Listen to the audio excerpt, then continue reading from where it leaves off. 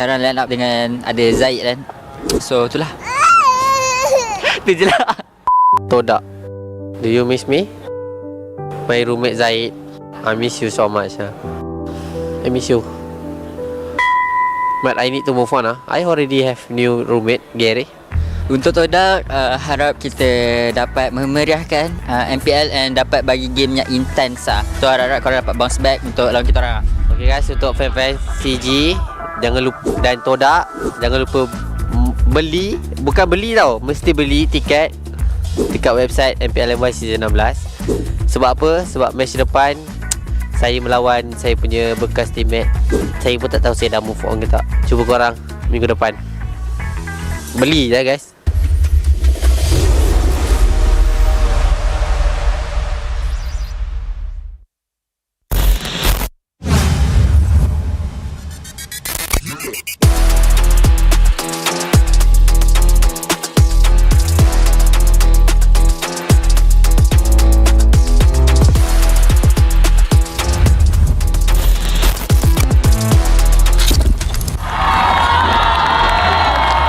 Orang tengah tumpukan dekat kita orang AERO Untitled dengan team break untuk rebutkan slot nombor 6. Sejujurnya memang rasa sedih sebab season ni lebih teruk. Season lepas walaupun kami kalah, kami tetap ada 1 point. Tapi season ni kita orang dah 3 game 0-2. Jadi kita rasa tu result yang buruk untuk kami. Mungkin kita orang punya mentality kot, ataupun kita orang punya semangat drop. Kami akan buat lagi sebab kita orang memang akan usaha keras lagi untuk dapatkan playoff. 1, 2, 3. Go. Lepas kalah dengan SRG, macam kita orang kena tamparan juga lah. Lagi saya kan, sebab Yungfa dia cakap dia letak high expectation untuk saya. Lepas tu kita orang tak dapat bagi saingan, semua kecewa lah. Lepas daripada tu kita orang betul-betul try hard lah. Kita tak ada main-main dah. Minggu depan kita orang akan lawan MV. Untuk season ni saya confident juga untuk menang, tapi jangan overconfident, still respect enemy and buat yang terbaik. For now saya rasa team race sangat kurang. Saya rasa gameplay and also kita punya strategi agak lemah lah. Saya rasa sebab kita orang kalah. Perasaan sangat sedih lah sebab last season saya dekat JP pun we really get right. So this season pun chance tu nak play off susah. Untuk next match lawan SRG and Vamos, we try our best. Kita try our best lah. Okay guys, next week kita akan buat 9 year anniversary celebration dekat sini guys. Okay guys, bye.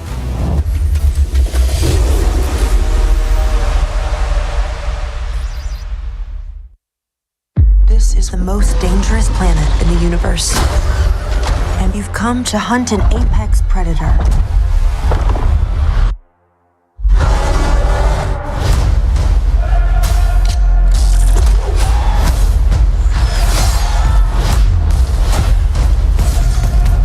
You might not be alone in this hunt.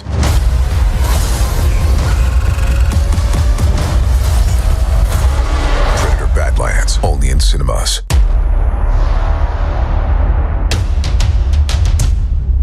Dah 2 season tak main playoff MPL. Bila dapat main balik ni agak rindu lah dengan suasana. Lagi-lagi macam season 10 dulu, ada Viking Club, Atras.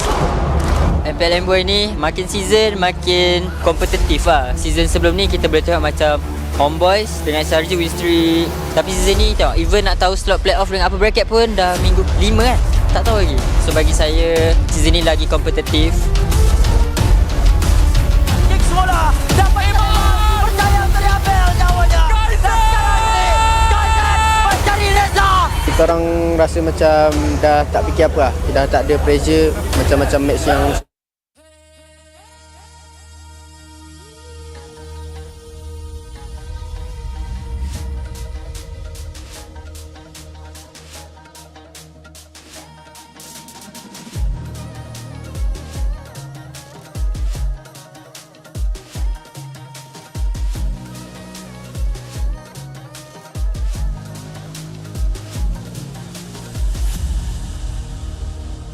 Aku hembus, yeah.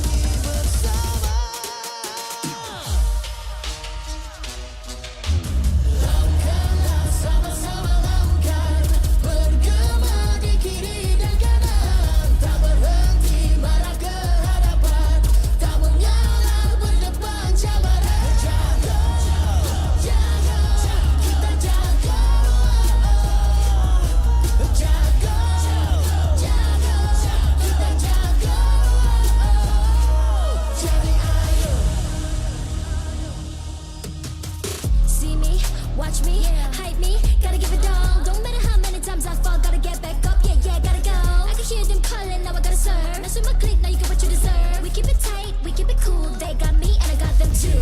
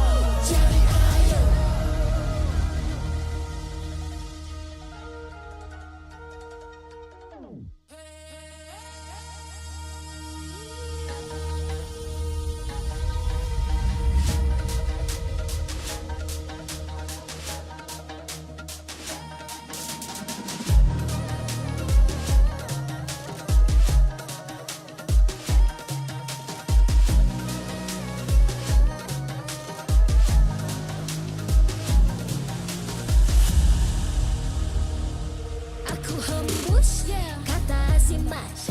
Bila terjatuh, aku beringat. Jalan dah jauh, cari titik bermula. Krak, krak, krak, krak. Jangan patah semangat. Semarak api bukan calon cadang. Biar apa menghalang, aku sambut datang. 1000 daya, 1000 alasan. Harungi semua sampai di akhir garisan. Eo, eo. Kami tak senang mengalah. Kami luar biasa. Semangat membara, harungi bersama. Langkahlah sama-sama langkah. Bergema di kiri dan kanan. Tak berhenti marah ke hadapan. Tak mengalah berdepan cabaran. Jaga, jaga, kita jaga.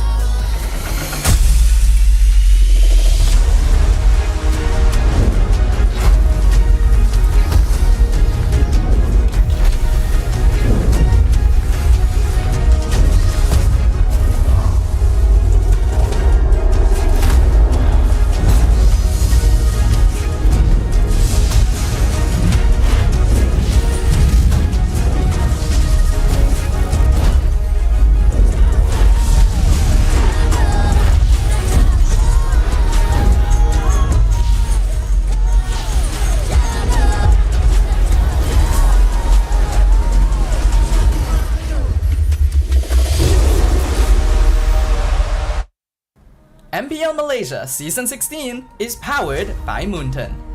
Presented by Celcom DG. Stream, game, vibe on social media, and more to your heart's content without missing even a single moment. Power up with lightning-fast 5G speeds. Stream all day long with Celcom DG prepaid 5G. Our official sponsors. Official gaming smartphone Infinix GT30 just launched. Comes with a free magnetic cooler, even more affordable than the GT30 Pro. The only phone in its class with GT trigger, 1.5K display, and 144Hz refresh rate. Supports steady performance with 120 FPS in MLBB. Available in 2 exclusive colors for the GT30, green and blue. Perfect meals for gamers, Grab. Grab food for one. When eating alone, enjoy meals from 10 ringgit with just 1 ringgit delivery fee and no minimum spend. And group order. Get 15% off when eating in a group. Bigger gang, bigger savings.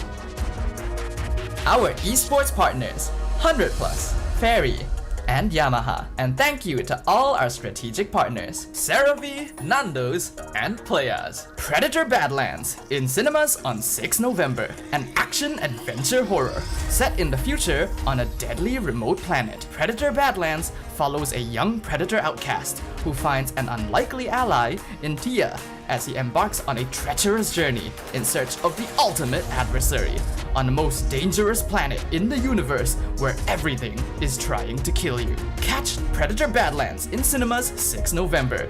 Keep an eye out for special ticket bundles that reward you with in-game diamonds when you purchase Predator Badlands movie tickets for IMAX or 4DX. Supported by KBS, ESI, Rakan Muda, MESF, and MAPS. Regular season telah pun tamat. 25 hari kita ikut cerita. Ada pasukan yang jatuh, ada yang bangkit. Yang pastinya semua mencari arah. Malam ini kita beralih ke bab seterusnya. Playoffs! Sepanjang perjalanan itu, kita belajar sesuatu. Tak ada jalan mudah ke puncak. Terima kasih sekali lagi kepada pasukan Toda, Untitled, Team Ray dan Games My Kelantan kerana telah memberi warna pada musim ini. Mereka mungkin penutup perjalanan mereka untuk ke playoff, tetapi jalan mereka kekal di MPL Malaysia. Dan sebab itulah playoffs kali ini terasa lain. Dia bukan sekadar sambungan jadual, dia seperti graduasi untuk era MPL Malaysia ini. Di sini, setiap diminta menunjukkan siapa diri mereka yang sebenar agar nama mereka diingati bila tirai benar-benar ditutup. Cerita juga memisahkan jalan, ada yang terhenti, tetapi itu tentunya bukan penamat. Cuma laluan yang baru menunggu di hadapan. Yang masih bersama kita pada hari ini, merekalah wajah yang akan menentukan kemuncak MPL ini. Musim lalu kita bersatu dengan semangat. Ini gaya kita. Di pentas playoffs ini, semangat itu akan naik setingkat. It's my time. My can stand for me and also the individual who dares to dream. My, MY, untuk Malaysia, negara yang menjadikannya nyata dan realiti. Di hujung playoffs akan ada satu cabaran yang menanti, iaitu M7. Di sana, hanya yang paling bersedia akan mengangkat bendera Malaysia membawa maruah liga ini ke pentas dunia. Jadi hari ini kita akan menyambung cerita tu dengan perasaan yang sama. Hormat pada yang telah berjuang, keyakinan pada yang masih melangkah, dan harapan pada bab yang sedang ditulis. It's my time. It's Malaysia's time to shine.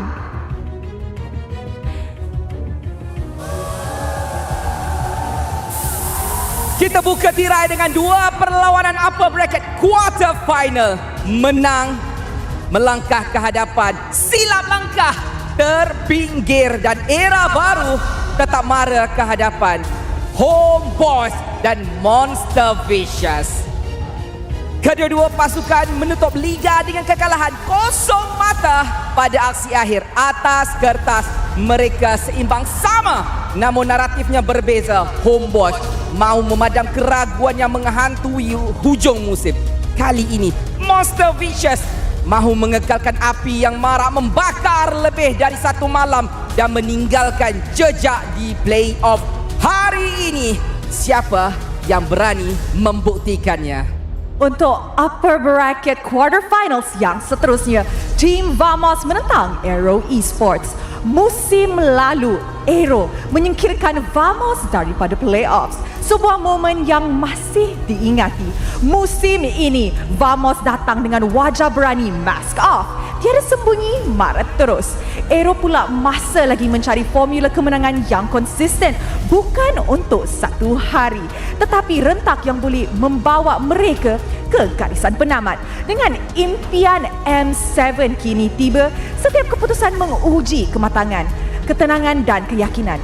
Satu pasukan akan melangkah dan satu pasukan lagi akan menerima bab baharu. Inilah perlawanan hari ini.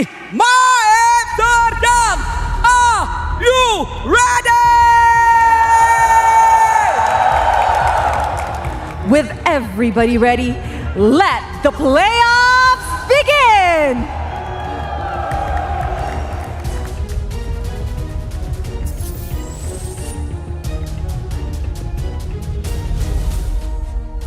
Hello everyone, welcome to MPL MY S16 Playoffs. I know this is something Malaysians as well as everyone else has been waiting for a very long time, but hey, it's the new patch, so this one is just a little bit fresh. Welcome, my name is Afel, alongside me is Stafa, and here in Malaysia, we import everyone, even the casters and analysts. Wolf, how are you feeling, man? You know what? 2 years ago, there was some friction between me and the Malaysians, and I'm here to correct all of that. I'm here to show you how much I love this region and how much I love being in here, man. We appreciate that you're here because, again, this is a new patch which honestly has quite big changes in terms of the items, some of the heroes as well. How do you feel about the initial changes of the patch? Ooh, it's kind of hard to say because teams have started experimenting a little bit, and we have seen other regions test this out in their respective tournaments, but I think MPL Malaysia is where all of it is really going to come to here, where we actually get to witness what has stabilized, what is going to be the meta going forward, even on the international scene, what heroes are going to be viable, how much of a difference do the item changes make. I'm just really excited to see it. Well, here, this is going to be one of the bigger tournaments after the patch, so we're going to see the developing meta, but now we got to dive in just a little bit deep for the patch update here. And now, Wolf, I really got to ask you, there's so many things on the screen, but what do you want to focus on? Okay, so obviously the Freya changes. We will see this revamped hero maybe a little while longer. Maybe not today, maybe not in this playoff, in fact. But when it comes to hero adjustments, do expect the Minotaur being going to be prioritized by teams as well as the Atlas. I've seen a lot of teams also look at Shin still, even when after the nerfs, I think they still use it. There's going to be less traditional marksmen, I would say, you'd expect in the gold lane. And brace yourselves for even more fighter heroes. Yeah, and Stafa, you like to use Atlas, and honestly, I love to use Minotaur, and I really feel like it's a combination of adjusting the heroes in their passives as well as the item. That's right. They definitely feel much more tankier than before. Yeah, definitely, and that was always the main issue when it came to these two heroes, right? There's a reason why, even though they do similar things to heroes like Tigreal, for example, Tigreal was always more popular in the past. It's just that they simply weren't bulky enough to stay in the fight to use their ultimates, and now they are. And now this is the big thing here, Wolf, because we got to talk about the adjustments in terms of the items. A lot of the tank items has been buffed by a lot. Yeah, so I think we can just skip through what happened with Dominance Ice because we can just easily say this is probably the most broken item right now that we have. Yeah. It's going to be picked up many, many times. And that's kind of true for the Guardian Helmet. But when it comes to the Chastise Pauldron, which is the new item, there was... I'm gonna relate this to when the Radiant Armor was released. If you remember that time, it was a direct counter to a specific hero, which was Chang'e that time. And you know what happened? Chang'e was not picked. And what happened thereafter was the Radiant Armor was also not picked that much in the early stages. That is probably what will happen with Chastise Pauldron. You might not see it because teams will not pick up heroes that struggle against it. No, honestly, I agree with Wolf here because the item is just too good because it doesn't have one passive, it has two, right? It reduces the attack speed, sure, but it also gives you a heal once your HP goes below 30. And again, I like that you said Dominance Ice is basically the most broken item here, where potentially it can be built by multiple roles, like Roamer, sure, but there is a chance that even the EXP as well as the jungler, depends on what jungle hero it is, can be built as well. Dominance Ice just has kind of ridiculous universal value now because in the past it was already one of the best tank items in the game, and that was before it gave any magic defense at all. Now they've stabilized the stats. They make it so that you can be tankier if you're surrounded by people, which nowadays you will be. why don't you just get it on almost everyone? And honestly, I love that because one of the main problems as a roamer is just that my MR kind of sucks going up against all this very fast scaling mages. Honestly, there's so much for us to talk about here, Wolf, but today we're going to be having two matches, Homebois versus MV. Now, this is going to be a very interesting matchup because after the patch, we'll definitely see how teams really start to shape up. And it's a very recent patch as well. So it's only like 1 week of preparation? Literally. There are the frontier of this whatever research that we're doing when it comes to the patch. So I think this is going to be chaotic. And you know what? I've seen a lot of MPL Malaysia matches, and I'm sure that this is going to be chaotic as well. Well, we got to look at Homebois here so that we can talk a little bit more. We can dive in really, really deep because, hey, these are my boys here. We got to talk about Mel Cutie, Daniel, Izanami, Amal, as well as Reza. Initial thoughts here, Safa.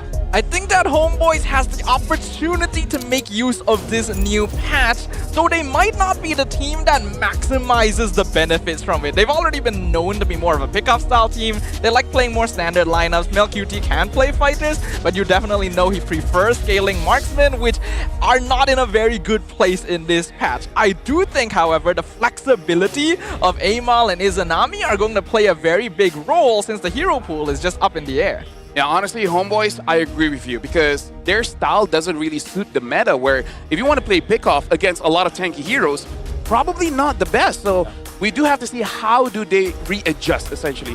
So now we got to look at Monster Vicious because Monster Vicious, one of the stronger teams, but lacks that consistency. We got to talk about Ruff, Leone, Fondos, Uni, as well as Momo. And Momo has been outstanding here, Stafa. Now, I really want to highlight Monster Vicious because I think this is a team that will heavily benefit from the new meta changes. Ruff was already known to be a highly aggressive goal laner. He was one of the best players to adjust the fighter goal lane. And now that you're capable of playing even more heroes in that role, this is a chance to shine. Yeah. When it comes to the playoffs, I think that Monster Vicious is also categorized as one of the aggressive teams, right? Yeah. They're one of the aggressive spectrum here in MPL Malaysia. And I feel like during playoffs, teams that have that kind of play style or approach to the game will have a better chance because especially now that we have a new patch, you gotta play faster, you gotta play more aggressive, you gotta create more chaos so that you can actually dictate the tempo of the game. So I think I'm favoring teams that are like that, and Monster Vicious is definitely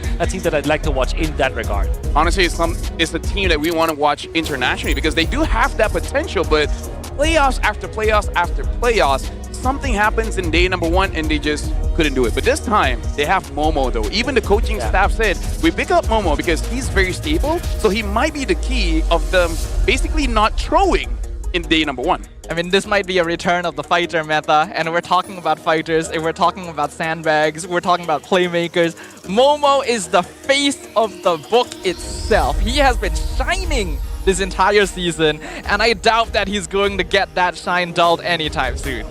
And now we gotta talk about a little bit of MPL MY here in terms of the history because we got era number 1, 2, and 3. The first era, the founding era, where there's still Singapore teams as well as Malaysian teams. You see Saint Reborn, Geek Fam, Toda coming in from Malaysia, EVOS SG, Resurgence, IDNS SG coming in from Singapore. And then after we're struggling for a breakthrough, this is when we separated with Singapore, where now we have the, like, again, this is all champions here. RSG Malaysia, Team SMG, Toda, Team Hawk, and Toda, again, notably Toda has won quite a lot, but now this is the new era, well, era 3, the pursuit of greatness, where I would say in a way this is SRG OG's era, where they basically won everything except the season 12 Homebois. Yeah, I think there were a lot of rivals for SRG from when they started, but once they got to that throne, they did not let go. I was able to talk to this team yesterday, and I already asked them, like, podcast, by the way, check it out. Yeah. SRG, I asked them, is this a quote-unquote easy server for you? And they easily answered no. It wasn't easy for them because everybody's just improving every season. You know, we talked about the last season. This is season 15, where you thought that it was easy for SRG to get that. They actually denied that, and they said that it was getting harder every season for them. It's just that they are creating a lot of distance between them and the new teams because they're trying to improve everything. And I think that pursuit of greatness is very clear for SRG, because what they're doing is to always improve, always think about how can they defeat us and then counter that already. That's how they think. Just to add on a little bit of that, because this season we were easier access to talk to the players, and there are games where like, was that smooth for you guys? Like what happened? And then even they said like, no, honestly, if the other team did not do this and this, exactly, we could have lost. Like just missed timings, bad decision cost the opponents the game. So even they're like, yo, there were games that SRG could have lost. I think a good way of looking at this is that, like from an objective perspective, a lot of people will say, oh, SRGOG basically wins almost every match they play, so it's easy for them. But if you compare how much effort they had to put in to win those matches in the beginning to now, there's a very notable gap. Yep. And now, like, we have something just a little bit more to talk about this, where for you guys, do you think MV can make it past day one this time? Because this is like, what, the third or fourth season? Yep. Okay. No matter how good the regular season is, but come playoffs, something happens. So these are the options here. Yes, they made solid changes and look strong this time, or B, maybe it depends on their gameplay, which can be inconsistent, or hey, C, they will be overpowered by the opponent and choke. Make sure you guys scan the QR code and let us know what you think. What do you think, Stafa? Well, I think that C is definitely the Homeboys fan answer. Okay. I think MV has potential, especially with the introduction of players like Momo, a new patch. I think they have what it takes to adjust, but you cannot deny that this trend exists. And I'm hoping that they do not choke this time. How many Filipinos are there in MV and Homeboys? I think there's only one in MV, right? That's Wait. I don't think they have. No, they don't. They both have Indonesian imports. Yeah. All right. So I don't have an answer, but I think MV will win. But with that, we're about to start the day. I know you guys have been waiting, but for now, we gotta check out the playoffs. We gotta feel the opening, feel the hype. So let's start the playoffs. Sebagai penyokong MPL MY yang menonton sejak musim pertama, bagi saya playoff amat sukar dijangka. Jadi kepada anda semua, sokonglah pasukan kegemaran anda kerana mereka mungkin menjadi wakil Malaysia ke M7.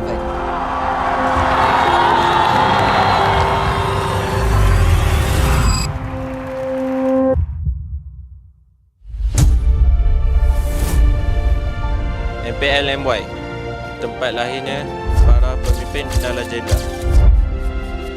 Ia bukan untuk mereka yang tidak mampu menanggung perik kekalahan. Satu-satunya jalan untuk kami adalah kemenangan. 8 musim sejak kejuaraan pertama saya. Tahniah kepada RNC Malaysia. Satu lagi peluang untuk merebut gelaran juara MPL. Satu lagi peluang untuk membuktikan diri.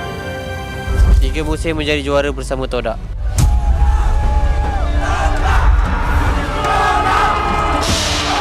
Kini saya membina legasi sendiri. Era saya masih belum berakhir. Ini peluang terakhir untuk lakukannya sekali lagi.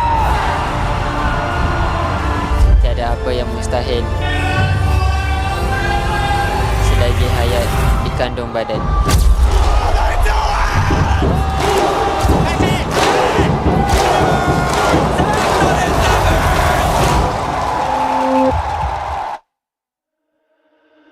Introducing our marshals that will ensure fair play and professional integrity in the matches. Thank you very much for your hard work, Rez, May, Nuna, as well as Aiden. Good luck for the playoffs. We're all gonna need it.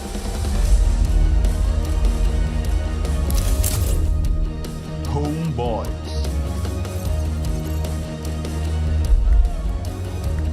Though their form wavered towards the end of the regular season, they step back onto the stage with renewed energy and blazing confidence. The road ahead won't be easy. Can they keep their spirits high? Make some noise for the Owls! Homeboys! Right now, the fans' attention, even mine, is glued to the Prince of Mage, Izanami, who won the title Most Improved Player last season.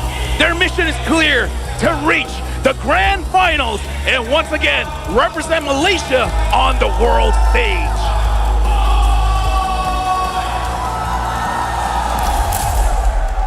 Monster Vicious.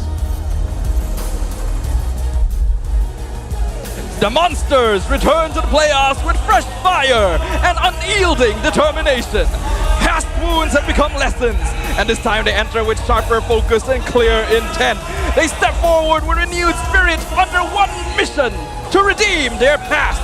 Ladies and gentlemen, give your loudest applause for Monster Vicious! Early season roster changes were their bold gamble for a better outcome. 2 consecutive first day exits that fueled their hunger to rise stronger than ever. But the question is, can they surpass their past performance and push further this time around? And now we would like to invite the head of League Ops, Franklin, along with the coaching staff of both teams, the masterminds. For Homeboys, we got Coach Jess as well as Nas. For MV, Sorapayong as well as Kenji.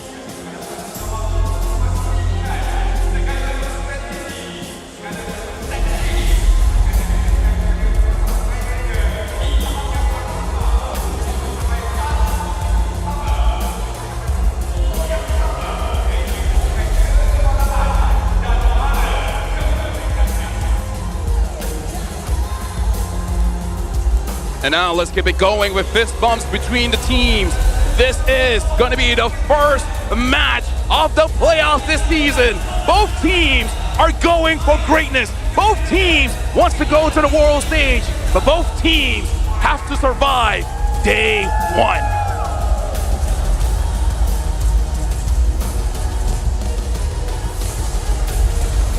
And now we're seeing the walk-ins coming in from both teams. Wolf looking at MV, looking at Homeboys.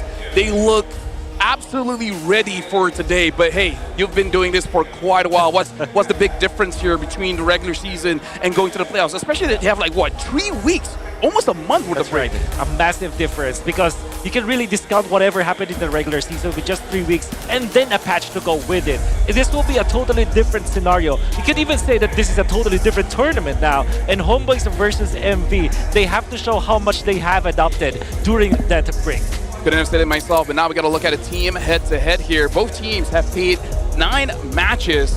Well, Homeboys, they played 20 games in total, while MV doing 18. And when we look at the stats here, honestly, the biggest difference is really on the KDA as well as the first blood rate. And this clearly shows Tafa that Monster Vicious, they're definitely the aggressors here. They are the ones that are trying to get that initial lead.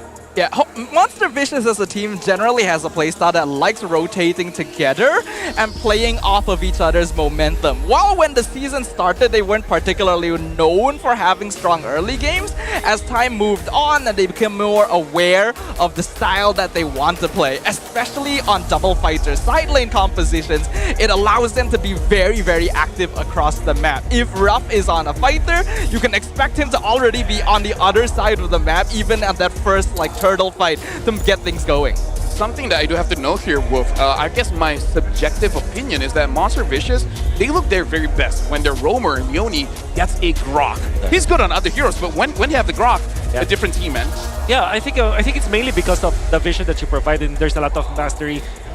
In the tail end of the regular season, teams are favoring Grok more than other heroes, even banning out the Grok against their opponents because of how much utility you can get out of it through the wall, through the instant stun, and of course the strength in the mid lane. We got to talk about this as well. Homeboys has a 100% win rate on Dangerous Grass. And again, they are a team that is basically catch heavy, right? And it's not just Daniel. Honestly, everyone has that catch potential, Safa. So if it's Dangerous Grass, maybe just a little bit of a lead for Homeboys here.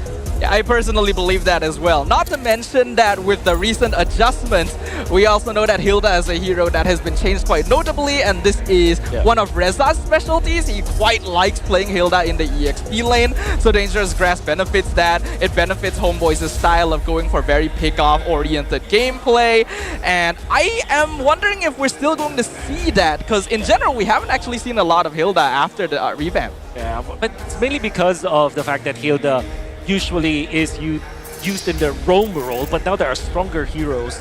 For example, the Kacha. For some reason, it is still the most consistent hero to be picked. I think for what, 3 seasons now? Yep. 3 seasons. So don't get tired of the Kacha, but yeah, I'm not tired of seeing that. I want to see more of Hilda because it can be flexed in the EXP and the roam role. But now we gotta talk about Nino here because he said he actually chose MV for M7. Because he said I expect SRG and MV to qualify for M7 because SRG, giants of Malaysia, right? But aside from SRG, he's focusing on MV's matches because Uni's there.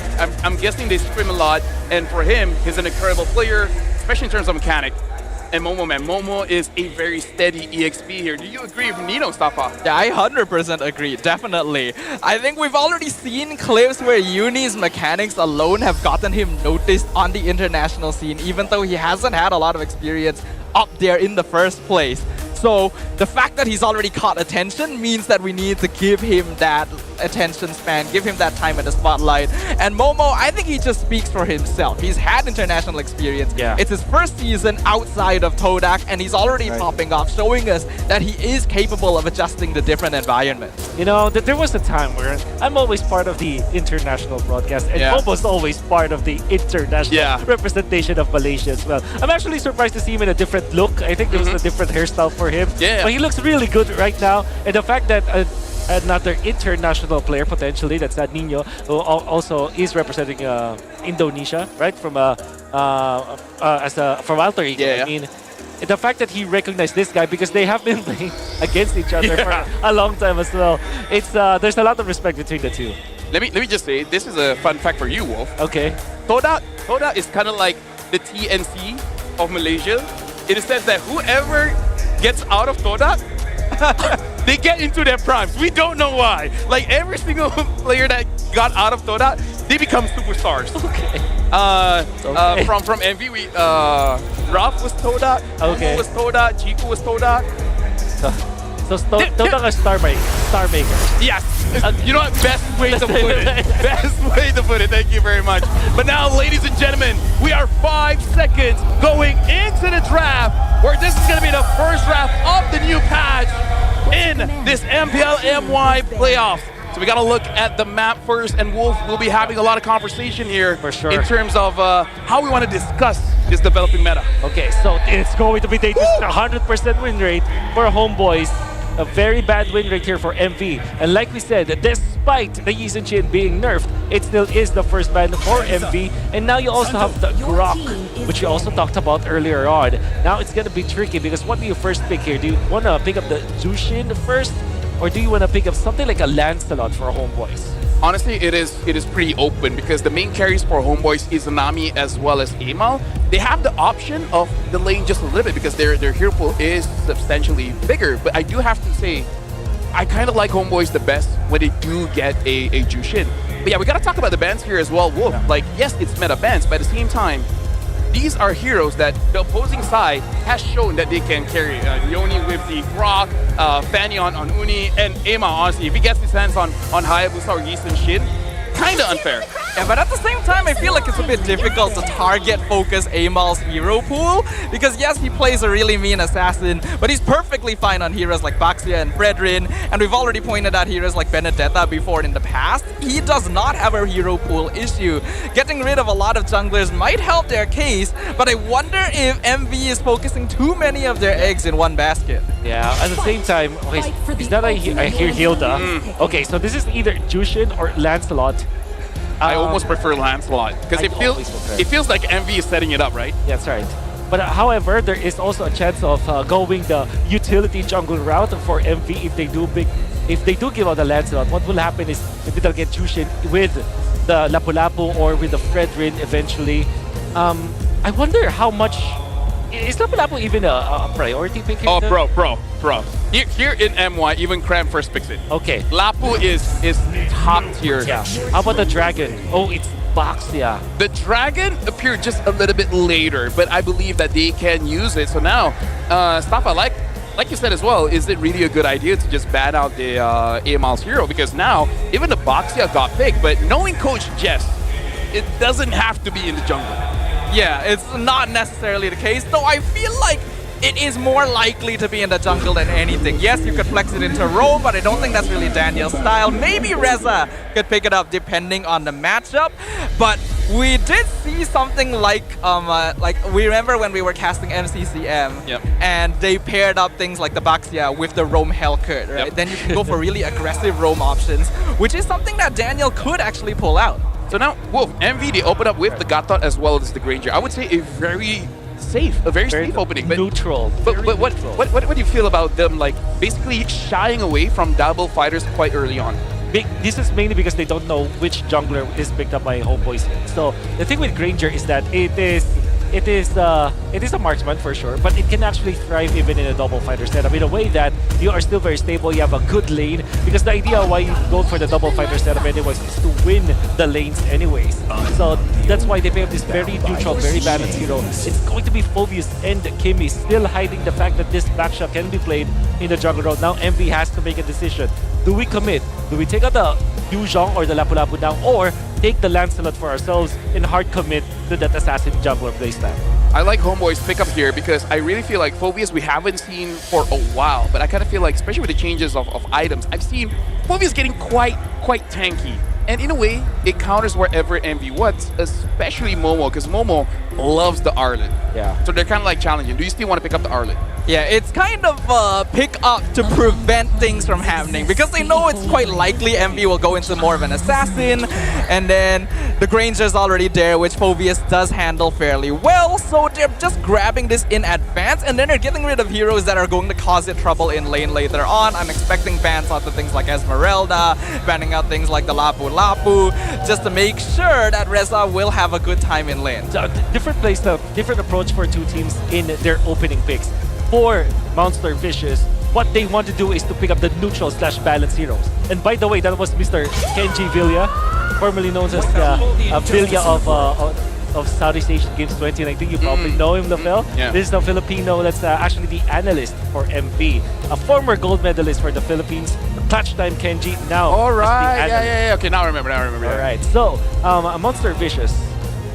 They went in for the neutral approach where they pick up the Eve, a strong laner going up against this Kimi, does not really care that much versus the Phobius. In fact, some players will argue that Eve is actually good against the Phobius. And a lot of range as well coming out from MV. The combo for Eve Gatot is also very reliable.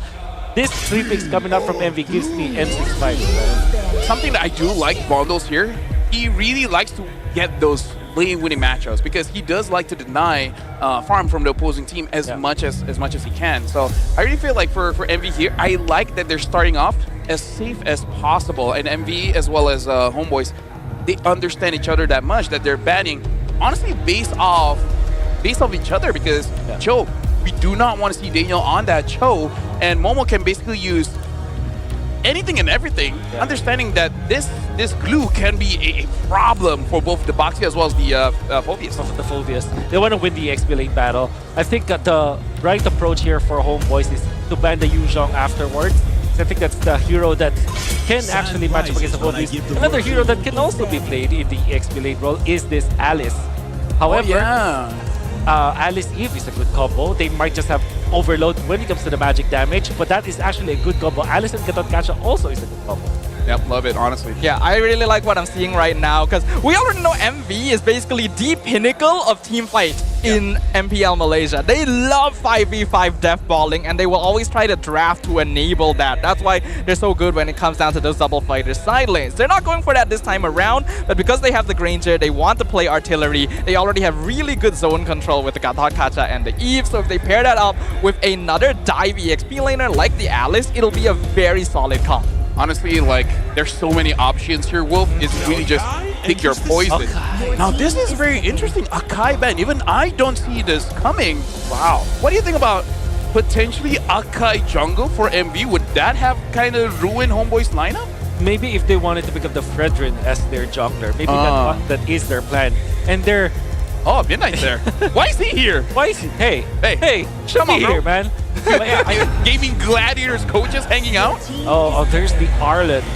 Ooh. So it looks like they're ego challenging. Momo's like, I don't care if you got this. Yeah. That's interesting because I think that they're depending on the damage with the Eve and the Granger. And this happens a lot when it comes to like the playoffs where since it's a best of 5 series anyways, ego challenging is advised because you have more leeways to actually do that. And I think if anyone's going to do it, it is going to be Momo. This is the hero that has won him lanes multiple times in the regular season, even in situations where he should be countered on paper. And ever since Arlet was released, he was already known to be one of the best combos with Eve as well. You just swing people into the RWM. So MV is just going for it. So it is double fighter here. And Okay. Okay. Oh, there it is. I mean, we did talk about it, but talk to us here. Wolf, what do you think about Homeboi's lineup here? It's super duper good. This Lapu Lapu is gonna shred through this Eve as well as the Ranger in the team fights. It is going to be a big problem here for MV. The fact that Arlet was revealed earlier by MV, that means that this Lapu Lapu will have a launch pad, a runway for him to fly, and then you have the Hellcar to make it even worse for this Eve. And as we mentioned, it's going to be the Fredrin for Monster Vicious, a very solid, safe kind of draft here coming out from MV. However, for Homeboys, it's a weird interaction in there when Daniel actually jumped. The final slash went through. There was a big win for Homeboys in the second turtle fight. You see that Izanami was just really hitting, even dancing on that box that Bondos was actually able to put out, and the outplay coming out from Daniel as well as this Kimi. Look at them, the footwork coming out from both of these teams, for these players. However, Monster Vicious will take over the game afterwards. Yeah, and if you want to know how to say it, just remember, damn Daniel. Because if he makes a big play, we'll say damn Daniel. Damn Daniel. He hasn't made that big play, so we haven't done it just yet. But yeah, honestly, looking at how the game really progressed, it really does seem like MV is just a little bit more prepared, and I would say fearless as well compared to Homeboys. I would say they are fearless as well. It's just that they're not using the advantage that they have, or maybe they're just overthinking of, like you said, the whole amount of stunts that opponents has that causes that hesitation, especially for Mel, because I feel like he's the easiest one to dive to the back. Yeah, that's exactly what we are seeing. And look at this, another Momo play incoming. They actually denied the Gatot catch hold. Hey, he doesn't like Leone, man. I don't want to tell you. Leone took his burger. Okay. Yep. So Momo likes burgers, apparently. Hey, who doesn't? Who doesn't? Yeah. Actually, who doesn't? Maybe Amy. Amy does not, actually. Amy doesn't like burgers? I remember. Yeah. Damn, really? Amy. I feel like you're just calling her out on stream now. Shout outs to Amy. But now, let's see what the audience has thought about this match. And y'all are just y'all just taking the easy route, right? Commit. Say they're gonna win or lose, man. They just say maybe. Well, I can't deny it. It's the safe answer, isn't it? But let's disregard the people who went for the safe answer, right? Let's only look at the other two options. Technically, more people said no than yes. So already MV has proven the majority wrong. The 5% difference. Yeah. So do you like the negativity coming in? I do not like the negativity coming in. Leone will take your burger, Staffa. No, but I need it. Hey, hide your burger. Yeah. He doesn't have a wife, so he doesn't have to hide that. Maybe the burger is my wife. What do you know? Pause. Hold on. Hold on. Let's talk about the game here, folks. So should Homeboys just draft more safe now in the what you call it, like sacrifice your identity to be like, hey, this works. Let's just play this. That's a very valid way to approach it, but I will advise against it because this is the playoffs. They have to play with your identity. At the same time, I don't think that they should be changing the way that they're drafting or the way that they're approaching the game. I think it's more about them executing as prescribed. For example, if you draft a dive comp, play like a dive comp. If you play, if they draft safe, play like a safe team. You know, that's what I think of what Homeboys needs to do. I feel like just a small change of actually letting Reza use the Lapu might have been a big difference. But now we gotta talk about Malaysia's exported talents, meaning people coming in from Malaysia and then finding opportunities outside. I would say the famous one is definitely Repo as well as Sasa. But honestly, there are a few other exported talents in terms of players. Honestly, mostly coaches, but still a lot of players like give me a moment. Like EXP. Yeah, Young Lord, China, but okay. Is there someone else? I actually can't remember either. He uses the Paquito in Singapore. Oh, Ane? Oh wait, Ane, but what's the part there? But Ane is one, yeah. Yeah. Let's talk about Repo and Sasa, man. what amazing players. Sasa got champions like twice. Of course, this guy is one of the first Kages, right? One of the Kage era of Onyx that really redefined how we play Mobile Legends. But man, I've met Repo, and he's just one of those guys that really give me that vibe, that aura of Skibidi? The Skibidi aura, actually. No, I do miss his aura. For Repo, there's just like two personalities, right? There's the playful Repo, and then there's the the serious EXP laner. I'm gonna beat you up. Exactly. And then afterwards, he will just do the cat thing. Repo's just great. Repo's the personality. I want to see him succeed, and he has succeeded in life in general. So he's married. Repo. Yeah, he's left his mark already. Yeah. Some people say that's a success. Some people say that's a failure. It really depends on who you are. I cannot add to that. I mean, that's life, right? Huh? That's just life in general. Yeah, I mean, like, get married and then see how you feel about it, Okay. Maybe not that.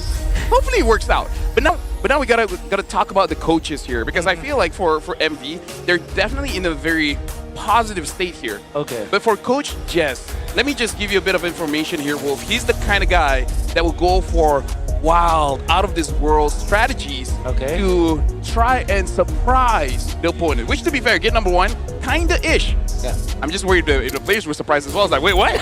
I don't think so, personally. I feel like they have to have practiced it, and I can actually see this being a Homeboy style draft. It makes sense based on how they play during the regular season, but maybe the lack of experience is where it really hits them. Maybe somewhere along the lines of, this is good, but can you play it like how it should be played? Yeah, and now we have the idol cam here, where we're looking at Momo as well as all the people idolizing him. And come on, I feel like Momo is a good guy to idolize. You know how nice Momo is. Okay, how nice is Momo? So when a team wins, especially Vamos, they want to trash out opponents, right? Yeah. But when Vamos wins, and then Rose is like, hey, do you guys want to taunt Momo? And they're like, nah, Momo's too nice, man. We can't do that. Oh. He's so nice that even your opponents were like, no, we can't taunt him, man. He's too nice. So he's known in the business as a very nice guy. He's a very, very nice guy. Okay, kind of like... And here's the thing. He started his career with 50% win rate. What does that mean? Meaning, like, he was just a normal puff player with no connections to any team. Oh, like... That's amazing. Like, basically what happened was he was at a shop, at a mamak. He was just eating. Okay. And then just randomly a guy from Torres like, hey, want to play? And then they're like, wait, this guy's good. How about we try him out? And then they tried it out, and it's like, hey, you're a solo 50% win rate player, but you're good. Shout out to the scout. Shout out to the scout. Yeah. Well done. And now we got to talk about the jungler KDA here. Sakai's is, speaking to the Sky Prince, above and beyond everyone else. Uni 5.0, Amal 4.3, Chibi 4.0, and Gary 3.7. We are basically seeing a duel between the second and third place jungler here in MPL Malaysia. Skies is just on another level, but I think we can say that about most of SRG OG. And a lot of us are wondering whether they will finally be dethroned, right? Especially with score lines and stat averages looking like this. But for now, Amal versus Uni, that's the matchup we need to focus on. A 10.2 average KDA kind of tells me that's an assassin player, right? That's usually how you get so much. Usually, yeah. But I think this is an impressive jungle battle between the two teams that we've seen right now. It wasn't a clear-cut jungle win because it's like utility versus utility. I wish we could see an assassin versus assassin battle, but we don't know. Yep, we're jumping into the second draft of the day here, and notably, Homeboys did lose their 100% on the dangerous grass. And personally, for me, I really feel like Bondos on the Eve was the biggest problem, because Eve kind of eats up the Kimi, and when Kimi is the main win condition, there's not much that you can do. Okay, so they are being banned by Homeboys. Very good start here. Yeah. Of course, denying Momo from that kind of momentum, but MV, let's see if they are going to be banned. I believe it was the CC was also considered as the ban. Yeah, CC was banned out previously, which is also an interesting thing that I kind of want to ask you about, Wolf, because CC got nerfed recently, and it felt fairly notable because of the deteriorating rate of the passive made it so that her early game is not as consistent as before, yet she's still banned in almost every game. Is she actually still as strong as she used to be? I would say yes, and also because CC is a flex pick. If you first pick the CC, you have 2 routes to go to. You can go for the X-Blade CC, you can go Gold Lane CC, and then it wins almost all the matchups against the marksman. So that really is the strength of the CC, having flexibility in the draft. Now for Homeboys, they first picked the Baksha in the previous game. I think it is a valid first pick, but maybe the Gatot Kacha should be the priority. Hilda was planned by MV in the previous game, so in this scenario, Homeboys will first pick this. However, this still opens up the Gatot Kacha and the Eve. I think it's just a very good first 2 picks coming out from MV, knowing that they don't know where this Hilda will go first. Personally, I love Eve, man. I feel like Eve is really striving at this point. Yeah, I agree. Eve has been popping off in almost every single tournament internationally. And rank. And yeah, rank as well. And we have to remember, when the regular season first started, Eve was the hero that first put bundles on the map. I'm pretty sure he got MVP of their very first match of the season on Eve because of his performance. So no reason not to go for Eve again. Paired with the Gatot going to be very solid. We know that Reza plays a strong Hilda, but how will he fare with the changes? Ranger Gatot Kacha is the choice here for MV. This tells us that they kind of want to go. They want to go utility once again. I think the path here for MV will eventually be get the Eve as their third pick, so Homeboys can steal that away from them. But they can also just pick up the Kimi. I remember Izanami playing a good Eve from way back. Eve, Lunox, Farsa, Valentina. Honestly, like, if you know that the opponent is going to pick up the Eve, I want to see if he actually wants to go back to the Valentina and just fight against that. Yeah, but I think their priority should be like Kimi. I honestly want him to pick up the Eve or Jushin personally. So what will they go for? It was Kimi. Okay, so that's Lancelot. Alright, going back to the assassins here, I think Amal does make quite a big impact when it comes down to these assassin heroes. He's one of the more flexible junglers that we have, so going on tank is perfectly fine for him. But I do think Homeboys want to set up for more cores this time around, because they put a little bit too much on Izanami's shoulders in game 1. Yeah, because of the Lancelot as well as the Kimi, they do have a lot of options in the team fight when it comes to the damage, the damage profile. For MV, there's Eve, and I think there is also the Fredrin option for them. I think for MV, their choice for their third pick is just between those two heroes. Definitely it's going to be the Eve. So the Eve is picked up here, and the Hilda is still in a way a question mark. Personally for me, I kind of prefer the Hilda in EXP now, but you can definitely see it as a roamer. Homeboys, I want to see if they want to make it so that Mel uses a fighter again. I'm not saying it's going to be an amazing Harif game. Maybe you have to see what the fourth pick is first, but I want to see if he's being pushed in that direction. Like, okay, this time maybe we have a little bit more carry potential just from everyone, you know? Yeah. Which kind of makes it so that the Lapu Lapu is a solid choice for a ban for MV, because not only does it because it's also a valid gold laner, by the way, also good versus the Ranger. But what I do like about the Lapu Lapu is that if they're not gonna pick it anyways, just opt to ban it out. What will happen is Homeboys will have this Lapu Lapu again that will be good versus the Eve as well as the Ranger. It's also a flex pick. It also provides you that option for the Hilda. Esmeralda being banned, also again a telling sign that the Lapu Lapu will be picked up. You have to ban the Lapu Lapu if you're MV, otherwise pick it red 4. What if it's a Harif though instead? What the Homeboys are going Harif gold lane? Could still be. Yeah, but I really feel like that Esme ban shows that it's a higher probability that the Hilda might go roam instead of EXP. Even though Hilda has basically a shield on command that the Esmeralda can bully-ish, but it's not the main kit about her, right? So I don't think Esme is the counter for the Hilda. So yeah, kind of showing Lapu here. Is there any other heroes? Uranus? Wuzhong? So that's Alice also. So I'm really thinking MV are just gonna consider getting the Lapu Lapu fourth pick. Or just pick up the Arlet again. Well, the Arlet. Sorry. Yeah. So yeah, could be just the Lapu. Yeah. Apart from that, the Wuzhong can also be played by MV, and that can also be set for Homeboys. It's one of those heroes that will be unstoppable when it comes to diving. Some very solid options here coming up from Homeboys. Side lane options, Yuzong, Lapu Lapu.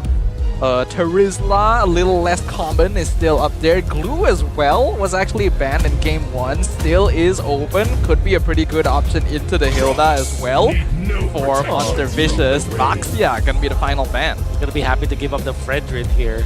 At the same time, if you're MV, it's much better. Yeah, there you go. So that was the plan. Red for big for the Lapu-Lapu. Homeboys, they can opt to go for the Yuzhong. It's gonna be great versus already 3 heroes of MV. I'm just not sure if they're experts at Yuzhong. I would have to say that Reza is a very mechanical player because he even plays the Fanny, and might I say he plays the Fanny better than most junglers.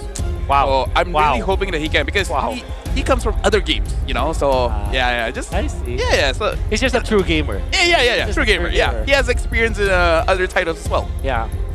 So I actually did not know that. Oh, you? Yeah, I didn't. well, now you know. Now you know. You learn something new every day. Hey. Claude is an option here for Homeboys actually. I wonder if they are interested in picking that up. Okay, so they are going for the hard. So now Fredrin is a solid choice for MP. You know, Hayabusa. Maybe another option is the Joy. Yeah. I wonder if this is just gonna be an ego challenge where Uni is just talking to the coach like, I mean, come on, he's using assassin. Yeah. Can I also use an assassin? And what would be left though? Joy. Joy? I feel like Joy's gonna have a hard time though. There's a Harif and Lance on the other side. It's all about the mentality. That's fair. Right? Yep. So they go for the pressure. All about the mentality. The coach is like, nah fam, I'm the coach here.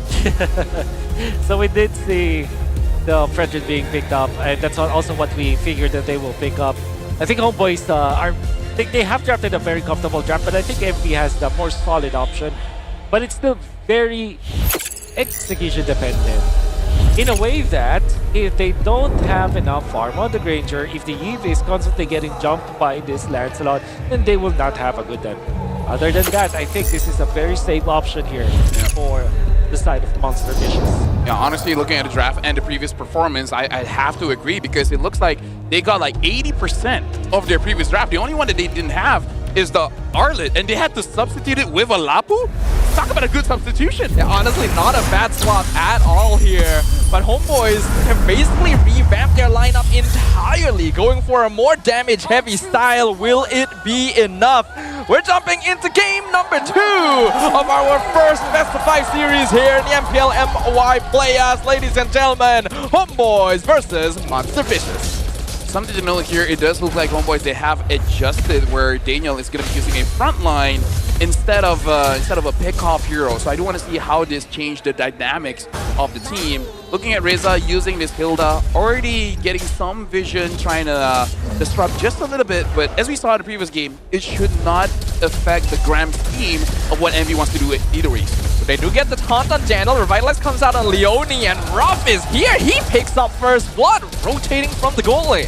Wow, 3-man against the coming out from Homeboys with a 3-man response as well from MV. Homeboys might have got it, that Rock Orsa, but MV will collect the first blood.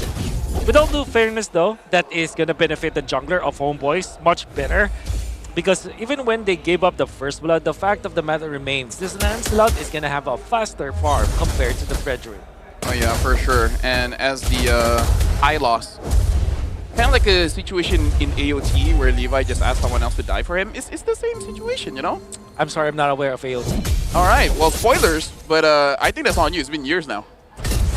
You're not aware of AOT? I've only reached the part where they saw the big girl Titan where they, you know... Yeah, she's hot. Not usually the response I'd expect. Yeah. Not Jennifer. But you're missing out on a lot, sir. You gotta catch up. Either ways, right now it is about to spawn the turtle. It looks like the turtle is going to be spawning down bottom. Reza is just about to hit that level 4. And now the only thing is, will they punish Amal this time? This time he's using a last time. It looks like they're not even going to contest this one. Yeah, that's kind of interesting. You would think they'd try to contest. Artisan comes out. They want to force Daniel back. Does actually pull the Revitalize out of him. But I thought Uni would try to contest that for sure. Yeah. The story of the Lancelot when you got the advantage over your Fredrin, mainly because you just have a much better way of securing the turtles with your Thorn Rose, with your Puncture, as well as even your ultimate can be used in conjunction with your Retribution. And not only that, this Fredrin is not battle ready yet. I'm sure that every MV player or fan is very happy about that first blood, but there's a lot of implications there. Some people may even argue that losing the first blood but winning the jungle battle is much worse. Momo gonna be down here, getting that EXP crab as well. So far, we haven't managed to see a lot of rotations from the Reza. Momo has not really been able to keep the Hilda in lane, but good positions have also prevented the Hilda from invading overly much. Yeah. At this point, maybe, I don't know, I do want to see what the idea is for the Hilda, because Homeboys even used this during the regular season, and it didn't really work out, especially considering that you're going up against a Fredrin. The Fredrin is great at parties because he is pretty open for people to, you know, hang out around him. Okay. He's fine, he's very social. He doesn't care if you go inside his jungle that much. I don't know, he's literally taunting people, Lafel. I'm not too sure if I want that guy at my party. Hey, fun is different for many different people, Stafa. Okay, I don't want to be at your party. Bundles is gonna need to use the flicker to get away from the glorious pathway here, so MV playing defensively. Yeah, I don't think Lafel has a lot of... I have attended a lot of parties. Honestly, I haven't. I don't know what happened at parties.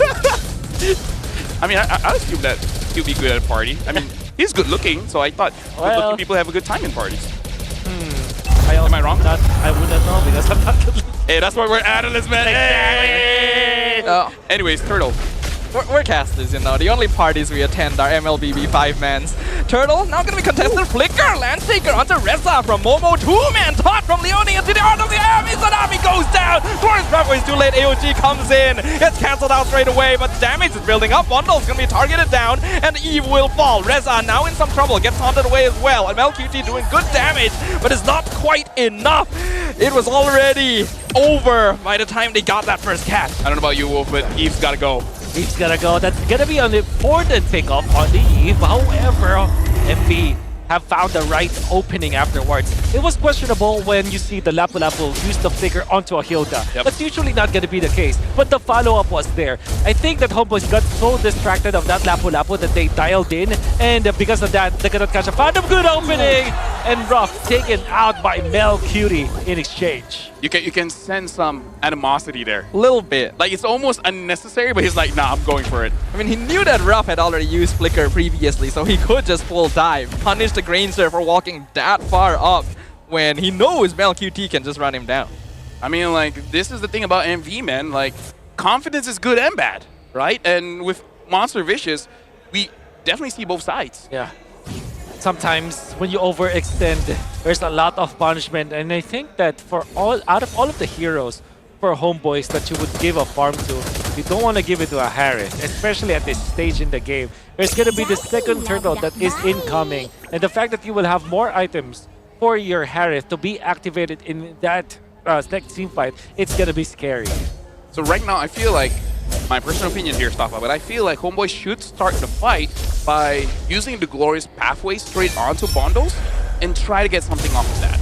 Yeah, I agree as well. It's like they're gonna try and fight over the top tier 1. MelQT gonna be able to walk away, and Uni splits the lane.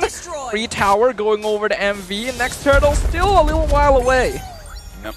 So right now, looking at the situation here, MV is about 1,000 gold lead. In terms of difference in items, it's just about those secondary items, so it won't be that big of a power spike with just 1,000. But considering where the goal might be for MV, meaning Ruff as well as Bundles, I feel like once they get their second or third item, I feel like it's going to be the second item. It is going to be a big game changer, especially if they're able to get it just before this turtle.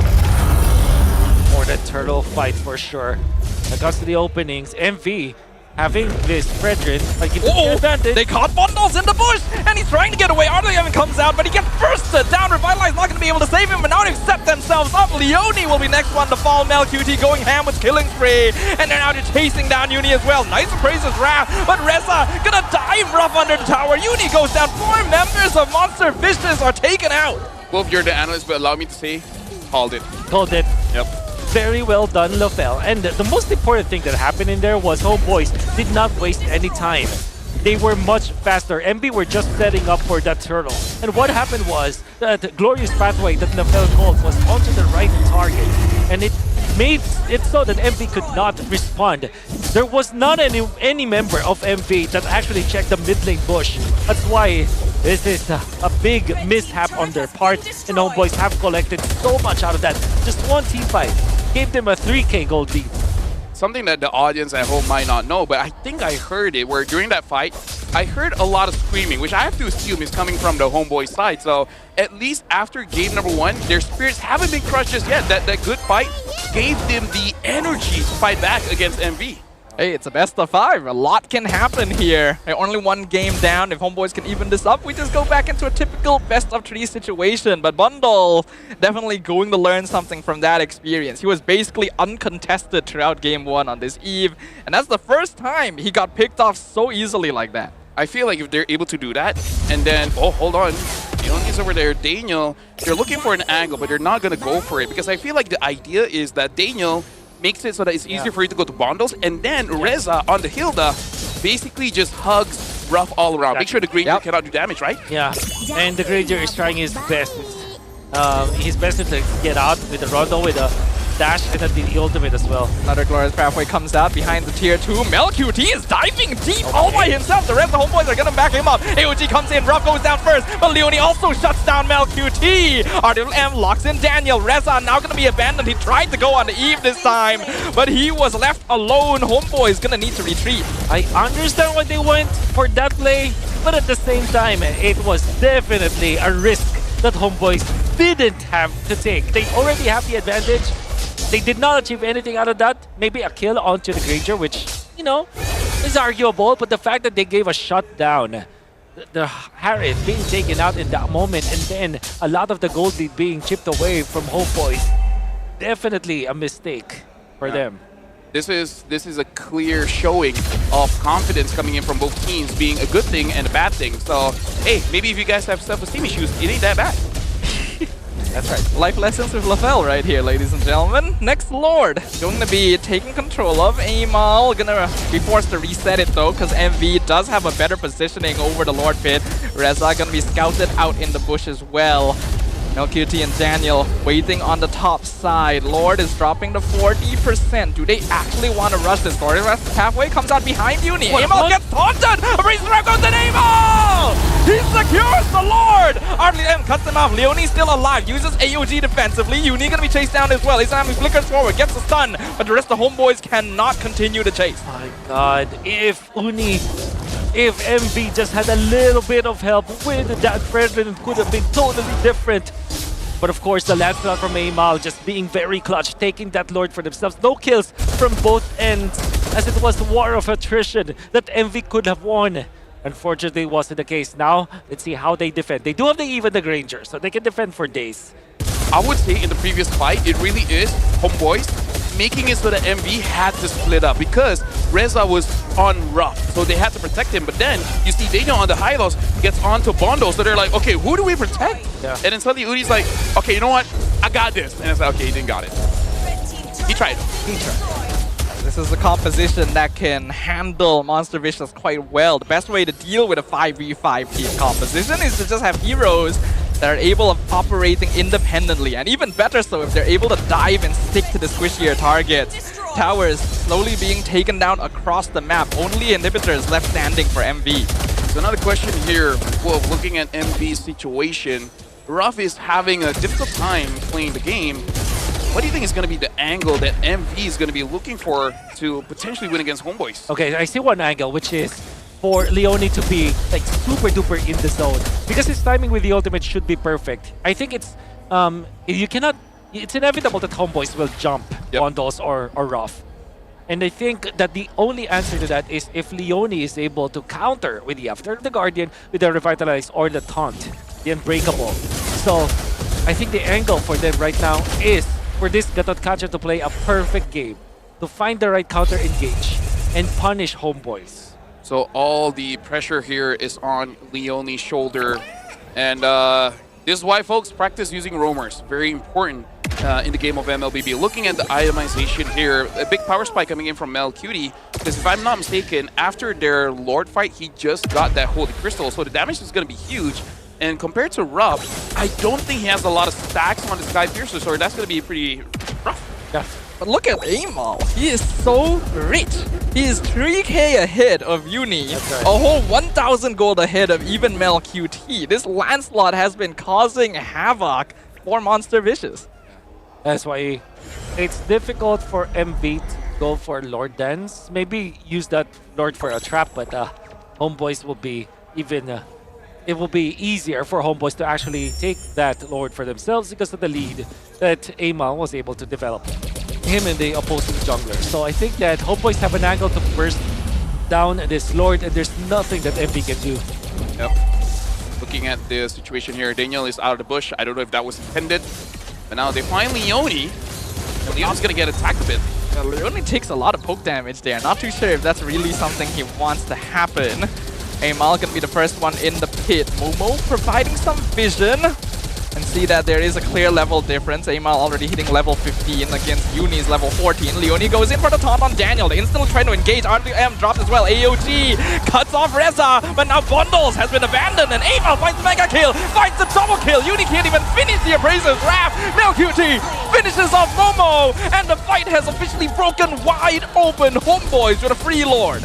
This time Homeboys getting onto the right target here, Wolf, immediately getting onto Bundles. Game changer. Right. And MV decided to go for the Hylos first because they were afraid that the Hylos will pump the Glorious Pathway onto the Eve. They tried to go for the play where they go first, but they were duly punished because of that. Leone's just exploding. He's 1v4. He's not going to be able to hold Ruff all by his lonesome. We know how this is going to end. The crystal is wide open, and Homeboys will take game number 2. Ladies and gentlemen, looks like we got a series on our hands. Homeboys immediately equalizing the match, going up against MV. This best of 5 just became a best of 3. They picked up this Eve coming out from Monster Vicious. We were so happy, and I'm sure that all the fans of MV were happy. But the counter was there, a traditional answer to the Eve, the Hylos. Not only you deny the slow from the Eve itself, but you also give that Glorious Pathway away for your teammates to even die. That Eve, a good hero to pick up when up against Eve, and it seems like Homeboys have managed to equalize this game when it comes to the momentum as well. Yeah, I like that both teams are coming in headstrong here, Stafa. Looks like neither are backing down. And MV, we talk about this. They got basically 80% of their lineup. The only one that they didn't get was the Arlet. What was the big change? Is it that they don't have the Arlet, or because now Amal is back on the Assassins? It's undoubtedly because Homeboys just had more damage and a lot more pressure when it came down to those hero picks. They had heroes that could dive the squishy targets. Bundles was basically not allowed to comfortably RWM at all, which is a far cry from what happened in game number 1. And Ruff also not being given opportunities to stack up gold, get kills, get assists. And that's because you have heroes like Hilda, like Lancelot, just breathing down their necks. Yeah, I think it was a lot. That was a lot of comfort for Homeboys in this kind of composition. And we're not only talking about the comfort when it comes to heroes individually. I think the comfort is there as a team. They're very comfortable on how they are using their space.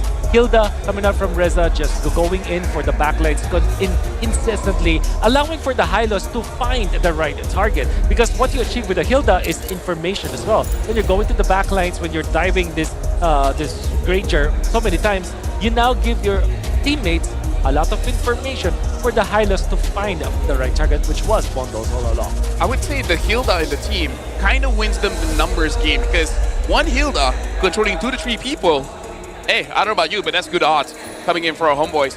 But now we got to look at the MVP for this time, and it's going to be Amal, the jungler, coming in from Homeboys, changing from the Baxia into a Lancelot. Big difference for Homeboys here. It makes a huge difference. We already know Amal is a very universal jungler. He has a very large hero pool. He's perfectly capable of executing on both assassins and tanks. And when he's given the opportunity to outplay, to really show off his micro mechanics, then you get to see a whole different side of him. Yeah. Having that damage, that access to the backline, and being able to win out of multiple retribution fights against the Brethren, you gotta give him props. Especially because of that first move that Homeboys did as a team. It looks very simple. It looks very weird if you think about it. But the fact of the matter is, this gives a lot of advantage for an assassin. The first thing that Homeboys did was to put 3 people on that rock Ursa for MV. Right after that purple buff, they went straight vertical jungling 3 versus 3 against MV and have lost the first blood.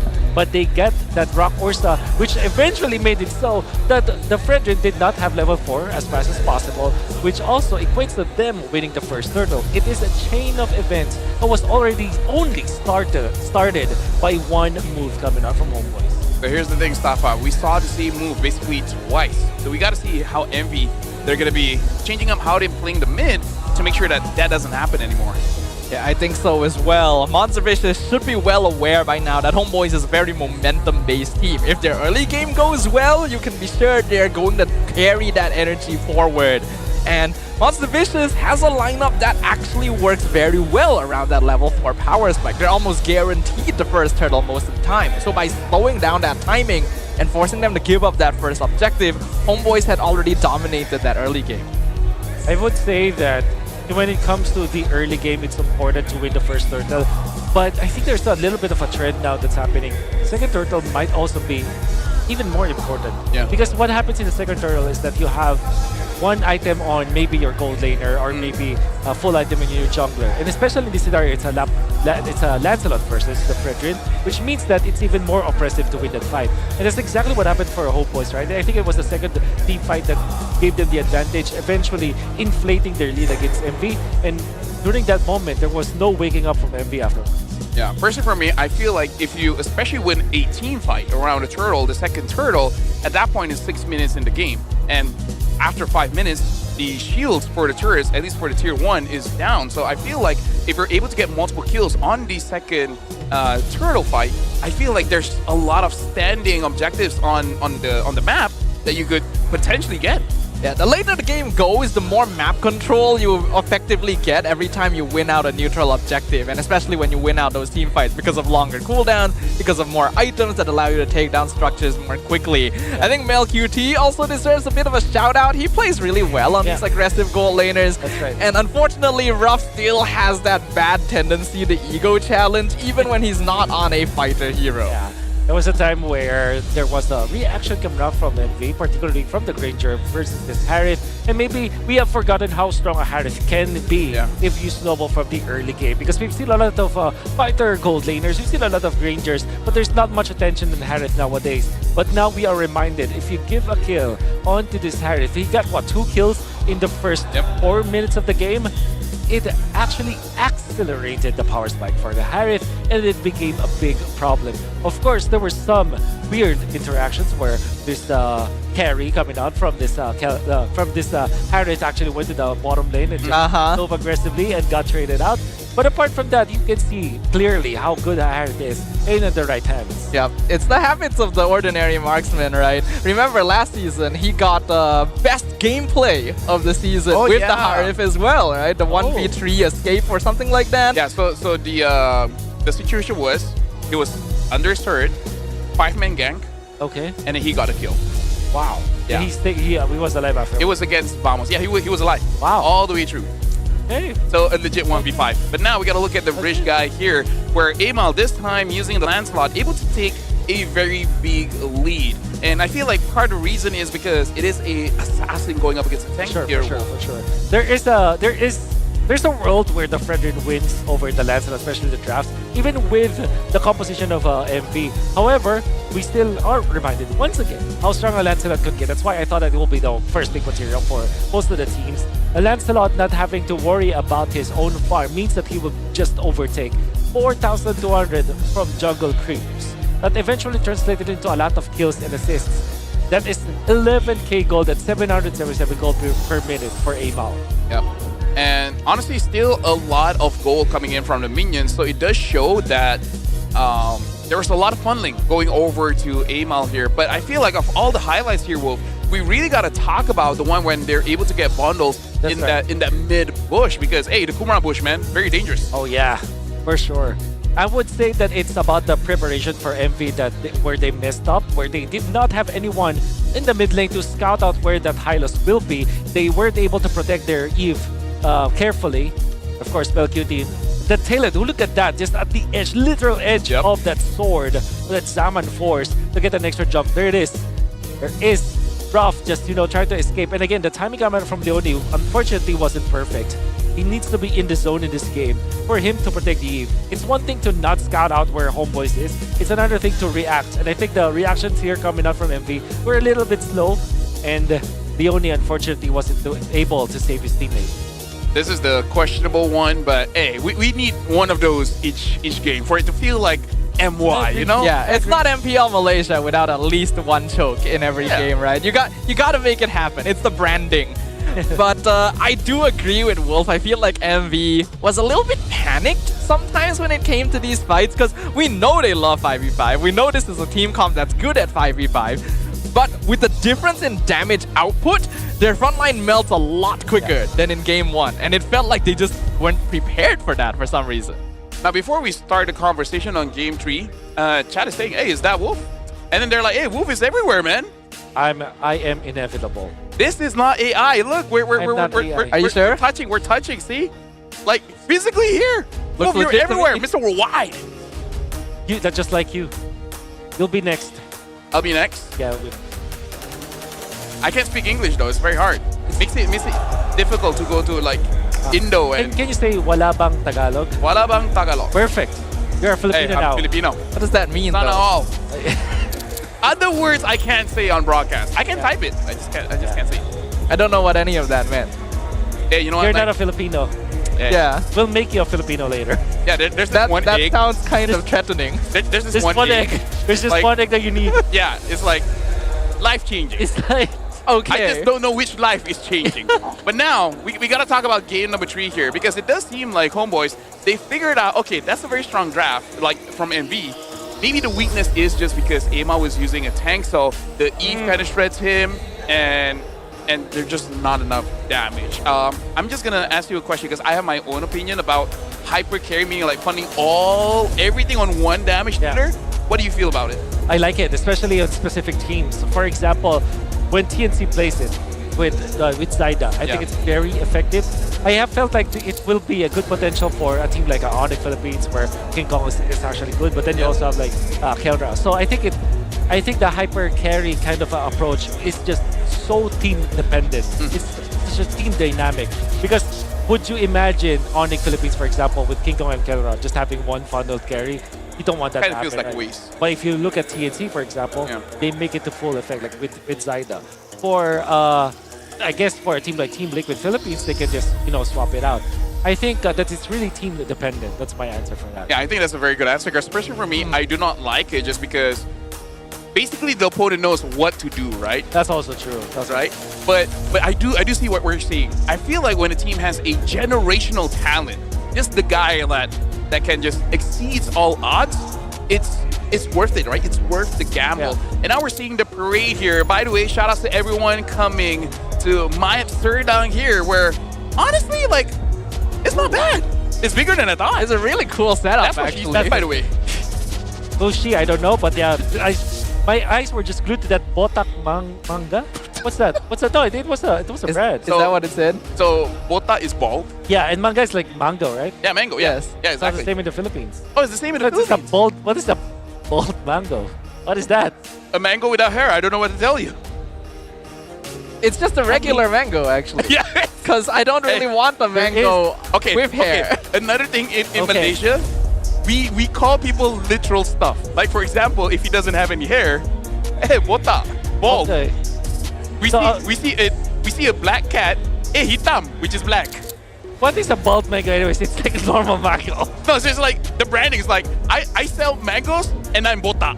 Oh! I guess that's a possibility, actually. Oh, okay. Yeah. Now we need to visit the stall after this to confirm. Yeah, anyways. Like, if I sell mango, okay. Power distribution here. In terms of Lord kills is more or less the same, but the real big difference is really just on that KD 8, and I kind of feel like Amal just suffered based on game number 1, and that's it.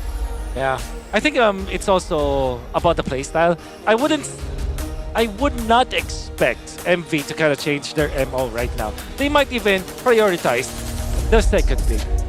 Actually, when it comes to the sides, are they?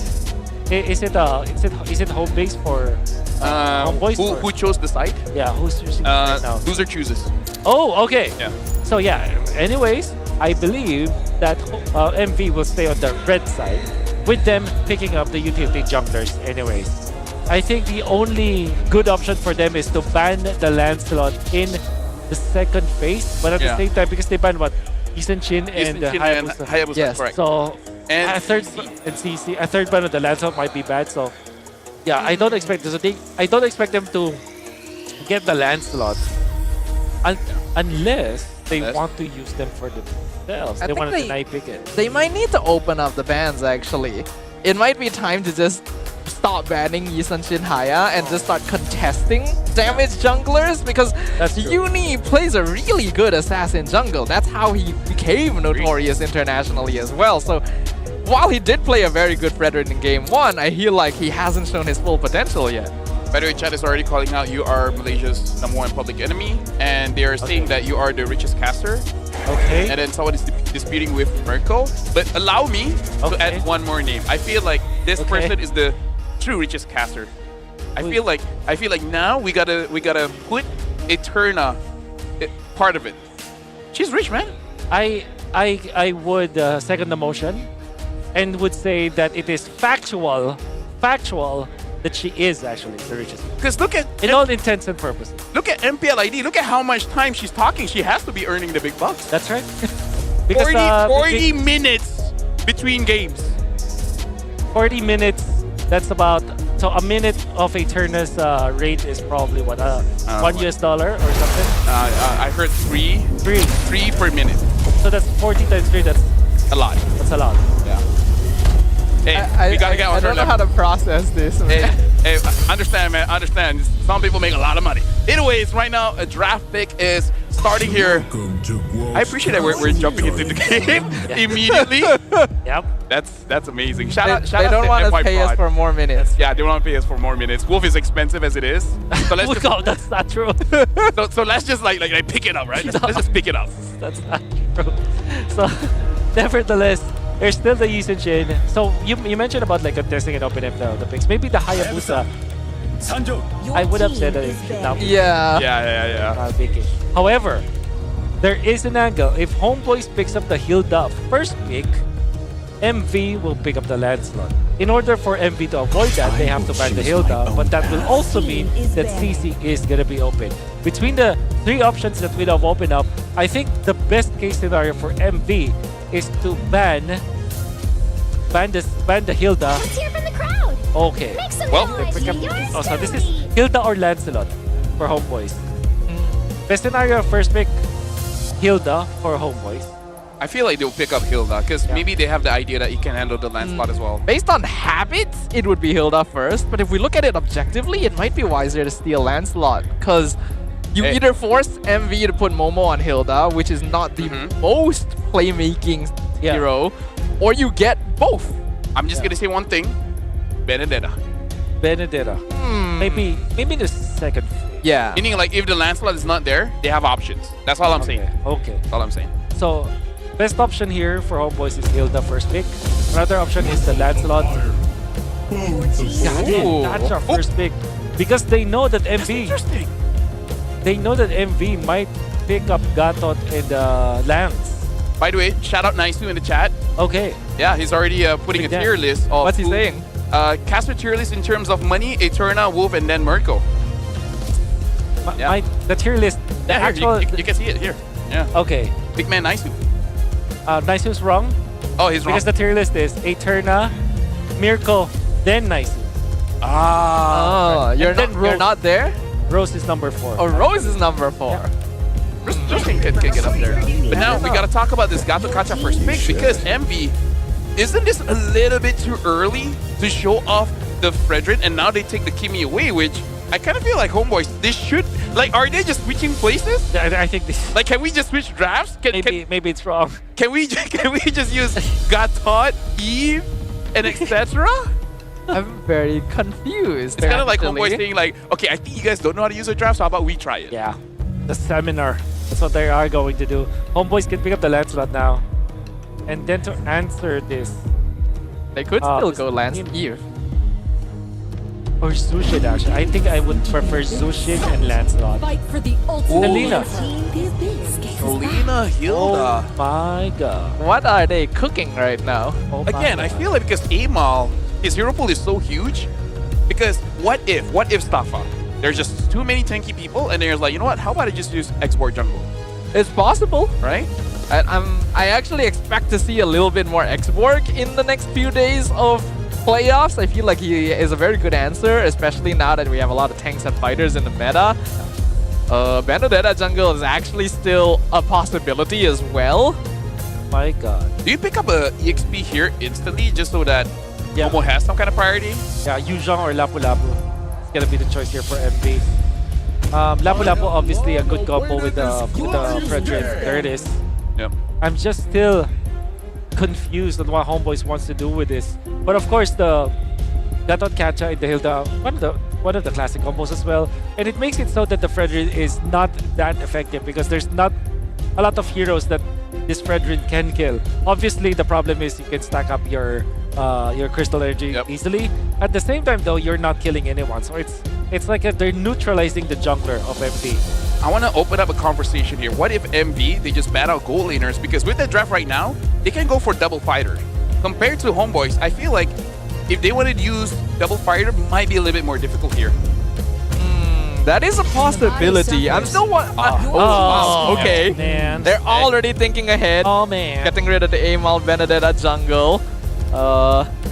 Double fighter is possible, and I was kind of surprised that MV hasn't actually played it yet, because I still think they're one of the best teams at it here in MPL MY. But if they wanted to, they could still go Granger as well. Granger Kimi is a very solid late game It's duo. Kimi Granger. Kimi Granger is the proper sequence. Oh, Kimi needs to be first. Yeah. Just like meatballs and spaghetti. Yeah. It's weird. But wait, who made that rule? Who made that rule? Yeah. Fredrin. Yeah, Eterna. Yeah, let's go with that. Oh, okay. I can't defy that. Yeah. I don't have enough money. The MLBB's queen, true queen of MLBB, Eterna. Shout out to Eterna, man. I think she's in Japan, which kind of solidifies how rich she is. Oh my god. Yeah, I think She she's in actually? Japan. Yeah, I think she's in Japan. Dude, I want to be in Japan. Yeah. So now Lancelot gets banned as well. So they're really trying to be like, okay, Amon, what else do you have? And then I feel like Amon just still has a lot. It's still maybe the Joy is not the best, Lancelot. but there's the Lancelot banned. Oh, sorry, Lancelot. I mean, there could be Akai actually. Akai. Love the smell of good powder. Depending on the Franco. Okay, so this is interesting. It's probably Joy then. Yeah, probably Joy. Yeah. What else is a suppressed kind of hero? The Kaja is left. MV might just last pick that hero, or maybe pick it up now. Another option is the Cho for MV, which can also be Joy Cho for Homeboys in their last two picks, actually. Oh. So now for I think I do like the Cho. Just haven't seen Leone use it quite a lot. That's the only thing. Because he's more comfortable as a frontliner. Yeah. Shout out to Naisu again, by the way. Yeah, shout out to Nice. I'm not wrong, Nicey. There is the Ruby, which is potentially also another answer to the Joy. Possibly a gold day, but having the Fredrin means that you kind of don't wanna commit to the fighter setup. But now Homeboys, what else is a hard? Okay, they can go Ling actually. Oh, now that's interesting. Ling into Ruby Fred? Hey, it's all about the mindset. It's all about the mindset. But Joy is just perfect. And another. What did they go for export? Maybe not even. Yeah, that's what I'm building up to. Export gold or EXP. Yeah. Then a Joy or a Link. Okay. I would love to see that. Dude, I love ice cream. Me too. Yeah, ice cream is great. If we're talking about the things that we love, right? Yeah. So Homeboys, I love burgers too, man. But make sure Leone's not there. Oh, they go for the boost instead. Okay. This might be a game where we could see a chastised Pauldron here, folks. Whoa! What? Hey, whoa! Are you entertaining being a Malaysian now? I love Malaysia. You love Malaysia, right? Ako orang Malay. Hey, there you go. 100. Right, everything is correct. Let's talk about this draft here for a little bit. Love it. So, Estes, interesting pick. Moskov, interesting pick. Do you think that Moskov could work with this Chastised Pauldron being around. Okay, so that's already a big no. And also at the same time, Joy and Moskov is far too greedy. This is a lineup that looked exactly like Onyx Philippines draft where they went in for the Selena, Gatot Kacha, Moskov and Joy. It's very slow, but come the 22-minute mark, it's unstoppable. Yeah. However, they're playing into Lapu-Lapu and Fredrin, which is also very scary. And now, having this Estes makes it so that there's no guaranteed kill. If they eventually get to that Chastised Pauldron timing, maybe what, 12 minutes or 15 minutes, that's gonna be game over for Homeboys. So my viewers know that I'm gonna be very conflicted here because Ruby is my favorite hero in the whole world and Estes is my least favorite hero in the whole world. I hate Estes. He is the most BS hero in the game in my opinion. What? Because he heals too much and I hate it. But it also means that I don't know if Homeboys have enough damage. They're against Estes, Ruby, Fredrin. And they need 20-minute item spikes. As a Filipino, how does it feel talking to an Estes hater? Oh, I hate him. Again, ako orang mali. Oh yeah, So, I'm okay. Right, today, November 13th, the year of our Lord 2025, I'm okay. However, I do understand that there's a lot to sustain. It is just very difficult to pierce through. But you also have to argue, just having the Kimi as the damage dealer or legitimate damage source for MV is also very scary. If they don't snowball properly, if they don't know how to use this Tube playstyle, it's going to be difficult for them to execute. However, they still have that option where if they do snowball early, it's difficult to recover if you're playing Joy and Moskov. Yes. Something to note as well, just a random fact, this is going to be Estes' debut in MPL MY Season 16. Okay. No show in MPL BH and has appeared twice in MPL ID for this season. So this is going to be very interesting because it's not that the changes really help healers that much, but if you think about it, if it helps out the tanks, right, and then the tanks now has an additional healer, maybe that could work. Where it's, have you seen the video of the guy like trying to kill the guy with a spoon? Just hit him with a spoon over and over again. Okay. I haven't seen that, but I can visualize. That's a threat. Just gonna hit you with a spoon over and over. Okay. I'm still confused on how this game could work because both teams have specific win conditions that immediately counter each other. So what that tells me is that whoever wins the early game controls this game and eventually will take it. I can definitely get behind that one. My emotions are running wild right now, ladies and gentlemen. But let's cut to the chase here. It is going to be game number 3. Homeboys on the blue side, Monster Vicious on the red side. The debut of Estes in MPL Malaysia. I don't like him. Hey, well, hey, we're professionals here. But yeah, I'm really looking forward to see how rough, being as aggressive as he is, using this Ruby, where now he has that Estes as well, which, again, we know how confidence can be good and bad for the teams. I'm just worried, Envy with the Estes, they get just a little bit too confident. Yeah. However, when we were talking about the damage profile for MV, while they don't have enough, there is another movement from the Homeboys. We have the taunt set up into the Abyssal Arrow, forces the flicker from Bundles. Not enough damage to kill, but they will make their presence known. Izanami though, gonna need the flicker from Uni as well. Okay. So that is actually Amal getting the Retribution, if I'm looking at that correctly. Retribution of the Rock Ursa, which we also emphasized in the previous game, is very important. I think that's equally important in this game.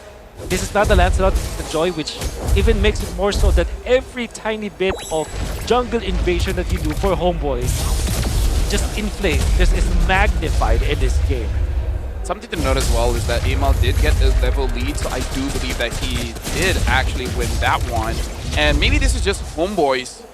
They have this condition, right? No matter what mid lane that we're gonna pick up, is someone that can potentially invade the jungle very, very early on. So nice two-man taunt into the arrow onto the Fredrin. Uni in trouble. First blood over to Daniel as Amal comes in.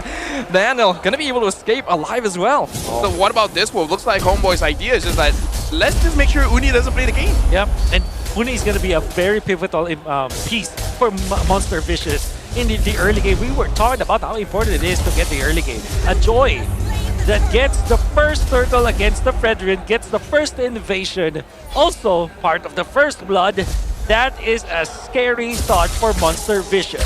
Right now, Amal is getting everything in the early game. And I don't want to sound like I'm overreacting to this, but this is the most important 2 minutes of this series. Hey, 2 minutes is a very long time, man. And I stand by that with all my being. And right now, Homeboys, they're definitely in a very good position. But again, I feel like second turtle. Oh, that's going to be where it's at. Another taunt into AERO. Uni in trouble. Spear of Destruction even connects. I don't think he needs to take it though. Embraces Wrap. Uni offended. And here's the blessing of the Moon Goddess, keeping them topped up. Izanami in trouble. Ruff going to be able to finish him off. AOG cancelled multiple times. Daniel cannot escape. That was so close. What a clutch play coming out from Uni with that Appraiser's Wrath, landing into most of the members of Homeboys, getting that lifesteal back, and then winning the team fight afterwards. Such a massive recovery coming up from MV, and most importantly, more gold for the Ruby. So MV might have stumbled in the first 2 minutes, but that overextension coming up from Homeboys, duly punished by MV. And that's one of the reasons why Staffa hits the Estes, man. Yeah. Like, they thought they had a kill, but then Estes is like, no sirree. No. You go back. My team no die, you die. You know how many times Estes has edged me in rank? Edged you in rank? That's fully intentional. Okay, got it. No, I mean, like, it's... You do you, bro. It's the MLBB experience, you know? Yeah. Yeah. I have a lot to say on that. I have so many questions. Can you invite me to your podcast again so that we can just talk about that? We'll do it tomorrow. Yeah. We'll do it tomorrow over Bakote. Yeah, so, well, not with me, it's Haram, but, okay, you know. Okay. Either ways, right now, Amal has completed the first item, which is going to be the Genius Wand. So they have equalized it out. Kind of like game number 1, quite equal. So now we'll see what's going to happen in the second turtle here, where it looks like MV has more control than Homeboys. But they are playing very defensively around Leone. They jump in on Daniel. Uni gonna be able to secure the turtle. Forces out the AOG. Somehow Daniel survives that. Homeboy is just gonna back it off. That is the strength of the Estes. Just give them an inch. They'll take it, make it a mile. They got the turtle almost uncontested by Homeboys. And when Homeboys did try to contest, you saw what the difference would make. MV have taken that second turtle like a boss. And the next step now for Monster Vicious is to take over the map. They could not let this lead go just like that. They have to take advantage of this by actually invading Homeboys' jungle. Now this is a big power spike for MV because you're only having that Blast of the Oasis. That's right. Like, this is the thing about healers. It's a one huge power spike just from one item. Right. Chat said pause, but hey, not gonna happen, man. In Malaysia, like, whatever we say, we just roll with it. Yep. I mean, there's really nothing wrong with what Staffa said. Yeah, there's really nothing. Yeah, let's talk about this Blast of the Oasis, man. Right. Like, how big of a power spike that is for MV? Massive. Especially because there's not a lot of life bane coming up from Homeboys. Fortunately, though, for Izanami, went in for the glowing wand first. But this also confirms that there's not a lot of execution that Homeboys can do. Hey, oh my God. That might be too deep. What a guy. Daniel, man. What Very a close. guy. Talk about edging, right? I mean, like... I was gonna say it if you didn't. Dude, that was...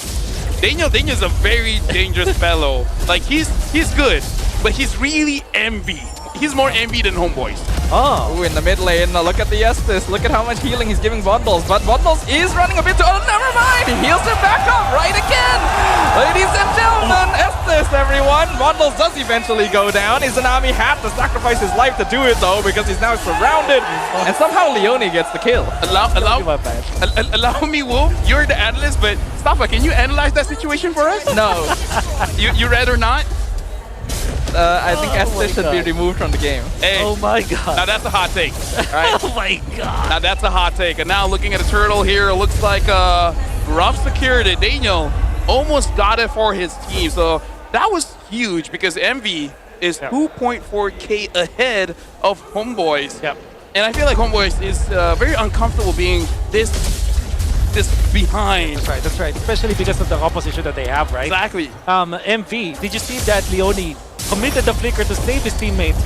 And now Izanami with the jump coming out from Roth.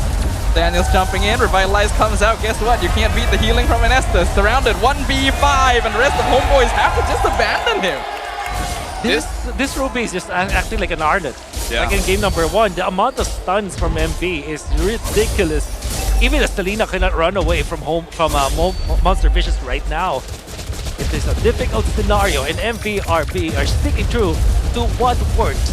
It's the Ube strategy, and they have to bring together.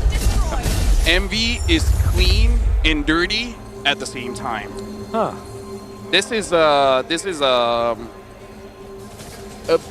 It's beautiful and disgusting. Beautiful, disgusting. It's a beautiful mess. Yeah. Beautiful. Yes. That. You know what? He's got it. He's got it. Beautiful mess. He's got it. So, yeah, the edgy guy from the opposite end of. I guess now we know you're. I don't know. Edge Lord. No. Like his moniker, but yeah, I guess there it is. Daniel, able to AOG out of there, getting that. Oh my God! Lee, let him go, guys! Daniel getting bullied right here. Dude, Daniel took their burger or something. Oh my God! Look at that string of events coming out from MV that eventually led to that kill against a good catcher, which is very tanky. The fact that the traction pulse was just so perfect, delivering it into Ruff, the Ruby in this game. Now MV will have the man advantage in the first Lord fight. Yeah, now looking at the board here, Uni is level 12. Amal is level 11. Maybe he's going to get level 12 very, very soon, but I think with the draft that MV has, it's going to be very difficult for them to really contest, but Reza still able to do substantial amount of damage over to Momo. It's not going to mean anything once he walks back to Leone, I'm telling you right now. Lord is dropping very low, should be free. Uni secures it easily. Fear of Destruction comes in kind of late, but at least MelQT is taking structure. Gonna be split pushy, that's what the Moskov does. Now for MV, you can see that it is far more comfortable for the initiators coming out from MV to even commit to their spells.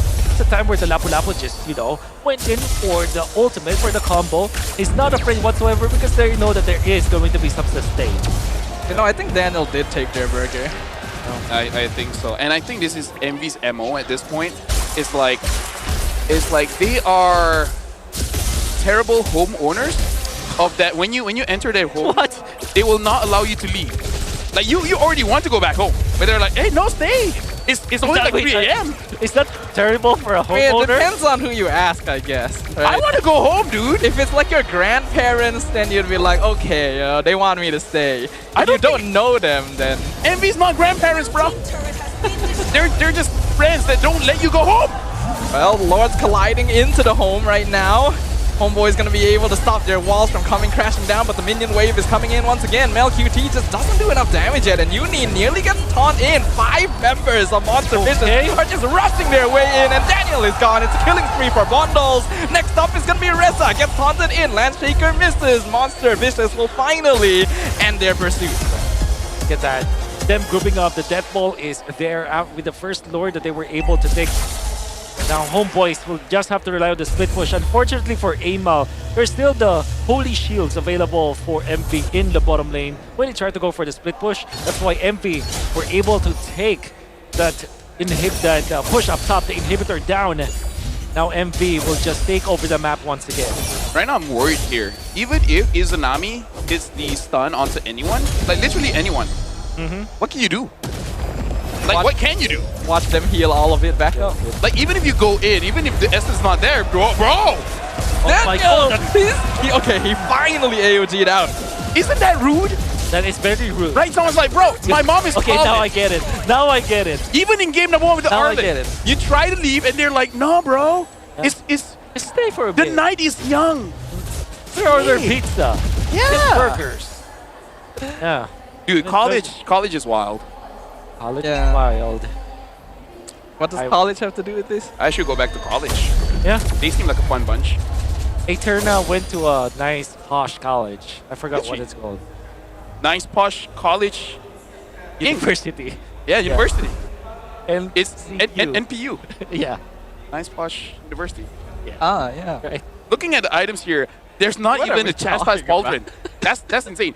So even the Moscow's attack speed is not being reduced. Amal walked into the wrong neighborhood. I think he's basically... the flicker from Momo, not even necessary, but why not at that point? That's why the Fredrin is an answer to the Joy, as some teams would think of. There's really no chance for Homeboys to contest this with that misplay coming out from the Joy. I think I'm ready to call it, guys. What do you call it? Okay, what do you call it? Now, basically, I think MV's got this one. I don't see how Homeboys can come back unless MV 5 men die fountain. I thought you want to call it something like actually call it. No, meaning like call it as in like, okay, you know what, it's over. Yeah.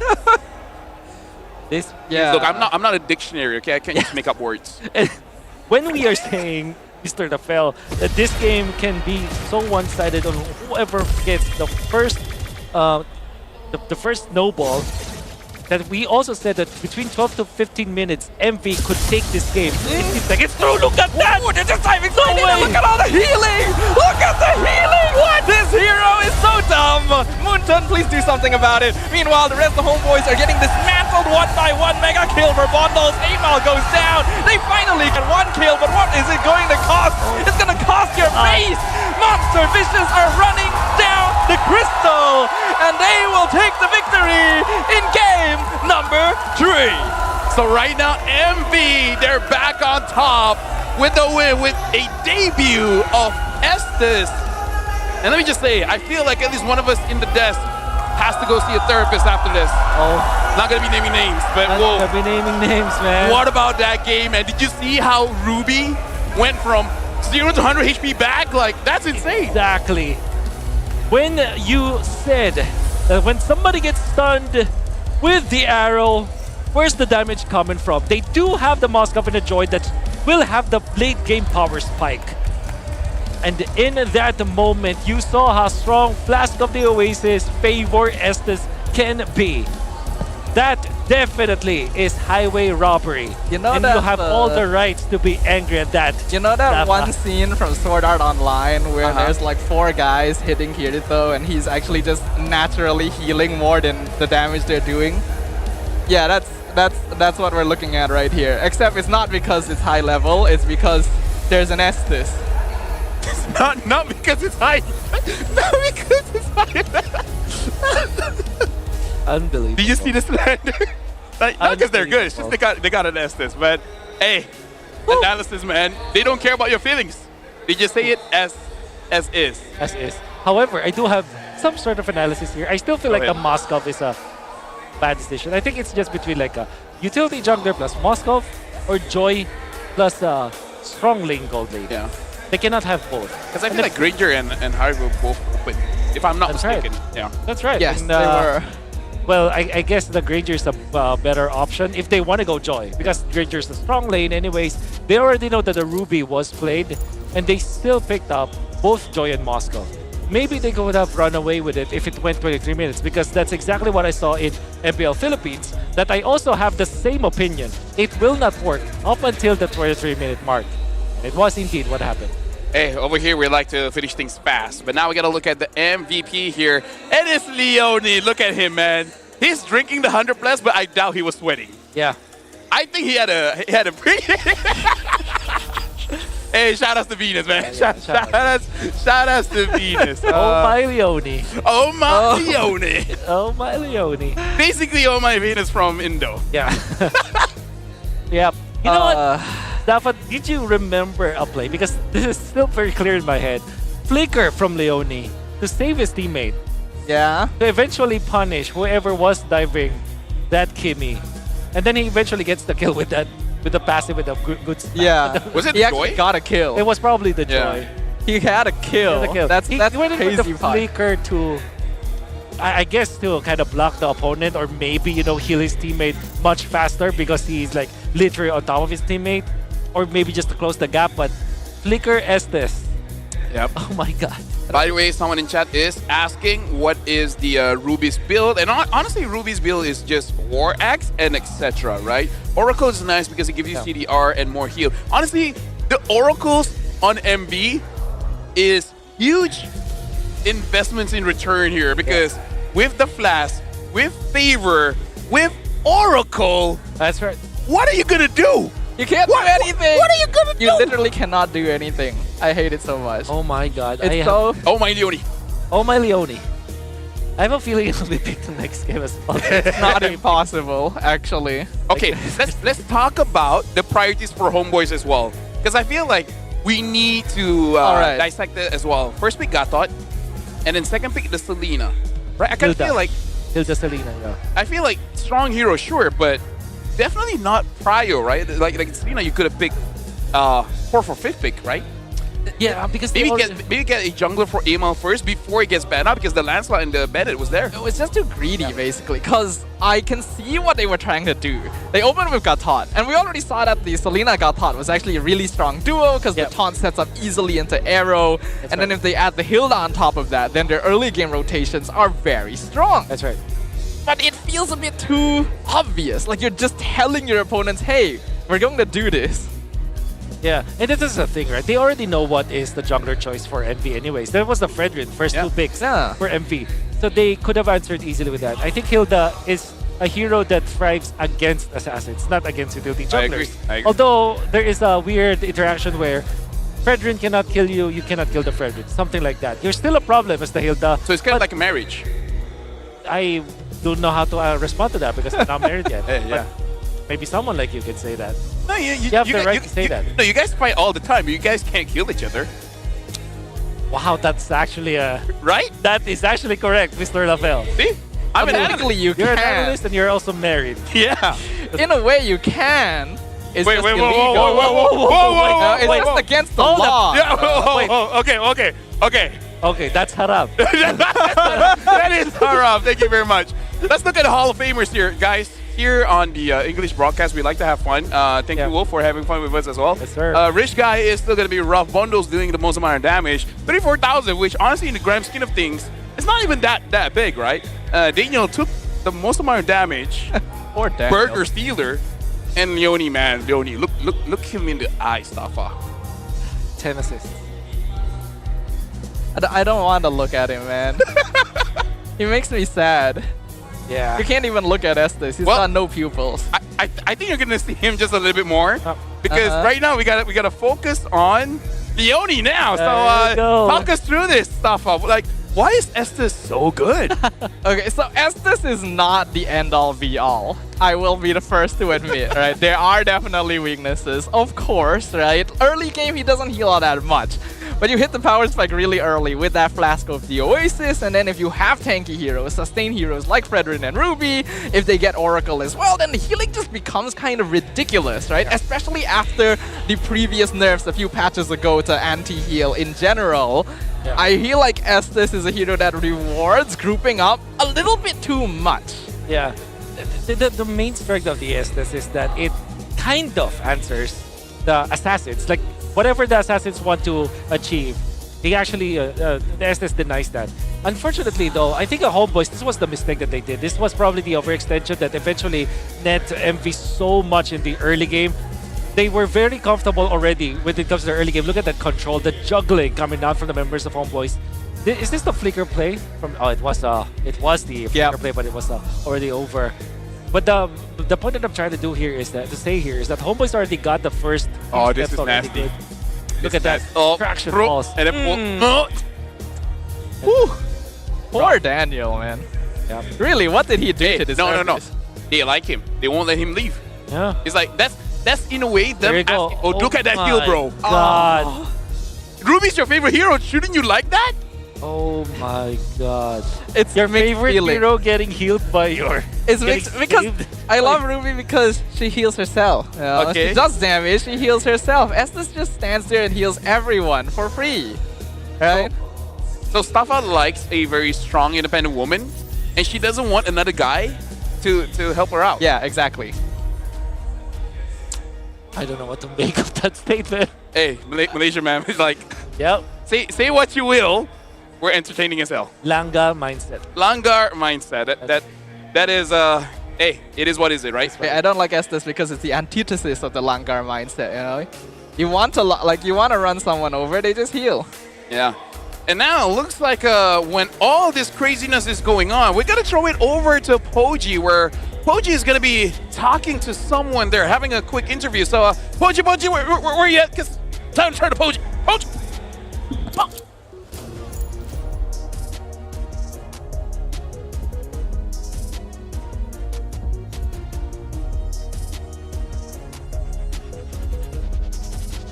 Selamat datang dan juga terima kasih kepada caster. Anda bersama saya Poji di dalam slot istimewa Manis ke Manis. Bukan lagi panas tidak. Kita bersama dengan tetamu istimewa kita yang bernama Intan. Apa khabar Intan? Ha? Khabar baik. Oh, Intan malu sikit orangnya. Jadi Intan datang hari ni sokong siapa? Sokong Momo. Sokong Momo Jadi boleh tak kenalkan diri sikit? Kenapa sokong Momo? Pakai dah full set MV nah. Intan dulu sokong tim mana juga? Memang Momo ke sampai bila-bila ataupun dulu pro player ke macam menekan tak? Tekan ni. Saya Intan, girlfriend Momo. Dulu sokong Todak sebab Momo dekat Todak. Sekarang sokong Monster Vicious sebab Momo dekat Monster Vicious. Wow, dulu sokong Todak sebab Momo lah kiranya. Yes. Okey, soalan yang serius lah kali ini. Soalan serius lah berkenaan dengan MPL. Dah bercinta berapa lama dengan Momo? 6 tahun. 6 tahun? Wow. Jadi sepanjang 6 tahun ni sebenarnya dah tengok dia jatuh bangun dah bersama-sama dia dekat dalam MPL ni kan. Pernah tak macam Momo cakap dekat Intan macam Intan, abang Momo rasa abang dah give up macam tu. Lepas tu Intan akan cakap abang, Intan ada sokong. Pernah tak? Pernah. Alright, jadi sebenarnya kan pernah tak Momo kongsi dengan Intan yang macam susahnya dia perjalanan dia untuk pergi ke playoff dan sebagainya bila dia kalah, bila dia tak lepas ke playoff ke macam mana ke? Sebab kita faham perjalanan sebagai seorang pro player ni susah. Dia ada tak pernah rasa macam nak give up? Pernah dia sedih sebab dia selalu kalah. Kalau scrim pun dia agak stres. Oh, dia stres orangnya. Tapi awak tenangkan dia lah. Yes. Alright. Tapi kalau boleh kongsi dengan saya lah kan, actually apa beza Momo waktu dia dekat Todak dengan sekarang? Momo dekat MV. Dekat Todak dia more to player, dekat MV dia kena jadi captain. Dia jadi captain. Senior. Yes. Jadi sekarang dia dah nampak lebih berjiwa ketua tu ada. Ada. Jadi kalau kata dah berjiwa ketua pasukan ada, ketua keluarga bila? InsyaAllah tahun depan. InsyaAllah tahun depan. Kongsi-kongsilah kad nanti. Kita nampak cincin kat situ. Alright. Jadi boleh tak kan sebab sekarang ni kan Intan kan bergelar sebagai masih menjadi seorang pro player ke? Dah belum. Dah tak? Belum. Dah apa ni? Retired. Yes. Kepada anda yang mungkin tak mengetahui, sebenarnya Intan ni sebelum ni dia bermain dekat Todak Ladies. Selepas tu dia ada Cortex juga kan. Dia main untuk pasukan-pasukan ladies dekat Malaysia. Jadi dia antara orang yang hebat juga sebenarnya dekat dalam industri Mobile Legend Malaysia. Jadi untuk anda lah, sebab kemungkinan selepas ini kan mungkin jadi match yang terakhir untuk tutup game. Sama ada menang ataupun kalah. Ada tak apa-apa kata-kata yang boleh cakap kepada Momo dan juga seluruh ahli pasukan Monster Vicious? Keep going. Saya selalu support awak, tak kisah menang ke kalah. Saya bukan lalang macam Poji. Terima kasih banyak-banyak kepada Intan. Dan ini yang kita perlukan. Buff kepada pemain. Penyokong ke-6. Pemain ke-6. Inilah dianya. Playoff kita di antara Monster Vicious dan juga Homebois. Kita doakan yang terbaik. Mungkin menjadi perlawanan yang terakhir. Mungkin juga dua sama. Apa-apa pun kita nak berehat sekejap. Sebab kita nak memberi ruang untuk pemain-pemain bersedia solat asar. Dan inilah masanya. Let's go MPL Playoffs!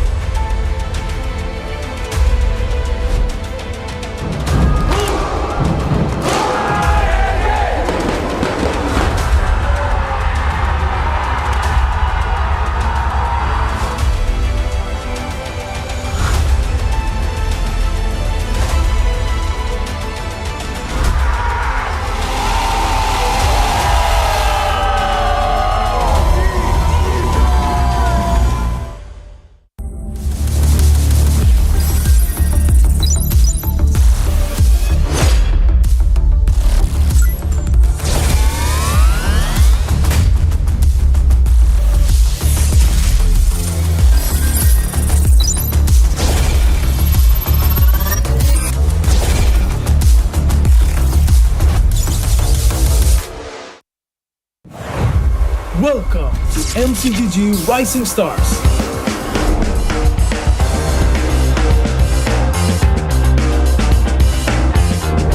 From September 12th to October 19th, take part in the regional contest, open to all players. Step up and prove your strength. Division finals will run from October 24 to November 2. The top 16 players in each division may advance to the next stage of MRS. Check your in-game mail for information.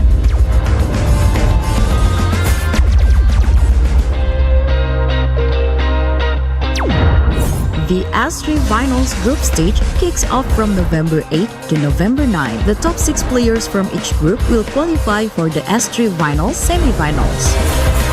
The semi-finals will be held on November 15. The highly anticipated grand final arrives on November 16. The champion will earn a direct qualification for the first MCGG World Championship. The battle is on and the world is watching.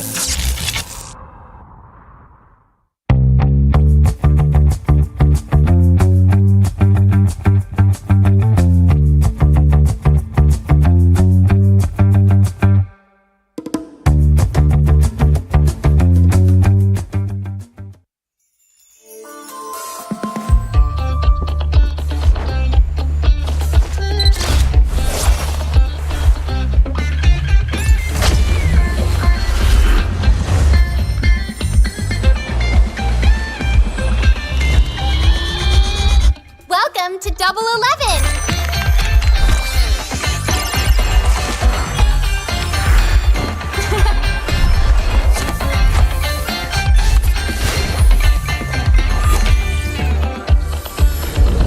Amazing prices, amazing styles!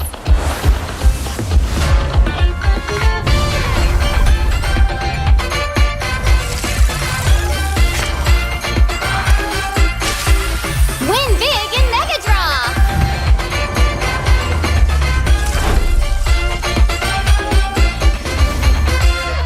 Lowest prices, incredible benefits.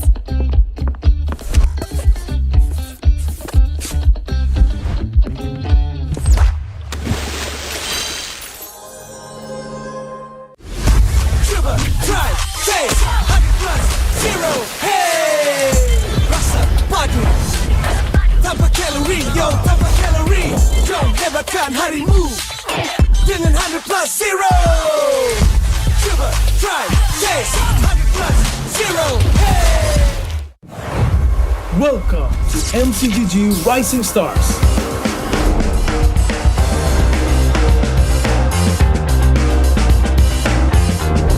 From September 12th to October 19th, take part in the regional contest, open to all players. Step up and prove your strength.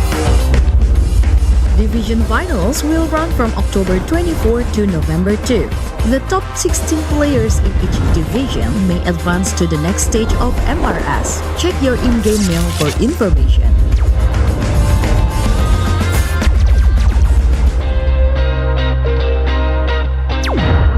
The S3 Finals group stage kicks off from November 8 to November 9. The top 6 players from each group will qualify for the S3 Finals semi-finals.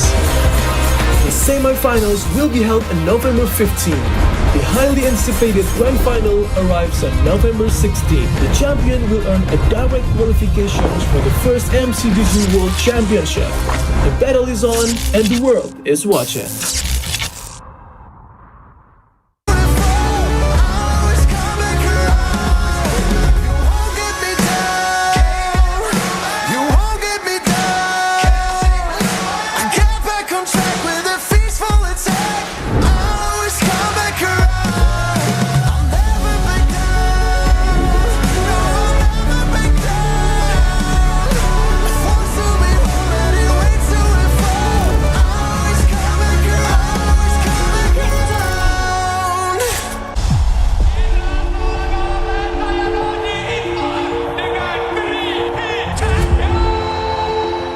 This season, we're aiming for first time forfeit in Malaysia.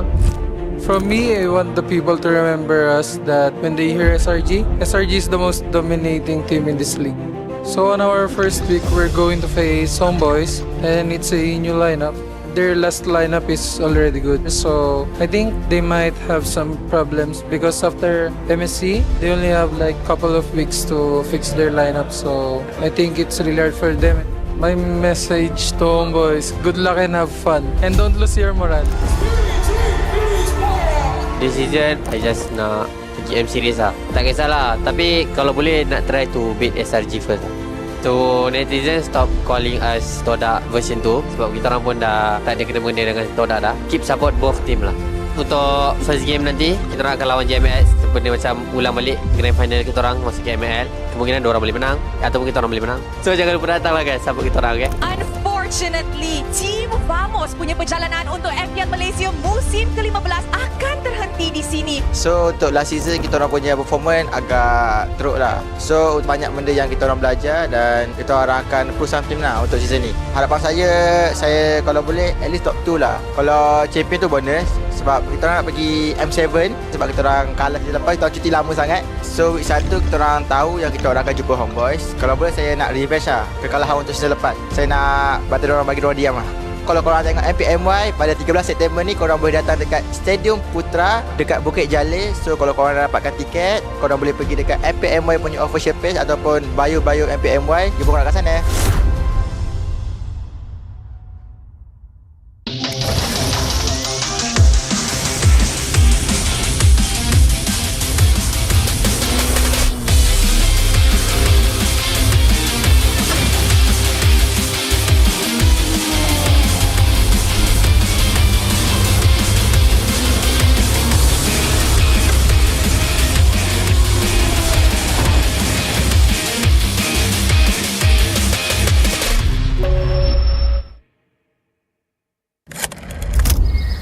Season menentang AERO saya kalah kan. Maybe season ni mental saya dah lagi kuat dan matang. Saya pun dah cuba improve banyak untuk fight for my spot. For me personally, saya nak buktikan yang saya boleh stay di main lineup Vamos and saya boleh mencabar jungle-jungle MPL yang lain lah. Untuk Hazel, just give a good fight and let's see who's the best. Hari ni kita orang lawan Untitled and saya rasa kita orang kalah sebab kita orang hari ni tak panas lagi kot. Dah berapa musim juga first match kita orang kalah. Season lepas kalah dengan Homeboy. So season ni 2-0 dengan Untitled. Kekalahan ni jadi macam tamparan untuk kita orang. Kita orang tak boleh berada dalam zone selesa lah. So kita orang kena betul-betul mencari performance kita orang yang hilang tu untuk lawan Vamos nanti. Tentang first kita orang rasa sangat happy lah. Sebab kita orang kan selalu match sampai 3 game kan. So kita orang suka sebab dapat habiskan 2-0 season ni. Minggu kedua ni kita orang ada back to back match. Kita orang akan lawan dengan tim CG. Bagi saya player-player diorang tu player yang veteran macam Ciku, Valence and saya harap kita orang boleh konsistenkan lah kita orang punya kemenangan ni. Jangan lupa datang untuk support tim kita orang dekat Dewan Si Putra dan jangan lupa dapatkan tiket dekat bio MPL MY official page.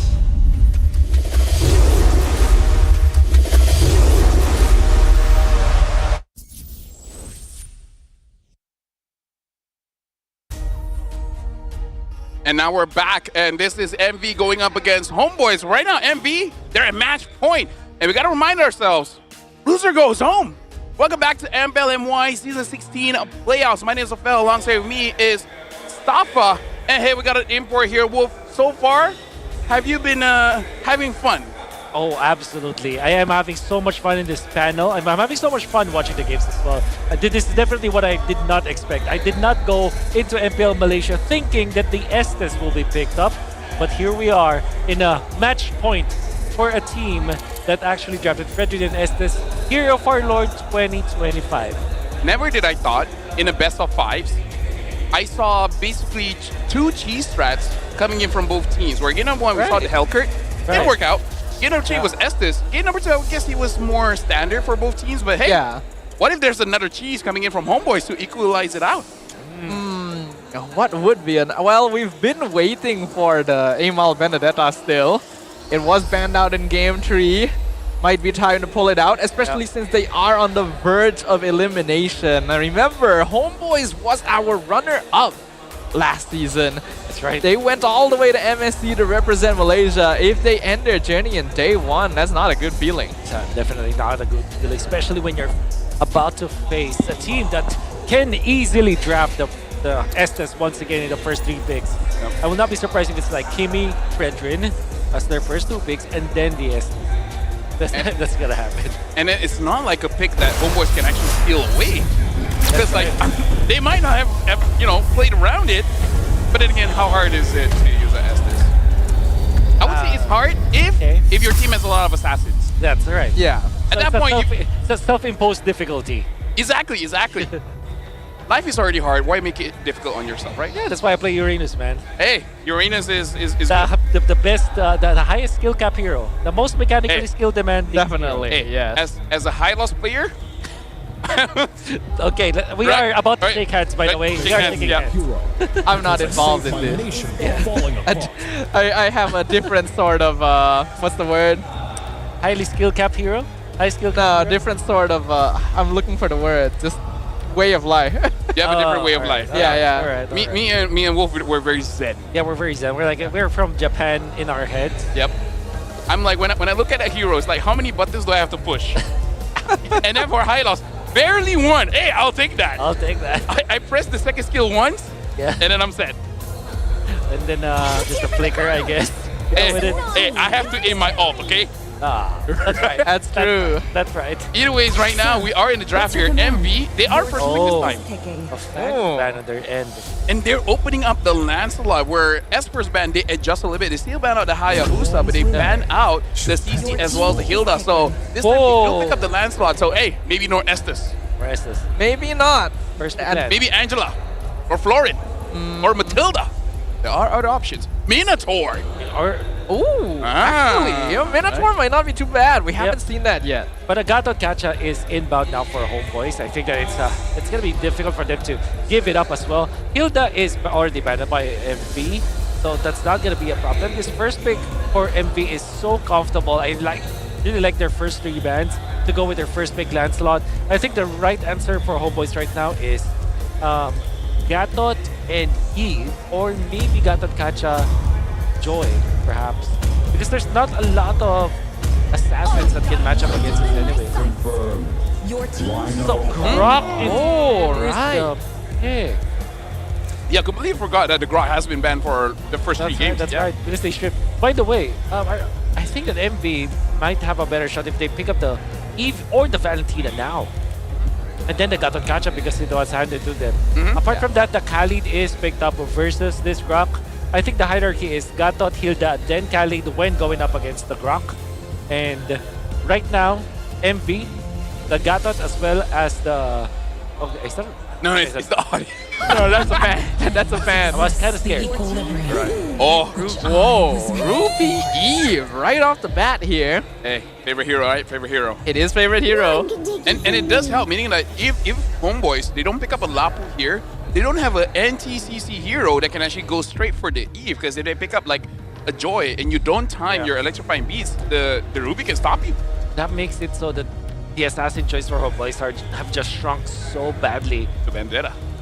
Benedetta, if they want to pick that up, they have to pick it at red 3, because if they let that go, it will be automatically be banned by MV.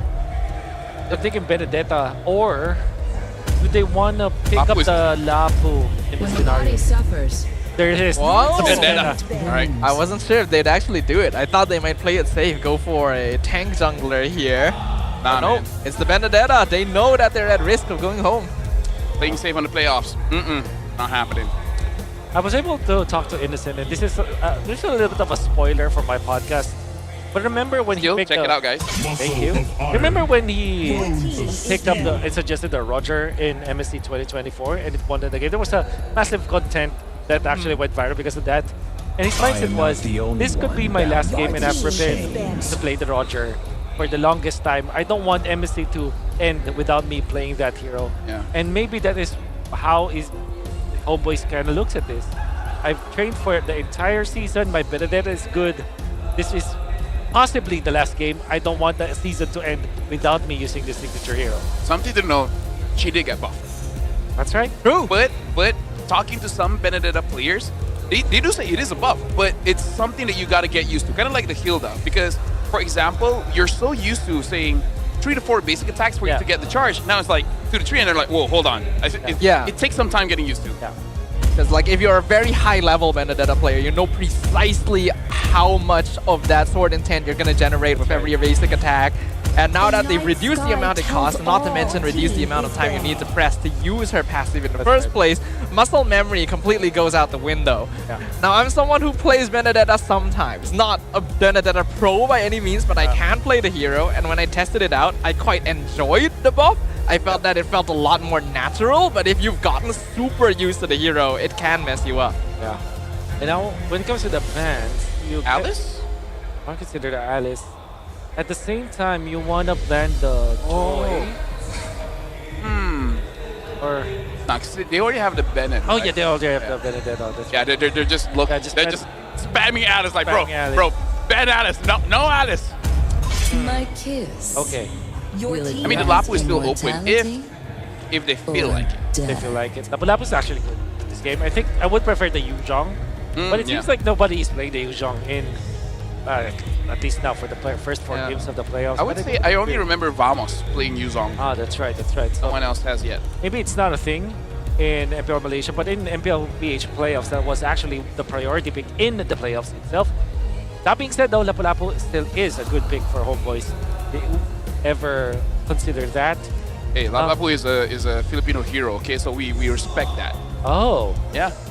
We're representing, man. Yep, represent. Another hero is the Uranus, actually, for Homeboys. It's going to be the Lapu-Lapu. Very natural choice here coming out from Homeboys. Now MV, will they go for the Ruby Gold? Because I think it will be good. Then pick up maybe the Yuzhong for themselves. Another option is Khalid, actually, the roam roll. I really like against this Benedetta and this Grok. Another option is the Kufra, which not played that much, but it can be played for sure. After the changes of items, I actually do like the Kufra because the problem is you go in and then you die, but now he's so much tankier that, okay, even if I do die, it will take some time. Yeah. If I were to guess, this is Kufra Yuzhong. How about the Minotaur that we mentioned earlier? Ooh. Could be an option. Another option for MV, although, is Badang. It could be... Oh, that's Turisla, right? That's the Turisla. Turisla Cho. Hey, Wolf. The box for them to allow this Lancelot, and there's some split push with it. The Cho versus Lapu-Lapu, I would say, is a little bit 50-50. Cho against the Benedetta is usually not used, but I think because of the amount of stun that they have, they can actually cycle through the eye for an eye. And this is such a good tech coming out from MV. I wonder if they're nah, they shouldn't, because we've seen Cho gold lane a few times. I don't know if Ruff has it in him, and they're gonna pick up the Claude here. Homeboys, this is a all or nothing, because so far we have not seen marksmen. Oh, they change it up to Ranger. Okay, makes much more sense. I mean, it's gonna be difficult for you to go against the Eve, but hey, it's something. Honestly, I like the Claude better. Yeah. At the same time, though, the Granger is a strong lane hero. I think they're not so sure about what the lane matchup will be, but I think the highest possibility is a Ruby. Yeah, I agree. So, Ruby versus Claude. Claude might not have a good time in there, so that's why they picked up the Granger instead. Because of the strong lane option, I think the Benedetta is still the centerpiece here for side of Homeboys. And I'm actually excited. I hope that this signature pick coming out from Amal should be good and should be successful. We'll see. Because right now, looking at both teams, it really does feel like they're drafting for momentum here. Because hey, that's the Malaysian way, you know. Get some kind of momentum, and then you're gonna have an amazing game. Either way, you gotta make sure that you are in control of how you want to play in the Land of Dawn here. Because right now, ladies and gentlemen, Homeboys are 1 game away from ending their MPL Malaysia journey on day number 1. Can Monster Vicious finally break their Game 1 curse? Can they take the victory? Can they secure the match? Right now, looking at the wave here, Izanami still doing a lot of damage onto Leone as well as Bondos. Looks like MV are doing the Homeboys and trying to get onto that side of the map pretty quickly. Not gonna get punished, looks like. Like, Amal is there to protect his own jungle, but in comes the Lancelot, who got the Little Wonder. I believe that is going to be MV. Yeah, I think Uni got it. Yep. Important one, of course. They don't want to give out so much to their opponents. Leone has to be careful about this, but then again, in the early stages, if you're a Cho, you have to know the limits of your hero. You kind of missed that flicker Jikundo there, so Izanami is able to start flying away. Bondol with the flicker forward though. First blood to the Eve. The first time that Bondos is able to win against that Kimi with his Eve. Knows exactly the limits of his hero. Actually did not stop chasing down the Kimi and then went in for the flicker, knowing full well that he has the combo. The fact that you can cycle through your spells as a level 2 Eve with such low cooldowns is so good if you know the limits of your hero. And that's Bondos showing us how it's done. I would say questionable positioning coming in from Izanami as well. Getting a flank angle on Kimi can definitely win you the lane, but I kind of feel like if your roamer is there, like able to poke it out first, then it would have been much more cleaner. Because I really feel like Daniel and Izanami were not on that on the same page in their positioning around the lane. I agree. Looks like Momo is going to take a little bit of poke abuse up top. It's the first time he's been on a hero as low as the Charizla for a while. So we can already see that Reza is winning out that lane. Will be able to join his team on the turtle first. Uni's in the Tri-Brush, gets scouted out. A nice penalty zone connect. Amal though still secures the turtle. RWM comes out. The flicker land trigger completely whiffed from Reza, and that means that he is going to be punished. It's a double kill for Uni. Daniel now going to be stuck, locked in by Leone, but I don't think they're going for that kill. What a massive blunder there coming out from Homeboys. After winning the turtle, have lost the fight rough though. Gets the I'm offended, pulls in, flickers out. Now Izanami's the one in danger. He's going to have to fly out. Wow. I really feel like Homeboys, in 2 minutes, almost 3 minutes of the game, they got to reset. Because I kind of feel like that was a big blunder. For sure. And I don't know, could be nervousness, could be like, you know, just nerve. Like, you have to win, and then that pressure is getting to you. I feel like they gotta relax. Like the GOAT say, breathe. That's right. You're gonna have to breathe because the rough is on the opposite side. He's actually so much in the zone. Remember when he was jumped by Homeboys near that mid side of the river?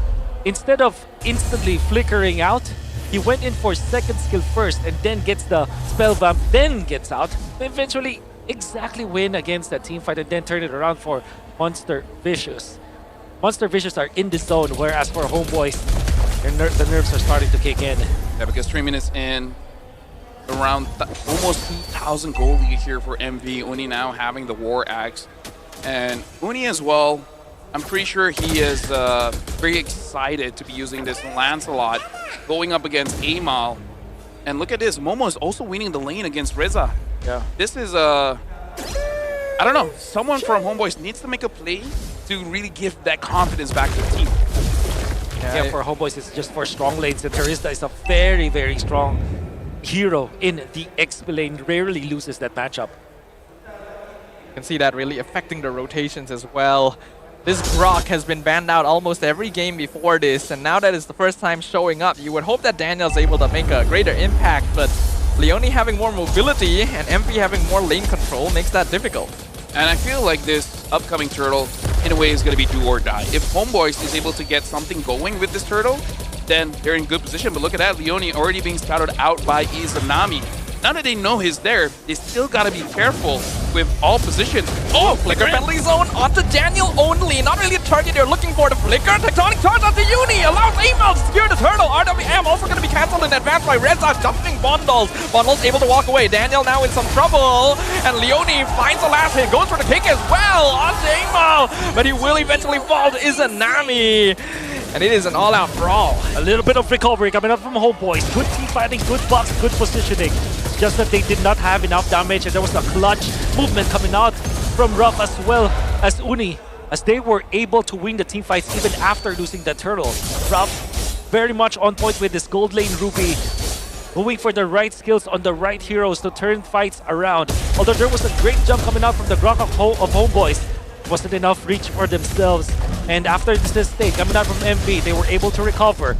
2,000 gold lead now for Monster Vicious at match point. Yep, Leone now having the Blade of Heptases, which is also something that is developing in the meta, which is the roamer going to be the damage dealer. Oh. Yeah, it's a new development here. That's interesting, actually. I was a little bit shook when I saw that Heptases on a roam show. Gonna need to keep this in mind. Yeah. Yep. Honestly, a lot more heroes, including the Hilda, the Yeah. I mean, those are pretty normal. But Cho, Rome with Heptasis is interesting. Well, if you play like this, if you play very confidently in it, if your teammates are with you and you plan it all together, if you get your green light from your coach, man, you can do wonders with this Cho, the Heptasis. Or more interestingly, the coach said no, but you're like, yeah. Of course. What does he know? Cho is not on stage anymore. You won't find out. Yeah, but now looking at the situation here, MV, they had, like again, I kind of feel like their draft is much easier to execute. Yes, they have high mechanics. Oh, he just goes in. Stars, they're looking for Ruff. They find him, lock him down, and the Ruby is gone. Penalty zone on 3. RWM cancelled by the Lapu once again, but Daniel will fall. The damage does build up though. Homeboys with a victory there. Okay, that was surprising, but good. Really good stuff coming out from Homeboys, especially because that's a gold laner. Usually you don't jump the Ruby, but in the past team fights, Monster Vicious has been winning because of Ruff and the way he is able to play this gold lane Ruby. Homeboys, with a jump onto the enemy gold laner, they are able to get the turtle as well. They might have lost a turret in the bottom lane from a roaming Joe that has Heptasis, but it's still an uphill climb for Homeboys. A massive win nonetheless. Yeah, roamers get a lot of gold nowadays, so in a way, it honestly make a lot of logical sense here. And Homeboys, even though they got that quote-unquote win, because Leone was able to push out, it honestly neutralizes the advantage here. If Homeboys got that top, then maybe. So I think they're really going to try it for this one. Oh, but Leone still gets bottom though. Hey, they still don't get top. Oh, this is not great map pressure here for Homeboys. Macro from MV. A peculiar way of approaching the game.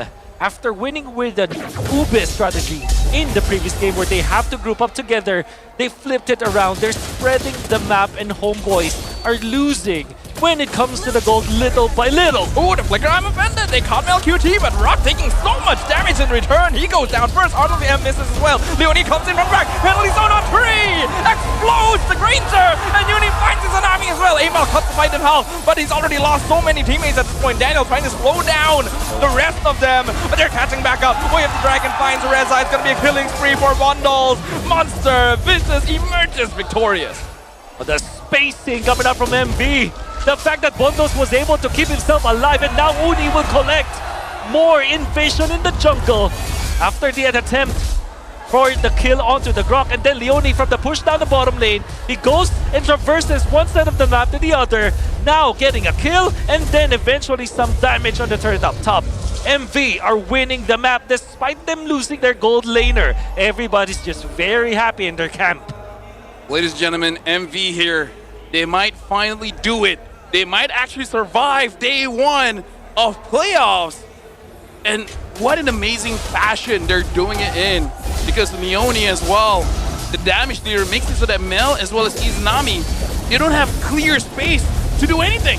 Well, penalty zone misses this time, but Amal has already taken so much damage. Reza's doing a good job. Tectonic charge misses completely, but Momo will still get caught out. Hardly M slows down the others. Amal forced to use the electro final blow defensively. Uni still alive. Lord at 20% HP. Amal trying to go in. He throws it away, but he loses his life in exchange. Way of the Dragon. Leone comes in from the top lane, gets the kick on MLQT, but is able to dash away just in time. Woo! So important Uni though. Not a kill angle, but they will get that Lord. A very important steal coming out from the Benedetta. Dude, as of right now, Amal is just saying, I'm just a walking retribution, guys. Yeah. Yep. Because right now, y'all have to give me space. Y'all have to give me time. Because right now, Amal really can't do much. Maybe he just needs a little bit more items for him to do something. But hey, good turnaround coming in from Homeboys. Because I legit thought Envy had full control of that. Yeah. Was a good turn on to Momo as well. The Terizla being a problem. Usually a very tanky hero because of the body of Smith. But you have 4 members of Homeboys just pummeling down the Terizla. It's really out of his box, out of his team's box. MV were able to recover afterwards, but losing the Terizla earlier of that fight really bit them in the end. And the fact of the matter is that retribution play coming out from Amal was so clutch because they are already losing that fight. After Vendetta having to commit the electro final blow, he took so much damage from the Eve, but still managed to get that retribution, buying this team more time in this game. You can see Amal there. not even level 13 yet. Uni's level 15, man. He knew 100% he's gonna die, but he's gonna make sure it's gonna be worth it, and it's worth it. Especially, and they even get that turret. So now Homeboys, they're not completely dead just yet, but they still gotta be careful of the dive coming in from Leone as well as Uni. That is something that they gotta watch out for. Leone's off map for the past 2 minutes, and that is Homeboys just still seeking for a target right now. Wants to cross out on the other side to the next side, and now they are trying to control this. But this will be a very quiet minute, because it will be 60 more seconds before the next Lord spawns. Homeboys playing Minesweeper right now, looking for where the Cho is. Something interesting that Chad has brought out. MV had 0 turtles and 0 lords. Ooh. Huh. All neutral effective is gotten by Homeboys. Which is surprising considering that MV has been winning most of the fights and Uni has been in perfect position. Amal really paying the blood price to make sure that his team doesn't lose out too badly. We have to note, the longer the game goes, the better the scaling will kick in as well. This is a Kimi Granger we're looking at. Slowly and surely, Monster Vicious are taking over the map, but Homeboys, as long as they keep themselves together, they're gonna be in a good spot. And this EXP lead between the junglers is eventually not gonna be that much of a problem, but they force the the tectonic charge from Daniel, which is gonna be big, especially because Lord is about to spawn. So this is gonna test Homeboys. Can they Lord dance against MD here? Because it's difficult to dance against them because the range between the Eve and the Kimi is heavily favoring the Eve, especially because, again, super spammable with the skill. So I feel like Homeboys, they want to delay it. Oh, hold on, Rock taking quite a bit of damage. Oh wait, that's Momo. That is so much damage. Momo down to 30% HP just from that traction pulse combo. That does mean that Homeboys has a little bit more control, but look at Leone. Leone has been a pain in their butt the entire time. He is literally pushing up to the top in him. Yep. So right now, looking at the Lord here, MV, they are controlling this, but we gotta look at the positioning of Leone. And he's looking at Izanami, man. Looking pretty delish right now. Want to be able to find him if possible, but both teams playing very disciplined currently. Looks like Homeboys wants to see if they can get the mid-tier 1 first before translating to the Lord. I don't know about this, man. Amon keeps on... They actually found Ruff. Traction Pulse dropped him down really low. It might actually be kind of hard for MD to contest this now. Momo misses the penalty zone. Tectonic Charge also whiffs, but Amon still gets the Lord. Artelian comes out. Ruff and Momo are down. It's a double kill from LQT. Leone pushing up top, but Reza will be able to stop him. Homeboys comes out on top here. Uni looking for Amal, and he'll find him unstoppable on the Lancelot. But the Lord dance in favor of Homeboys. They might have lost their jungler, but they have found so much. Fortunately for MV, Leone was there to get some traction around the map as well. Slow push up top, and then of course the mid lane push on the turret. Homeboys have punished Ruff and Momo back-to-back team fights. We're talking about the nerfs. MB has to also reset because the way that they're utilizing their heroes, their pieces, in this late game Lord dances is looking very questionable. Eventually, Homeboys will be able to catch up. And at that moment, when the Benedetta as well as the Granger have enough damage, they will provide so many issues against MB. I don't know about this, man. Difference in jungler because Ama has been securing all objectives and Uni's getting all the kills. This is weird.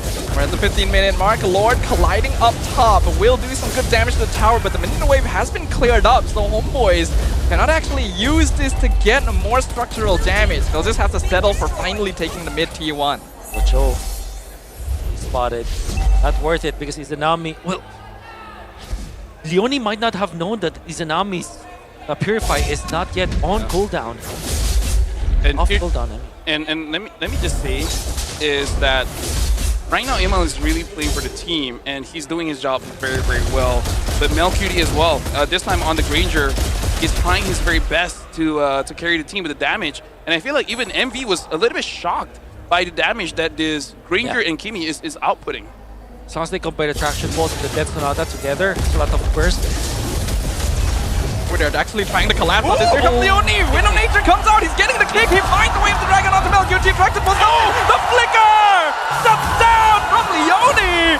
MPL is down. The ordinary marksman has been taken off the board. Penalty zone commits on the Dan and forces out the tectonic charge. He also grabs the immortality in time. Leone's there to stop him. Homeboys will be able to retreat. They lost their goal laner though. That's so annoying going up against a damaged rogue Cho, because he did everything. Wind of Nature, flicker. I would argue he should have flickered towards his team, but other than that, he did everything, but I think fraction of a second earlier. Wind of Nature was popped way too early. There was not enough contention coming up from MV to justify why he popped the Wind of Nature very early, and even the flicker. Both the direction as well as the timing isn't perfect. But you know who's perfect? Leone actually took advantage of that situation. I have to say it's a team effort from MV. Some members of MV forced that Wind of Nature and that flicker. There's so much pressure that they applied onto MPL in that specific moment. And it allowed them to force errors, which eventually led to a kill. And now, an equalization.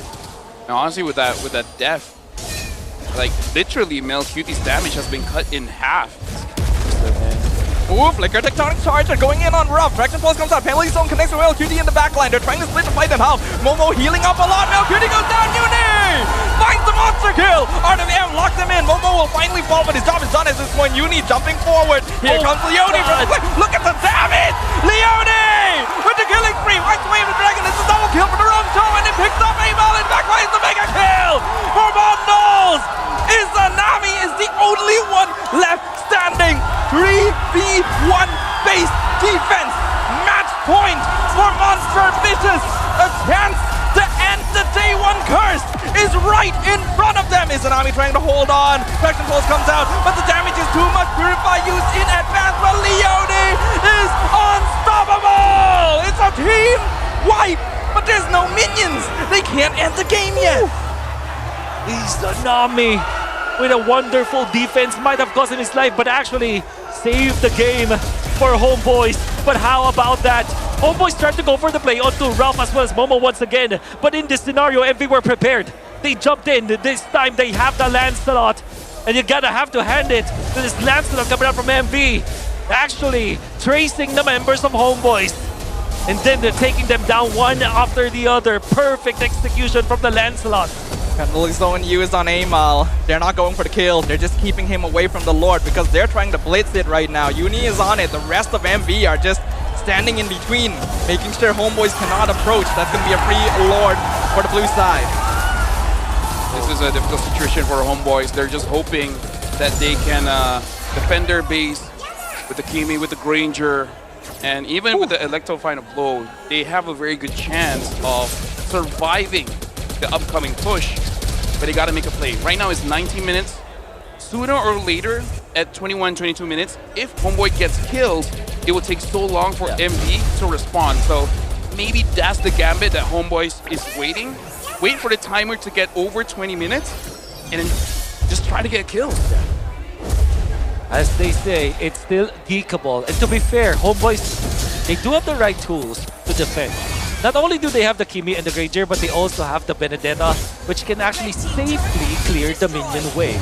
How will MV approach this?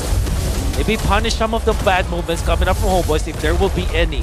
But it seems like they have managed this Lord push so well.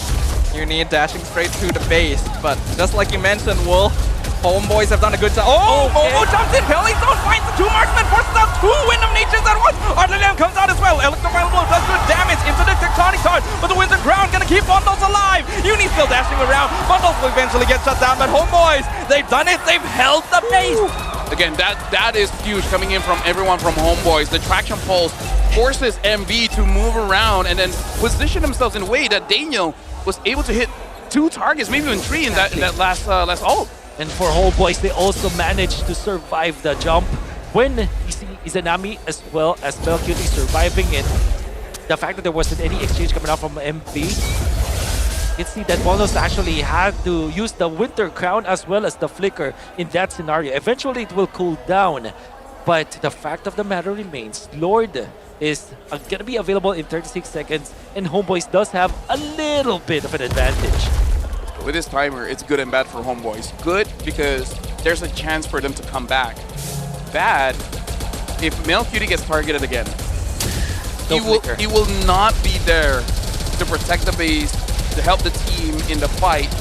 So the moment Mel gets targeted, I would argue even Izanami, Homeboys is gonna have a rough time. Oh my god. Tectonic charge, they're committing on Leone. He figures out. He's alive.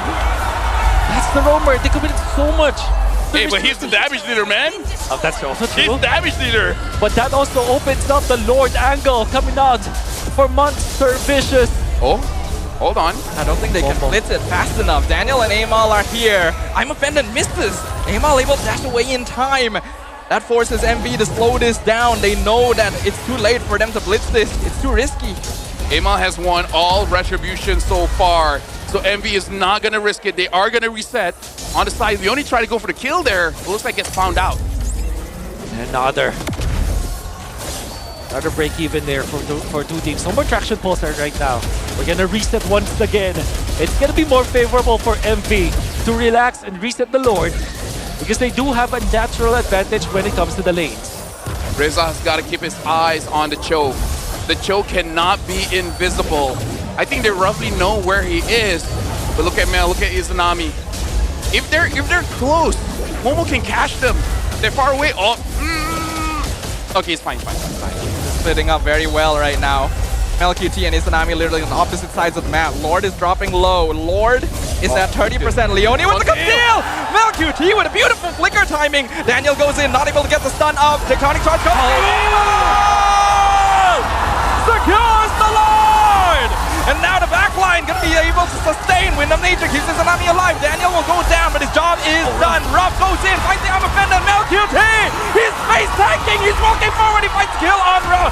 But MelQT will go down eventually as well. Currently, a very epic trade happening around the fourth pit. Oh my god, an epic team fight for both teams. Just everybody trying to outplay each other. The way that they dodge Ruff as well as Momo, the way that they survived that, and Amal just jumping around, dashing through all of the members of MV, snatching the Lord away from MV, and now Homeboys have a little bit of an advantage with that. However, MV having 4 heroes left will be able to manage the Lord up top unless Amal decides to contest this. It's risky.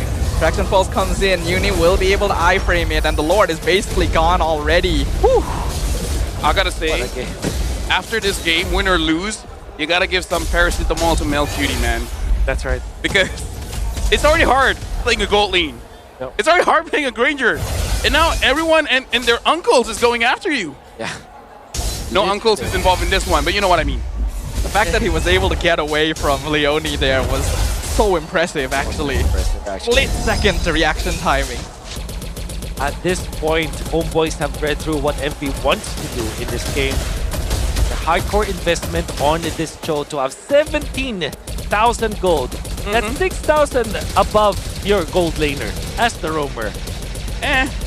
Gold lane, schmold lane, you know? Yeah. He's there to protect the team.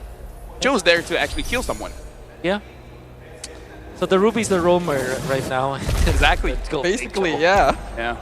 But the best thing about this hyper farm roamer Cho is that the Dire hit, because of the Dire, it's like an extra item. You think about it in the latter portions of the game. But look at this, only 21 stacks on MelQT with this Granger.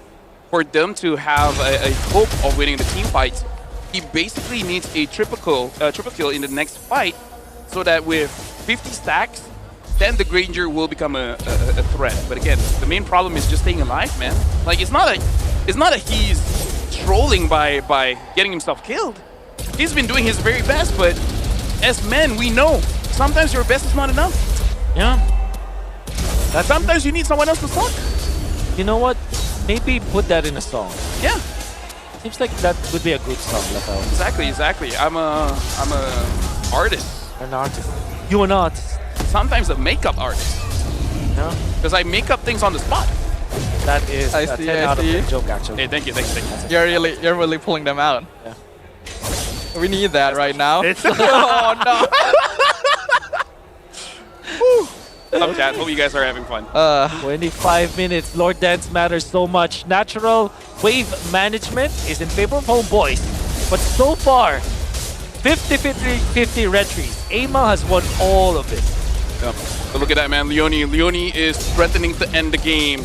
So Reza will not be a part of the fight. But maybe this is good for Homeboys. Oh, hold on. Leone is going for Mel. They went for Daniel. Penalty zone flicker. Finds his Tsunami. Forces out the Purify. Leone looking for Mel. QT gets the kick. But the Wind of Nature comes out. He still kills him anyway. It's a monster kill for Leone. They found him. The Exotic Charge comes in. Leone goes down, but his job is already done. And now Monster Vicious are going for the full dive.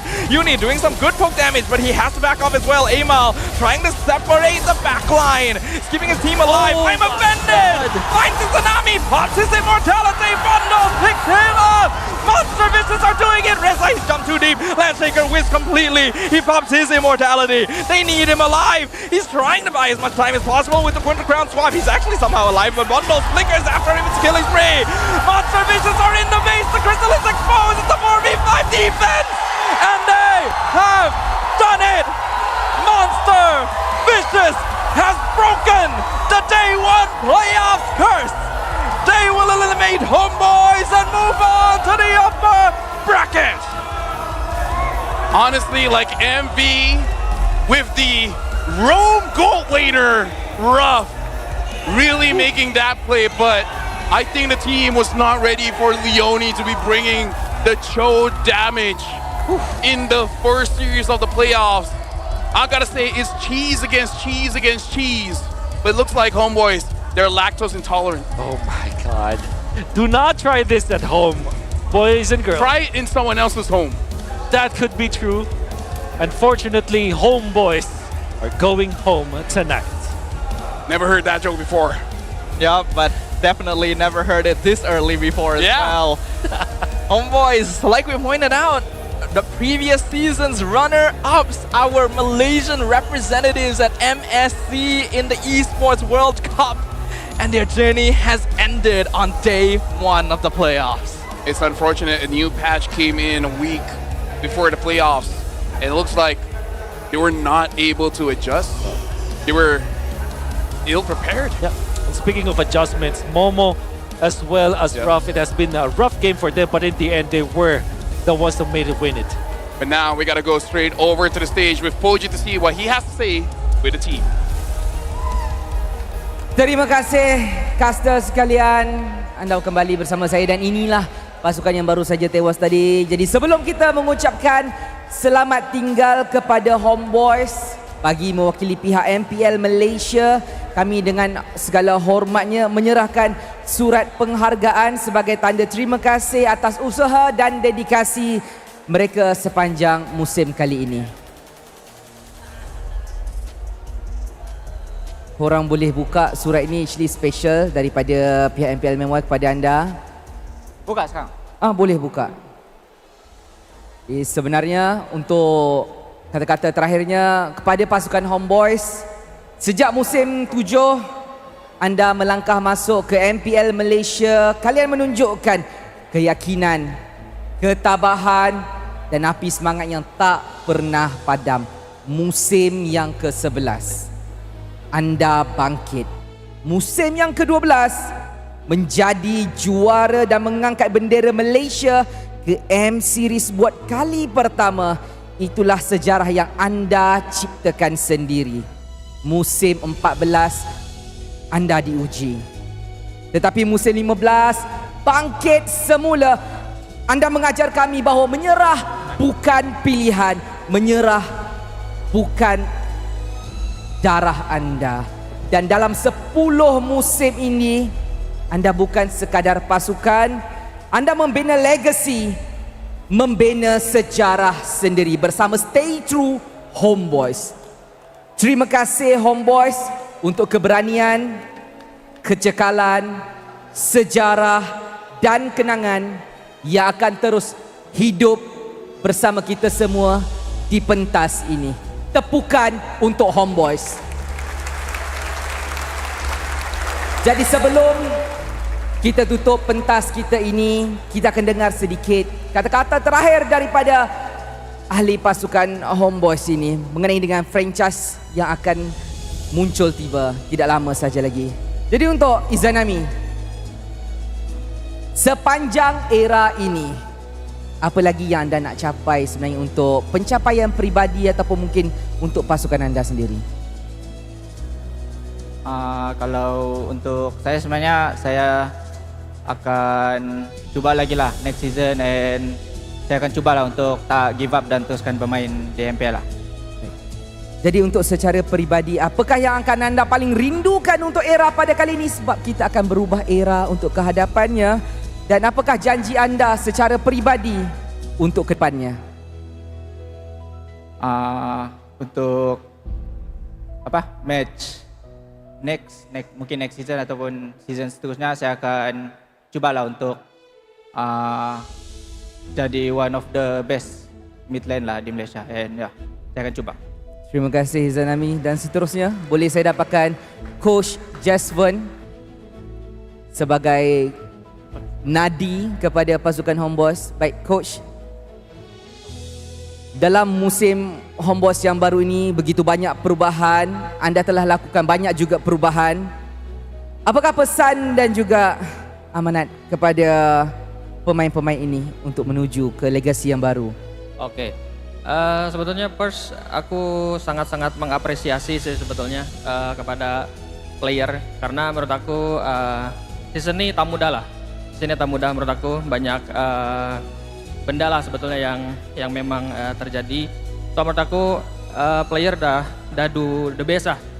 So aku sebetulnya sampai titik ini bangga lah kepada player-player aku. So aku harap Playboys pun tetap mengapresiasi roster yang season ini sih, karena menurut aku tidak mudah lah untuk menjadi mereka gitu.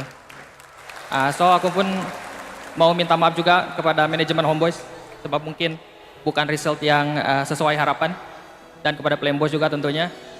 Tentu aku sebagai head coach akan bertanggung jawab lah atas hasil ini. Terima kasih.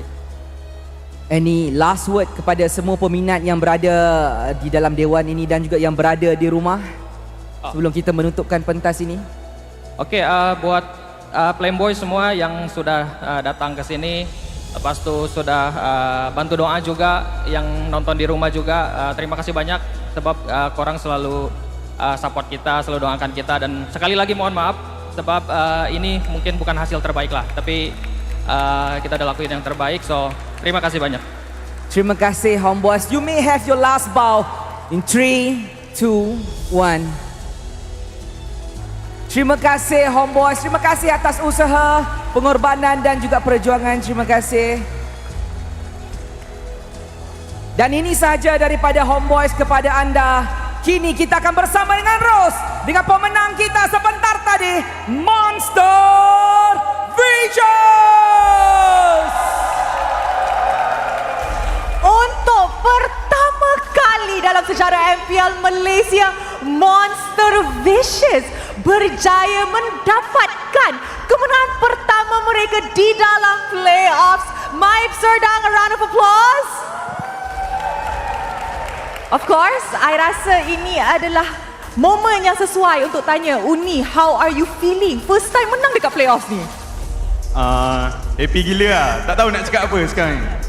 Itulah happy. First time I nampak Uni happy sangat di sebelah Rose di atas pentas. Tapi mungkin kita boleh cakap sikit tentang playoffs kali ini, sebab like what I said, ini adalah kali pertama Monster Vicious dapat kemenangan di playoffs. Apa beza playoffs ni dengan playoffs musim yang selepas ni? Mungkin sebab dia punya ni gap nak ke playoff tu agak lama kan. So kita orang dapat training yang lama, training yang berkualiti, tu yang kita orang dapat buat sampai hari ni Okay, ini interesting sebab ramai orang actually tak happy dengan rehat 3 minggu ni kan. Ramai orang cakap momentum jatuh, ramai comments online. Tapi untuk Uni, rehat yang lama ni actually bagus. Sebab kita orang dekat regular season agak shaky kan, naik turun. So untuk training 3 minggu ni, kita orang memang try untuk ni konsisten-kan cara kita orang bermain I see. So more towards really fixing the root problems lah. Tapi kita nampaknya di game keempat tu agak lama juga ya, 26 minit. Ada beberapa gerakan tambahan daripada the entire team. Apa jadi masa tu? Tengah overthinking dah ke? Mungkin untuk game 4, kalau untuk saya personal, saya banyak fikir sebab menang ke kalah ni, sebab dah 2 season kan tak menang kat playoff, so banyak fikir tu je lah. Overthinking lah. Tapi santai, akhirnya menang juga. Thank you very much Uni. And of course Raf. Kalau kita tengok track record Monster Vicious di dalam MPL Malaysia, Monster Vicious tak pernah menang lawan Homebois pun. Dan kali pertama mereka menang playoffs, kali pertama pula menang lawan Homebois. Apa preparation Monster Vicious untuk lawan dengan Homebois hari ni? Mungkin first kita orang pergi buang curse tu dulu. Buang apa? Curse dulu? Buat apa? Kita orang pergi adalah. Tak boleh share dengan orang lain, nanti diorang buat juga. Yes. Okay, lepas tu? Lepas tu kita orang training mental kita orang macam mana pressure yang kita orang akan hadap, and itulah training hard. Train hard, just train very very hard. Yes. Itu je. Alright, I rasa kita boleh nampak hasilnya, tapi the real test will be tomorrow of course. Yeah. Tapi sebelum kita touch on that, kita nampak 4 game yang actually very very sengit. Tetapi hanya seorang yang boleh menjadi MVP of the game. So, agak-agak korang, siapa MVP korang? Leonie. Alright, mari kita announce MVP of the game in 3, 2, 1. MVP jatuh kepada Leonie! Wow! Happy. Ni sepatutnya Rose nak tanya coach, tapi since Leonie dah pegang mic, Rose tanya Leonie lah. Boleh. Okay, Leonie. Tadi kita nampak debut Estes kembali ke MPL Malaysia. Last time kita nampak Estes tu season 12. So dah 4 season kita tak nampak. Kenapa Monster Vicious fikir untuk keluarkan Estes tu tadi? Suruh Kenji buat jadi Oh My Leonie. Oh, Kenji suruh buat Oh My Leonie? Ya. Rasa best tak main Estes untuk patch ni? Sebab patch baru kan? Puas aja, enak-enak juga. So, ya walaupun ada kondisional, ya tetap bagus itu hero. Masih ada condition lah, tetapi bagus untuk Leonie. Leonie suka main Estes? Suka. Dikit. Dia jawab macam ayam coach sekarang ni. So Leonie, kalau tadi dah tunjuk Estes, adakah kita akan nampak Oh My Leonie kembali untuk perlawanan esok? Mungkin, bisa aja.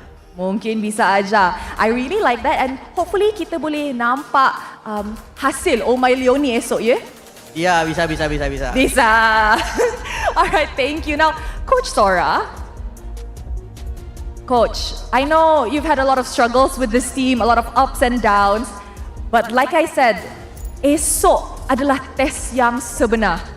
And kalau kita tengok track record balik kan, sepanjang MPL ni, Monster Vicious is one of the only few teams yang dapat menang match lawan SRG. And kalau Rose ingat balik, di regular season, Rose punya last interview dengan SRG OG, Sekais pernah kata di mana dia nak rematch dengan MV di playoff. Sebab walaupun dah menang dengan MV beberapa kali, masih lagi tak puas hati. So coach, sebagai coach, apa preparation coach untuk perlawanan esok?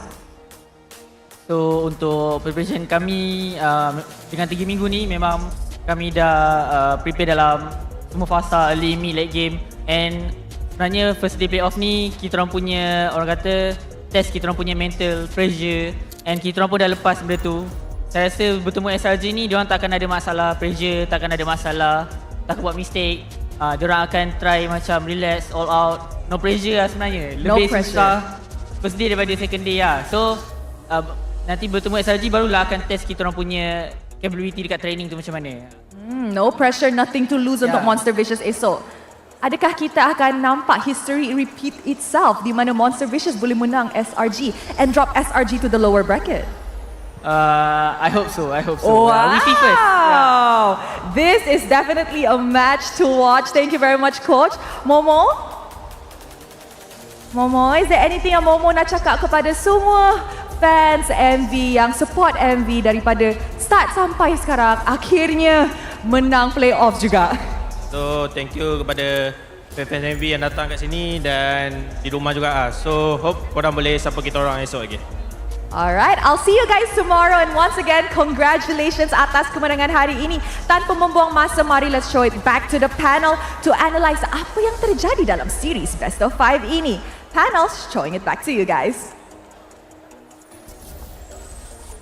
Thank you very much, Rose, as well as Koji. I do appreciate that we have a loser interview and a winner interview on different stages. I didn't know that.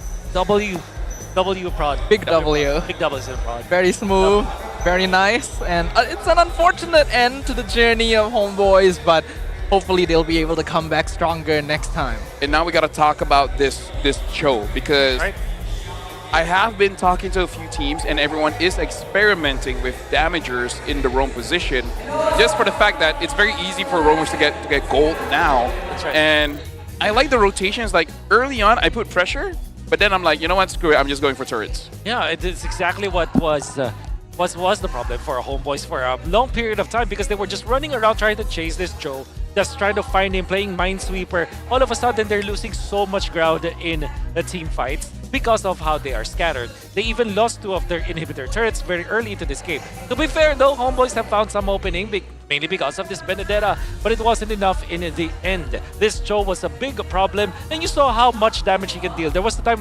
where he only had to commit 1 kick. It's like from 70% to 0 on important heroes of Homeboys. That's how much damage this Joe can output. And when in game number 3, he was Oh My Leone. This time he is cosplaying a different player. Maybe Yaoi, maybe Little bit. Or maybe it's the other way around. Maybe Oh My Venus and Yaoi are cosplaying Leone. From the future. He's a time traveler. That's right. Honestly, gotta give props. Leone has done so well here. He has grown so much as a player ever since he first debuted here in MPL MY. We already knew he had some potential, but it always felt like he was a roamer that suited MV, right? Sets up for a team fight, kind of stands in front and soaks damage, gives information. But we saw a complete shift, not just from him, but from Monster Vicious in general. They had such a varied draft throughout this entire series. But now, I want to be a party pooper here. MV1, yes. But the next opponent is going to be SRGOG. And oh my god. And it's not super clean coming in from MV. They ultimately won, but I feel like we do have to discuss that Uni did not win any Retribution battle. That's also 0. It's important. It's important to take note. Against the Benedetta of Amal, which you guys hyped it up. And I'm very, very impressed about the way he's played. Maybe it's just that MV were just far too prepared for that kind of gameplay. Unfortunately, though, the important factor is that in the end, the uncontested Lord mattered so much. The fight post-Lord mattered more than the Lord take itself. Exactly. Yeah, I really feel like the carry here, Bondols. The thing about Eve is that you don't see a big, colorful explosion when she does damage. But look at this, the carry, almost 100,000 damage, and it's mostly going on the right target. So it made it so that basically fighting like a poke composition, you know, with Selena's, the Novarias, where you're chunked down before the fight even starts. Yeah, it's clear that Bondos selects the right target, as you mentioned, at the same time flickers away the right moment. It's like his timing is just so good in this game for him to escape and then turn the fights around. Yeah, now we got to look at the goal graph here, and it's definitely MV-centric. We see some shifts going down towards Homeboys, but I think the big thing here is that it was never enough stop. It was not a big enough dip that Homeboys can really come back in the game. Yeah, we never saw a big enough swing that allowed Homeboys to regain control over the gold advantage. And if they were able to do that even once, the entire game would have flipped because they have a strong late game comp. They have the Granger, they have the Kimmy, they had already scaled up towards the end. But MV were not just hedging their bets on neutral objectives. In fact, a lot of time they were fighting outnumbered because Leone was split pushing, and that's how they were able to maintain their gold lead for so long. This show was farming up a storm. You were not expecting that for sure. From 9 minutes up until 80 minutes, that's almost a 10-minute stretch where the team fights have actually, the objectives favored Homeboys, but the gold favored MV. It's because of the kills that they were able to get, and of course, the pushes around the map that they were able to get as well. Some of the other objectives that matter in this game includes towers, and the MV have made sure that for a big chunk of this game, they are controlling the map. And I kind of feel like we got to talk about objectives here because I still feel that Uni has to be careful around the Lords. But when it comes to the Turtle, it makes sense because we saw that Leone was not part of the Turtle fights because he was going to the side lanes, like opposite of the Turtle, and then getting as much turrets as they can. In this situation, if the Lancelot was a tank, they could have contested for both, right? They could have contested Turtle as well as the side lanes. But hey, you know what? It is what it is. An amazing game coming in from MV and Leone on this Cho. Objectives, kills, amazing. Cannot really take anything away from this game. It was a really good game. It looked very one-sided in the first few minutes of the game, but Homeboys, they're not gonna go out without a fight. In fact, the low HP Benedetta with level disadvantage still wins that Lord fight. And then a lot of mechanical plays coming out from Mooney.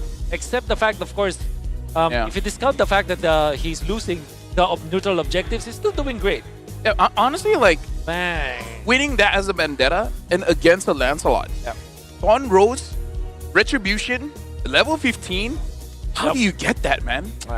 Like how consistently Amal was picking up these objectives and keeping Homeboys in this.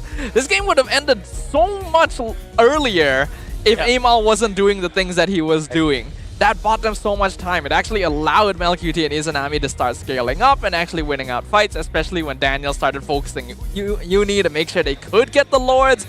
But unfortunately, the threat of the backline dive from the Lancelot and the Cho just ended up being too much to handle. I really hope that this is going to be a driving force for Homeboys to come back and come back much stronger because I feel like Homeboys, they're in a position where they're honestly looking pretty good. But here right now, overall, Homeboys has been eliminated and MV will continue their journey in the playoffs where tomorrow they will be facing against SRGOG. But we do have one more best of 5 coming up, which is going to be Vamos going up against AERO. So that's going to be something. So we'll check that out in the next match. Is this supposed to be on the screen?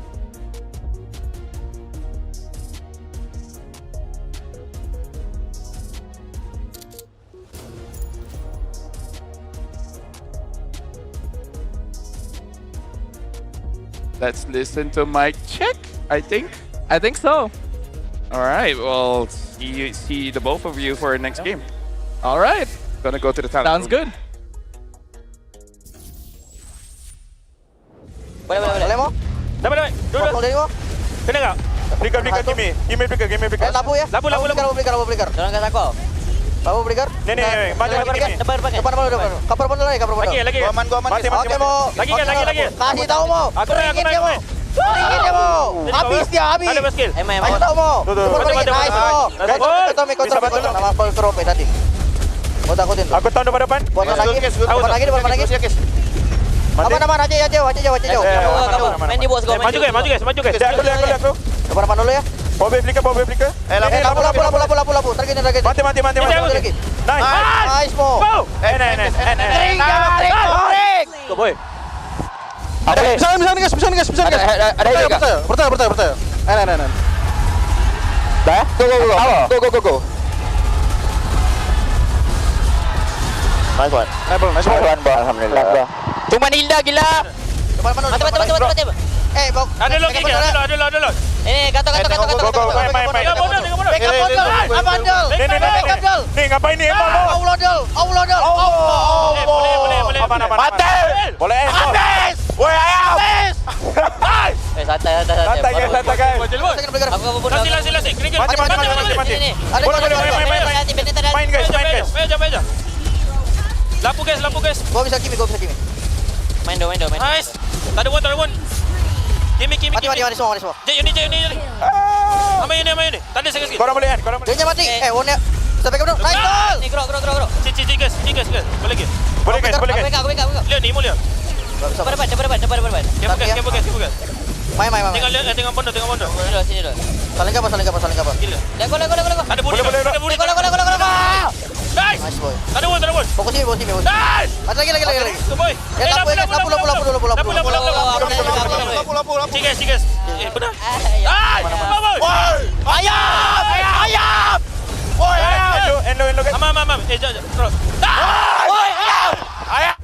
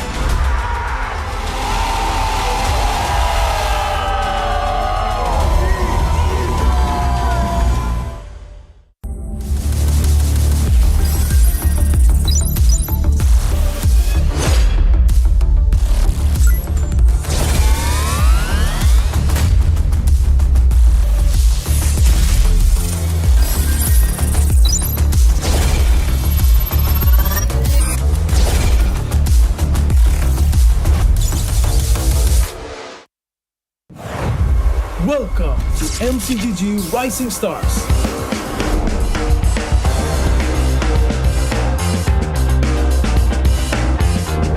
From September 12th to October 19th, take part in the regional contest, open to all players. Step up and prove your strength. Division finals will run from October 24 to November 2. The top 16 players in each division may advance to the next stage of MRS. Check your in-game mail for information.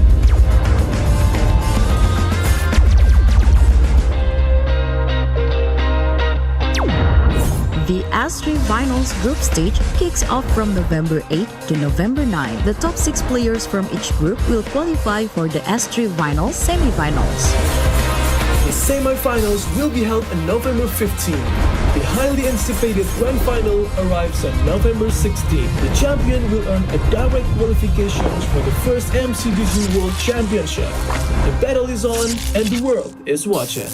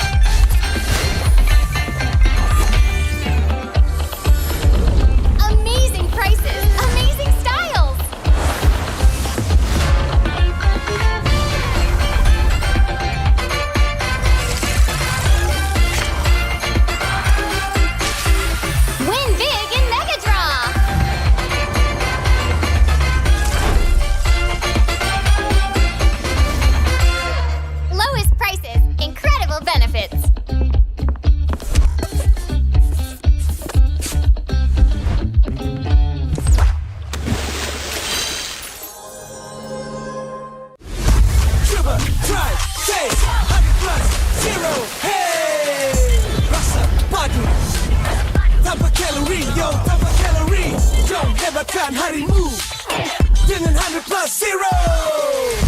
Cuba, try, taste 100 plus zero. Hey. to MCGG Rising Stars.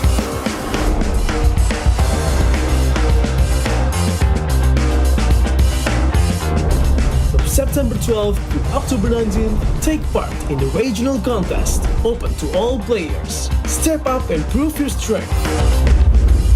Division finals will run from October 24 to November 2. The top 16 players in each division may advance to the next stage of MRS. Check your in-game mail for information.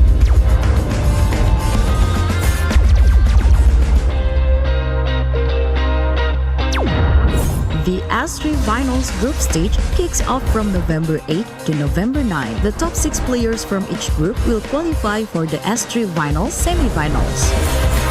The semi-finals will be held on November 15. The highly anticipated grand final arrives on November 16. The champion will earn a direct qualification for the first MCGG World Championship.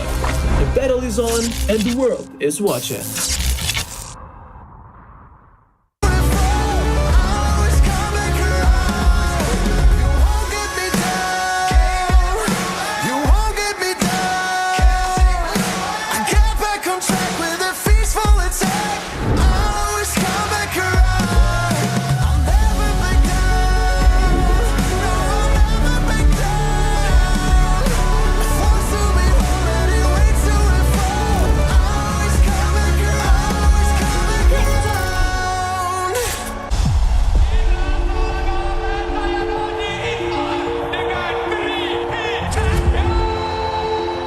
This season, we're aiming for first time forfeit in Malaysia.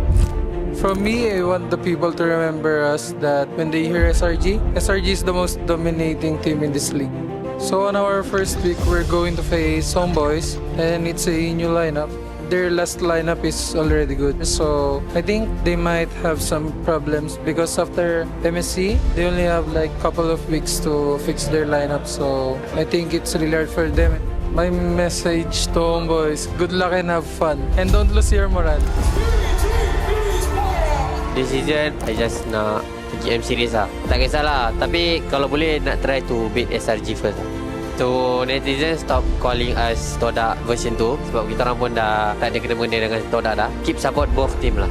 Untuk first game nanti, kita orang akan lawan JML seperti macam ulang balik grand final kita orang masuk ke MPL. Kemungkinan diorang boleh menang ataupun kita orang boleh menang. So jangan lupa datang lah guys, support kita orang, okay? Unfortunately, Team Vamos punya perjalanan untuk MPL Malaysia musim ke-15 akan terhenti di sini. So untuk last season kita orang punya performance agak teruk lah. So banyak benda yang kita orang belajar dan kita orang akan push something lah untuk season ni. Harapan saya kalau boleh at least top 2 lah. Kalau champion tu bonus sebab kita orang nak pergi M7 sebab kita orang kalah season lepas, kita orang cuti lama sangat. So week 1 kita orang tahu yang kita orang akan jumpa Homebois. Kalau boleh saya nak revenge lah kekalahan untuk season lepas. Saya nak bantu orang bagi orang diam lah. Kalau korang tengok MPL MY by 13 September ni, korang boleh datang dekat Stadium Putra dekat Bukit Jalil. So kalau korang dapatkan tiket, korang boleh pergi dekat MPL MY punya official page ataupun bio MPL MY. Jumpa korang kat sana.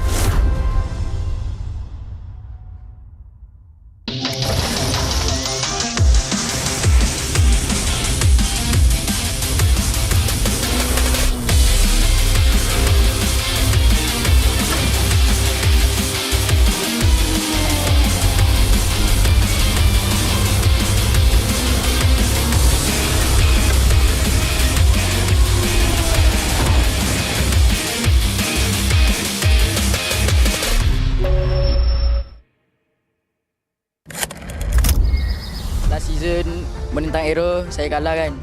Maybe season ni mental saya dah lagi kuat dan matang. Saya pun dah cuba improve banyak untuk fight for my spot. For me personally, saya nak buktikan yang saya boleh stay di main lineup Vamos and saya boleh mencabar jungle-jungle MPL yang lain lah. Untuk Hazel, just give a good fight and let's see who's the best.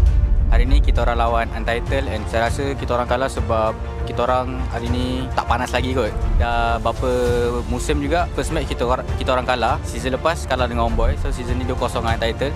Kekalahan ni jadi macam tamparan untuk kita orang. Kita orang tak boleh berada dalam zone selesa lah. So kita orang kena betul-betul mencari performa kita orang yang hilang tu untuk lawan Vamos nanti. Tentang first kita orang rasa sangat happy lah. Sebab kita orang kan selalu match sampai 3 game kan. So kita orang suka sebab dapat basekan 2-0 season ni. Minggu kedua ni kita orang ada back to back match. Kita orang akan lawan dengan tim CG. Bagi saya player-player diorang tu player yang veteran macam Ciku, Valence, and saya harap kita orang boleh konsisten lah kita orang punya kemenangan ni. Jangan lupa datang untuk support tim kita orang dekat Dewan Si Putra dan jangan lupa dapatkan tiket dekat bio MPL MY official page.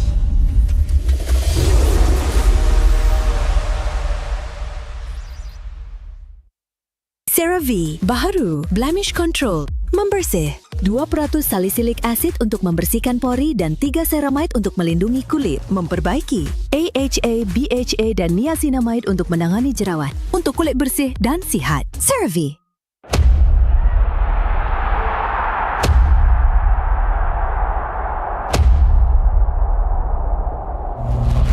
As a veteran, kita orang akan menentang Untitled untuk next week. Player-player yang saya kena highlight untuk Untitled which is KZ, Kimin dengan Siska. Tiga-tiga ni antara player muda yang sangat berbakat sebab diorang dah buktikan last season diorang antara yang the best dan antara yang terkuat. So untuk lawan Untitled nanti kita orang kena disiplin lebih guys sebab takut nanti kita orang yang kena bantai dengan adik. So yang macam korang tahu, CG nak ke international and kita orang nak sangat kalahkan SRG. Kita orang nak tahu standard kita orang kat mana. Sebab even kita orang menang 2-0 pun saya rasa daripada minggu lepas kita orang tak clean team fight and tak proper com lah. InsyaAllah kedepannya kita orang akan cuba baikilah benda-benda macam comms and decision making. If kita orang menang lawan SRG, saya rasa benda tu pembakar semangat kita orang. Minggu depan kita akan berjumpa dengan CG. Saya rasa saya first time lawan dengan Cik dekat area meet. So saya rasa going to be fun and I think I'm going to pick him off a lot. For Ciku guys, aku rasa happy lah sebab kau dah dekat pentas sebenar kan. Kau dekat kau punya sepatutnya kau ada lah. Let's have fun and let's fight lah. Better.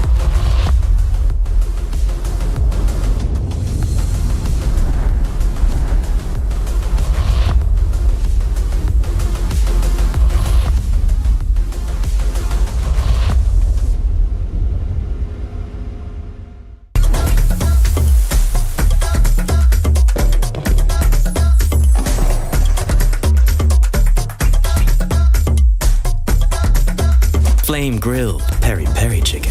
That's a Nando's thing.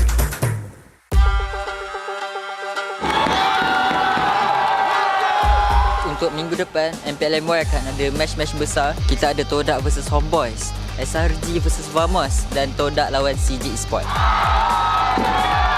Jumpa dengan Vamos nanti saya rasa excited lah sebab diorang pun one of the strongest contender dan dengan adanya Gojo saya rasa diorang dah lengkap lah. Okay Jess, kalau lawan Vamos nanti kau akan tahu lah Jess kenapa kau kasap lah. Perasaan saya bila jumpa Todak kali pertama ni agak awkward sebenarnya. Sebab selalunya saya dekat sini gambar Todak tapi sekarang gambar CG. Tak sangka lah akan melawan tim kegemaran saya dulu. Saya rasa Todak tak rindu saya pun sebab diorang dah ada sekarang line up dengan ada Zaid kan. So itulah. Itu je lah. Todak, do you miss me? My roommate Zaid, I miss you so much. I miss you. But I need to move on. I already have new roommate, Gary. Untuk Todak, harap kita dapat memeriahkan MPL and dapat bagi game yang intense lah. So harap korang dapat bounce back untuk lawan kita orang. Okay guys, untuk fan-fan CG jangan lupa dan Todak jangan lupa beli, bukan beli tau, mesti beli tiket dekat website MPL MY Season 16. Sebab apa? Sebab match depan saya melawan saya punya bekas teammate. Saya pun tak tahu saya dah move on ke tak. Cuba korang minggu depan beli lah guys.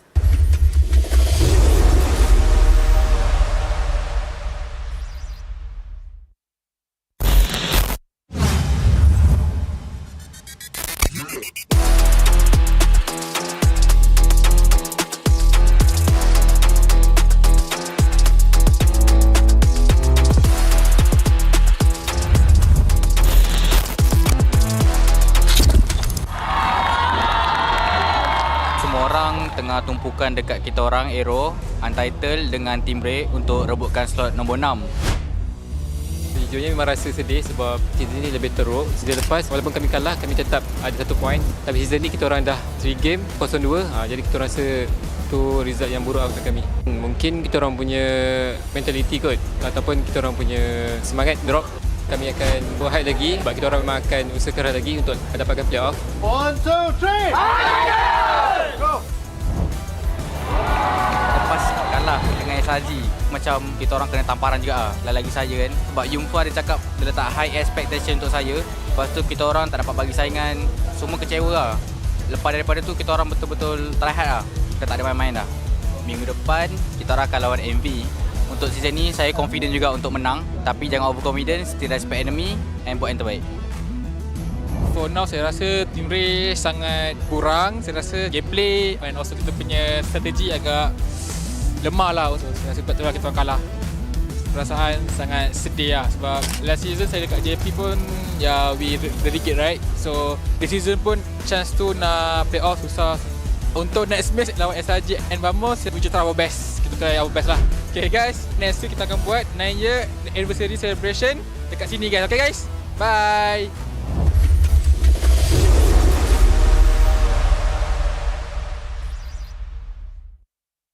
This is the most dangerous planet in the universe. And you've come to hunt an apex predator.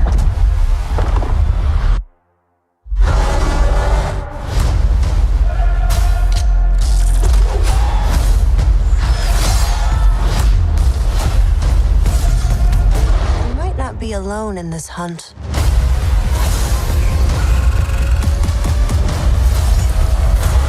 Predator Badlands, only in cinemas.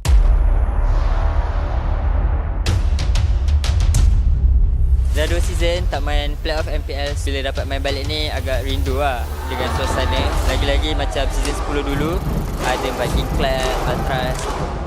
MPL Homebois ni makin season makin kompetitif lah. Season sebelum ni kita boleh tengok macam Homeboys dengan SRG win streak. Tapi season ni tengok even nak tahu slot playoff dengan apa bracket pun dah minggu 5 kan. Tak tahu lagi.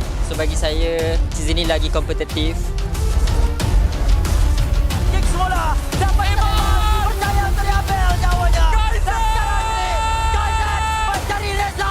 kita orang rasa macam dah tak fikir apa lah. Dah tak ada pressure macam-macam match yang sebelum ni. Do or die situation ni kita orang dah rasa last season kan. So kita orang just tawakal je apa yang akan jadi pada match yang akan datang. Kita orang akan buat yang terbaik je insyaAllah. Who do I think will take the last 2 slots for this upcoming playoffs? Monster Vicious and AERO. If you compare it to Untitled have 2 games us and another team because we will not give them chance. So I think it's going to be hard for them than AERO. Sorry to say to Untitled because if you don't win against us next week, we will not see you at the playoffs.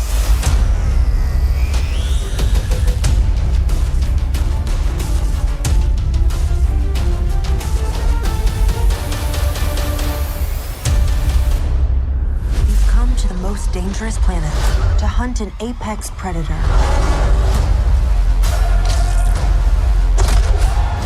We might not be alone in this hunt.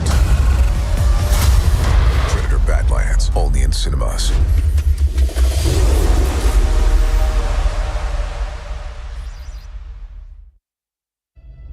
Kalau tengok career saya, season 10 ialah best performance saya. Season 11 tak lepas playoff. Sebab kau ada star syndrome. Kau tak nak main dengan tim. Kau tak faham lagi ke? The best moment dalam career saya adalah season 12 lah. The worst moment season 15 lah. Saya sebenarnya dah tak nak main MLBB dah. Saya rasa saya punya limit dah kat situ dah. Dah tak boleh improve dah. I don't know. Apa yang membuat saya tak nak give up adalah kawan-kawan lah. Saya cuba try hard dan comeback balik lah. Tapi kalau boleh saya nak repeat balik dan perbetulkan balik lah. Yang penting saya boleh bagi the best performance lagi lah. So bila season 16 ni comeback MPL, happy lah. Saya still bersyukur lah sebab boleh dari bawah, still boleh bersaing lah. Excited gila nak main playoff. Pelajaran yang paling penting saya rasa ialah lebih hard work, trust the process lah. Lagi satu, just jangan give up. In the end, mengalah tu bukanlah salah satu pilihan untuk korang berjaya dan teruslah berusaha sampai titik puncaknya.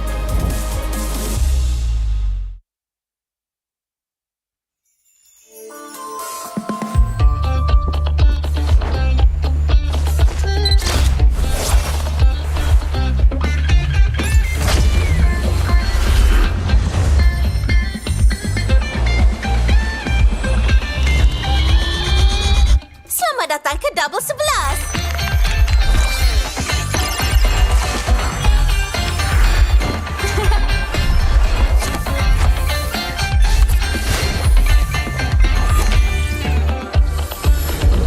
Harga menakjubkan, gaya menakjubkan.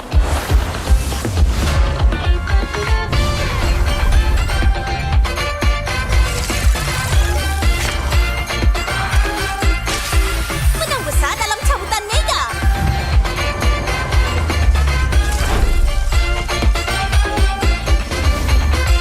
Harga terendah, manfaat berlimpah.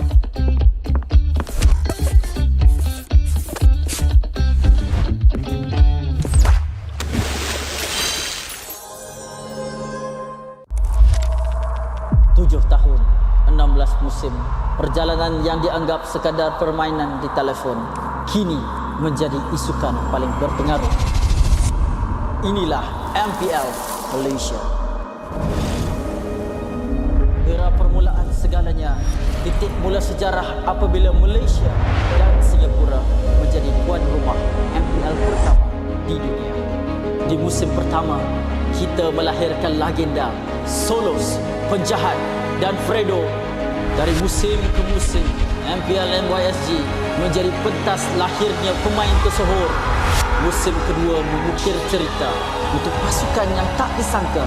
Sayan Rimau, Nur bangkit dari kedudukan tercorot di tangga liga, mengharungi satu demi satu halangan hingga akhirnya menjulang piala pertama buat Malaysia. Musim ini menyaksikan kebangkitan luar biasa pasukan Toda. Ciku Guys dan Moon menggoncang pentas M1 World Championship, menamatkan saingan di tempat ketiga, mengharumkan nama negara. Momentum itu memuncak di musim ke-6, detik bersejarah apabila Toda menjulang trofi pertama mereka. Dari detik itu, bermulalah era kompetitif. Dari musim 7 hingga musim ke-12, setiap musim nama baharu diukir di trofi. Tiada pasukan yang kekal di takhta. Di sinilah Toda membina legasinya. Bersama Ciku Guys menjulang trofi sebanyak 3 kali. Puncak kegemilangan mereka hadir di SEA Games ke-32. Gabungan superstar team Ripo, Chibi, Zon, Ciku Guys, Izarami, Momo dan Gary menakluk pentas Asia Tenggara dan membawa pulang pingat perak. Satu detik bersejarah yang mengangkat nama Malaysia ke mercu isukan tertinggi di era ini akhirnya mencapai noktahnya apabila musim 12 Homebois, pasukan yang sebelum ini tidak pernah menjulang trofi, mengangkat piala buat pertama kalinya dan membuka jalan untuk babak seterusnya. Sorakan peminat bergema bukan hanya kerana nama, namun kerana SRG menjadi pasukan Malaysia pertama menjulang MSC 2024 dan mara ke Grand Final 2 tahun berturut-turut. Sekaligus menyemarakkan api harapan baharu untuk MPL MY. Era ini diterajui oleh Cram, Stormy, Yums, Skies dan Innocent. Bukan sekadar juara, SRG menulis sejarah daripada dominasi di peringkat liga sehingga ke detik terakhir mereka mempertahankannya dengan penuh megah. Musim ke-14 mereka terus membuktikan kekuatan, memecahkan lagi sumpahan menjadi juara bertahan. Musim ke-15 repeat bersejarah yang menobatkan SRG sebagai pasukan paling dominan dalam sejarah MPL MY dengan barisan pemain yang sama memperoleh kemenangan demi kemenangan. Tapi musim ini pentas akan digegarkan. Wajah baharu muncul menentang gergasi. Wajah lama kembali membawa dendam membara. Medan tempur terakhir sebelum segalanya berubah. Pantang mengalah. Menuju perjalanan ke era baharu MPL MY musim ke-16. Hanya yang gagah kekal juara.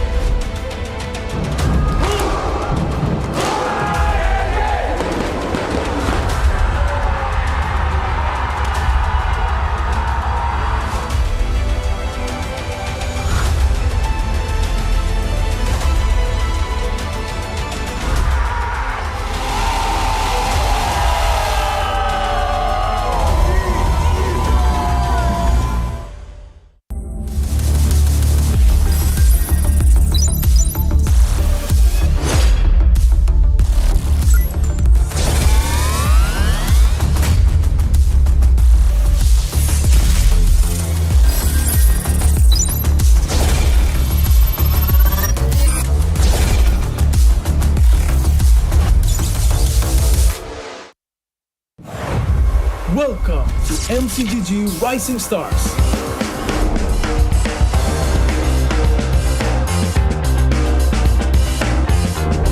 From September 12th to October 19th, take part in the regional contest, open to all players. Step up and prove your strength. Division finals will run from October 24 to November 2. The top 16 players in each division may advance to the next stage of MRS. Check your in-game mail for information.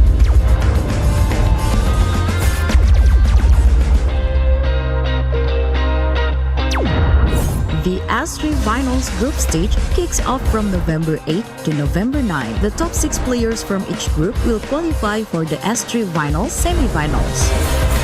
The semi-finals will be held on November 15. The highly anticipated grand final arrives on November 16. The champion will earn a direct qualification for the first MCGG World Championship. The battle is on and the world is watching.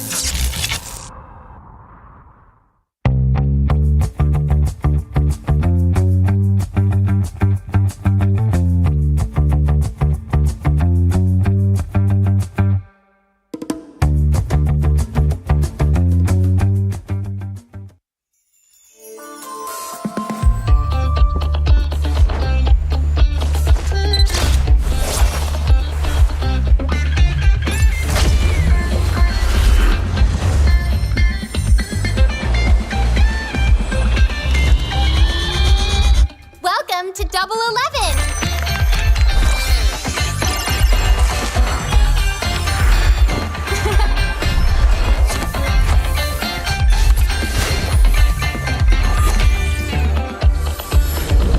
Amazing prices, amazing styles.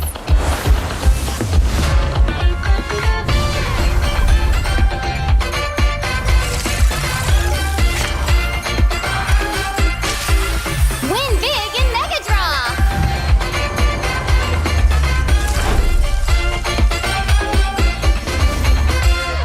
Lowest prices, incredible benefits.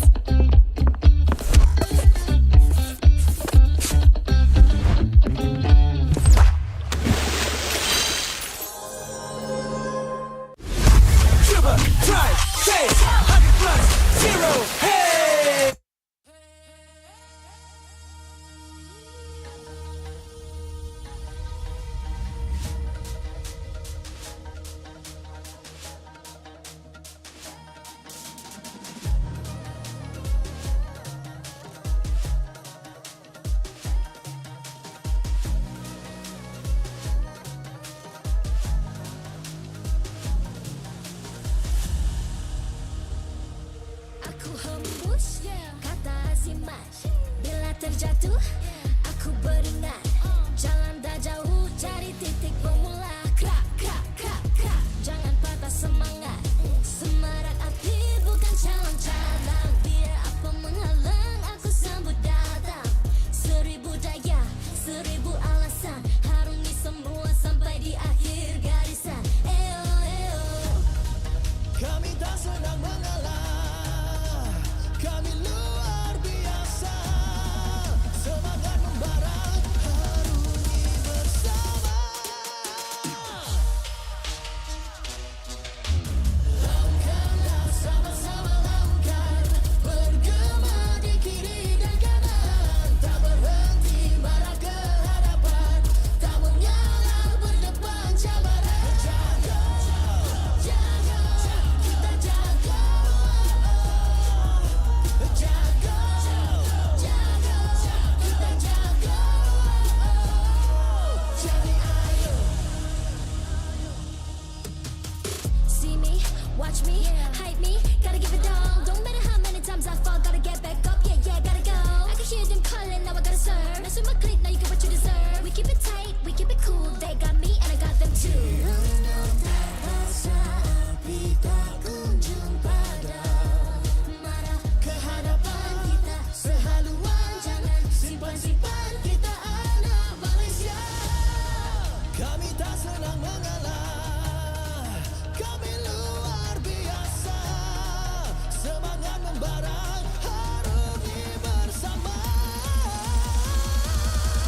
Jaga, jaga, kita jaga.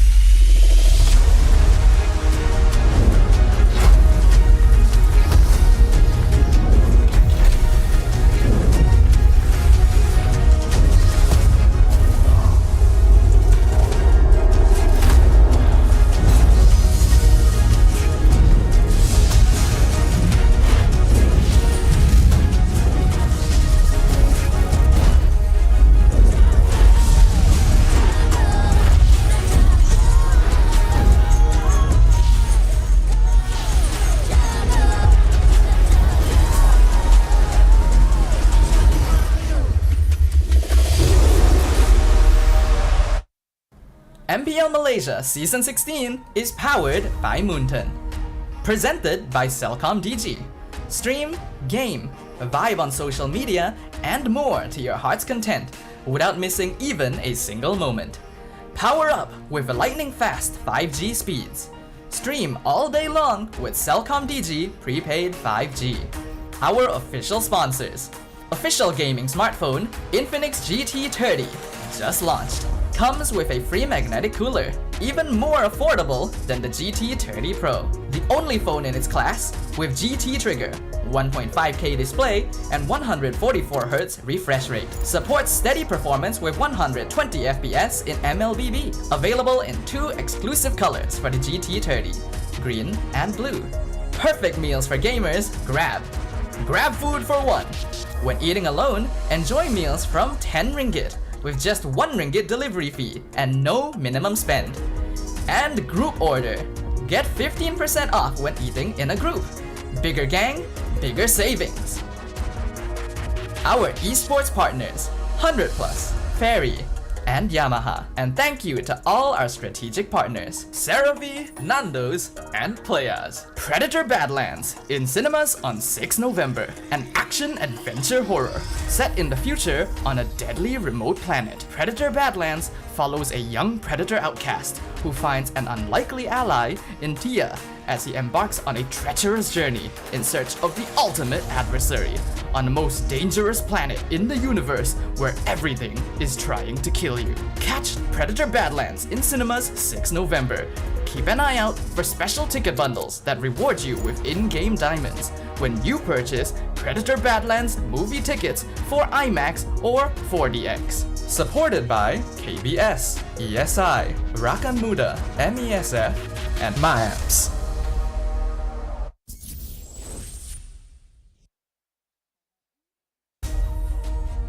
Hello everyone, welcome back to MPL MY Season 16. This is the playoffs. We just got done with our first match of the day, and unfortunately Homeboys has to duck out and actually go back home because they were defeated by Monster Vicious. But now we're moving forward.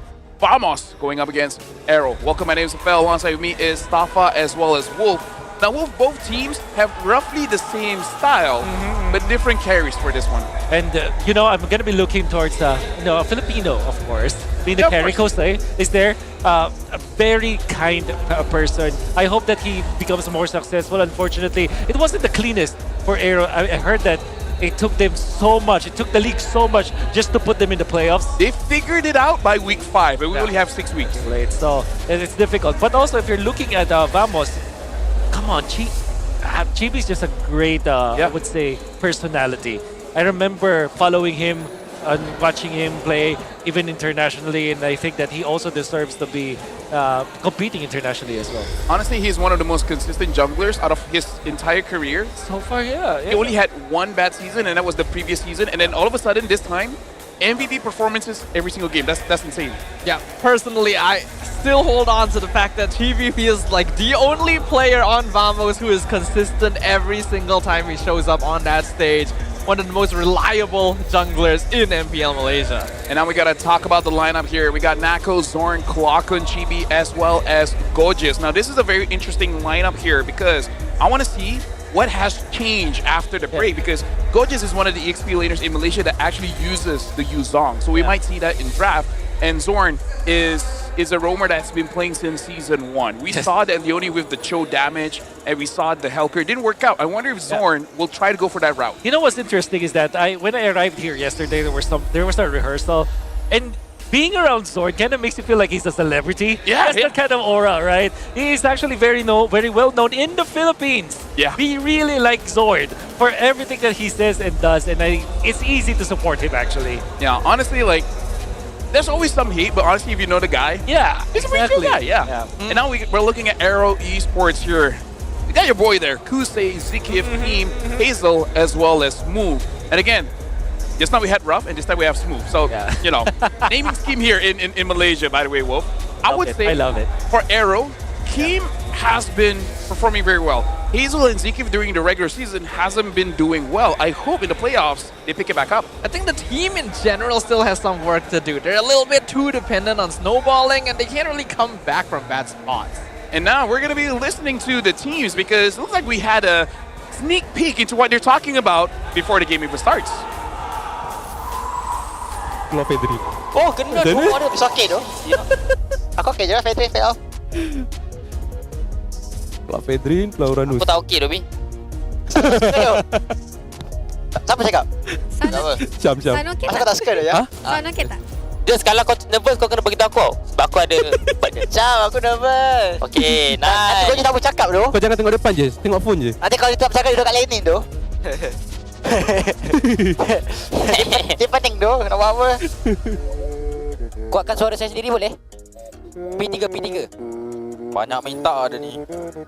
Lebih besar. Cepat. Ni kau besar. Itu apa itu, Zaki? 1, 2, 3. Budak!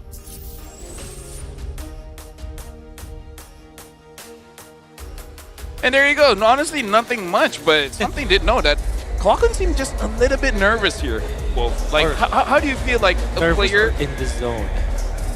That's a question. No, actually, yeah. But to be honest, to be completely honest, I think that's not a good sign, actually, if you're not that talkative. It is one thing to be very quiet, but it's also another to really just, not talk to your teammates. That's scary if you're a fan, but I don't know, maybe some fans out there know him better. Is this his actual like personality? Doesn't seem like it. Yeah, maybe he's just like me because I don't talk much. Definitely, yes. What is the meaning of much to you? Much meaning plenty, a lot. Like really, if I feel like throughout the entire day, like guys, we have like a talking amount. It's very low. Can I just say that we actually we recorded content with this guy. He spent 70 minutes non-stop talking, actually. It's still that much. Someone is saying, what are they saying? Honestly, they didn't say much. They're just like, hey, you nervous? Hey, you nervous? Hey, you can talk to me. Yeah, that's it. There is some history here, though, because this is the exact same day one matchup that we had in the Season 15 playoffs, where AERO Esports eliminated Vamos and ended up being 3rd place in that season as well. Yeah, because now we're witnessing the witnesses of every era where you got Zorn. He's been here since Season 1. And Smooth from AERO from Season 3. Chiku, which I feel like internationally everyone knows this guy, started in Season 4. Funny enough, it's the same season that I debuted. And Zion Senpai from Season 6. So here in Malaysia, man, like these players have stayed through the test of time. I'm surprised that Zyme Senpai started Season 6. Honestly, same.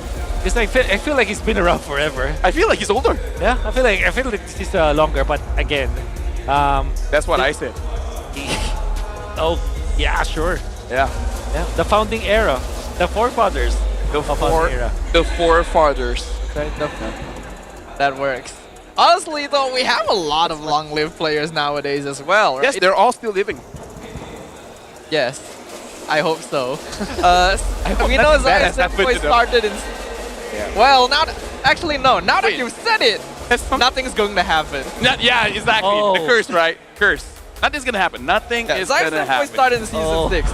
But we have quite a few players who started in Season 7 as well, right? Chibi, Izanami being among them. Yes. Right? So, yeah. In Season 7? Yes. 6 or 7? Yeah, 7. I think 7, because that's when I debuted. Yeah. And the thing is, Chibi's in Season 7, he's the top in terms of killing the Lord and Turtles for every season. Except for last season, which is the only season he was bad. Wow, okay, so that's a lot of consistency right there. So yeah. And the league now has Sakai's, and he's still... So that's what I wanted to ask. So Sakai started, which is... I think 4 technically or like 5? 9 or 10, because he started before SRG. Oh. If I'm not mistaken. And if not, it was like a tier 2 team. But anyways, right now... Tier 2 team, yeah. Yeah, like tier 2 team, I think with Gorgeous as well. Yes. But right now, do you think Vamos can avenge their last playoff loss for today? And I want to see more decisiveness from you guys.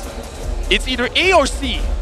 Yeah. They should just take out the maybe answer. Dude. That's the easy answer. Those who answer B, again, your burgers, that will be taken away from you. Maybe not today, maybe not tomorrow, maybe the following week, but it will be taken from you. And we're just gonna make it just a little bit worse. Your fries will be soggy.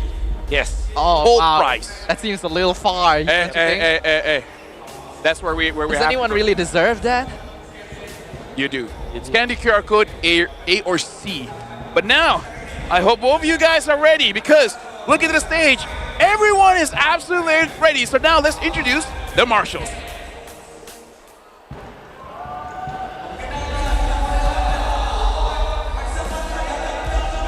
Integrity in the matches. Thank you very much for your hard work, Rez, May, Nuna, and Aidan. I really like it. Even the fans are liking our marshals. You guys are doing a stellar job.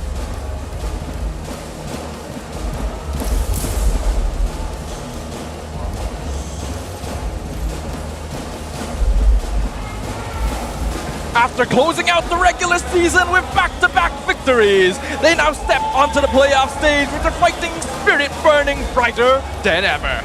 This momentum proves that they've regained their top form. Ladies and gentlemen, give your loudest cheers for Team Vamos! I'm really looking at Chibi, man, because can he perform in his best?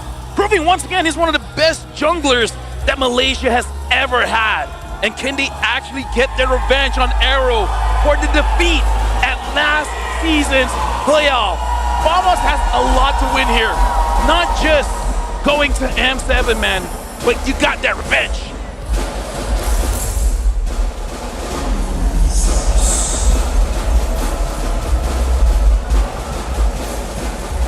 After an inconsistent run throughout the regular season, they finally made it through to the playoffs with fire and determination in their hearts.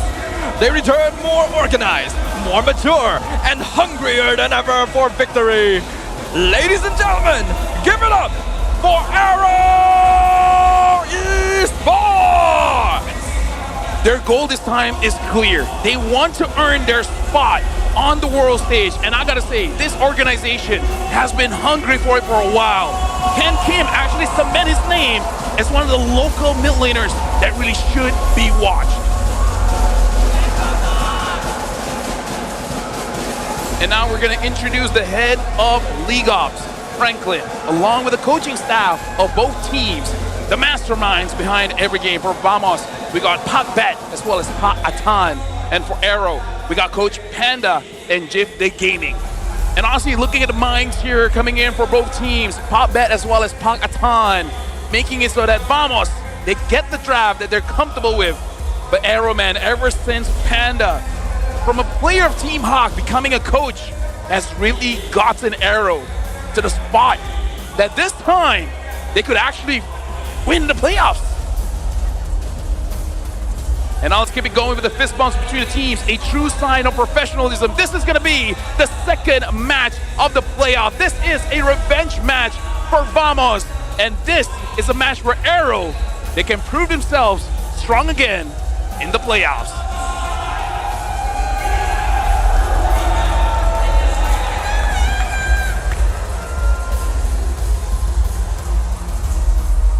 All right, a lot of skibbities, a lot of 6-7s in the chat, but now Vamos going up against AERO, man. Like Chibi as well as Kim, I would say the highlight is definitely on them, but even Chad said it themselves. If the team just stayed as they were in regular season, even if they win, they won't make it that far. That's a bad accusation to think about it, but then again, this is gonna be... It's the fans, man. Of course. Yeah, we can't say anything I would against just like to remind everyone that it has been 3 weeks since we've last seen all of the teams play in the regular season. This is the playoffs. There's a new patch. Anything could happen, and everything will be different this time. Looking at the stats, though, of the team head-to-head here, in terms of total kills, damage, unique hero pool, even KDA, things are pretty equal across the board.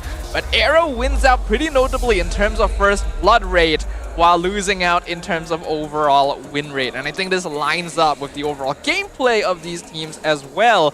Vamos, which previously was known to be a hyper-aggressive early style team, seems to have shifted more into a mid to late game position. They're actually a lot more disciplined these days. Something to note to the both gentlemen on my side and my front and my back is that Vamos, interestingly enough, their spot in the regular season is because strictly off of points.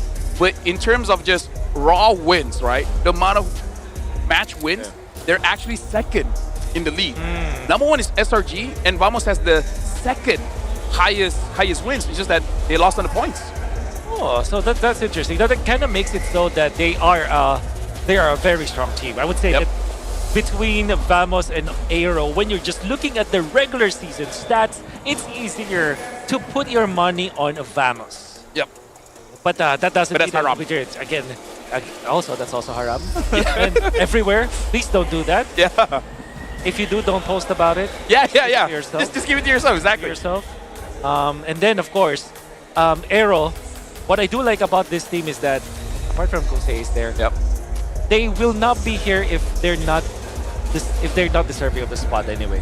This is a very difficult regular season. From what I heard, from everyone that I talked to, it is a competitive season, except SRG.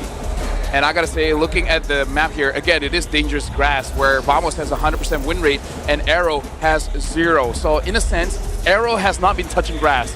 Let's hope that has really been helping them out of improving for this playoffs. Yeah, and I think we've seen dangerous grass streak being broken earlier today. Remember, it was actually Homebois. It was Homebois who won every single dangerous grass map that we played in, except in this series today. I mean. Yep, and now we have a quote here coming in from Demon Kite, which played in RG Malaysia before, and his eyes are on SRG and Vamos. In terms of gameplay and discipline, I can see that MPL MY has improved a lot. For this playoffs, I'll be focusing on the matches between SRG and Team Vamos because their games are very exciting to watch. And to Chibi, all the best in MPL MY. I hope we meet at M7 later. In a way, I kind of hope because this reunion, man, he has been teased for a while. Talk about edging, right? Oh my god. The rivalry persists after all this time. This is such a great statement.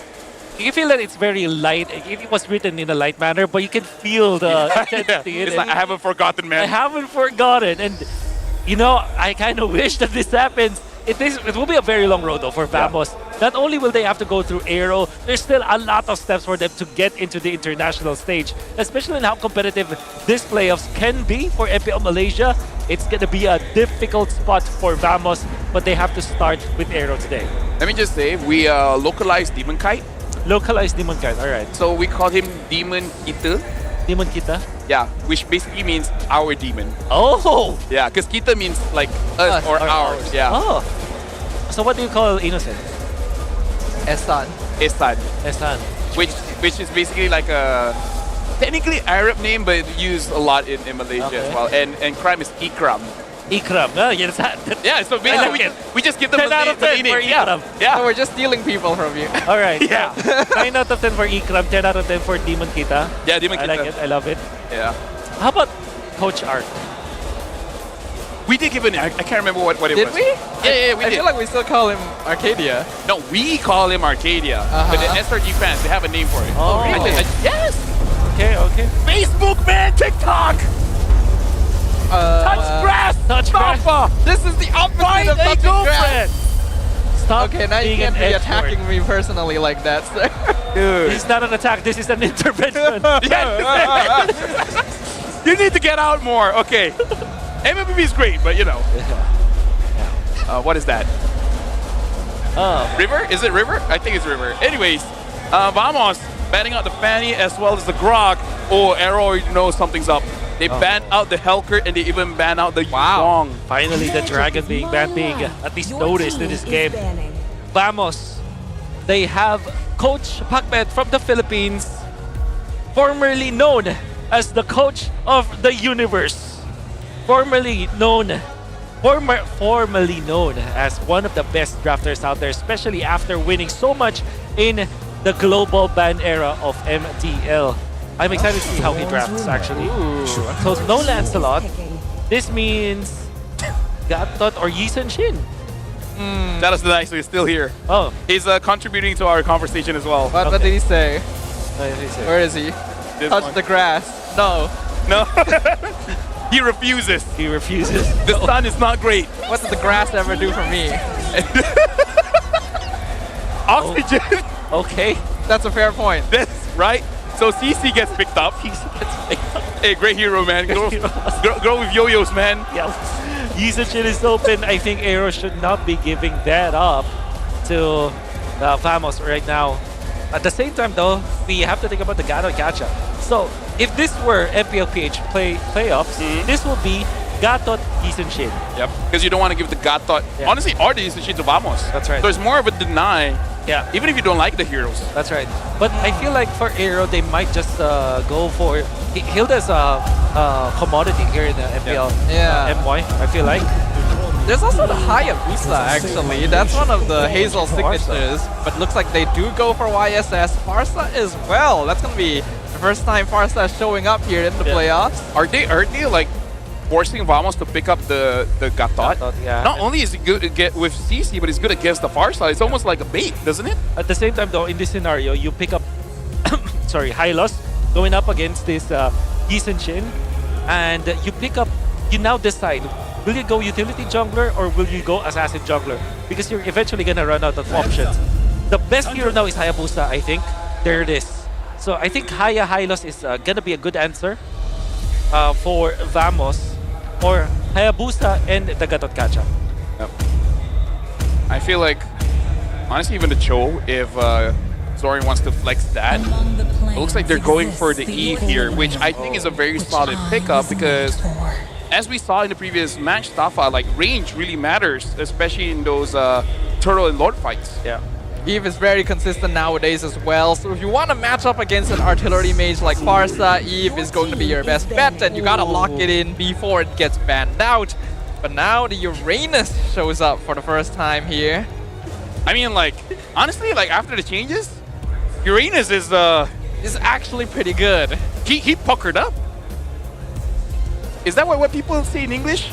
Yes. It's present in Malay, you know? It's I do not know if that is an actual statement. So, but who's next? you know, Wait, whoa. What do they know that we do not? Hey, is this true, Stone? I'm not seeing any request for pauses or anything just yet. Okay. It will be very like. What has happened? Unless Vamos has a super secret strat that has been revealed, or it seems like we're gonna continue. Kalea is Kalea has good synergy with the Farsa for sure. Also with the Yizichin. So it kind of makes sense for them to ban this out, and there's no roam reveal yet for AERO. And honestly, like looking at Vamos' faces when the Sun was banned, no reaction. It wasn't like like they were shocked. It wasn't like a face. Exactly. It wasn't a face that's like, what are they doing? And it's also not a face that's like, how do they know? They're just like, okay, they banned it. Clearly they've scrimmed with this then. I do recall that like all a while back when Anit was still with them, like many seasons ago, they would play Sun Gold lane, but that was also very rare. And in January, a lot of people have theorized about this Sun in the Gold lane as well. So, and we are going to continue. Atlas is also a hero that has been picked up lately. It's interesting. They and honestly, might go Franco. I've seen Zorin use Atlas for a bit after, so I'm like, okay, that makes more sense.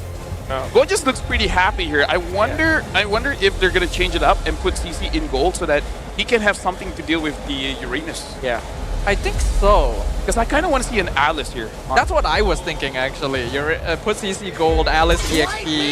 It might be a little... Oh, I think it's being very likely with the Xborg ban now. Yeah, the Xborg ban can also consider just CC in the Gold lane. Of course, Alice in the EXP in combination with the Eve is such a good combo as well because of the AoEs control that you get. The immobilization coming up from the Eve ultimate is going to be nifty in that regard. Now, there's a lot of good heroes here for AERO in the roam role. We still have the Gatot Kacha, which will be okay versus these Eve. Khalid also can work. Khalid and Farsa just output so much damage, and there's a lot of invasion that they can get from it. And the natural answer to the Hayabusa is the Hilda, but instead they will go for the Ruby. Okay. Most likely Ruby Gold. I'm now thinking AERO might be considering a Kaja last pick. I feel like it would be very good against Eve and Haya. Yeah, and especially because they banned the Atlas. That could be a consideration. I'm even thinking about Franco here for AERO eventually. To lead the charge. So that is Hilda that they still win. when I give the word. And Akali. Ooh, Go just looks very, I would say, enthusiastic with that. And I guess in a way, in previous ISF, he was like a Hilda one trick. Yeah. Which, hey, they won, right? So maybe it's just like, oh, I love this hero. If AERO will go a different route in the gold lane, I would suggest them getting the Lunox or the Claude. Both good heroes against the composition of Vamos. But then they can also put this Ruby in the gold lane and then pick up a Roamer. Like I said, Franco could work for their side. They can also consider... There's no grab, alright? So they can also consider the Hylos, which I think is going to be really good for their... It kind of completes their draft in many ways. Looks like they're going to pick up the Gatot Kacha, just pick up something that has been doing quite well. And this honestly reminisced me about game number 1 of Homebois versus MB, where Vamos looks to be the more dynamic draft, and AERO kind of picks up what makes sense. The only curveball is early Farsa pick, but honestly, Farsa is very strong, in my opinion, in the current meta, so I'm okay with it. It has great synergy with the Yi Sun-Shin. You get that vision, which allows Farsa to output more damage. You have a supplementary damage, and then the stun also connects with the Feathered Airstrike so well. And then it also wins in the mid lane matchup. The only thing is that the Eve was picked up by the opposing side, which is also going to be good.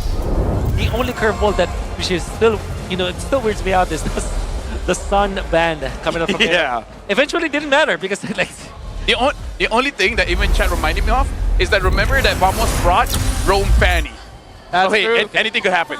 Anything is possible. The realm of possibilities opens up before us, but there will only be one definite answer, one definite victory. As we jump into game number 1 of our second match of the day, it's going to be Team Vamos versus AERO Esports. Excited to see how they will utilize this Khalid, which is one of the strongest heroes against the Yi Sun-Shin. All right, Hazel, welcome to playoffs. Zorn is only level 1, does not have the quicksand guard.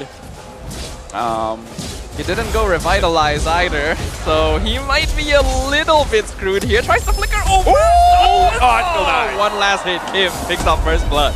Almost cool. Almost cool out there, but the fact that the Yi Sun-Shin have recovered, Hazel, really well done. And that is actually a massive win because they also forced the flicker on to this Khalid. At the cost of the Farsa getting that flicker as well, but that was a lot of EXP as well as gold that will be in favor of Kim now. When you talked about him being the carry of the state, this is already a good start for AERO. You know what's bad for Vamos? It would have been okay if Kim was denied of his minions when he was chasing after Zorn, but he wasn't. Yeah. He still got all the minions and a kill, and Hazel got an assist. Yeah. AERO won on all fronts. That's right. This will give them a lot of big trampoline to jump into the upcoming turtle, which generally is a target for the Yi Sun-Shin. That damage from Zorn so high, but Kim just flies away, and now he's gonna be wailed on by 2 members. A quicksand guard is up, so he'll survive this time. Still looking at the situation here, Kusei going up against Natko. CC, honestly, notable nerf, making it so that it's hard for you to just keep on sustaining your stack in lane, where you have to put yourself in a very dangerous position to get maximum of stacks. Fair though, the Ruby has a 50-50 chance against CC nowadays. You can win it by matchup. We'll see, there's a turtle fight. Goja's already coming in from the flank. There's surroundings move and Zeke. Hazel still quite far away from the turtle, so it looks like they're just gonna give this up. Move, gonna back off. Yep, so AERO isn't losing anyone there, and I feel like it's fine because Hazel probably understands that if he contests that, going up against a Hilda, Eve, and the Khalid might be a death sentence. Yeah. Unfortunately for AERO, despite their lead, lead earlier, Hazel did not even attempt to go for the turtle fight, which I think is a very passive decision coming up from AERO that might bite them in the end. Might also just because Chibi has been amazing on the turtle as well as the Lord, so I think, I agree with you. I think they should not be showing this much respect, but hey, that's what happens. Zorn commits the Raging Sandstorm, Feathered Airstrike comes out. Zorn gonna flicker back out to safety, not able to steal the orange buff. Saving grace for Hazel out there. But there is a significant EXP difference between the junglers that we have. Chibi is level 6, Hazel is just quarter of a level after level 5. And this is a really bad sign. Yisenshin should be like constantly farming, constantly getting the neutral objectives. The fact that Chibi is popping off and then Zorn, despite dying and giving the first blood to AERO, has now recovered. This continuous cycle of the purple buff and the orange buff is not going to be favorable for Mr. Hazel. Honestly, that's a very good analysis because I wasn't looking at the pathing here. I'm wondering, how did Hazel really lose out on that farm? Like, did Gorgeous steal away a camp? Is that why? Probably could be the case.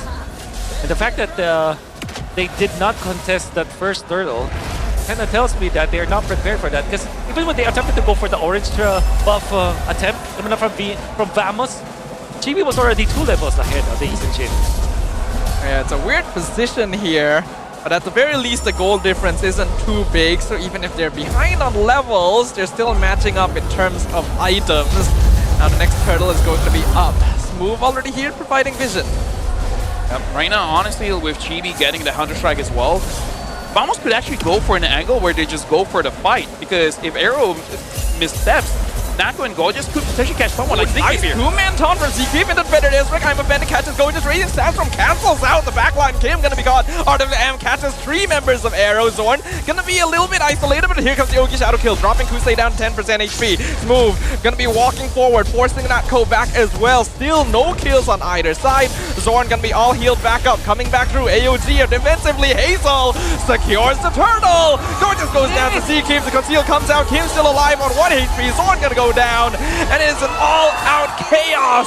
But AERO are the ones who come out on top. Let's talk about the good team fight coming in from AERO. They're really just playing Vamos like a violin. Great team fight. I think that AERO just dismantled the formation coming out from Vamos, and the timing was so off from the Vamos members. They're not chaining their stuns together. They're not chaining their ultimates as well. Look at this. AERO is just positioned so well. Zord even tried to go for the backlines, but Hazel kept his ground, going for the retribution. Then massive traceless to dodge some of the spells from Vamos, and then Zord could not find the opening afterwards. But we jump back in this move, being completely flattened by 4 members of Vamos in bot lane. They're gonna trade for the mid-tier 1. Gorgeous is here, tries to stop them. Hazel drops low. Better Ezreal comes out. They burst Gorgeous in an instant.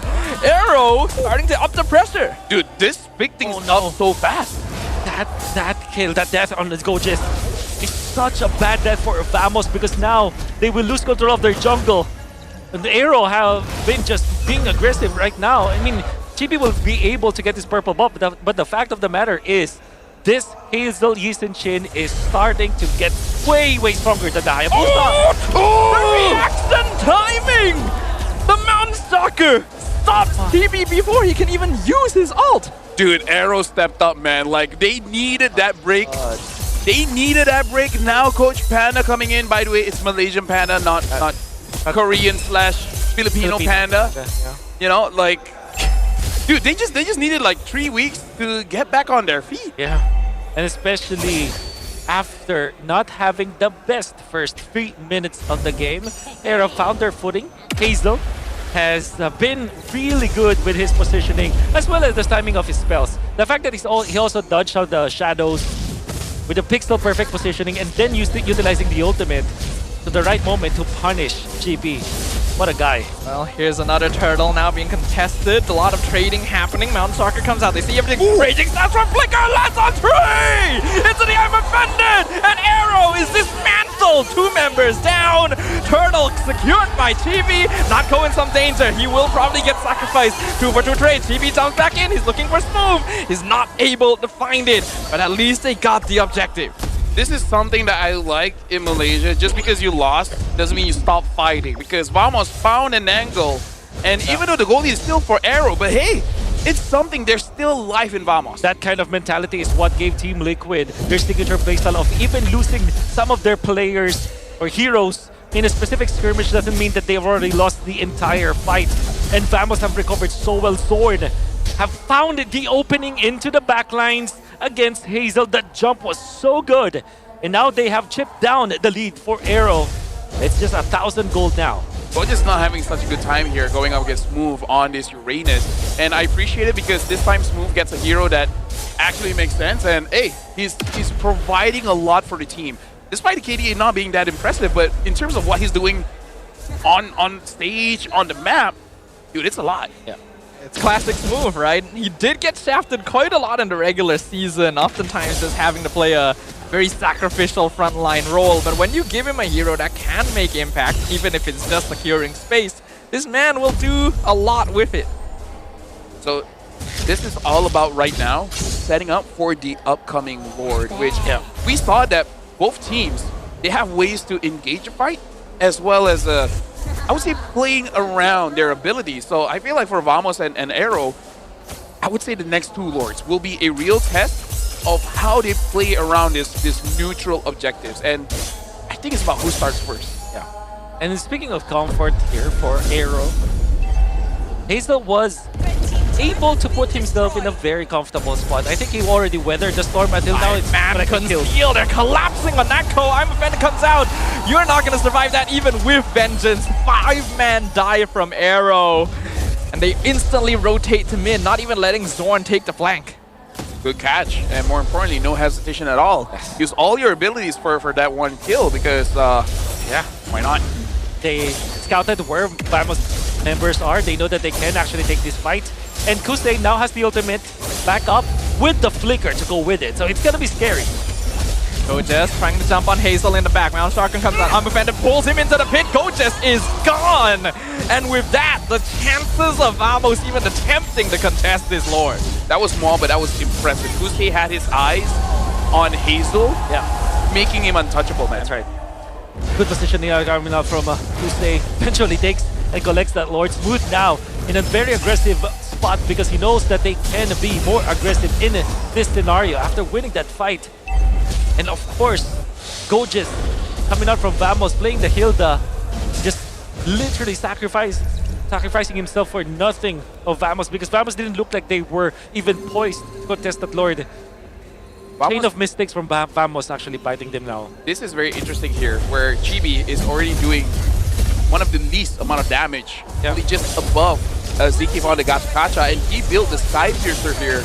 So, very interesting choice. Ooh! Flicker, I'm offended on Clockhoon.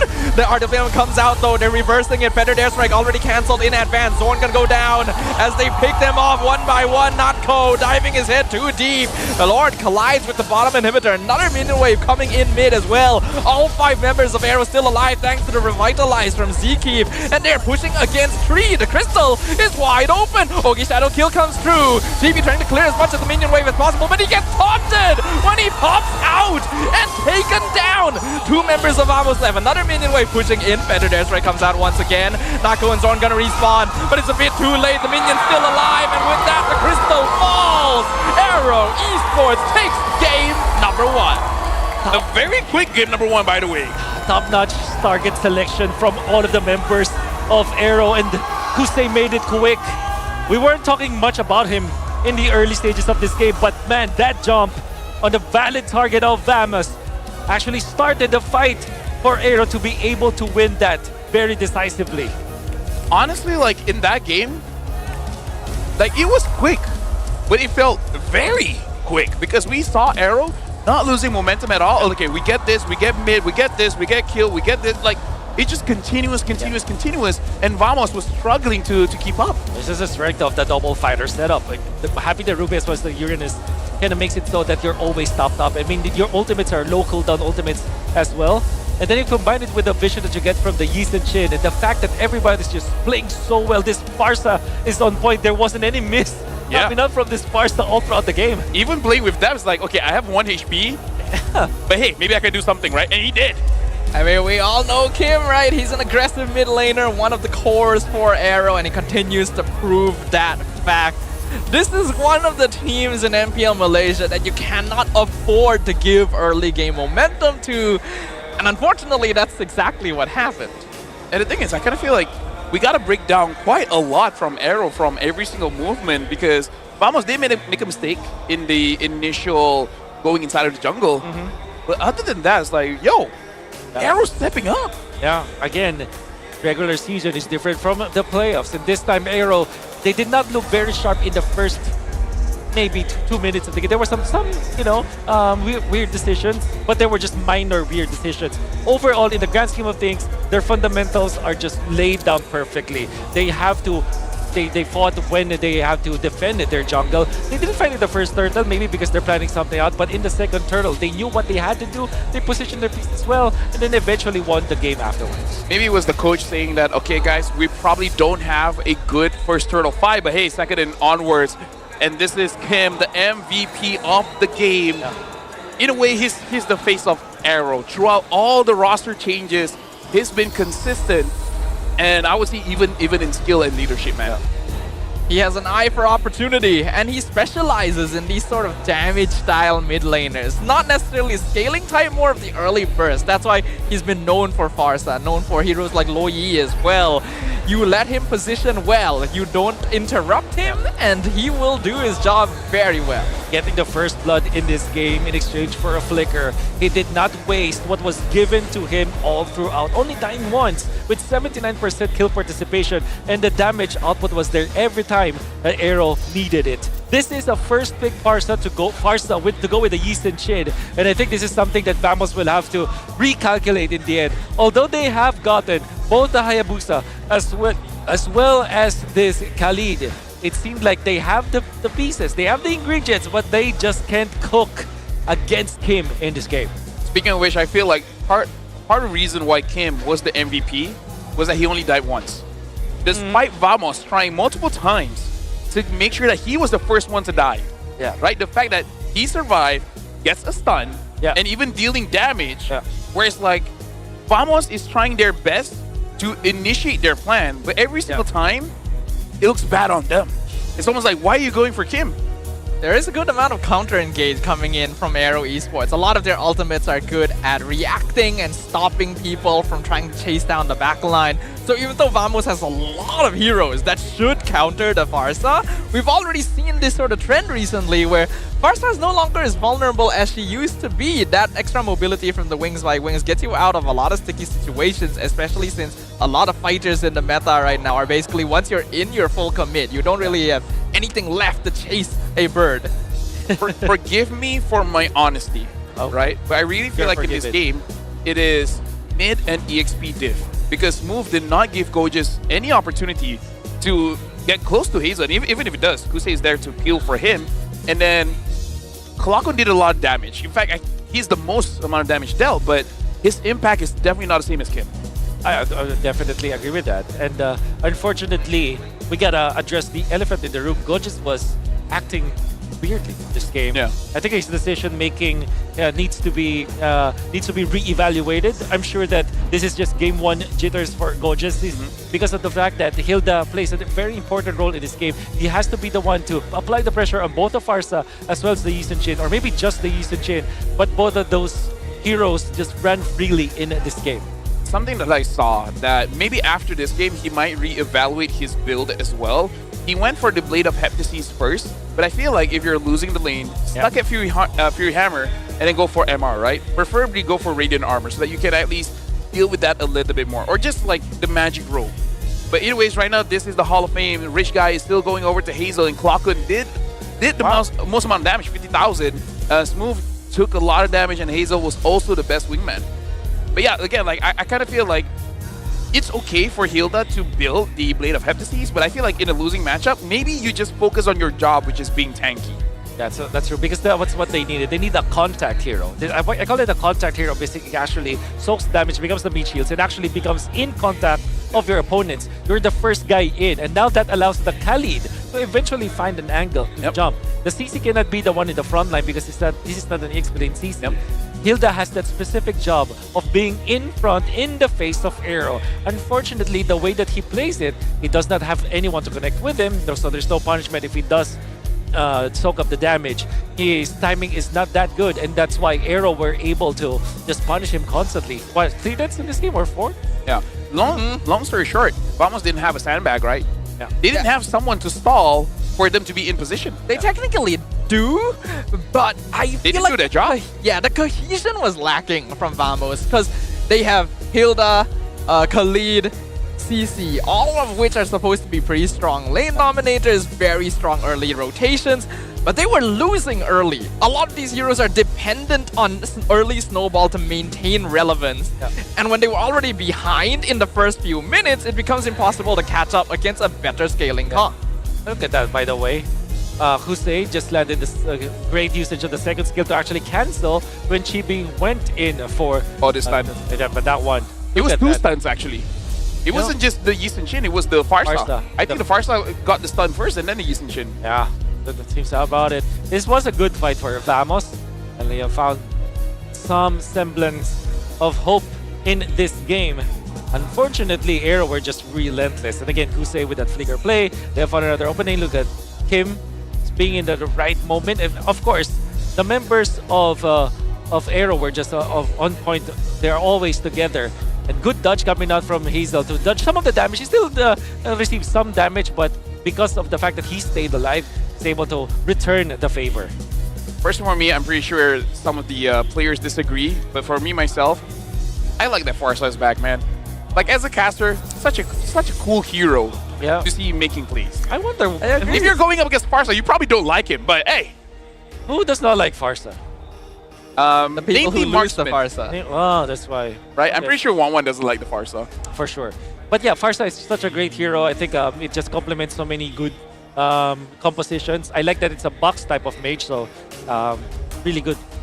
Now, this is an opportunity for the teams to kind of get ready as well, because as we're going for a migrate break, we're going to go throw over to Poji, because Poji has a grab 1v1. So Bidabro, grab the code.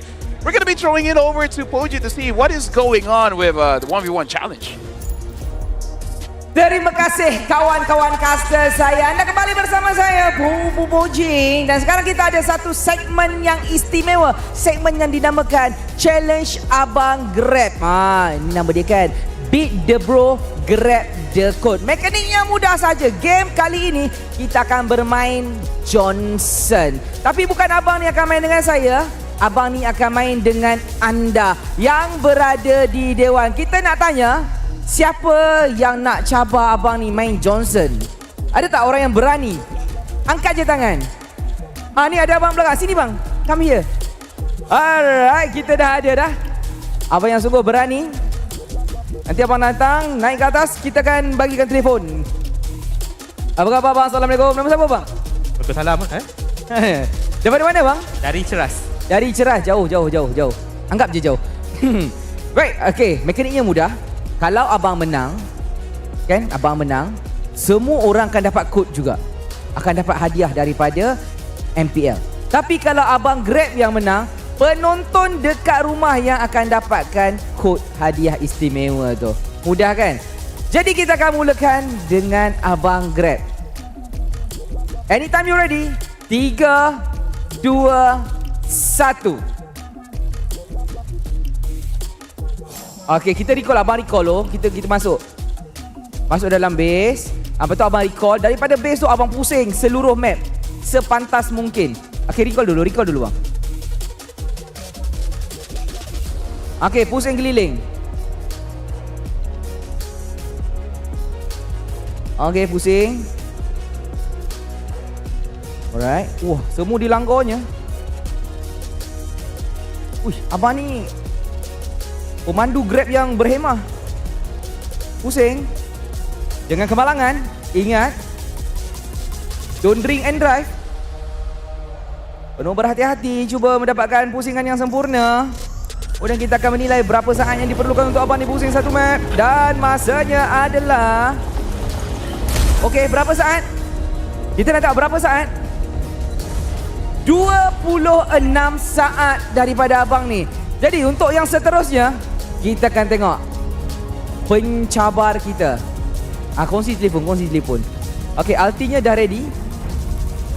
3, 2, 1, let's go. Okey, pusing. Berjalan mengelilingi peta. Okey. Tak ada penumpang. Berjalan pantas. hampir padam nyawanya, tapi masih lagi bernyawa. Elak-elak tiang. Yes, macam tu. Hebat. Tapi minion yang habiskan tiang. Sekarang kita nak tengok timernya untuk abang ni berapa saat. 36 saat. Abang tewas, abang. Kenapa abang tewas? Simple. Sebab abang Grab kita lagi pantas. Kerana Grab sangat istimewa. Dia pantas menghantar makanan ataupun menghantar dia punya penumpang. Jai, abang Grab dah pun menang. Terima kasih juga kepada abang. Kita ada hadiah istimewa untuk anda yang berada di rumah. Jadi pada anda yang berada di rumah, kita akan keluarkan kod dekat lower third ini. Anda boleh claim dan masuk saja ke dalam Mobile Legend game tu. Pilih info. Hilang dah. Okey, lepas tu korang boleh tekan profile, tekan setting dan juga pilih redeem code. Daripada situ sahaja korang boleh tebus kod ni daripada dalam Mobile Legend. Dapat hadiah, dapat skin, kongsi-kongsilah dengan masyarakat sikit kan. Jadi abang Grab kita, terima kasih banyak-banyak kerana telah pun bersama kita. Untuk abang yang tadi pun terima kasih, laju sangat duduk. Dan apa-apa pun untuk anda yang berada di rumah, jemput rehat sebentar sebab sekarang kita nak bagi laluan sebentar kepada pemain-pemain untuk bersedia. Dan juga sekarang ni waktu maghrib, kita bagi laluan sikit. Lepas ni mereka akan kembali semula. Dan sekarang kita nak berehat sebentar dengan Grab. Orderlah makan dulu. Jumpa lagi lepas ni.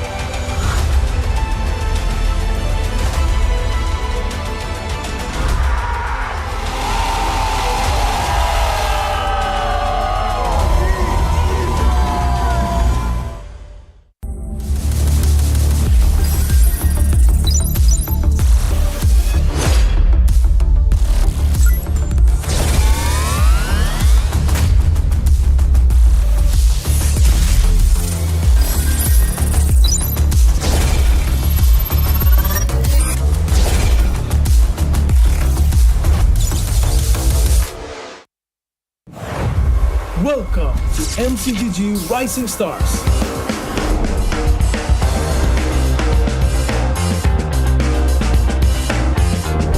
From September 12th to October 19th, take part in the regional contest, open to all players. Step up and prove your strength.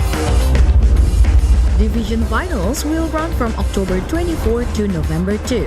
The top 16 players in each division may advance to the next stage of MRS. Check your in-game mail for information.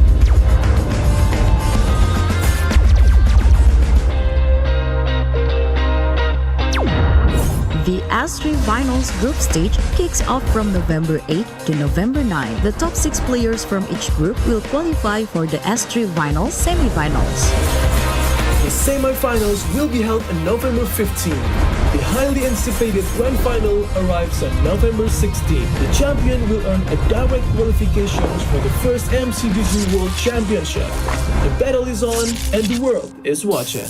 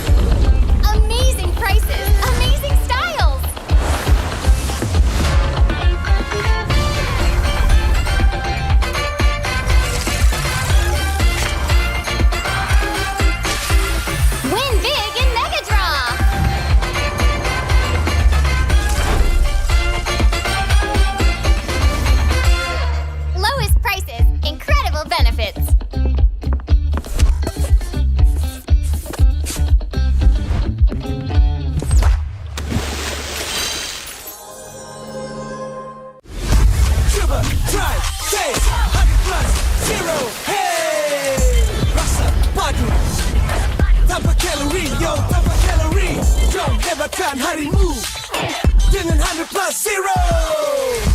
Coba, try, taste 100 plus 0. Hey! Welcome to MCGG Rising Stars.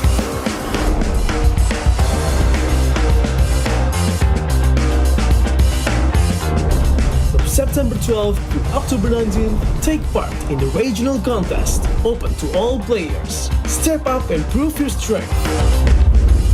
Division finals will run from October 24 to November 2.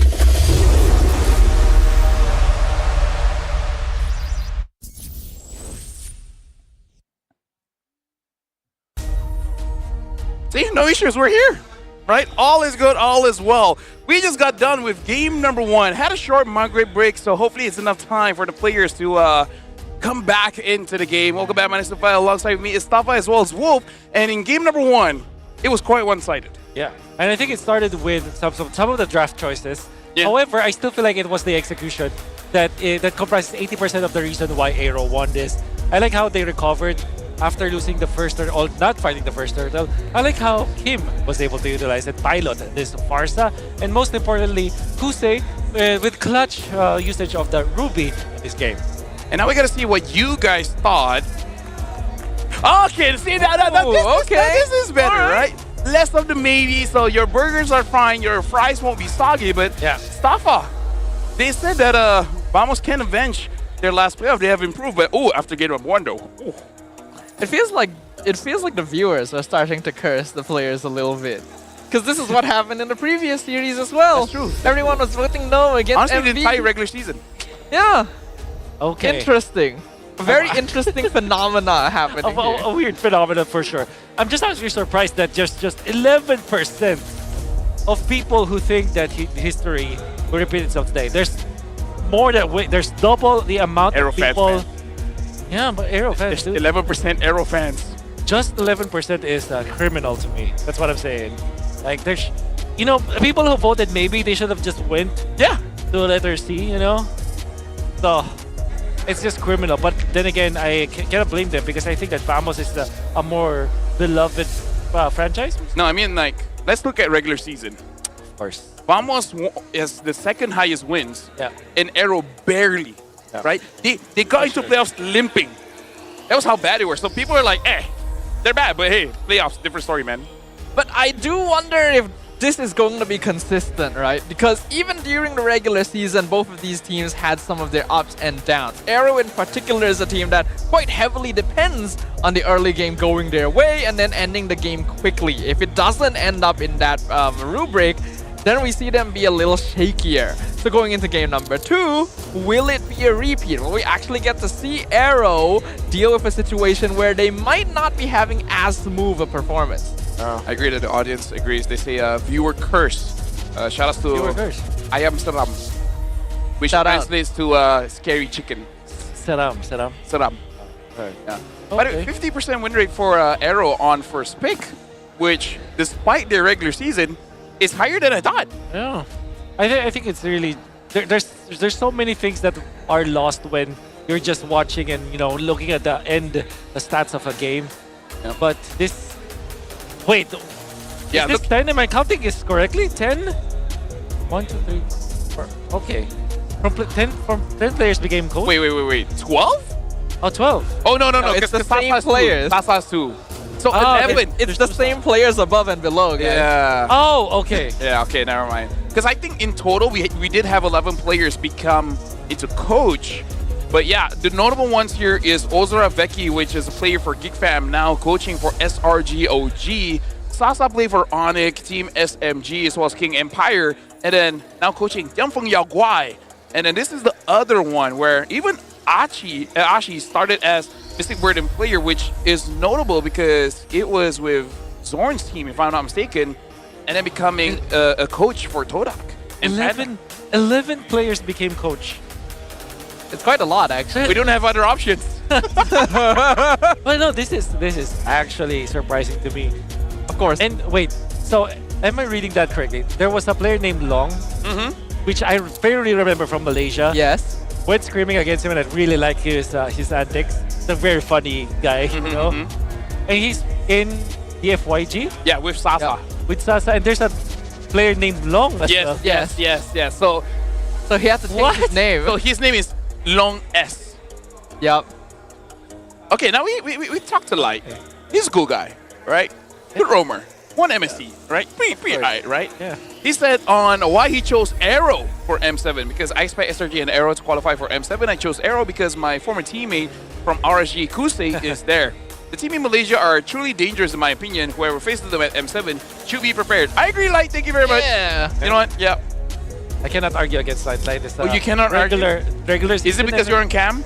Yeah, that's also true. But also, Light is, again, the regular season MVP of MPL PH Season 16. One of the most improved players from Season 15 and 16. Only fell short in the Grand Finals. But if you think about it, was consistent all throughout. We call him the Light System. The Light what? The Light System. The Light System. Yeah, opposite of the Dark System. We need some of that here. Maybe it's because we don't have Light here that our pubs are so sus. Yeah. I don't want to say that because I lose to them. So what does that make me? No, we're part of them, Lafel. We are part of the collective. We're part of the problem. Hey, if you want Innocent and Cram's opinion on the Malaysia server, wait for 3 to 4 weeks for my podcast. Why does it take that long? They need subtitles, bro. For you to understand. I made it. This decision Thank is you all for your the hard work. Malaysian, honestly. We It's an ode to appreciate you. It's actually a love letter to Malaysia, actually. Make That sure that the subtitle is correct. Yeah. Watch Carl Teasy's one. There were a few mistranslations. I saw that. Yeah. I don't understand that. I was like, that's not what he said. I assumed, but that was correct. Anyways, Anyways, we're about to jump into the draft. Like, at least I can say that Malaysia is a fun place to play. Because as the caster, we're like, why do you pick this hero? But then as the caster, we do the same thing. We just want to have fun sometimes, we just want to have fun. We don't want to win. Like, yeah, we do want to win. I mean, yeah. But we want to have fun winning. Yeah. There you go. Yes. I love that better. Angela is not fun, so I'm not going to use that. I agree. Eastern Chin should be banned here, right? Or Vamos? I think they want to open it up because I think Chibi wants a Lancelot. I think so, yeah. But will it be given to him? No. See, AERO knows. AERO knows. Well, that means he's got to take Isan Shin now then. I mean, he can delay. Yeah, they can delay. Yeah. Actually, you can do Isan Shin Red 3 since you already know the opposite jungle. And then grab more high priority picks here. yeah, like Gatot, for example. Gatot CC, maybe? I almost want an early Alice pick so that Kim does not have a good time. Oh. That is Harith? Yeah, Harith and Gatot. Harith Gatot. Which, I think it's fair because they don't want to give Kusei to Harith. For sure. But now, AERO might just pick up the CC themselves. It has a decent lane versus the Harith, or if ever they want to put that in gold. Yep. But they can also just go for Farsa plus Ruby. Actually, Or E. I agree. Farsa Ruby looks really good for them. Oh yeah. Ruby Because is they just already like- proven to be very flexible. Yeah. It's one of the stronger picks in the gold lane right now. Works well against the Harith. Kusei played it pretty well. Pair it with the Farsa for catch and burst. I think it's a solid duo. Yeah. Of course, the Ruby stand will say good things about Ruby. Of course. Hey, don't judge me. So that is I like what I like, sir. Well, now the Esme. Okay, whatever. Whatever. Don't touch me, man. Right, so Esme did get picked up, but this time they go for the Kimmy, and now the Eastern Shin does get picked up. And Kim actually had a pretty mean Kimmy before, paired up with the Hylos, if I'm not mistaken. Yeah. And all the Hylos does is just second skill, stand in front of Kimmy, Yeah. and then play dead while staying alive. The thing with Kim is that it was one of the answers to the Harith in the gold lane before, but that also can be said for the mid lane Kimmy. Because eventually they will be meeting each other in the team fights and the late game team fights, and Kimmy has a straight up win condition against the Harith. Obviously, Harith is just a one-size-fits-all kind of hero where whatever tries to counter you, you have an answer to it. For example, if there's an assassin, you can just go flicker. If you have the Purify, you can just call your Gatot Gacha to eventually counter your opponents or something like that. So, but nonetheless, the reason why Kimi was the priority now for AERO instead of the Farsa was because it can actually be a threat to the Harith in the mid game and the latter portions of the game. I wonder what the mid is going to be for Vamos, because I'm guessing the Eve is going to get banned as well, because then no range going up against this Kimi, right? Vamos, in those situations, they will go for something like a Jushin. Yeah. But again, I'm not so sure if that's the best idea, but it's definitely an idea. For sure. Shout outs to the chat. They say that, oh, Balman's still open. Oh, yeah. I mean, honestly, I don't mind seeing a Balman, because They're neither not do wrong. I. Because 40% armor down, yeah, that's huge, bro. they're not wrong. Balmond is open. Oh, yeah. But They're not wrong. It is open. They're not wrong. Yeah. okay, how likely is it that a Zetian can be picked by Vamos? I've tried it, and it really does not deal a lot of damage, and I think it puts too much on the Yisun Shin and Harith. At that point, I'm not even kidding. At that point, might as well use the Chang'e. Yeah. At least you can clear the wave. So there was this combo that was, I guess, the Yisun Shin Zetian. Yeah. Yisun Shin Zetian and Zetian Gatot, wherein you pop your ultimate as the Zetian and then you guarantee your ultimate with the Gatot. So the three of them together, that actually is a strong combo in the team fights. But obviously that is very weak in the laning stage. Oh. So now Eve is open, scratches it. Yeah. Let's pick up the Eve. Yeah. They'll be trolling if they don't pick up the Eve makes the most sense here. Though it does get countered by a Hylos if AERO does go in that direction. Yeah. Mindset. Bite the bullet. Bite the bullet. True. We've already seen it before. I don't care about Hylos. I just want to take down the Kimi. Yeah.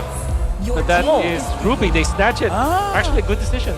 But again, this Esme can be gold as well. So AERO is still able to play around their own draft. If it's Esme gold, it could be Phobius EXP. Phobius against the Ruby. Yeah. Or maybe. Oh yeah, I just noticed this Ruby is going EXP. Right. I wonder if they also considering the Terizla, which was actually very effective in the previous game. Apart from that, you also have the Lapu-Lapu anyways for AERO, so that you will have such a good initiator, because that's what's lacking from AERO.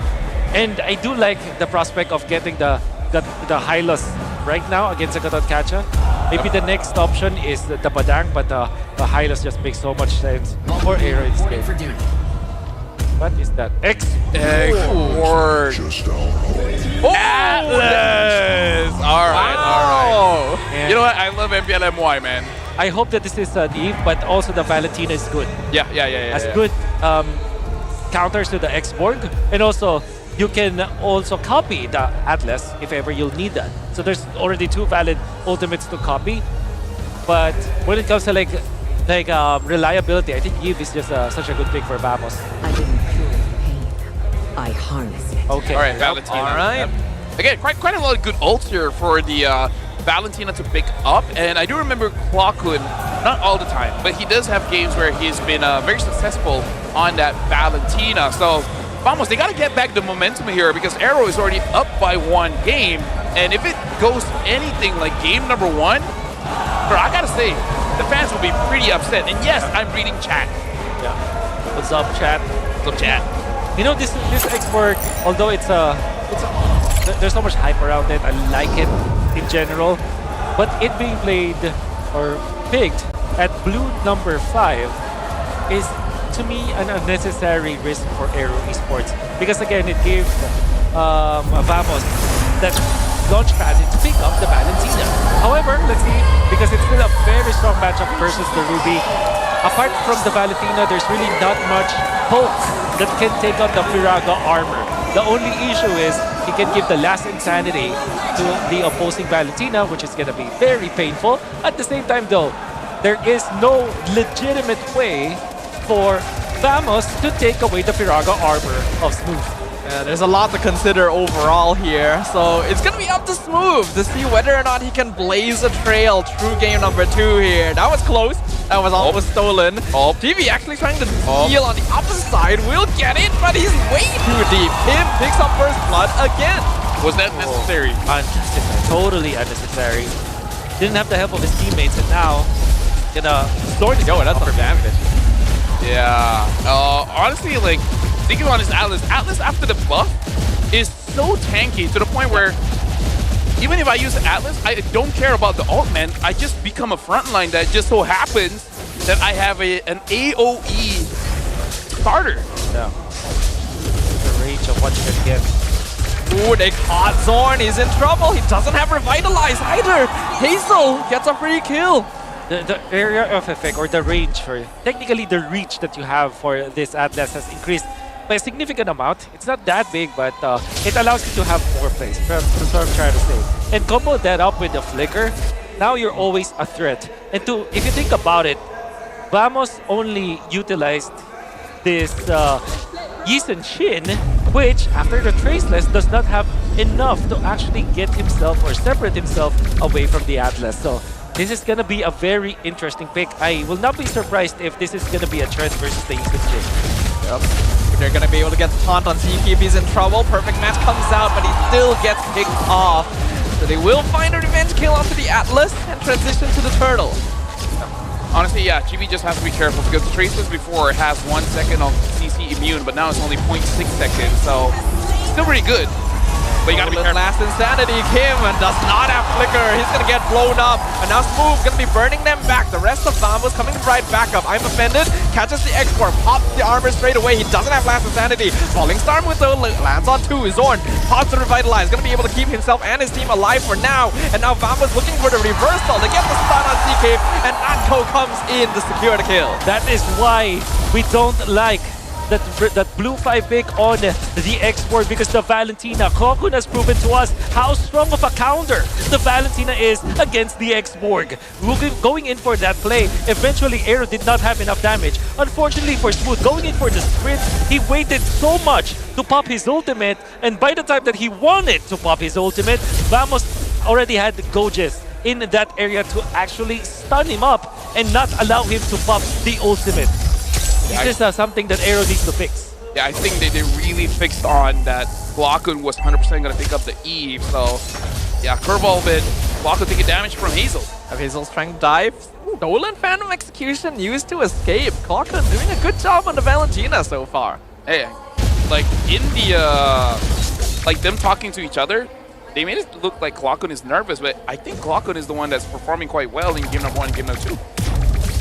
I guess. Especially this game 1-0 with doing this silent. Oh, shout out to Zekild. What up? So right now for Vamos, they have a lead-ish, but not by much. And I feel like you still got to be careful of Zeke here because eventually he will catch you. And the thing is, he doesn't have to catch 5 people, right? 1 or 2 is enough. Speaking of catching, Last Insanity has to be used defensively down bottom because Chibi went for the gank on the EXP lane. Dorn in trouble, actually, surrounded by 3, having to use the AOG defensively. Yeah. I wonder what the general opinion about this Sprint X-Borg is, but it kind of feels like it does not convert into any kind of aggression or tempo control from AERO. So we'll see. Fatal links on Gojes, he's caught in the mid lane. Hazel picks up a kill on the Ruby. Yeah, hopefully the sprint was a mistake. I know. Maybe he just wants to flicker, but who knows? Knows indeed. Dorn with the 2-man taunt into the Mountain Stalker. Revitalize comes out as well. Hazel gets blasted to bits, and Zeke will soon follow. A double kill fed to Chibi. Okay, so looks like right now Vamos they got back into the game. A little bit scrappy, a little bit messy.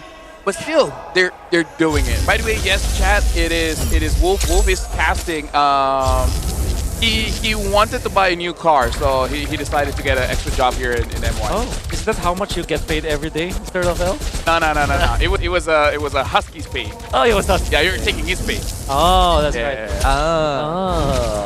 Yeah. Interesting. Husky. But kidding aside, I'm actually surprised why AERO decided to go for the play to invade the purple, and they were duly punished by Vamos, especially because Hazel did not have enough levels to actually out-level Chibi. And now Chibi has even strengthened his gap between the junglers that we have in this game. And not to mention, Natko is really farming for the entire team special. This lead might not be that big for Vamos, but you can definitely feel it. You can definitely feel that they have much better artillery going up against AERO. So if this turtle number 3 fight erupts, it's gonna be difficult for AERO if they don't find a good opening with Ziki. The interesting about Vamos is that their leading does not depend on EXP or gold. It's about them feeling good, right? If they get a few kills, get a few cash, then they feel like, okay, we're in a good spot. Oh, just gets caught in fatal links. He already popped the I'm offended. They're gonna lock them down under tower. Ruby goes down. Clockwood blinks in with the last insanity AOG. Two-man knockup, and here comes the explosion. Ziki follows. It's a double kill. It's a triple kill for Clockwood.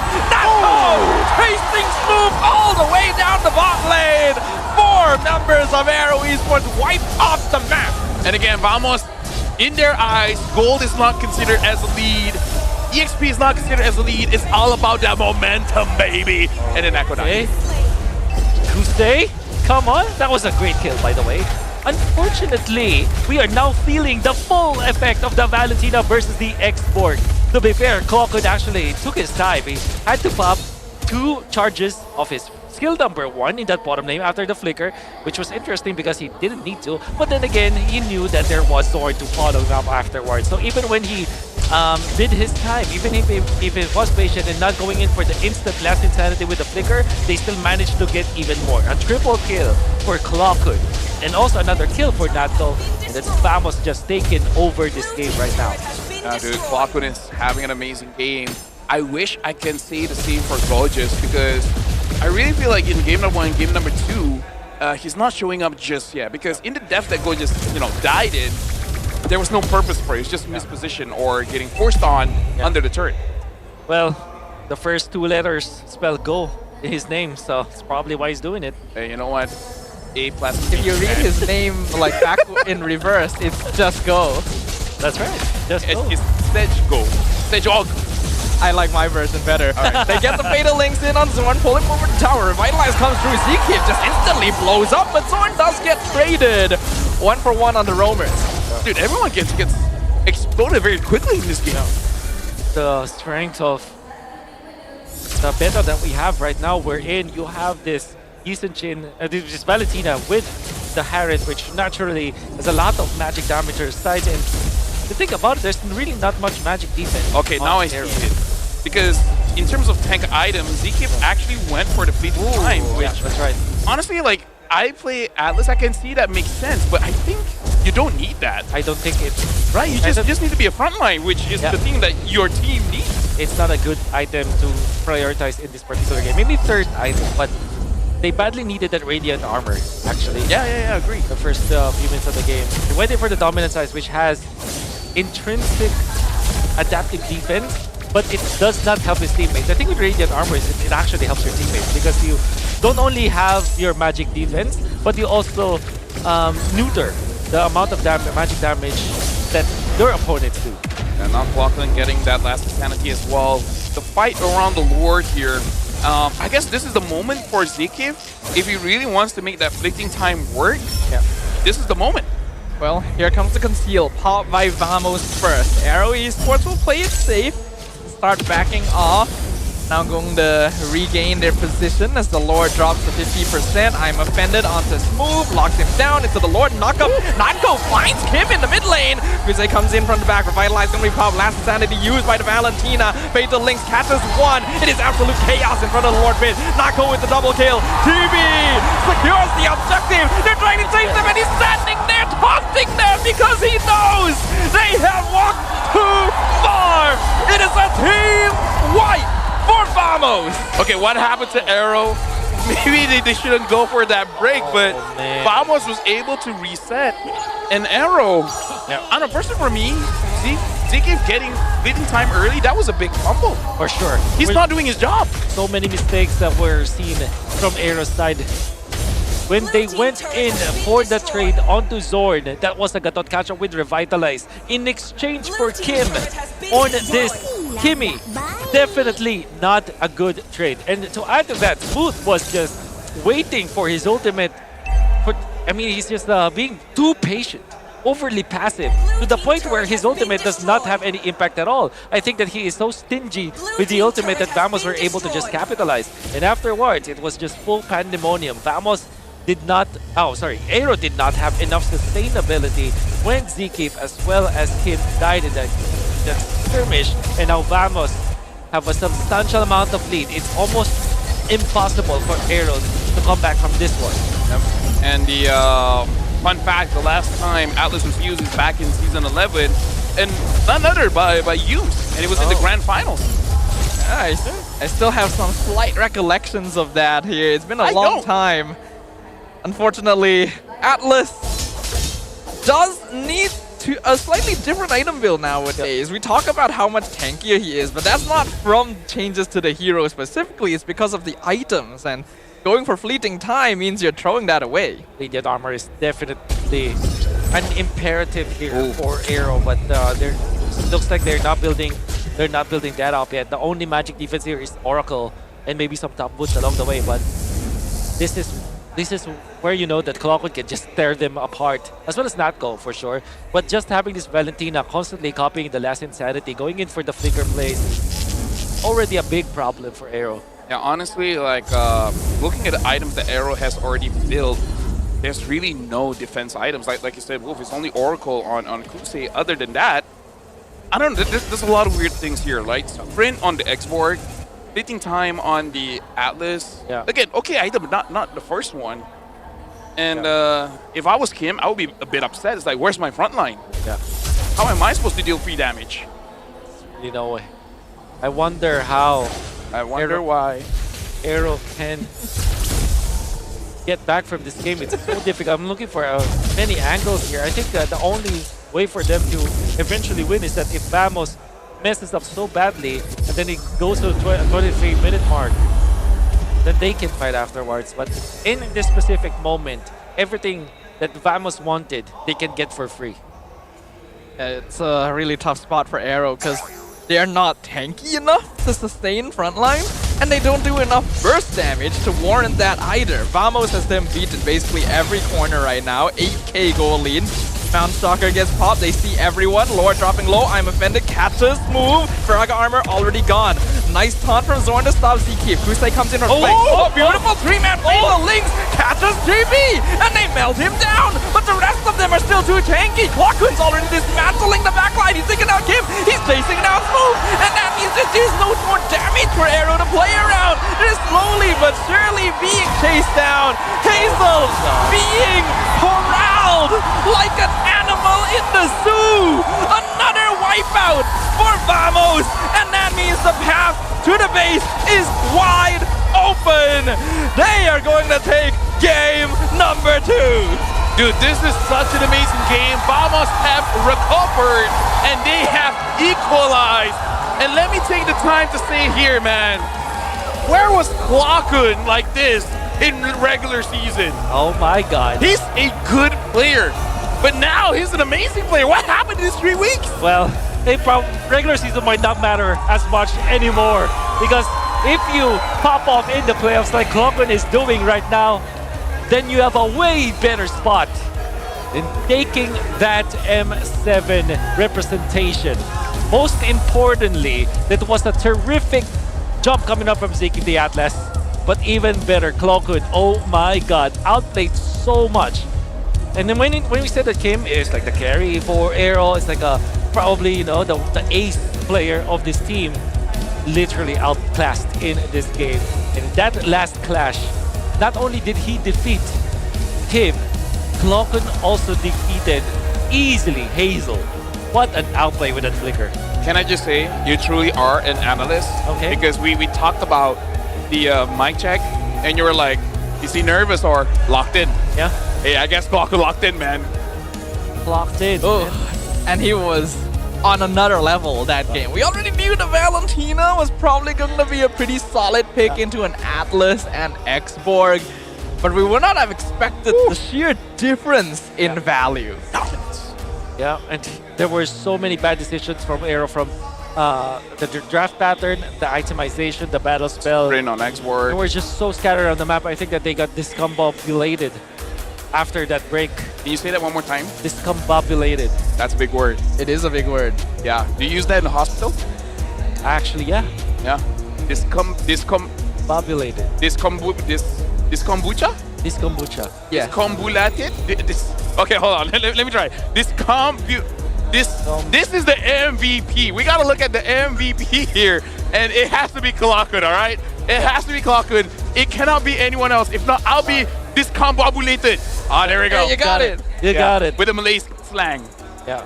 That transition was godlike, by the way. Hey, thank you. I cooked it up. Clocking Makeup artist. With the last pick, Valentina 8-0 and 9 already starting to be a problem for AERO. In game number 1, you can say that maybe there were, it was just heating up whatsoever, but he actually played decently. And this game, though, he actually one-upped himself and played spectacularly. Even in the first clash of this game, Klokun already had showed up how good the Valentina with the Blast Insanity can be. With the Flicker as well, there's so much on point in this game, untouched by the side of AERO.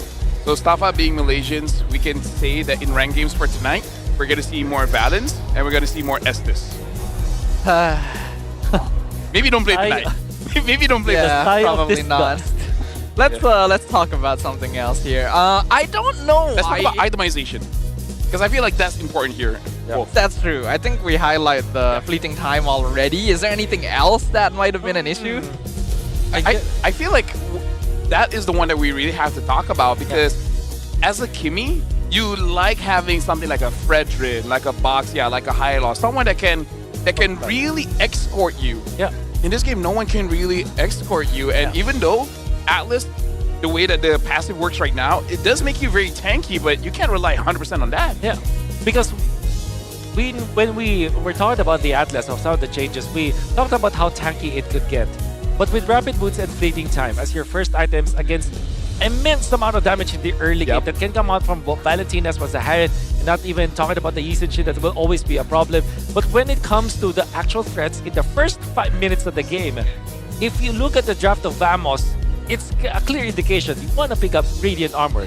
Maybe you want Athena Shield, but that's the idea. You want Magic Resist. You don't want Fleeting Time, because what use will the Fleeting Time give you if you can't even land it? Even the emblem setup here, Zkiv is trying to build for speed. But the thing is, one of the great things about Dominance Ice that people don't even talk about, it has movement speed as well. It has 5% movement speed, so if you really want to move fast, then hey, maybe build Dom Ice early ain't a bad idea, especially as an Atlas. It's so easy for you to get in between everyone. Heck, that's why you want to use your ult. You want to get in between everyone. Personally, while I do like Atlas a lot as a hero, I do feel like there was a mismatch between the first half and second half of AERO Esports' draft, especially after what we saw from Vamos as well. Because heroes like Atlas and Xborg benefit heavily from a slower enemy team. That's why you see Xborg being picked up against double fighters. Side lane, triple front line, because he's very good at that. When they already saw the Yisun Shin and the Harif, I felt like Xborg already didn't have as much value. And then they locked it in with an Atlas, which has to grab lots of mobility just to catch up with them. And then it suddenly feels like, what was the plan here? Yeah, I guess the plan was to win in the laning stage when it comes to their lane-to-lane matchup. That's the only reason why you will pick up the Xborg. I would say that the only problem here for AERO was they drafted it in a bad pattern. They picked it again, Blue 5, where there is still the mid laner that can be picked up by your opponents. That is usually not how you pick up the Xborg. It's one of the fundamental principles on when you should draft the Xborg or not draft the Xborg. So I think that's where they really messed up. And then to add to that, some of the mistakes in the early stages, like their decisions for battle spells, first 2 items, all that combined together, it became a very difficult game for them. Yeah. I want to apologize to Chai, because even Chai was like, as a roamer main, that was hard to watch. Okay. I'm a roamer main, and I have to agree. Yeah, I really feel like AERO, game number 1 had an amazing draft, just kind of more or less do the same thing. But something that has to be said is that both games, the Yisun Shin did very, very well. And I feel like the reason why he's doing well in this instance is that both Chibi as well as Hazel is able to use the turtle quite well to counter-engage like the opposing jungler trying to kill them. So having a jungler that can peel for yourself is pivotal against both junglers, because they kind of want to go for that 1v1. Yeah, I get what you mean, especially because when you're deciding when you are taking the team fights or not, especially of the neutral objectives, you gotta always consider what will happen afterwards. And speaking to Call TZ many times, again, Team Liquid, they really like to put emphasis on that quote-unquote turtle buff, which Yep. is literally the turtle buff. The extra shield is essentially one casual item. It's almost like a black eye shield. Yeah, in terms of value. Yeah. You know. And honestly, like it does feel like at like minimum like a free Aegis, but still. Yeah, something like that. Yeah. Yeah, right. Like an Aegis. Yeah. And exactly. In this game, it could be AERO just being a little bit overconfident after what happened in game number 1. Yeah. They thought they could snowball, so they just go for a lot of greed. Yeah. That's the best thing that I can theorize up at this point. Yeah. Yes, that's a possible way of looking at it, but there were still so many things you could have done otherwise. Again, the Phobius would have been solid. Doesn't have an ult that can be stolen by Valentina. You could have still gone things like Lapu. I feel like Exborg wasn't really necessary, especially once, you know, Yisanshin and Harif already showed up. But in the end, I think Vamos executed on this very, very well. They knew their positionings, they knew their item timings, they were able to punish AERO for being greedy with their drafts and itemization. Yeah, there were so many off moves coming out from Vamos. For example, in game number 1, we were criticizing some of the movements from Gojis because he did actually sacrifice himself so much, and that led to AERO just running over them. Game as the Hilda in game number 1. But in game number 2, Smooth was, to me, I think the word that I will use is stingy, because I feel that is the word that can be used on how he is deciding on when or not to take his ultimate. I think he's just waiting so much time. There was one clash where he had a clear launch pad to utilize the ultimate, but he waited for the maximum value out of it. But sometimes even just taking down one member just for you to be able to pop your ultimate is already enough. And then that also happened in the Lord Dance. So I think that if you want to play this Exborg, number 1, you gotta draft around it. Number 2, stop being stingy about the ultimate, because sometimes... Say could. What? Could. Could ulti means stingy. Oh. Stingy with your ults. Could. K-E D-U-K-U-T. Yeah. Could ulti. An alternative perspective I was wondering was that maybe they went Atlas Exborg because these two heroes necessitate different battle spells on the opposite side, right? Because you need to take flickers for Exborg, but you need purifies for Atlas. So I was thinking, okay, maybe that's why they picked these two together. You know which team took more purifies? Them. Okay, and you're talking about Gorgeous. Was he the one that actually pulled the Atlas towards the team? That's right. Wow. But then again, it's always like a decision for you as a catch type of hero against an Atlas. Because for me, if I was Chibi, after he does that, I'm like, bro. That would be my reaction. Yeah. Be like, you never catch anyone? Yeah. And then the one person you catch is the Atlas? Sometimes, like that's a Franco situation as well. Against Yeah. Like Encho, and Kalia. Or like you hook a Tigreal. I play with Husky. I use the Kalia.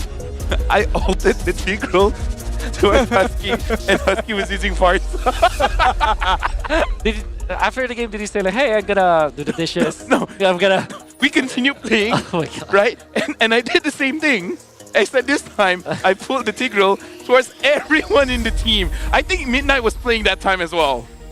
I remember because the guy's name is El Crowd Control. Right, let's talk about Kwakun and Kim. I'm surprised you're not part of any reel afterwards, but going back. And you thought you weren't part of the dark system. Oh yeah. Oh yeah, you are part of it. It lives in you, dude. It's in your vein. Game number 1, it was the mid lane showcase from Kim. Game number 2 was totally for Kwakun. Let's just say that he was given a very good hero in this game number 2, but at the same time, he played it so well. I was really scared when he went for the bottom lane play where he flickered in and then went for the for the strike for skill 1. I mean, back to back, double skill 1, double dash, as normally teams would say it. It was very scary, but at the same time, he still managed to pop the ultimate on with maximum efficiency. And all throughout this game, he was a big problem for the side of AERO, and I'm excited to see more of these mid lane battles in the future. Oh yeah, for sure. But I really feel like AERO, they should they should really consider what is the win condition.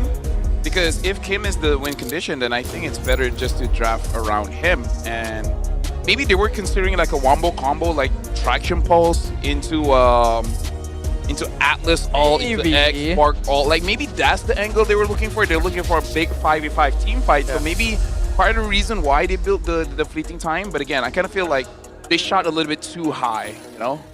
Like they aimed for the moon and they got Mars or something. Wait, which one is further away? Mars is further away, right? Yeah, Mars is further Okay, away. so they tried to go for the moon, but then they landed on Paris. Which is not a bad thing to think of. If you think about it. They dropped down to Singapore. Also, I mean, Bachakov is there. I like it. Okay, you know what? That's a lot of good you places. ask, you know? And all the bad places, I can't even say on broadcast. You can say Philippines again. You aim for the moon, then you drop to the Hey. Man, just volunteered. Hey, the Filipinos said it, not us. We're clear of blame here, Stafa. Shout out to the Filipinos in the chat. Oh, and someone said, yeah, kudakut sounds like the galloping of a horse. Kudakut. Yes, it does. Okay. Which means we need to see high-lows. And again, wrestle with horses. That's also another. You know, shout out to Mongolia, man. They train themselves by wrestling horses. Yeah. I want to do that. I want to wrestle animals that will not be creepy for me to wrestle against. I do not want to wrestle a gorilla, though. A koala. You want to wrestle a koala? Sometimes they can be creepy. Honestly, like most marsupials for me can be creepy. I feel like they're actually like scarier than you think as well. Right? Animals are scary, man. Like they Animals look are fluffy, but some people say that fishes are not animals. yeah, those would be the pescatarians. That's the big word. Because it's an excuse for them to say that they're not eating animals. Yeah. Oh. Hey. Actually, yeah. I hope there's learn something new every day. pescatarians. So you know about that stuff. Yeah. All right. Alright. So Stafa knows about diets, but now we gotta go back to the game here. Vamos is gonna be first pick. Betting out Fanny, the Harif. Again, they just don't want Kuse to get his Harif. And then betting out the Grok as well. AERO, not letting go of the Yuzong as well as the Helker. Yeah. I think this is the third game that we will not see the Yuzhong, or at least banned up by AERO. They are considering Lancelot. Good ban.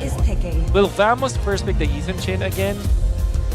Another good option is the Gatot Gacha, as we've always seen it as one of the priorities for teams, but that sounds like a Ethan Chin. Okay, so will AERO pick up... They picked up the Ruby, right? Yes. Wait, did they?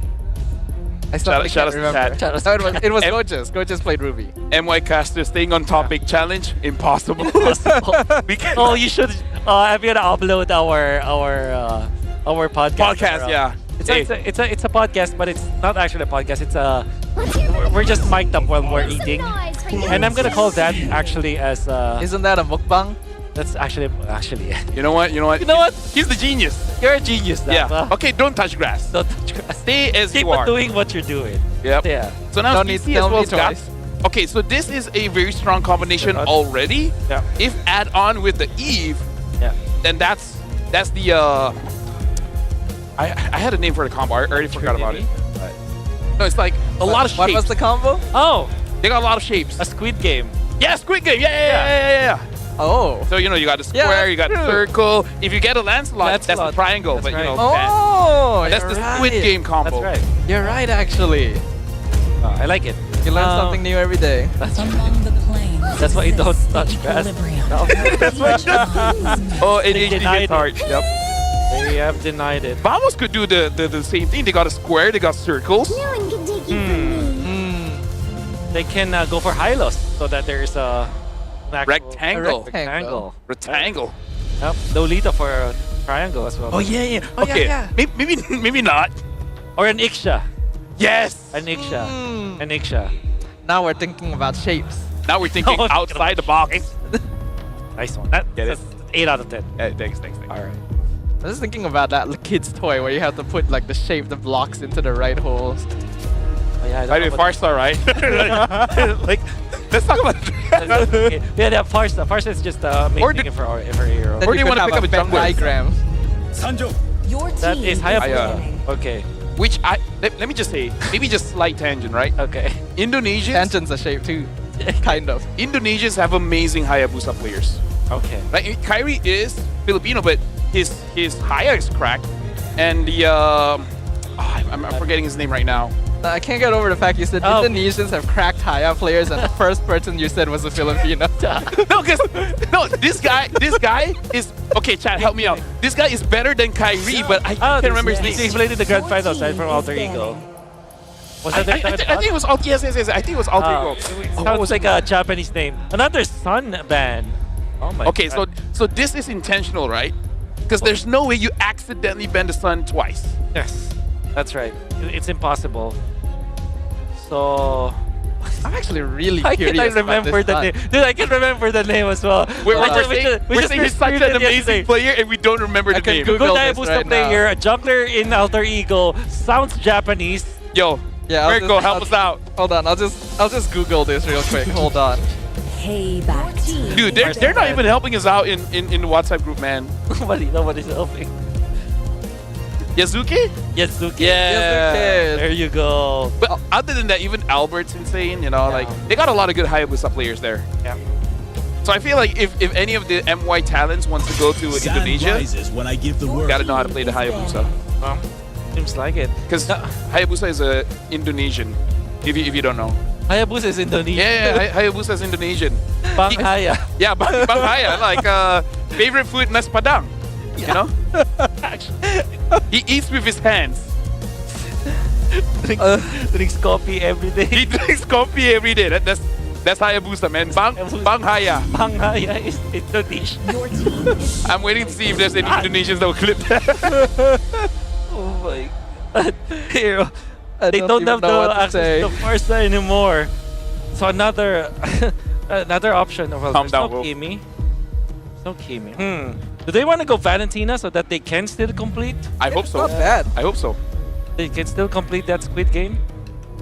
Other than that, Technically, Hayabusa, you know, the triple shuriken is a triangle. Kim used to be known for Luo Yi. We haven't seen it in a while, oh yeah, but it's not impossible. not impossible. Oh, Team Hawk. Yo, it's here. been a month. Yeah. Long time no see. Oh, Yeah, this it is is just Team Hawk. They still go for the Kimi, so That's interesting. I mean, like at least there's no way that the Gata is gonna build fleeting time, so he's gonna be pretty tanky, right? Hey, So, never say never. You know what? You're right. Let me shut my mouth. Mindset issue. And now Vamos, they have a clear path to take the X-Work themselves if they want to go for it against the CC. There's an option as well for Hylos. Actually, Hylos sounds real good for Vamos right now. Hylos is Yes, solid. Alice is still open. Lapu Lapu, backline dive There against is the also Kimi.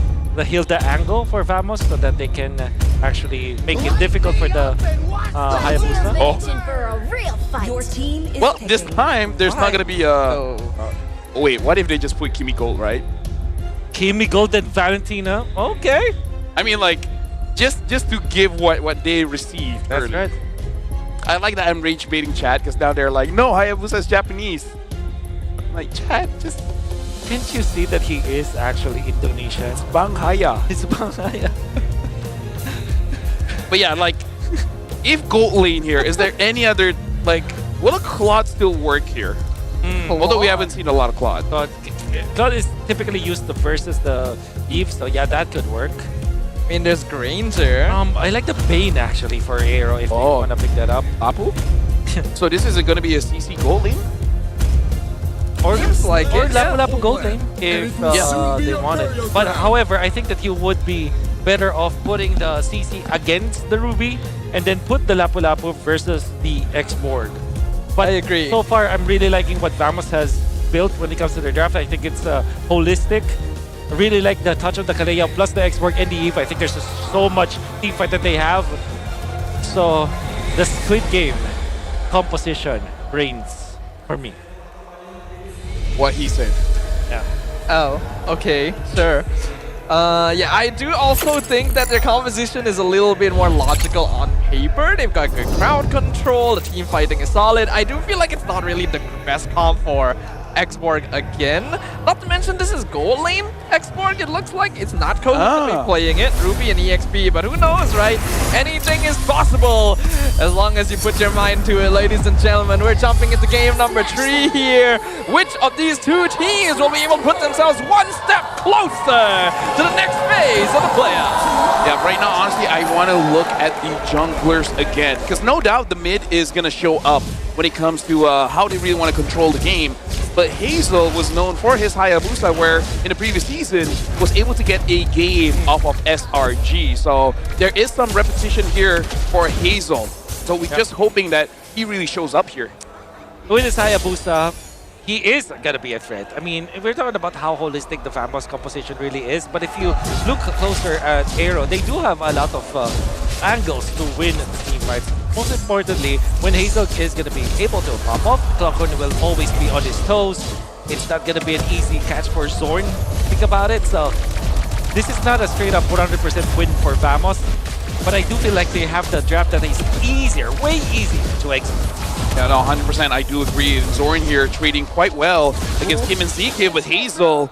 He has the shadow inside of him, but looks like not going to come in here, opting just for a little bit more farm. And I do like reading chat. Do you like reading chat? Yeah, I like reading chat. Hayabusa is Indonesian, guys. Let's settle the debate. Yeah. Actually, no. Keep on debating. We need more. We need more. What you call it? Engagement. We need more engagement, and of course, don't just claim it. Defend it. Defend it. Yeah. Tell us why you think Hayabusa is Nepali, as I've read here. But for me, it's Indonesian. So right now, like, I want to see how Kusei really performs on this Lapu because I think the draft here coming in from AERO, in a way, they want to be able to get onto Clockwood because I'm pretty sure they realize Clockwood is the big problem. I'm just worried if they throw everything onto Clockwood, Nako is just free-hitting with this X-Board, getting the maximum amount of heat stacks on everyone and then just deals true damage. And because of the fact that this is a gold lane X-Board, which we predicted will go to the XP lane to match up against the CC, this means that he will have much faster War Axe. They have first control over the turtle. Taunt comes in for ZK, raiding Fighter, jumping in. RWM cutting off the choke. I'm offended. Pulls everyone in, but Gojis is the first one to go down. First blood going over to ZK. Nako gonna be finishing off him on the other side. Hazel still on the turtle. Will be able to secure it for AERO Esports. I gotta say, man, like, Go just needs to step up because this is already game number 3 and being the first one to die. And again, he's an EXP out of everyone. Either Zorn or him dying would be fine, but you don't want to be in a situation where it's just EXP diff. That's right. And also, because this is the third game that we've seen him play against AERO, and in that clash, it was also important. Kusei, however, is a different beast now. Did you see how well he jumped against Vamos and actually finding the backlines? I think he's playing so well in this. Gank from Hazel in the mid lane though. Zorn kind of split off by ZK there. So that's going to be 1 kill for the Haya. Personally, for me, I kind of feel like as a roamer, I think Zorn is being just a little bit too aggressive because you want to be that aggressive when you have a Yi Sun Shin close by so that when you do pull someone, he can follow up with the turtle bolts, you have that chain CC, and then getting that kill. Or just wait for Clockun to use the real-world manipulation to stop someone at the edge, enabling for Chibi to follow up and then Zorn, you know, like basically you want to change your CC. He's far away from Clockwood and it's just helping no one. You gotta connect with your team. You're not playing the Khalid anymore where you can actually take out your opponents with just yourself. This is Kalea that has suffered a lot of nerfs along the way. Always a threat, but needs a lot of follow-up to go with that. With all due fairness though, the strength of the Kalea is that it will be relevant up until the late game.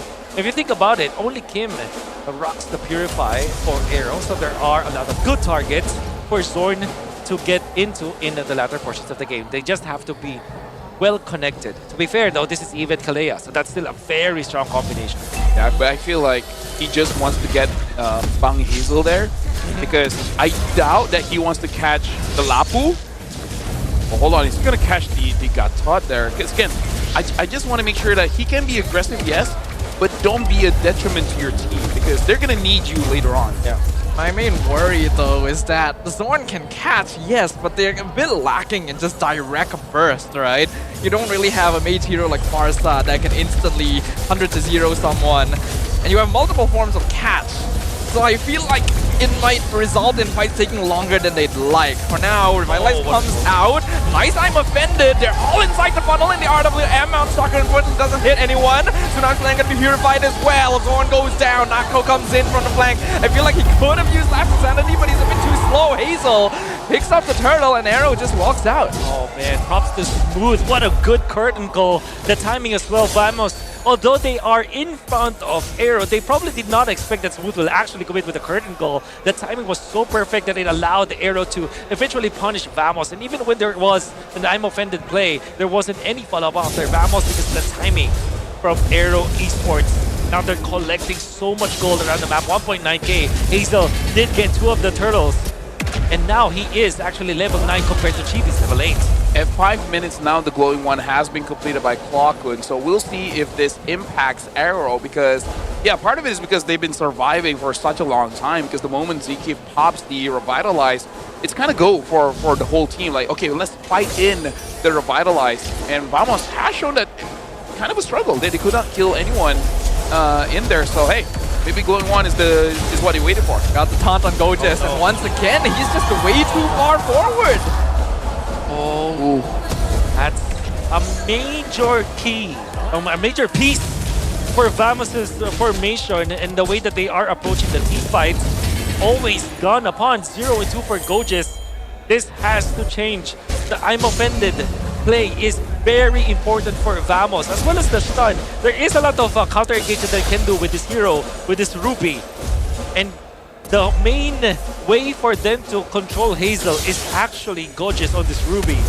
So they cannot afford to lose him like that. Slam out the Z-Keep into the I'm offended. They're trying to keep him under tower, but he just AOGs back out. I feel like they could have spaced that better, but this is the damage issues I was talking about. Wolf, do you like a good story, Wolf? I do like a good story. You like a good rivalry-ish? Of course I want a good rivalry-ish. Gojes was the one that replaced Move in Vamos. Oh, ho, ho, ho. Move was the EXP for Vamos last season. Gojes replaced him. Now it's heating up. Yeah. Smooth, like it could be personal for Smooth here. Here pops the Revitalize, walks forward, tries to get the taunt, is eating a lot of damage. Mount Stalker included, going to be spent, he goes down, but good save, Liquor throw into the Landstaker, stuns 2, zones Vamos out entirely. RWM comes in, 2-man stun, Kusei will get slain, but that means that AERO has full control over the turtle, and they will claim it.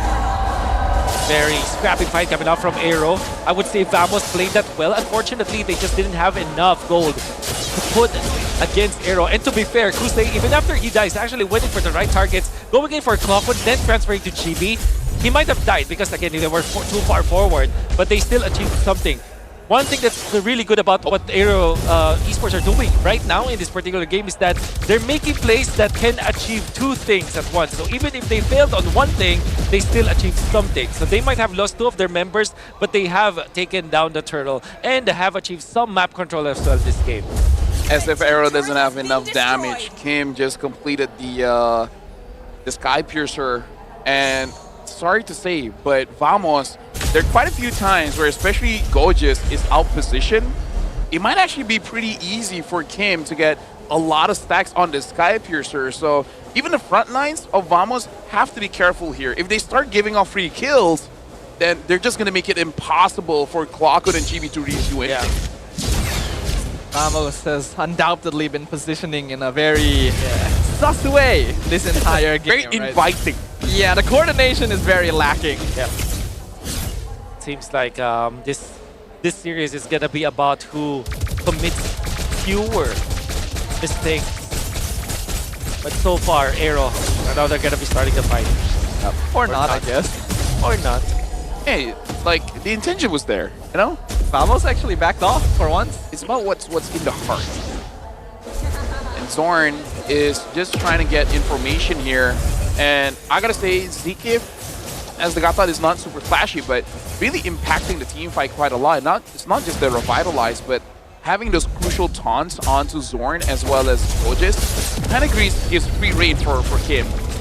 And this is what Kim wanted in the previous game, right? Okay. You just need a front line. Ooh, they're collapsing on bot lane. Zorn and Natko might be in a bit of a spot, but looks like AERO are choosing not to full commit. Their element of surprise was taken out. Natko burning down Ziki. He will eventually back off. Conceal also used by Vamos, but AERO's not looking to fight now. Yeah, but now the Lord is up here, so Vamos, if possible, right? I think maybe don't even go for the Lord, just try to get a pick off. So far, Vamos have been controlling the map so well. In fact, they have passively cut down the lead to just 1,000 gold because of how they split the map. Konami slam onto Ziki, pulls him into the entire squad of Vamos, but the Revitalize actually keeping him topped up. He will eventually go down, but AERO has made it back. Last Ascendant comes out, Flicker Landshaker trying to chase GB, but Kusei cannot find it. Nako with the double kill, and now he's looking to burn even more targets. It's a triple for the Xborg. That was good for Vamos, but I'm questioning, why did Zekiv not use the AOG? That's also true. Because he had the ult. He had the ult, he had the Revitalize, he could have survived. But Vamos have smelled that mistake coming out from AERO, and they will not stop. They will take the Lord afterwards. Vamos with the Clockino ultimate that landed on all of the members of AERO. Them stopping Kusei on his tracks. Kusei had the right idea, but Vamos was just one level ahead, one step ahead of AERO, and now they have taken control of the game. And this is what I wanted to say, was that for Vamos to get back up, you know, in their usual playstyle, they want to get a catch first and then eventually move forward. And I think the mistake coming in from AERO is that, well, number one, Zekiv could with his ult. He didn't use it to save himself or set up for his team. Oh, but hold on, go. Oh! All right, good. Dodge the Stardium. I think that would have been bad. Times are changing, you know? We are actually seeing stuff developing in real time here. Vamos now going to be able to take that mid tier 1. Zorn has fleeting time now, so he can make catches even more frequently. Some sort of defense here coming up from AERO, but now Vamos are in complete control of the game in a way that it's going to be difficult for AERO to find an opening. We said that when it comes to Grafter, ease of execution is there for Vamos. And when they have this kind of lead 11 minutes into the game, this will allow them to have even more of an ease when it comes to execution. So Zekiv has to just get back to his tracks and maybe pop that ultimate at the right time. Pendant pulls him forward, Revitalize you, Tsunami Slam as well after Zekiv, and Clockun finishes him off. AERO a bit too slow to follow up, which means that they do not have their roamer, and the Lord is crashing up top lane. Top inhibitor already of half HP, it should go down pretty soon. Nako even tanking some shots to make sure the Lord can go through. AERO Esports will be able to clear this up, but they've lost a lot of structures as a result of this.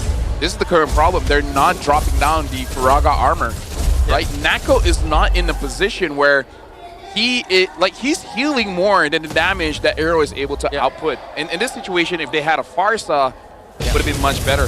There is a lot of problems now that AERO will have to face, because we talked about how difficult it will be for Hazel to be effective in this game. He has to be very creative. Don't get me wrong, he will have great impact. There is an opening for him. But it seems like Vamos are not giving him that opening because they always go to Zekiv. Speaking of Zekiv, he popped the conceal. He's trying to come in from behind. The taunt gets cancelled, but the curtain call locked down too. Zorn goes down. AOG is on. The flicker catch onto Hazel, but he is able to blink back to the quad shadow. Last Insanity now used in the front line, and Natko blows up Zekiv. He is unstoppable.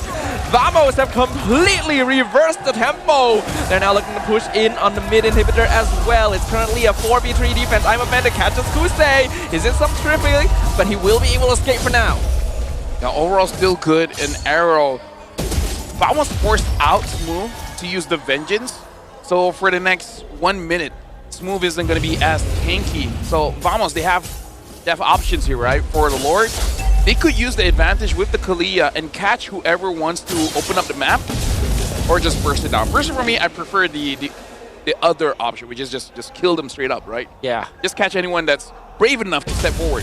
That's right. Whoever is in the front, that usually is going to be Zekiv. Action 12 pulls in Natko, but Natko pulls them back with the fire stake. He has lost most of his Faraga armor, so that's not really an ideal position. Mountain Shocker also going to be used. Gives Vamos information about where AERO is. Kusei comes from flank. AOG goes in. TB secures the Lord. Landshaker connects on 2. He's chasing them down. Kusei, he wants TB, but the last insanity is burning him to his demise. It's a monster kill for Nako. I'm offended. Pulls in the Katat. Tsunami Slam just for good measure. And CK will lose his life as well. Dude, this is the annoying thing going up against East and Shin, man. They're so slippery, but now Hazel wants a 1v1. Oh, he shadow kill, he finds it! The 1v1 kill on the jungler. He's trying to escape, but he's gonna be chased down. He won the 1v1, but now he's on 1v3. Can he outplay this? Oh he gets my the God. double kill on Clockun. The damage might not be enough. Tsunami Slam gonna be used on Hazel. Does he have the cooldowns? He does not. Zorn finds the shutdown. I mean, he did still do something cool. Almost having that Bang Haya name. Oh, the Bang Haya. Bang Haya. Will drop. But he might have bought enough time for his teammates to be back and defend. Heroics coming out from Hazel in this game. Might it be enough? Vamos are just punishing AERO during that Lord fight. Kusei with tunnel vision. Blinders on his eyes as Kusei went in for Chibi for the nth time in this game and was punished duly. And now Vamos are just reaping the benefits of that. Fortunately for AERO, there was Hazel to save this game. Looking at item builds here as well, Nako is not building the brute force because not a lot of crowd control is hitting onto him, so he doesn't really need that. It looks like he's changing his boots now to tough boots. Having the Ice Queen one as well. Like, brute force helps you speed up. Ice Queen just slows everyone down. So he's really just helping out the team and making it more difficult for AERO to just keep up against Chibi. Because Chibi only died once and it was against Hazel, and he was not expecting that. It's gonna be an interesting game. It will now be prolonged. There is an angle again for AERO to still get back to this game if they equalize when it comes to the gold. When Zkip is no longer an easy target for Vamos to utilize their ultimate, when Kusei eventually gets enough items to jump on the right targets and not be traded off, there is that option. But it seems like Vamos are not giving them that advantage. Natko is certainly an issue right now for AERO. 6-0-4 on the X-Borg. Slow start, but really hitting those peaks. What an item from Chibi. He went in for the Winter Crown. We were just talking about how Kusei should have an angle to jump on the Chibi and then eventually outplay him, but Chibi is already thinking ahead. One step ahead with this Winter Crown priority for our Yeast and Chin. It makes it so that even when AERO finds the opening, they will have an outplay potential. So right now, like, AERO is able to extend the game. 18, 19 minutes of the game here. Do you feel like they have a draft that can actually do well in the late? They do have a draft. But it's Vamos will still have the easier lineup, but there is an opening. There is indeed hope. Kimi will eventually be a problem, as well as this CC. And obviously this Hayabusa will always be a problem. Yep. So now Kusei knows that someone is inside the bush. Probably can guess it is going to be Zorn because everyone else has gotten vision over to Vamos. And now the Lord has evolved. For Vamos, they still got to be careful here because the AOG can catch them off guard if they don't have the dashing abilities.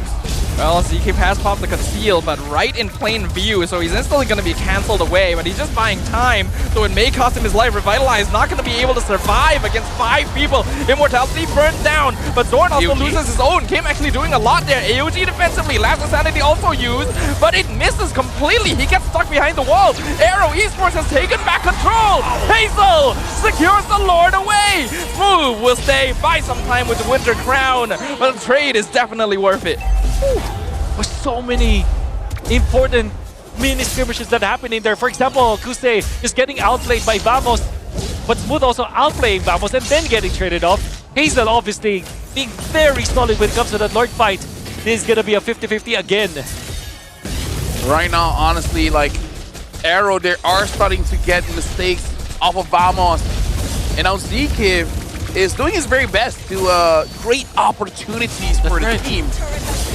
But yeah, like, Vamos, I feel like Nako kind of panic. Okay, OG splits the fight in half. Natko gonna be isolated here. Gojis will stop ZK, but Natko is gonna be abandoned. Loses immortality. He comes back up, has to use the last insanity to escape. But Skypiercer is there. He has to use Winter Crown. Meanwhile, Kusei causing havoc in the backline. Tsunami Slam finds him, but Natko is down. It's a killing spree for Kim.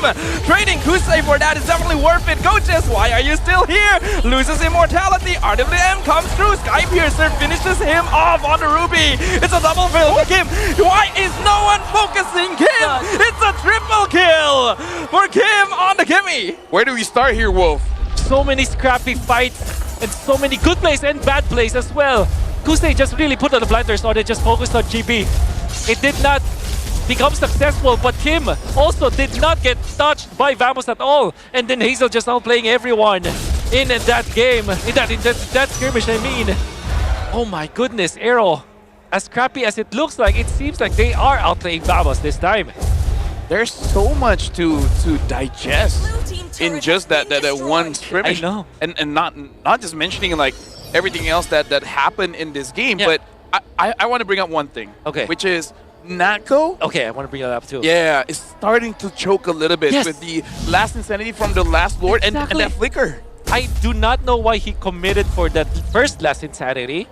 That he just, literally tumbled against Kim. Yep. And I think that he also disrespected the extra damage you get from the Lord when you're beside the Lord, the Kimi damage. The Kimi has some assistance with that Lord damage. That's why he got melted down so easily. And then Natko, after the flicker play, still gets traded out. Ooh, Zorn walked into the wrong bush. Tsunami Slam used, but it's already too late. He goes down. It's now 5v4, and they're trying to commit to it. RWM comes out, but AERO just walks away. Goodness, Vamos are crumbling down. That's the Kalea out.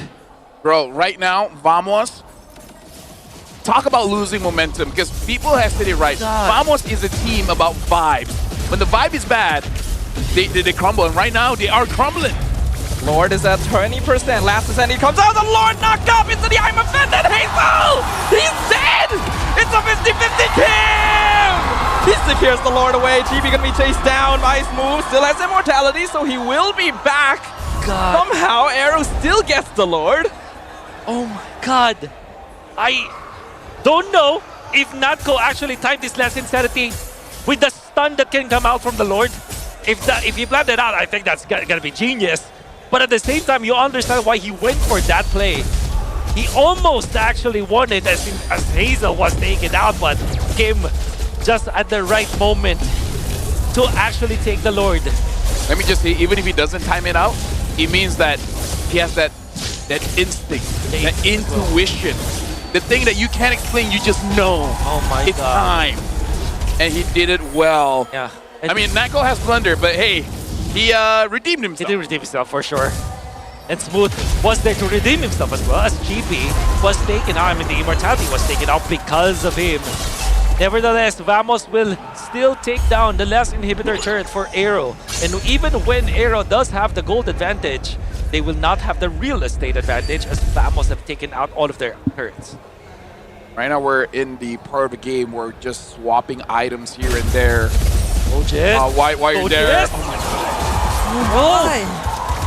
god. What is he doing out there? I need dinner, man.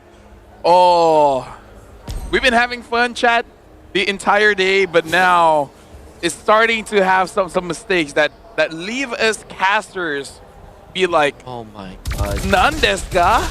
Game is not good right now. Like, I'm not Daijobu. Life is not Daijobu right now. It's not Daijobu. God, Hayabusa is Indonesian. Yes. At the end of the day, if you guys can take anything from our analysis, it's Bang Haya. Bang Haya minum kopi hari-hari. Minum kopi. And eating nasi padang. Now we need a skin. Yeah. Oh my god. Well, now AERO is the one in control. Kim has become the core, which we always said he was going to be, but it didn't look like the game was going to lead in that direction. In 20 seconds, the Lord will be up. I mean, Gojis is also up right now, so whatever mistake that he did, it will now be equalized. It will not matter as much, especially with expanding rivers. Zikif with this kind of positioning to scout out everyone. They try to blitz the Lord, and they do have the Kimi and the Hayabusa. This is doable, actually. Well, they're trying to blitz it, but here comes Vamos. Zkeep gonna be the first target as per usual. Revitalize U is already in advance. Gets the taunt back on Natko, and Kim is pelting him down. Faraga armor is almost gone. Immortality comes out. For last percent gonna be used. Zkeep gets blown up.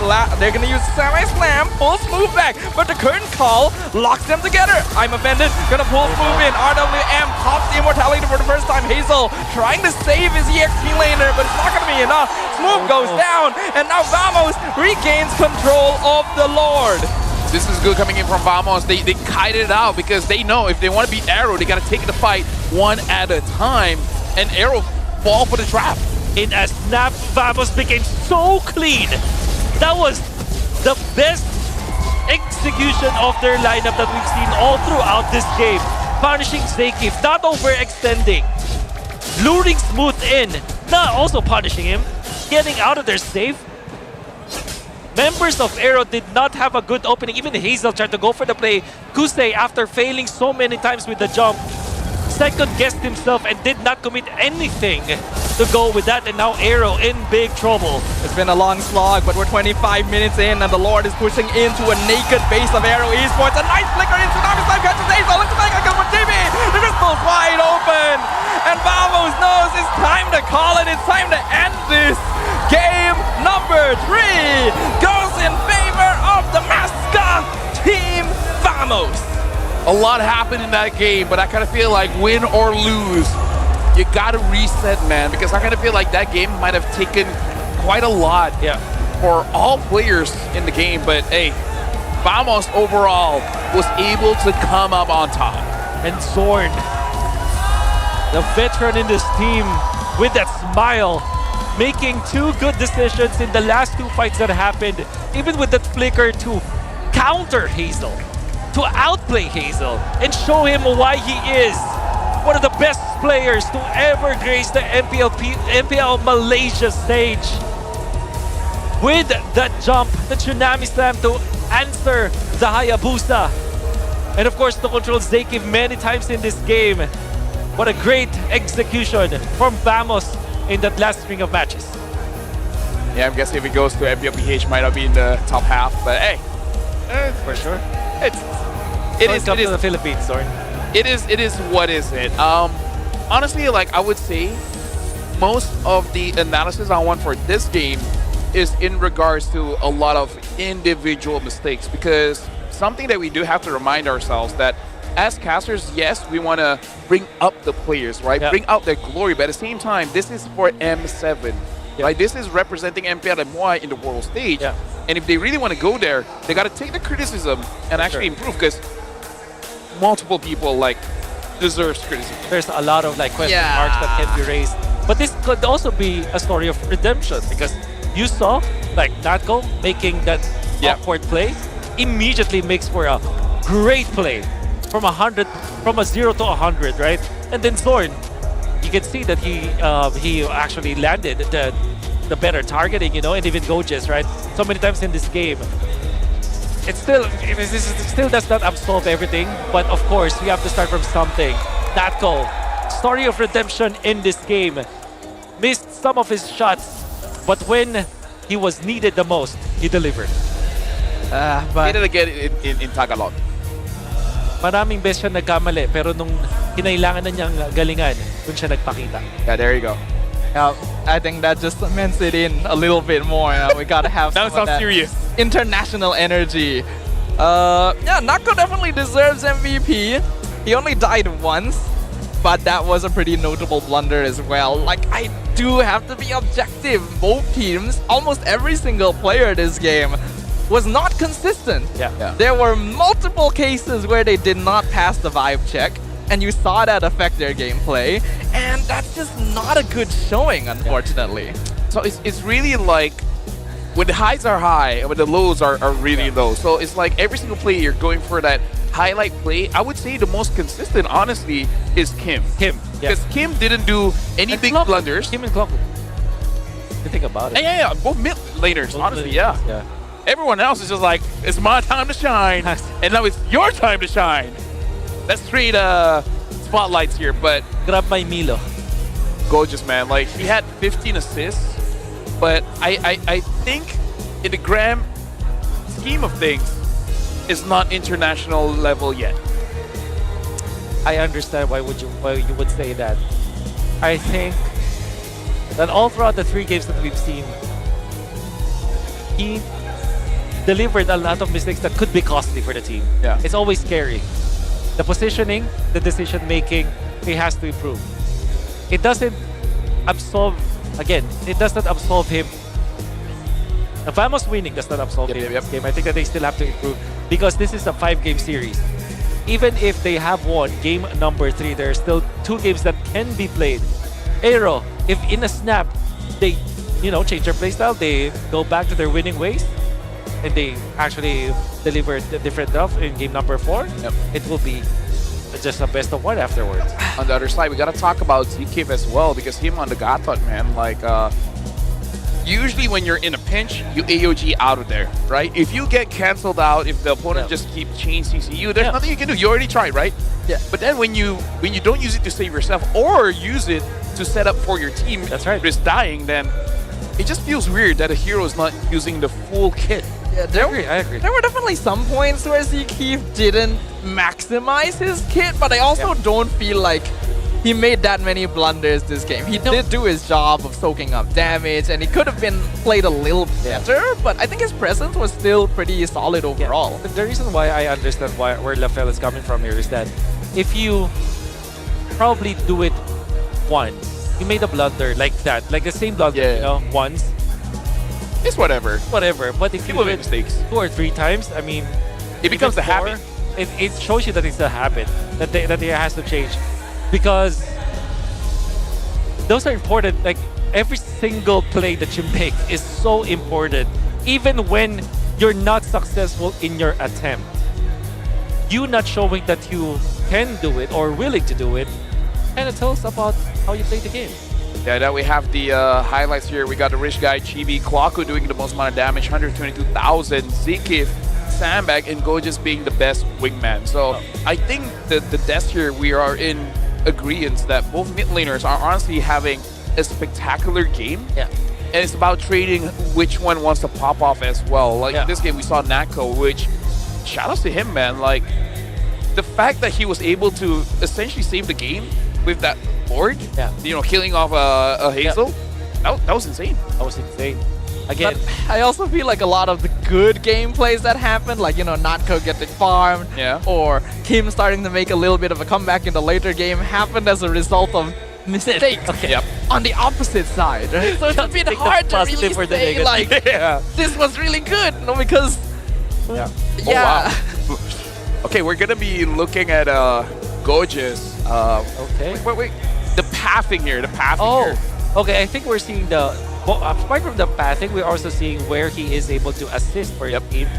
This is essentially almost on the left side of the map. Around the... But then, those 2 X's, dude. Yeah. Those are more memorable than the assist. Both in the mid. It's almost like people don't camp that bush or something. I wonder. Yeah. I wonder. Gorgeous keeps overextending. It's like called, every single game. It's called the Kumar Bush, man. Yeah. You can't be a professional player and be unaware. Like, you have to have this spidey instincts, be like, okay, it's too quiet. I wonder if anyone's in this bush. Can we really blame the Kumar bush when he's dying by not even walking into it? Oh. Now we need something worse. Because he's not even walking in. He's just in its vicinity.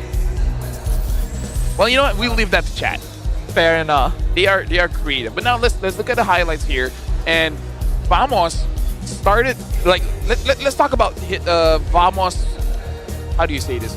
Team fight positioning, or the idea behind the team fight, which is always trying to, because this is something that martial artists do.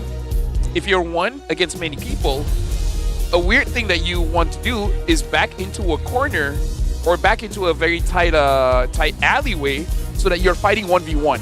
Yeah, it's like instead of 1v3, 1v4. You're creating a bottleneck or a funnel. Exactly, and Vamos keeps on doing that. Yeah. And AERO keeps on following for it, especially Kuse.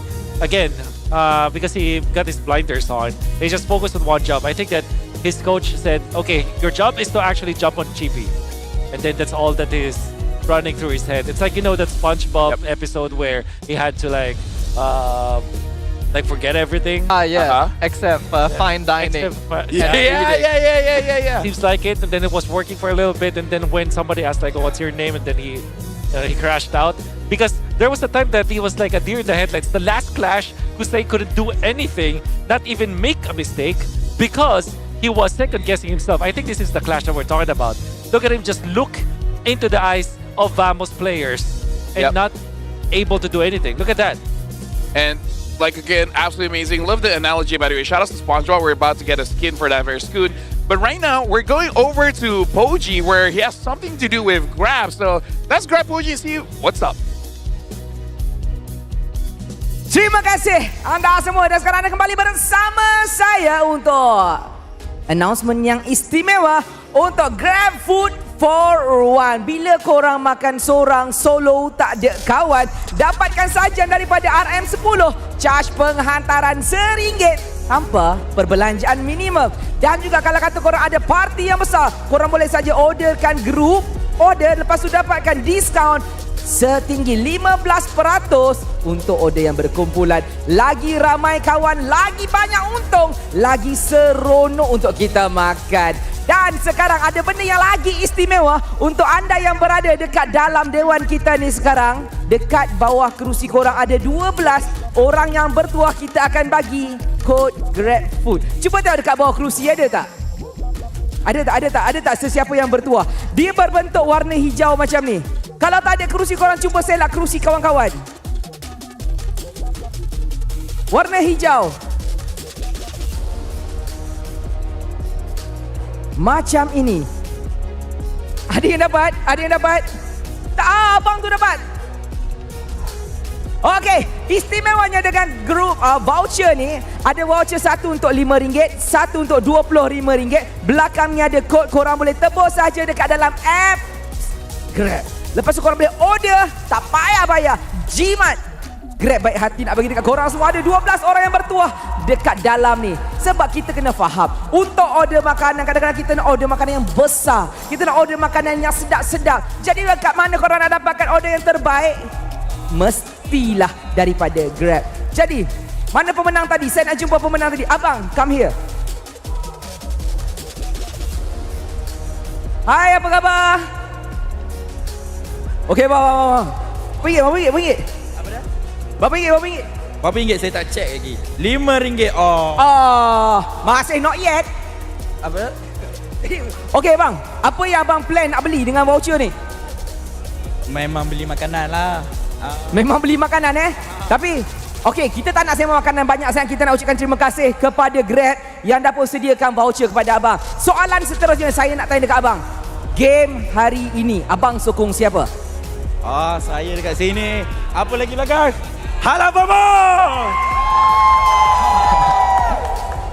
Okey, abang nak game ni lepas ni nak lagi seru, dua sama ke nak tutup lah, nak balik awal? Saya macam tak nak balik awal sangat. Dua sama bagi key kedua okey juga.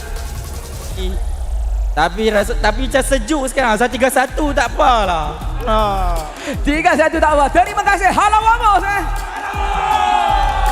Itu yang menarik dengan apa yang berlaku dekat pentas playoff kali ini. Macam-macam kejutan yang berlaku. Tetapi juga saya memerlukan kejutan daripada AERO Esports. Kerana kemungkinan kalau kata AERO menang, masih lagi ada nyawa untuk pasukan AERO ni. Kerana AERO sekarang ada Hazel dekat situ.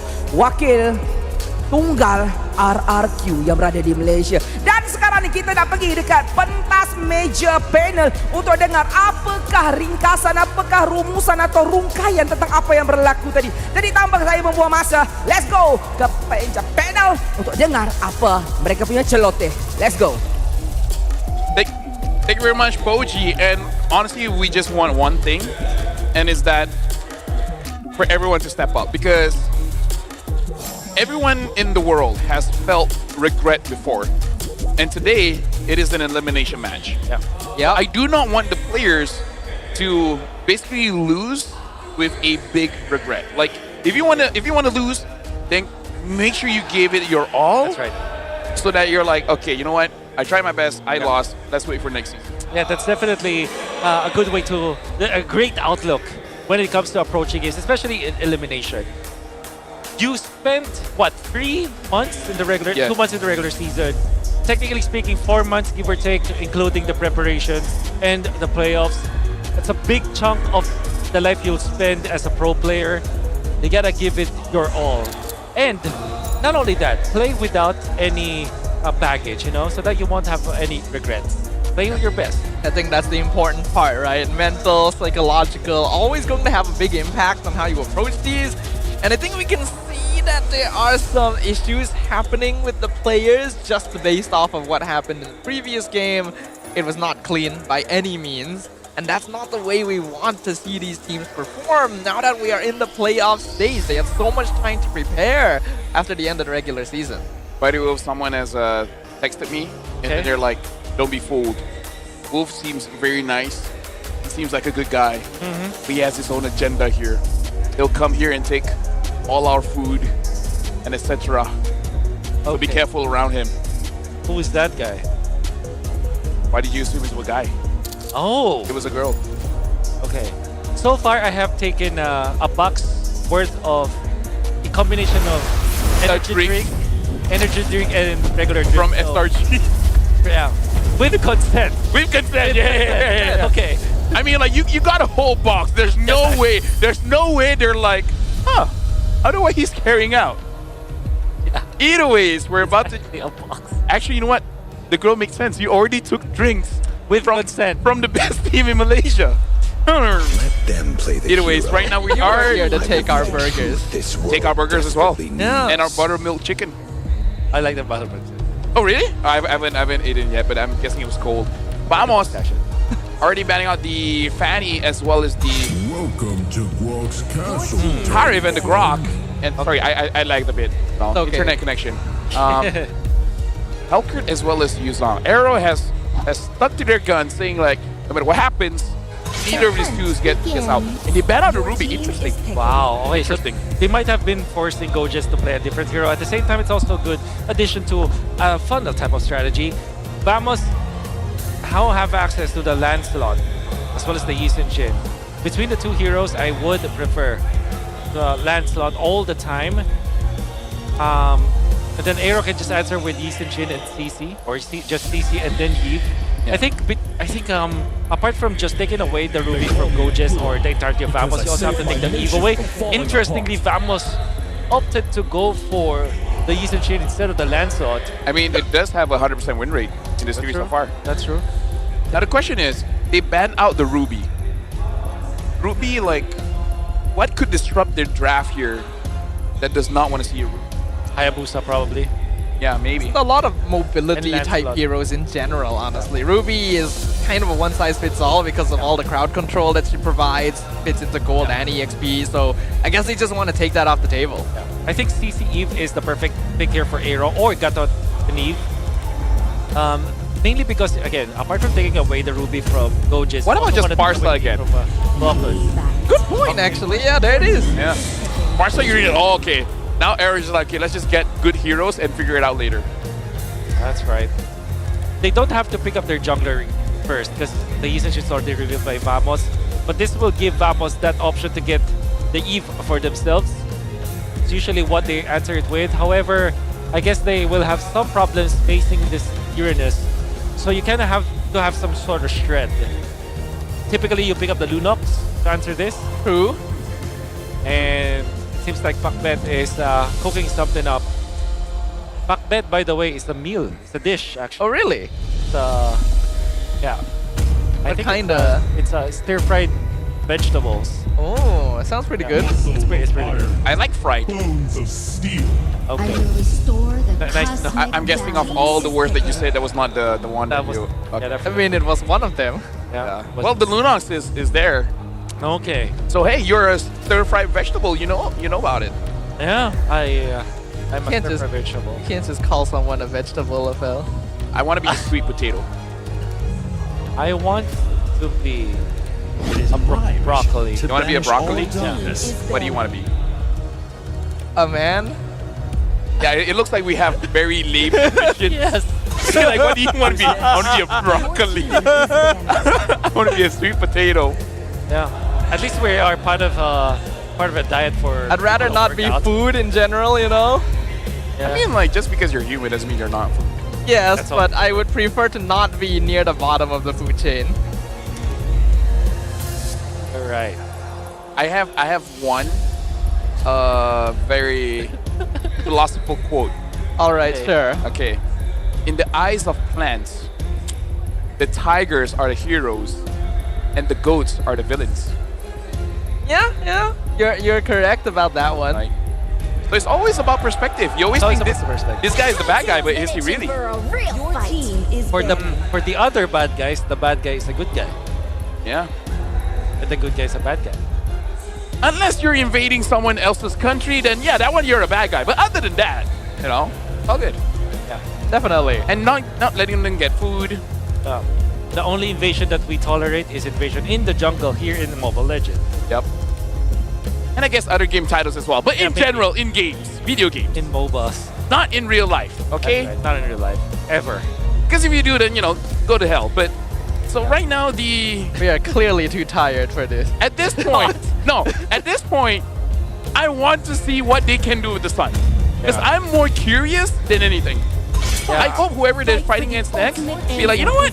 We're curious. I want to get an interview, actually, because this is such a curveball or whatever it is. I mean, do it for 3 times in one series so far kind of tells me that there is a pattern, there is a reason why they banned it out. And it feels kind of sad that we've seen this and haven't had a chance to witness why this happened. We don't even know if it's gold or EXP. Yeah. Imagine if Vamos looks at this and it's just like, why are they banning Sun? Yeah. Imagine if Vamos is like, I'm paying you to leak information to the opponents and just gave wrong information. That is a valid way to look at it. That's actually 5-head. Now, AERO, against Gacha, you usually pick up the healed up, but they ban it out themselves. I think the Hylas is the hero that usually left here, but again, Lunox is going to be a problem. So maybe something like a Cho for Zinky would be better. What else does he pick up as a catch type of... He used to be known for Badang. That was when he first debuted. That could be good. But now it's meh. How about not an Atlas? A Tigreal maybe? Actually, Atlas is fine. Atlas is not bad. Build normal. For the Hylas. Just build normal. As we also thought about, not minding the fact that Lunox can shred through them, but if you put 2 valid targets for the Lunox, that means that will not have enough damage in the end. So I think they're just overloading Vamos at this point. And now Vamos, they don't have the CC. They can go X-Borg actually. I have a question here. Yeah. With the changes of Guardian Helmet, which one will be a better NT burst item? Is it the Athena Shield or the Guardian Helmet? Because Guardian Helmet, if you receive more than 500, then it just basically caps at 500. Right. And the Guardian Helmet has innately a lot of HP. I think Guardian Helm is better later in the game. Athena is better earlier in the game. Yeah. I think you want to go Guardian Helmet in general, so that you can also like get in and out of the fights afterwards. Athena is just Athena Shield or other items, or maybe just single-use kind of items, you know. So they only target one specific skill set. But anyways, the only bad thing is that it costs a lot. That also costs. Right. If you want to be successful, you kind of need money. That's true. No wonder why I'm not successful yet. Shoutouts to Rose and Eternal. Yeah. That's why you have to be here in MY. You gotta get that bag. Get that bag? I wish it were true.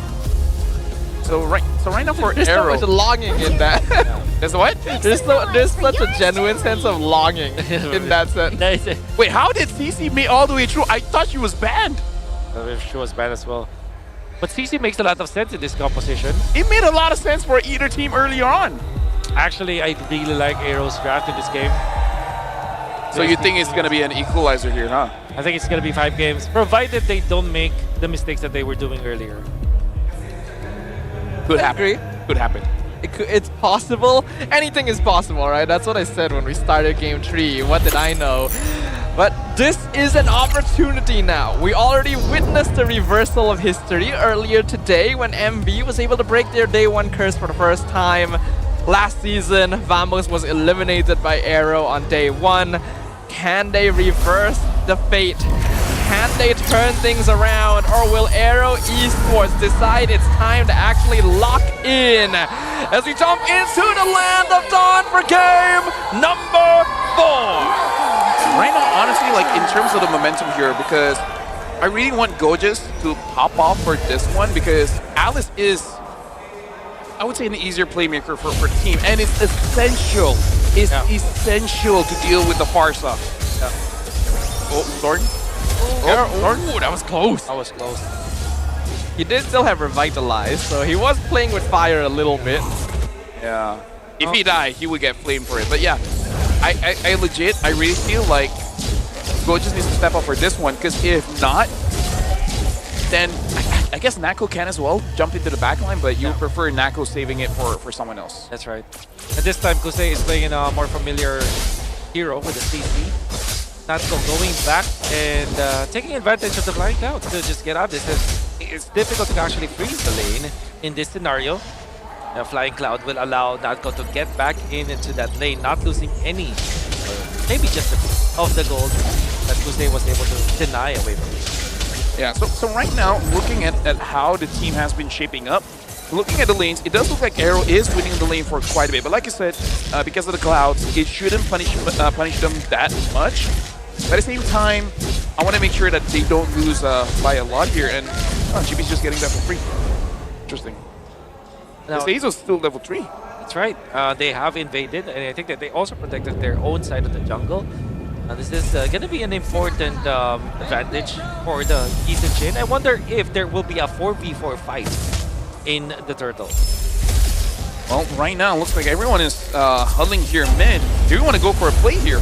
Chaka gets dropped down. GB instantly gets stunned, so he has to back off. Zorn now the one left in trouble. ZK pops to Revitalize. Both sides going to be using that battle spell. So no deaths here. Nako very late with the Falling Star Moon. Yeah, a lot of abilities have been used here. Goja still has the Throne of Ruin, so maybe he can help his team make a play, but Vamos should really wait on those cooldowns. Because AERO, they have access to it much sooner. That's right. It's going to be the turtle fight that will be denied away from Chibi. And then Chibi comes out. Chibi still gets the turtle! And Anaton goes in on smooth. Vamos looking to retreat. They might leave Zorn behind, but he still has AOG, so he'll be able to back off. Oh, wow, what an angle coming out from Chibi. I honestly thought that they would just forfeit the turtle that time. But that retribution coming out from Chibi is so clutch to Hazel. Despite having the clear advantage in the turtle fight, does have the Tordos as well, did not win the retreat battle. And not only that, AERO also did not get a kill onto Zorn, was able to utilize the AOG. Guess what? That's how he utilized the AOG to get out of the fight. Be patient. This is the experience here. Yes, sir. In MY. Oh, hold on, ZK! Guess you don't have to be patient about that one. Chibi picks up first blood on Zkeep in the mid lane. Even a better airstrike, not keeping them off of the high lows. Yeah, right now, Vamos definitely has the momentum here, but AERO, I want to see how they want to utilize Kim here, because either they're not setting up for Kim to do well, or Vamos just learned their lesson from game number 1, which is, how about we just stay away from Kim for a while? You know, like, let's not throw our bodies where the Farsa can just deal free damage. Yeah.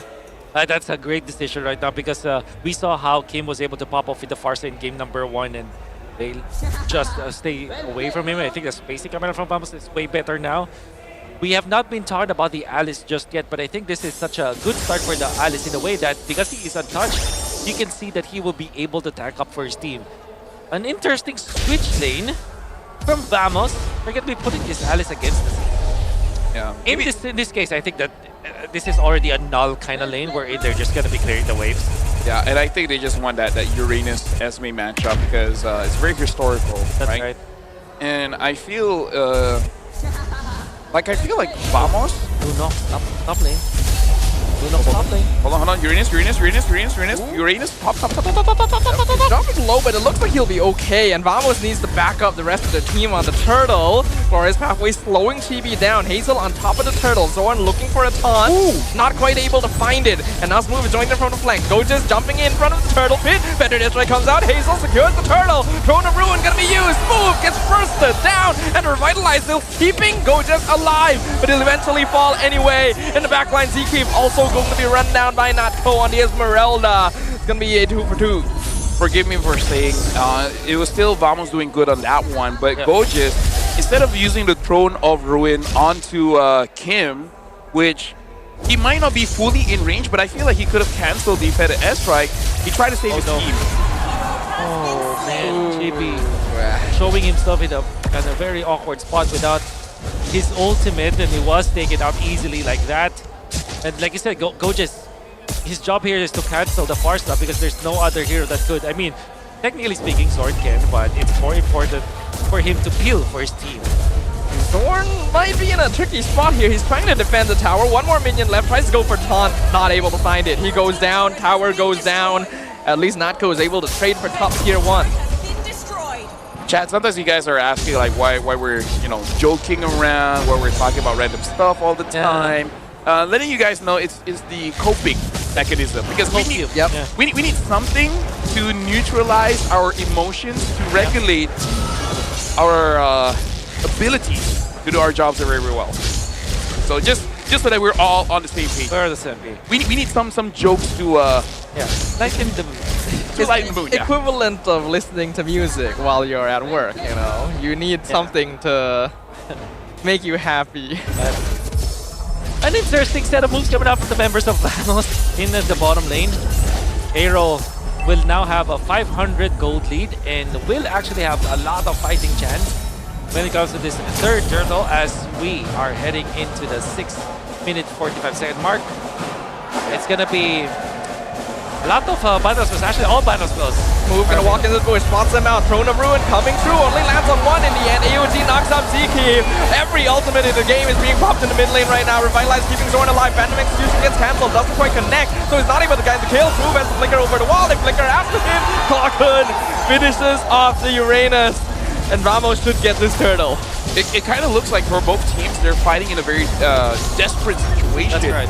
It was good that Kim was able to avoid Gojas, but it just feels like just rushing here, Wolf. And I know this is pun intended, but it didn't look smooth at all for both AERO as well as Vamos, but most importantly for AERO. It seems like the idea was there, but the execution looks really bad because I think everything was just forced from their side, and everybody just tried to escape from each other. It looked mistimed as Hazel did not get any kill afterwards, so we'll see if they can recover afterwards because now Vamos have taken over the momentum of the game. They've used a lot of ultimates to invade the jungle, and it's not really where Throne of Ruin comes in on Kim. AOG gets cancelled, so Kim's able to walk away, but Zkeep does end up losing his life in exchange. Hazel gonna be able to get out as well, but Kusei in a lot of trouble. They're trying to chase him down. He will be able to just about reach the distance. Ladies and gentlemen, just to remind you guys, this is match point for Vamos. In the previous season, AERO was the one to drop Vamos to go back home. If Vamos wins this one, this is the end of journey for AERO. And AERO, they cannot afford to make any more mistakes, because if not, again, journey ends here. The win condition from AERO has expired. At this point, the members of Vamos have all the tools that they needed to take down the members of AERO in a 5v5 team fight. Gojas, as long as he has the ultimate and the flicker, he will be able to force Kim to pop the Purify, which also allows Vamos to eventually run down the far stuff. This Lancelot, if unable to get some kills against Vamos, will not be able to snowball. And of course, this season Shinjibi has been farming so much in the past few minutes. I kind of wonder how much farming he does have right now, but I can assume that he has good enough of a difference. And wow, that was on cue. It's actually pretty much even between the junglers. Don't worry, Prod is listening. Shout out to Prod. But yeah, like, AERO as of right now, Hazel hasn't been able to make a play. And the argument is, even if he does make a play, who can he actually execute, right? Because as long as Clockwood plays carefully, it's going to be difficult for the Lancelot to actually get a kill. And going over to Nako and Gojas, they can self-sustain to the point where even if they do eventually die, the Lancelot might be out of gas when everything is said and done. So Hazel is not in a good position because he's not snowballing. He's even, so that's good. But they honestly might even need Vamos just to make a mistake so that Kim can deal enough damage and Lancelot just finishes up. The thing is, that's not actually impossible here. Vamos is gonna need to make sure they don't throw away the current situation they are in. Because you guys are right, AERO is already in a very unfortunate position when you look at the composition. The only consistent DPS they have is Kusei. Everything else is cooldown based, and they're kind of falling behind. Yep. Speaking of which, right now, the Lord has been stirred up, and Smooth gonna get targeted. Predator Destroy comes out. Smooth gonna be able to flicker away. Clockun does end up being charged down by Kusei, and TB also run down in the mid lane. It's a double kill for the CC. Gorgeous now trying to escape, but he is surrounded. AERO Esports collapses and takes out 3 members of Vamos. This is what AERO needed, and not gonna lie, I did not even notice Kusei's positioning. All of a sudden, he got a double kill, but the thing is, he got it on crucial targets. Important targets. Vamos have... I think what really is the problem for Vamos is that if they pop their channeling spells, they are committed to it. For example, Natko charging the ultimate did not stop actually, and that put Vamos in a very awkward spot where they were too deep into AERO territory, and Kusei just had to be creative a little bit when it comes to his positioning. Pops the curtain call on important heroes. Chibi in trouble because of that, and then Hazel found it, the right dots to connect to eventually reach the valid targets for AERO, and now the Lord in favor of AERO. So you know how right before that fight we said AERO needs Vamos to make a mistake? Yeah. Yeah. That's not impossible, right? Not impossible. Not impossible. Sometimes the win condition is hoping for your opponents to do something that you want. Yeah. So I have to say, Kusei does deserve some props there. Yeah, of course. Getting crucial targets, separating the fight, right? Yeah. And now the Lord is marching. AERO now with 2,000 goal lead with just one play, really turn things around. And Zoran, maybe stop recalling, you know? Yeah. He can't, it's in his blood. Brilliant's gonna be forced out here as AERO is just keeping Vamos away. They want to guarantee this box here. 2, Lord will be able to collapse in as well. Glorious halfway slows them down. Into the better strike. Throne of Ruin lands on 3, which is solid. And the damage comes through. Mountain Stalker finishes off Kusei. Gorgeous though. Gonna be traded away. Zorn with the OC gets out, but it's already a double kill for Hazel. Nako comes in from the flank, but the rest of his team is already dead. He's just buying time. I think you need to clear the minions though, sir. And tower goes down. He has to flicker just to get out to safety. And AERO Esports had completely turned things around. I like the idea coming in from Nako, but I think it's just a bit too late. It was a little bit too late. There was a plan. I mean, AERO, you gotta give props to them. They did not pull down when it comes to stepping down on the gas pedal against Vamos. Big props to Kusei as well, landing the curtain goal on important targets. Go just had to use the flicker just to get out. And they have won the fight because of that. So right now, AERO then can definitely deal quite a lot of damage. And for Vamos, they have ways to cancel out the damage, right? But it's just not executing that well. But just right now is 0, 3, and 5. Like, I don't want to beat a dead horse, man. But I don't know. Like, what? I feel like we're talking about horses a lot. Today is horse day, apparently. I mean, we do have a high loss, so we're still on topic. Pandemic season goes in. TV already. Oh, that's a wasted Throne of Ruin. And a feather airstrike. That's an added injury. By the way, Lord's coming up in 15. Can I apologize to all the XP laners watching? Oh my god. Like, can we actually look at the cooldown that's left for the Alice Throne of Ruin? Because it should be like 20-something seconds. Yeah, Lord is spawning in a few seconds. Now. Oh, it's literally now. So without the Throne of Ruin, that is one less ultimate that Kim has to think of. Yep. I mean, to be fair, Kim hasn't had to think about that for a while, you know. True. But it helps. It helps for sure. So now the Lord hasn't started up.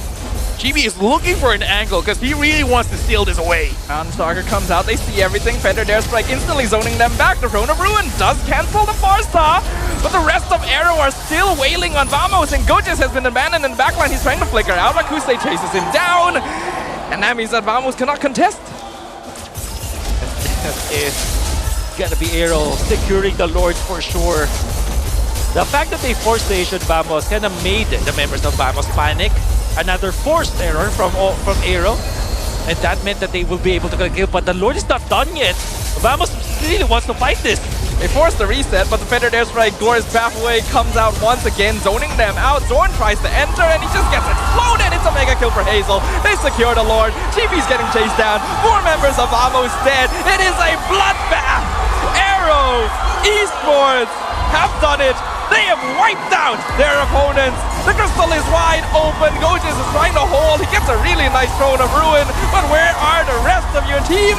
White, they are dead. And so is the crystal. We are going to game number 5. We're going to game 5. AERO able to reset it, and now from best of 5 it's a best of 1 here. Both teams have equal opportunities to move on to tomorrow and also get eliminated for today. I'm speechless here. Can you say Dilang Angel? Dilang Angel. Yeah, it's called Angel's tongue, something like that. So Dilang Angel is a phrase that used in the Philippines when you say something and it happens actually. You do not mean it to happen, but it happens. Yeah. You said that for AERO to win this game, Vamos players needs to make a couple of mistakes. Yeah. Staffa seconds the motion and says it's not impossible. Ladies and gentlemen, we are going to game 5. Let me just say, it's mostly because of experience. It's mostly because it's mostly experience. Because I've done this job for a while. I can see the plays before it happens, for better or for worse. In the anime community, I just have good observation hockey. Yeah, that's I think one that's piece. a good way of describing it. Watch it. The best way to describe it. Let me just take off my glasses for a bit. Unfortunately, I hope the pay was worth it. Hey, at least you're having a good time, right? You're having a good time, right? Having a great time. I'm eating good food. I'm with good company. But this game is this game, bro. The previous one was okay. Yeah. Not the best. Yeah. But serviceable. Honestly, first game was not bad, if you ask me, you know? Yeah. It was actually pretty okay. Watching that game made me crave good food. I'm eating what? Maybe a laksa, maybe a... I don't Sounds know. pretty nice. Nasi lemak, maybe. Nasi lemak is goreng. We gotta look at the MVP for this one. And it's going for Hazel on that Lancelot. Unkillable. What did he do again? Personally, I didn't vote for Kuste because I feel like he did a game. Yeah, I feel like Kuste did better. Yeah. But Hazel was alright. He literally did not die. So I guess us not really remembering what happened is an indication that he did things right, actually. Exactly, because you would remember if he made crucial mistakes, but he didn't make any crucial mistakes. Most importantly, he was an issue to solve. I think Kuste made so many good plays in this game with a curtain call. That last big CC that for some reason slipped through our minds. But we did say that this is such a winnable draft coming out from AERO, and it looked that way. Again, Kim on the Farsa is a problem. And it felt like he was forcing so many errors from Vamos because of how slippery he can be. At the same time, I think that Vamos, there were so many unforced errors as well. Yeah. Yes. Yeah. Okay, it was, this is going to be very harsh, but I feel like it has to be said at this point. The victories that Vamos has are in spite of Gojis. Yeah. Like the way that I would say it is that did AERO win or did Vamos just lose? Which honestly, you can just swap it around and say for the entire series, except for game number 1, right? Game number 1 was clearly AERO doing good, but then after that, I hope game number 5 is one of the games of this year to like combat of what has happened already. This match is shaping to be one of the series of MPLP. Almost. Hey, Clint, they say like, hey, you said this is MPLP. Almost. It would be one of the games of MPLBH, but in MPL MY, this is normal. Yeah, unfortunately. Actually, yeah, no. Actually, if this is in MPLBH, it will be one of the games that you're like, huh, this is interesting. This is indeed interesting. Nonetheless. But kidding aside, I think that it's more to answer your question, because that's actually a very good question, and I do have an answer for that, Dafel. This is 100% a game that Vamos lost, rather than a game that AERO won. Yep. Not discounting the fact that AERO played well, because I think they're just doing their job. To be fair, they did not make any crucial mistakes. I think that they designed this draft and played it accordingly. Like, if you imagine that this game, let's say Vamos did not have any mistakes and both of them just played so well. Naturally, if you are looking at AERO and the way that they played this game, you can assume that they might have the same result. So now, like, I'm to the point where I'm like, can we just give Go just like a high loss? Or maybe just give him a early Uranus, you know? How the mighty have fallen. Now I'm realizing that the reason they're banning Yuzong because it's the only thing that he can play. It might be the only thing he can play. Is it actually that bad? As well. And you ban Ruby as well, yeah. Yeah. Have we reached that point? Is that the topic we have to discuss here? Because Gojas, I remember back when he used to play with SRG, played pretty solid, right? He had an interesting hero pool. He was known to be aggressive. With SRG, you know? Yeah. It's kind of a big buff when you're playing on that team. I guess. Like Storm is pretty good, Yums is pretty good. You just have to be there, right? It's just like in M2 where 8G played with Kyrie and won the MCL. Do you remember? M3. Yeah, I think it was M3 when 8G played with Prime Kyrie. Yeah, no, when 8G suddenly used a Cho. Yeah. Which is a hero that 8G would never touch.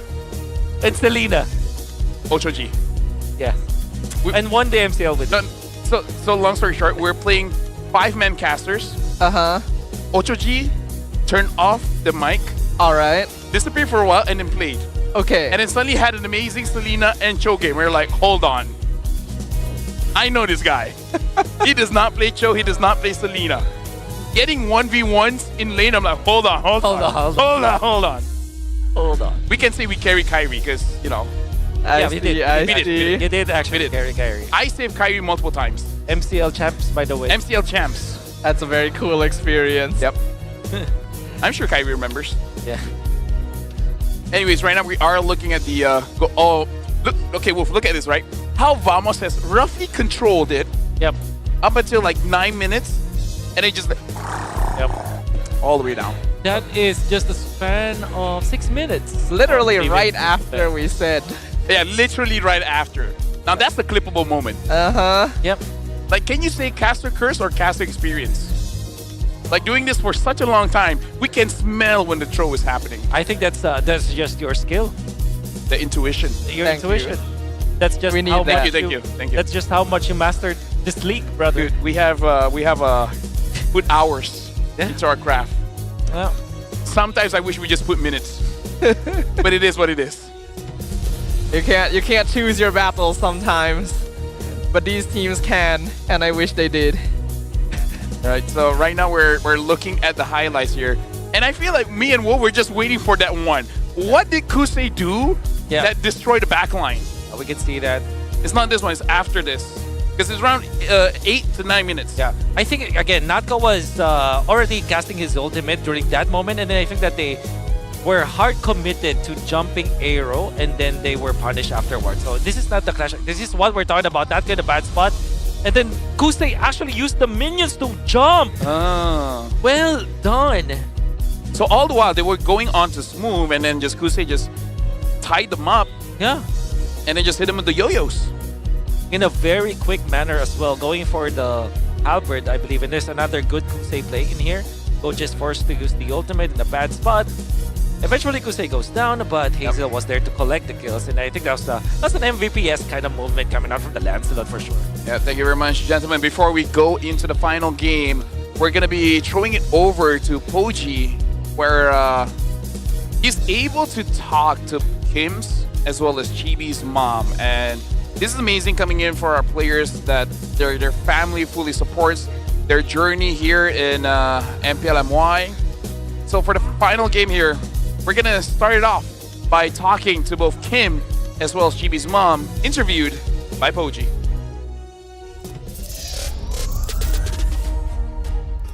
Terima kasih panel-panel yang kacak bergaya. Saya sekarang bersama dengan dua ibu, dua penentu doa kepada anak-anak. Tanpa mereka doa, tawakal dan juga tanpa berkat daripada mereka, tidak mungkin akan adanya kejayaan seorang anak. Bersama saya pada hari ini adalah ibu kepada Kim dan juga ibu kepada Chibi. Assalamualaikum. Assalamualaikum juga. Waalaikumsalam. Inilah ibu-ibu yang sentiasa berada di belakang anak-anak.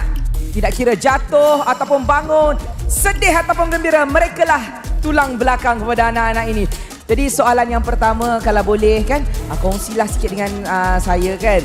Melihat kejayaan anak sekarang kan bermain dekat pentas yang besar MPL ni sendiri kan, apakah perasaan Acik sendiri tak macam bangganya anak macam tu atau rasa macam mana? Perasaan saya setakat ni alhamdulillah sangat bangga dengan Chibi kerana dia seorang yang sangat berusaha dan sangat berminat dalam MPL. Sangat so saya sebagai seorang ibu sentiasa memberi sokongan kepada anak saya Chibi.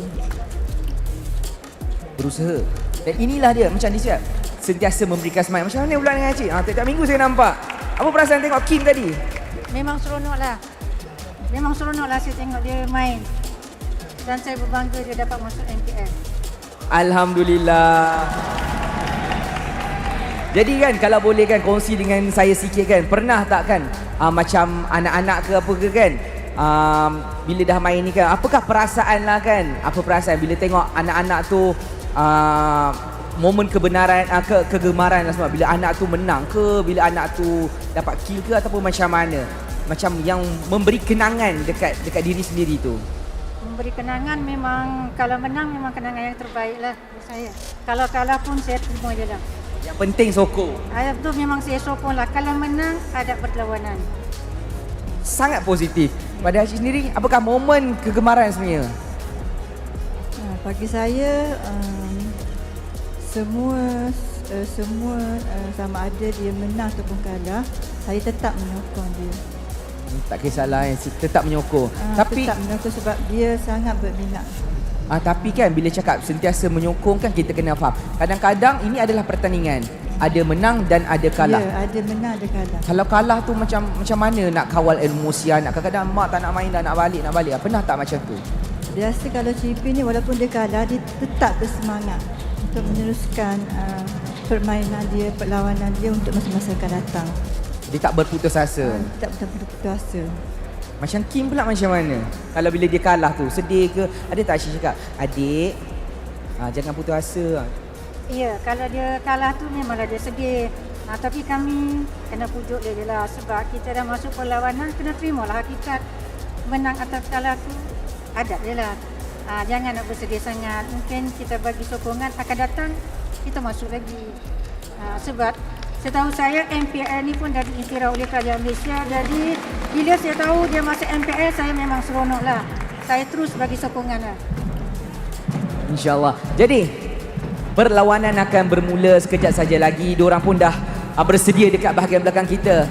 Kata-kata kepada Kim yang mungkin ini adalah jadi penentu untuk mereka menang ataupun game terakhir mereka untuk musim kali ini.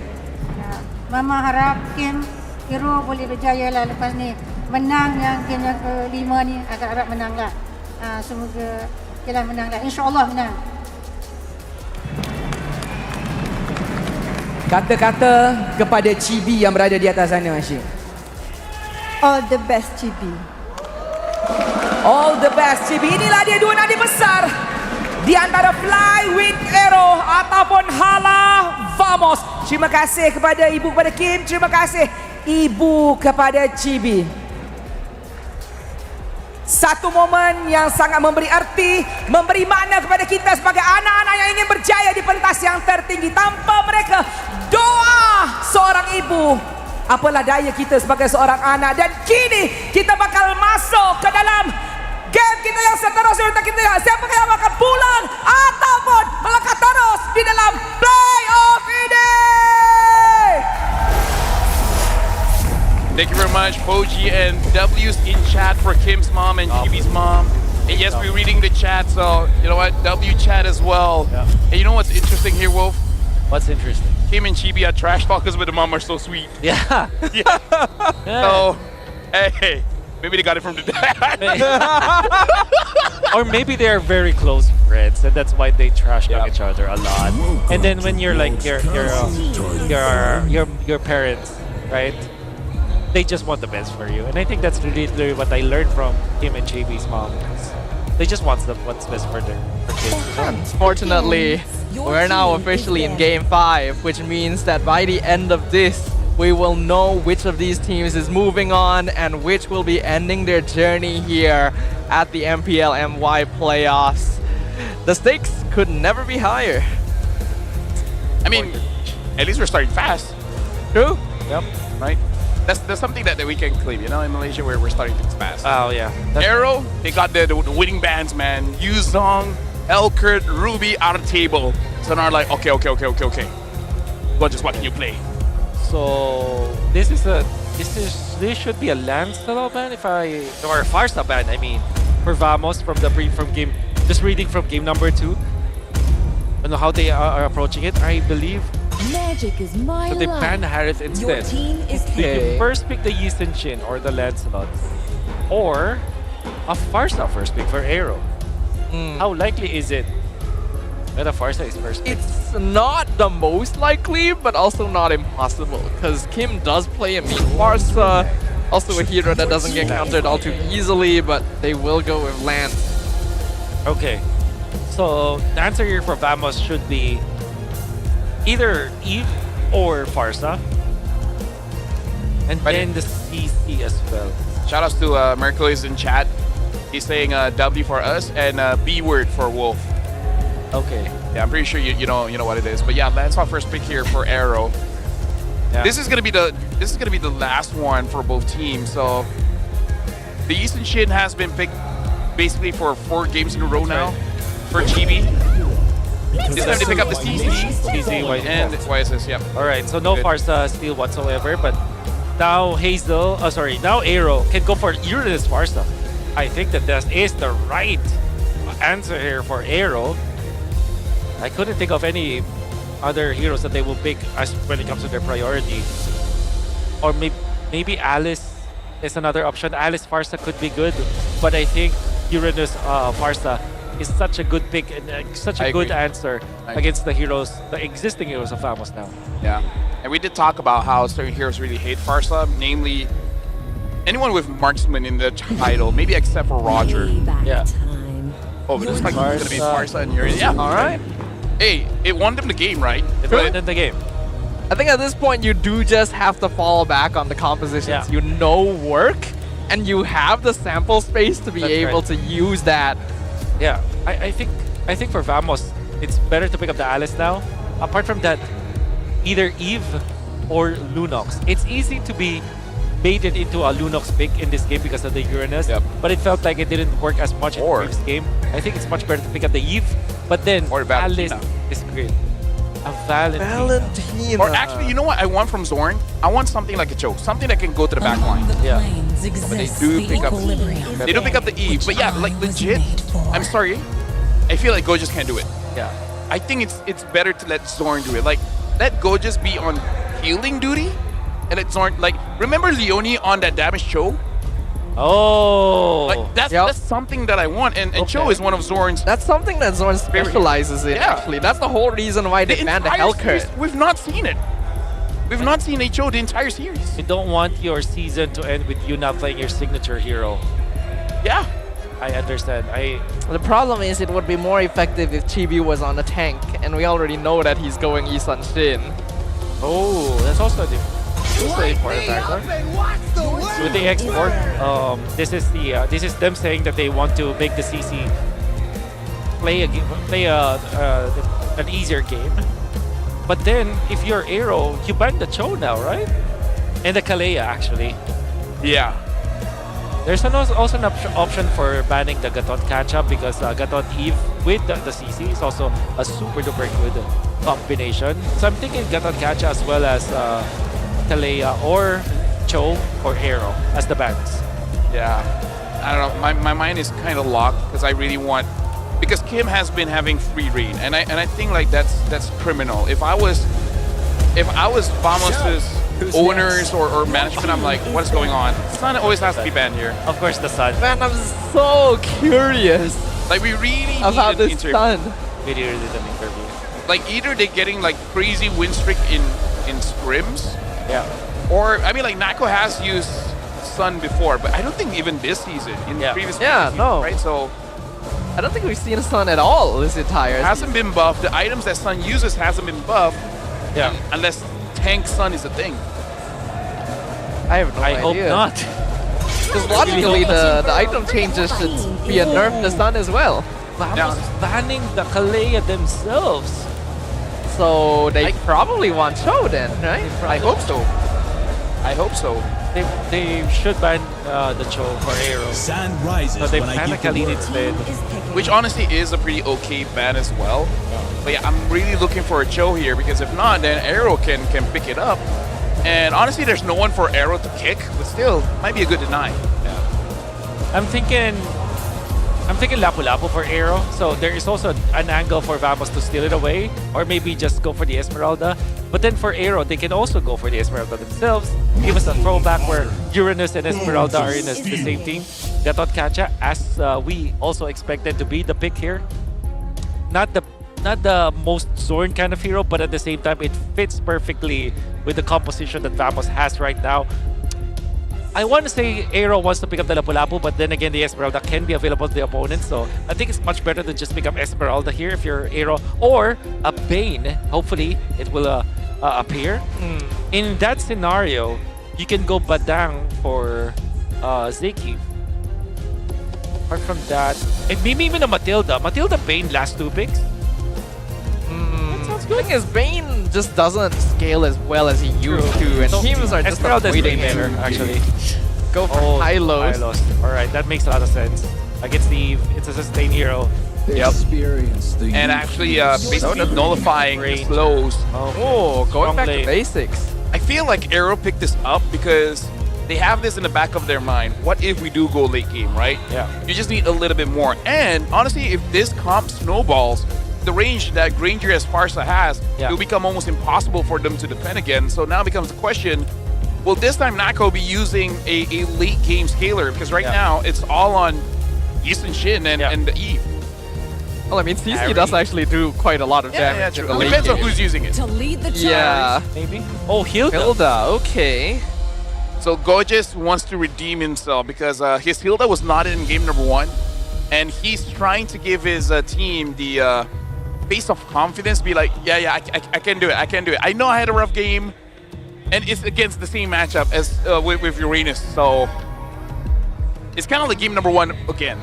But Uranus is not really a good matchup for Hilda. Like, you kind of lock her in lane, and we already saw what happened. No, it happened in game number 1. That's what I'm saying. Yeah. Right? So he wants to redeem himself. Yeah, he wants to redeem himself. Because, that's risky. Because you can see the faces. They're like, can you use the Hilda? This is good against the lands here, but you're going up against Uranus, right? I feel like that was the conversation going on, and then they're like, hey, what else do we have? Maybe it's really time to prove himself, right?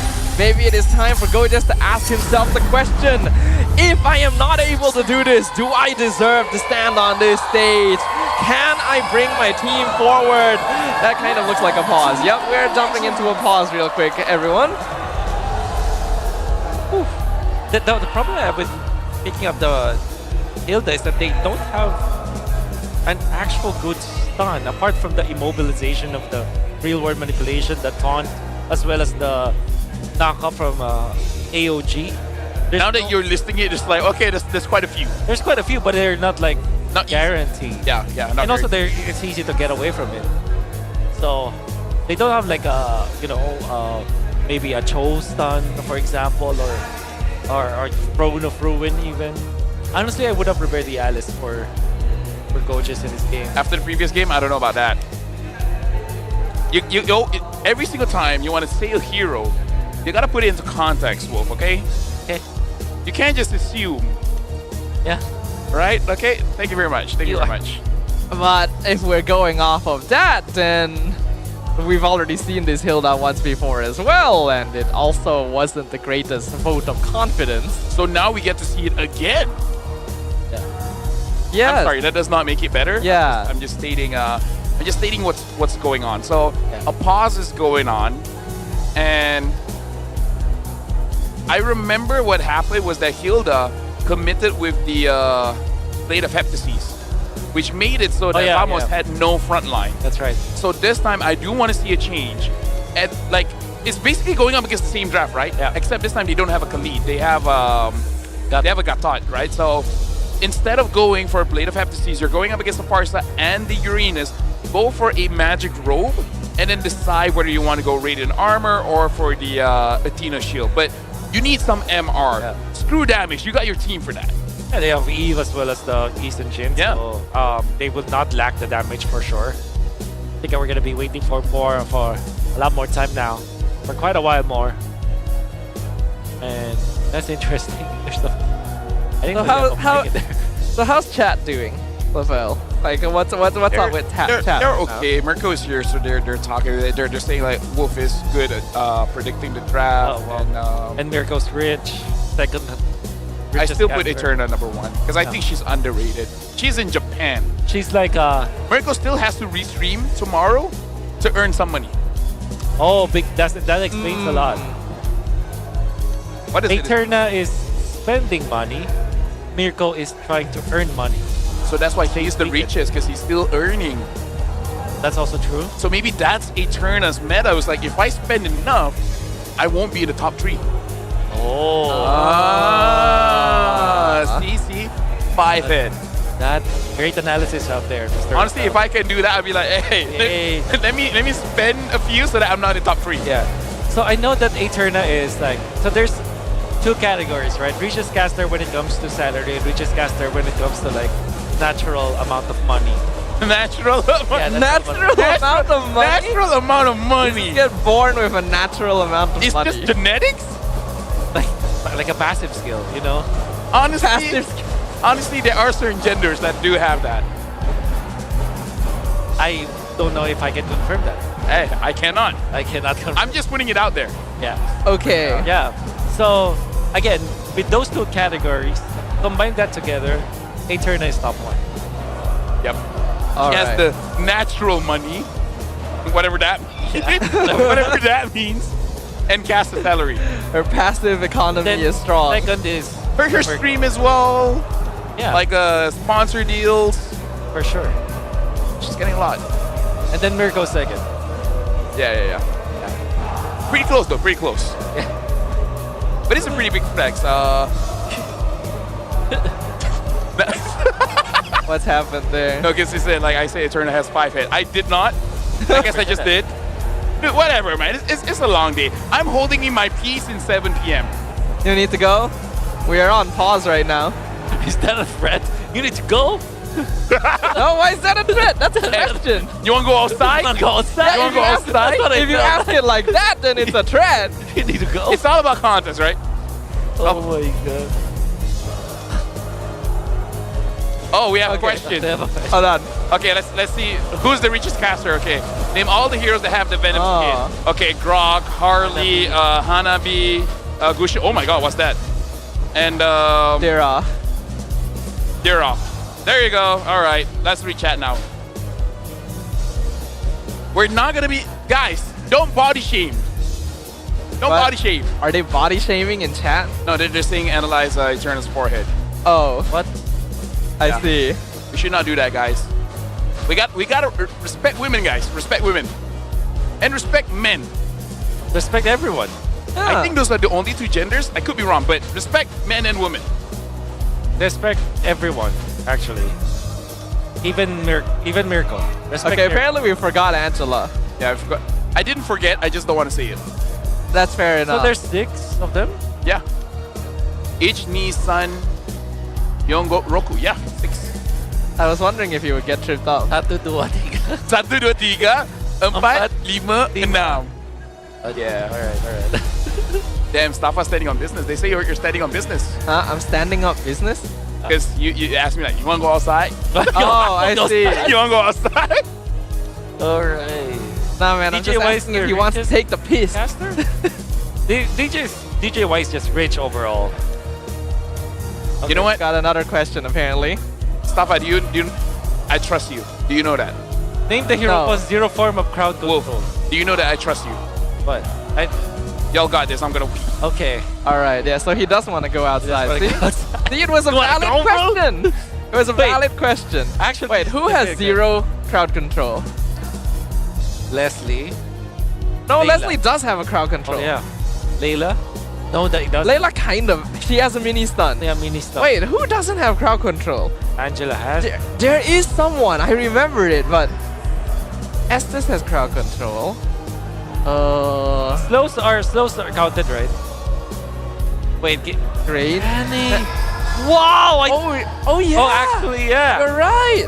So this is Fanny the only hero without some sort of CC? I'm gonna presume that's the case, because otherwise there would be more Of course, answers. there will be more answers. I did not. Interesting. Yeah. I did not have enough time to think about that. Yeah, definitely. I think that once LaFell comes back from the bathroom, it's gonna be my turn. And then my turn afterward. Yeah. You wanna take turns? Wanna go? You wanna go outside? Shout out to everyone. Don't forget to drink water, everyone. Yeah. Chat. All right. There's the next question. Who is the Rizla's son? Oh, I know this. Julian? Yeah. Oh, it was actually Julian. Yeah. Yep. They've got the same hair color, you know. I wonder who's the mother. Because do we know it? Actually?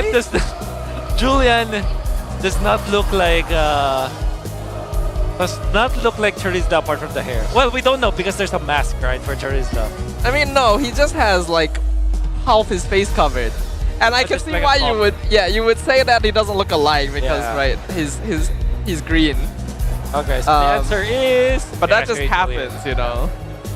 You know, I said Julian because I assume because of the chain, because of the skills for the penalty zone.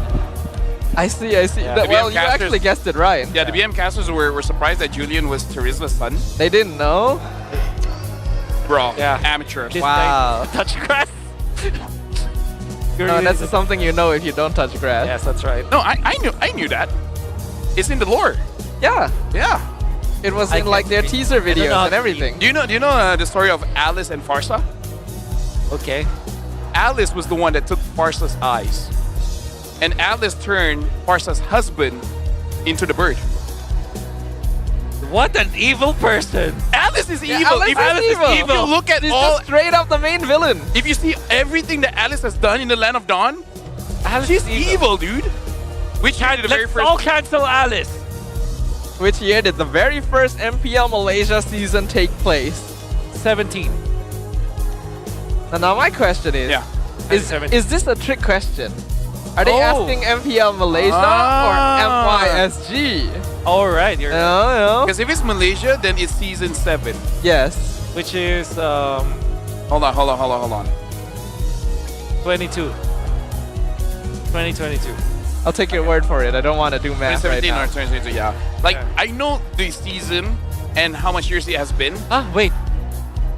2017 to 2022. That's a big jump. That's like 5 years? Oh, because there was a pause in 2020. And then so 2018 You know is what? the first season. I'm gonna go to the bathroom as well. All right, so here's the Go ahead. 2018. What? 2018, yeah. So not 2017, it's 2018. All right. So we roughly know when. It's just, you know. Yeah. So Alex is the Mirko main said- villain. Mirko said make a joke about 100 plus. It's an amazing drink, by the way. Our sponsor, you know, amazing sponsor. We love this sponsor. Yeah. But if it's a hot joke, then yeah. What? Can't think of a joke. All right, we have another question for all of you guys. How many heroes are from Laboratory 1718? I don't know. Laboratory 1718. I think Xborg is one of them. Saber? Alpha? Oh, Saber Cyclops. Yeah. Saber Cyclops. Is Alpha part of it? Because someone had to build Alpha. And Laboratory 1718 sounds like a place where you build stuff. And then Alpha is the first one. Yeah. It's Alpha. So Alpha, I think Cyclops is there. I have Alpha Cyclops. Jace is there. Oh. Or Jay-Z. Jay-Z. Hey, man. We're actually live now, man. It's crazy that he's a Alpha Saber. Okay. Unchip. See, I got two. I got Alpha and Saber. Yeah. I should have seen Angela. Chip, I have no idea. Right, Angela looks like a... Yeah. Because Angela did say that she was created. That was created. Yeah. And then she's like a poppin'. She's like a popping, boom. And then Chip is like a mutated... Alright, I'm back. What did like I a miss? mutated Squirtle or something. Mutated Squirtle? So they asked what heroes were made in Laboratory 1718. Oh. I got 2 out of 4. Interesting. Oh, we're back. All right, thank you very much, ladies and gentlemen, for being patient with us. Officially, we shall now jump into the Land of Dawn for the very last game of day 1. Will it be AERO or Vamos who make it to the next stage? Oh, Zoran's already getting chunked down as well. Zeke. Ooh, he's in danger. Here comes Gojas, but the Revitalize, keeping him alive for a while. First blood claimed by Clockhood. More members of Vamos into that mid lane, collapsing against AERO, and that is such a good start. Now Kustik in trouble. Ooh, damn, he's actually alive. That's surprising. But he will lose a lot of his farm in the bottom lane. And now, looking at the situation, Vamos is already having a pretty good lead, but we gotta remember that kind of happened in the last one as well. Yep. So it's really about, I would say, 8 to 9 minutes. I feel like that's the crucial timing where a little bit of a fatigue comes in, where it could affect both teams. So that's the timing that we really have to care about. I kind of feel like for the first 4 minutes, which usually is important, but for the teams, like, whatever.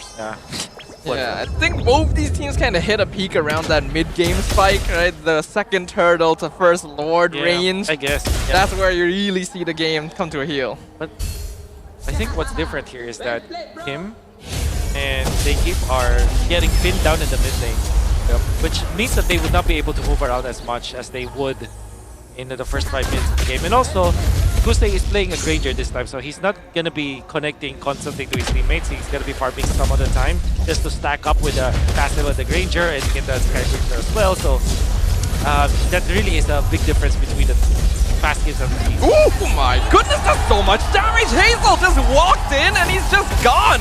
First turtle claimed by Vamos, Feather Strike does so much damage though. TB gonna be traded away, go just one hit away from death, and Smooth will find him for the double kill. But in the meantime, Zoran as well as Zako are chasing down Zeke, and they will find the kill. Well, but let me tell you what, if Go just keeps doing that, then he would redeem Game 1 Hilda, because he was able to survive against Smooth and actually got onto Hazel. That's right.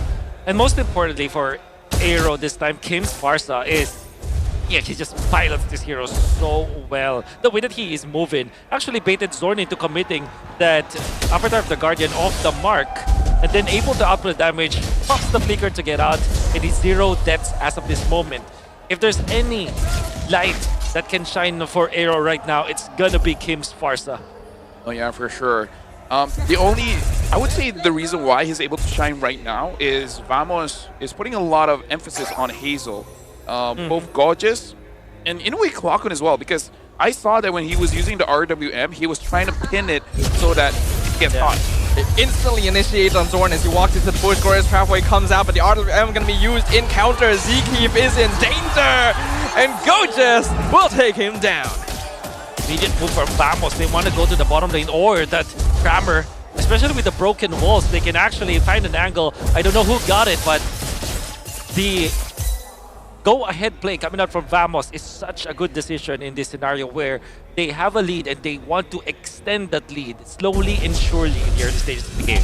And make sure you don't make a mistake in between, because again, this is game number 5 and this is for playoff life. Because even if you make mistakes today, you still have the opportunity to fix those mistakes for tomorrow and just do better. Because tomorrow at least you'll lose, you will go to the lower bracket, right? So there's more life. Now the turtle has spawned here.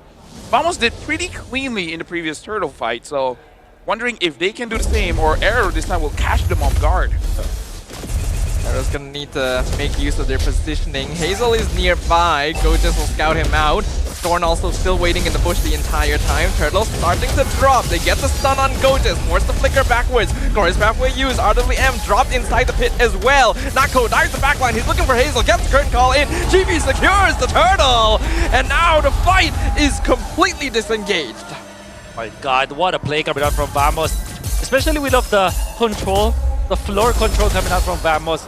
Having access to this Eve ultimate and then Zorn just in the right position to pop his ultimate. And this time, like I said, Gorgeous in the right place, the right time for Vamos.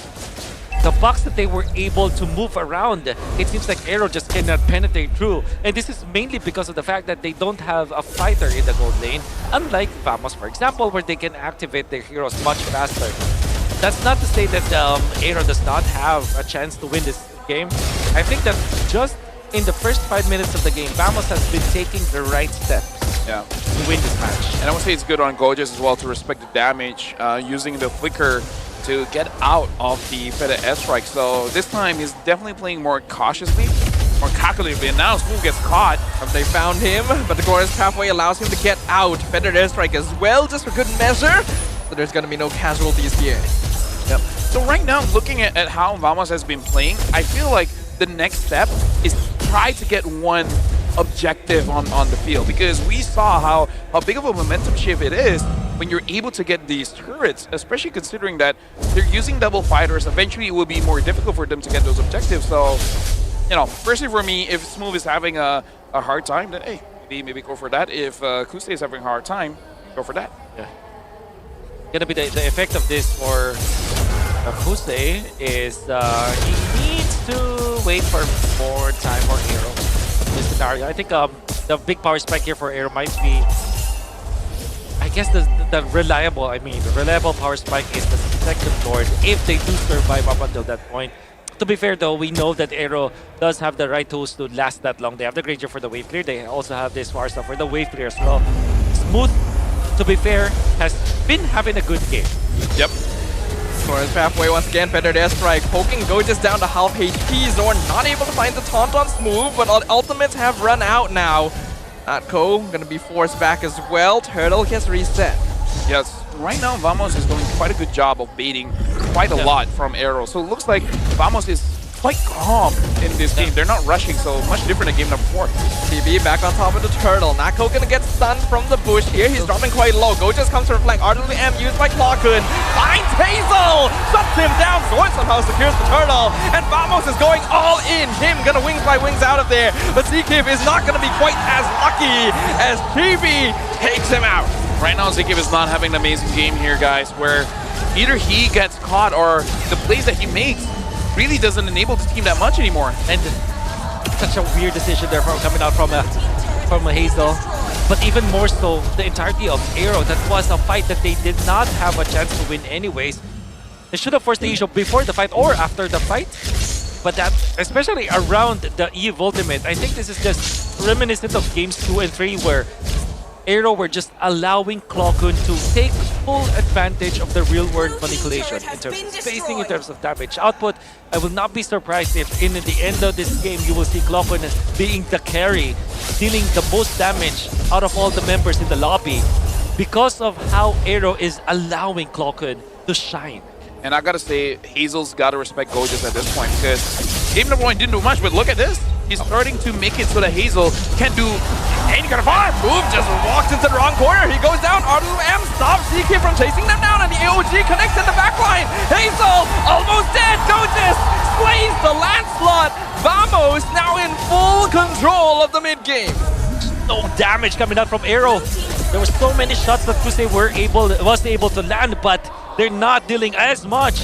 And it's mainly because they have taken out Smooth faster in this game. That's the dominant ice carrier of AERO. That means that the sustain from the revitalized of Zorn, the natural healing from the kit of the heroes of Vamos cannot be stopped. Smooth has to also take care of his own game. Because if there is no dominant ice carrier from AERO, Kusei will not be able to output enough damage against Vamos. If Vamos keeps on forcing out the Feather airstrike, I see no way the AERO has enough damage, because Kusei, honestly, he plays very well when his team especially the mid trio, is able to get some kind of map pressure. But when the mid trio is losing, Kusei so far does not have the best reputation of getting back the map control for his team. I agree. Well, TV already on the Lord, down to 20%. I don't think AERO will come anywhere close to challenging this. Even Gora's Pathway and Feathered Airstrike don't do much. And now Zkeep gets caught from the flank. Mountain Stalker locks him down. It's killing spree for TV. And now they're looking for Smooth as well. But AERO will be able to back off to the base with the rest of their members. Critical mass has been reached by Vamos.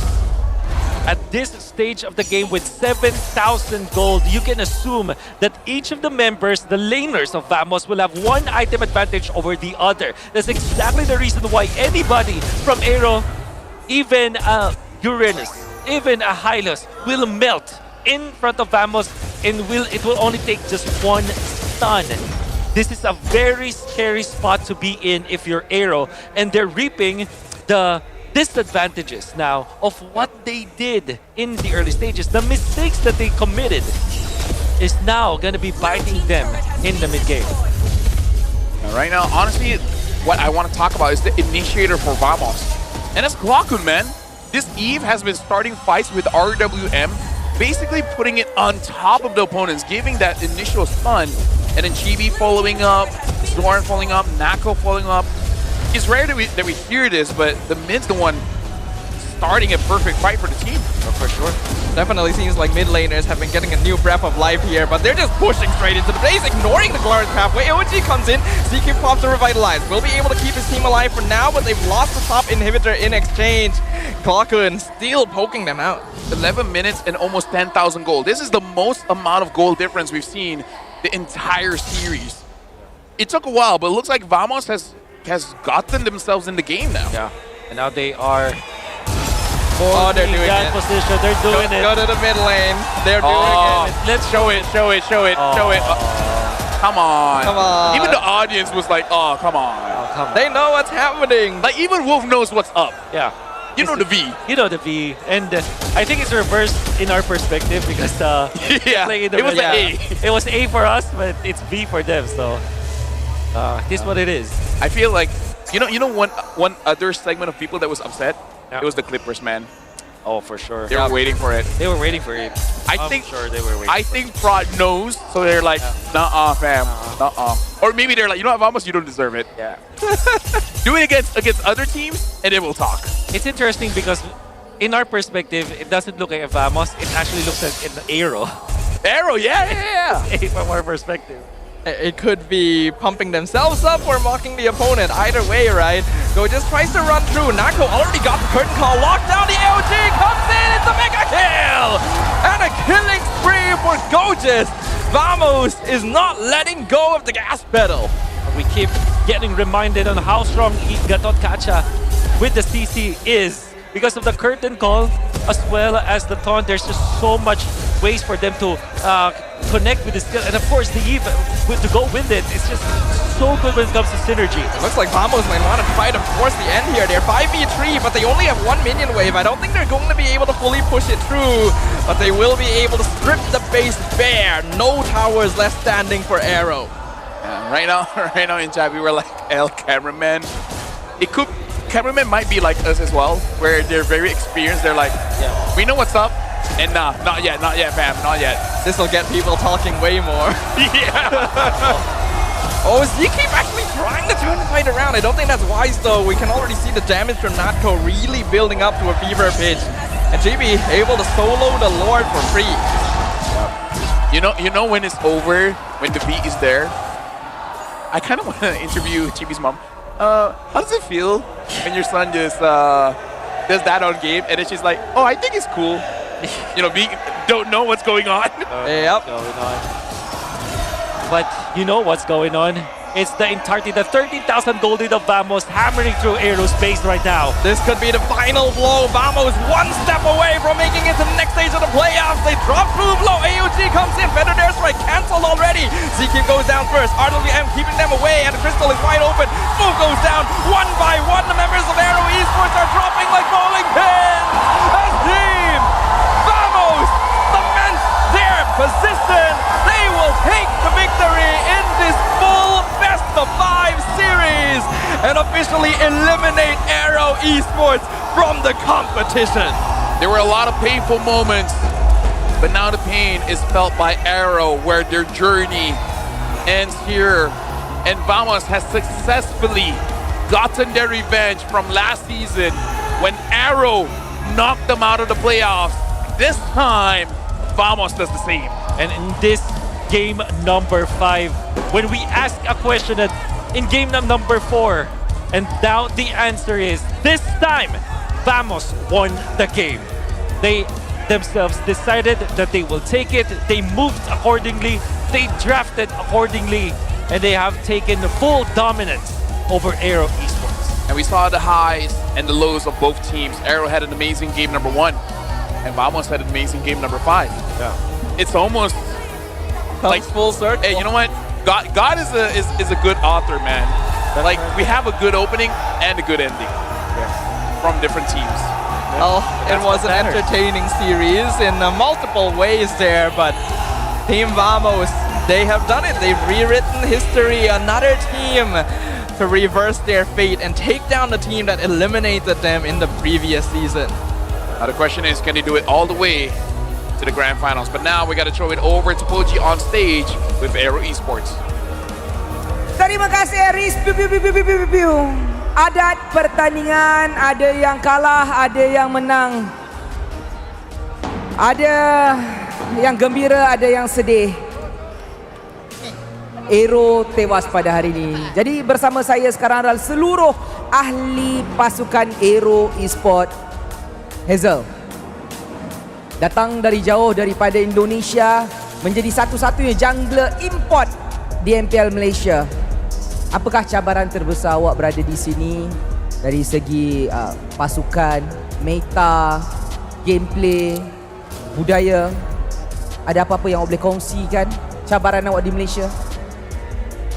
Cabarannya ya mesti saya sebagai impor kena adjust juga dengan culture di sini, dengan semua yang ada di sini, dengan gameplay masing-masing region pun beza. Jadi saya kena adjust juga untuk di sini. Pada pendapat awak sendiri, apakah matlamat peribadi yang masih lagi belum dicapai untuk awak jika awak masih lagi kekal berada di MPL Malaysia? Apakah yang ingin awak capai?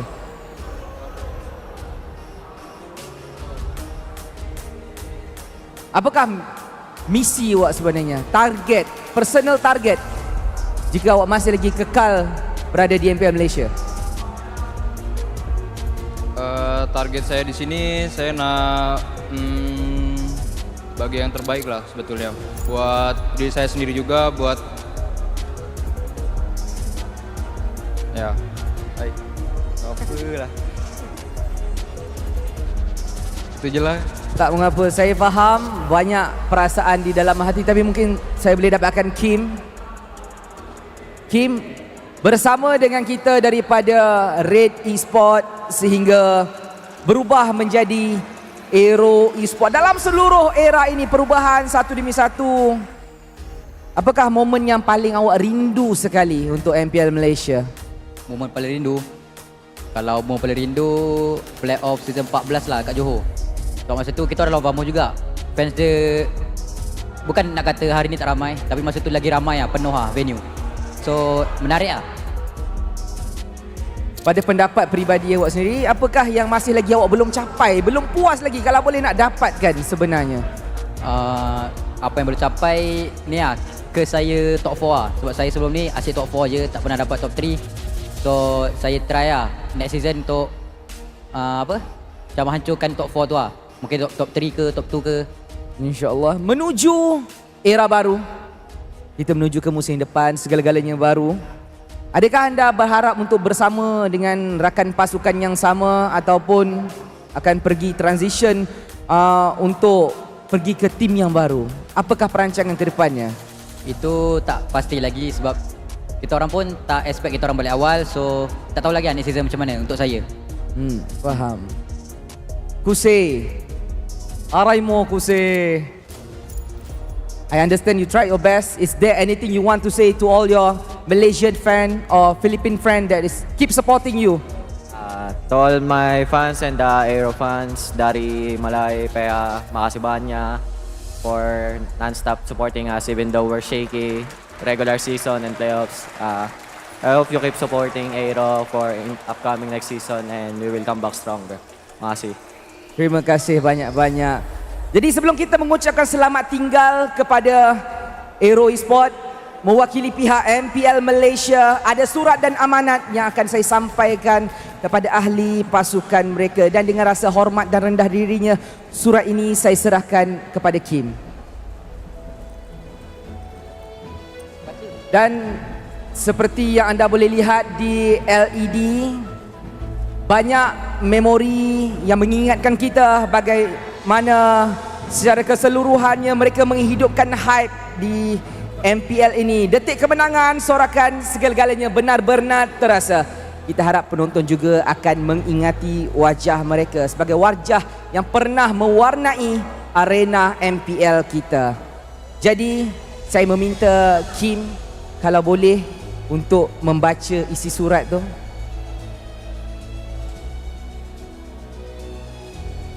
Buat AERO Esports, sebuah pasukan yang sudah sebati dengan sejarah MPL Malaysia, kisah anda semua bermula sejak awal perjalanan liga ini. Dari era MYSG pada season 6, kalian berkembang seiring dengan liga ini. Selama 8 season, anda membuat nama AERO Esports dengan penuh bangga sebelum membuka bab baharu sebagai AERO Esports pada season lepas. Perjalanan anda semua adalah tentang ketabahan dan keyakinan. Saat kejatuhan melanda, termasuk tersingkir pada season 12, anda semua bangkit semula, kembali pada season 14 dengan semangat dan keazaman baharu untuk bersaing. Selain pencapaian, legasi sebenar kalian terletak pada masa depan yang kamu semua telah bentuk. Musim demi musim, kamu membina dan melahirkan bakat muda, memberi pentas kepada bintang yang sedang meningkat seperti Mel QT, Kim, Zekif dan ramai lagi.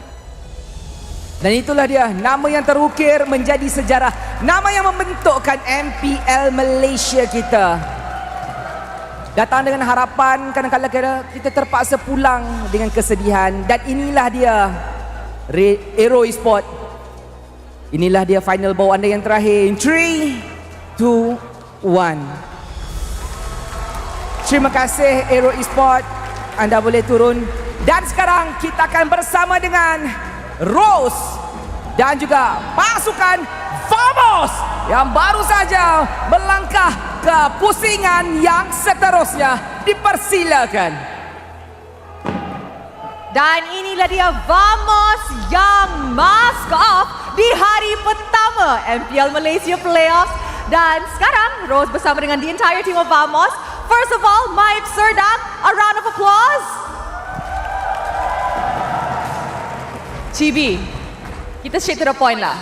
Musim lepas Chibi tak main dan unfortunately Vamos pulang awal in exactly the same scenario.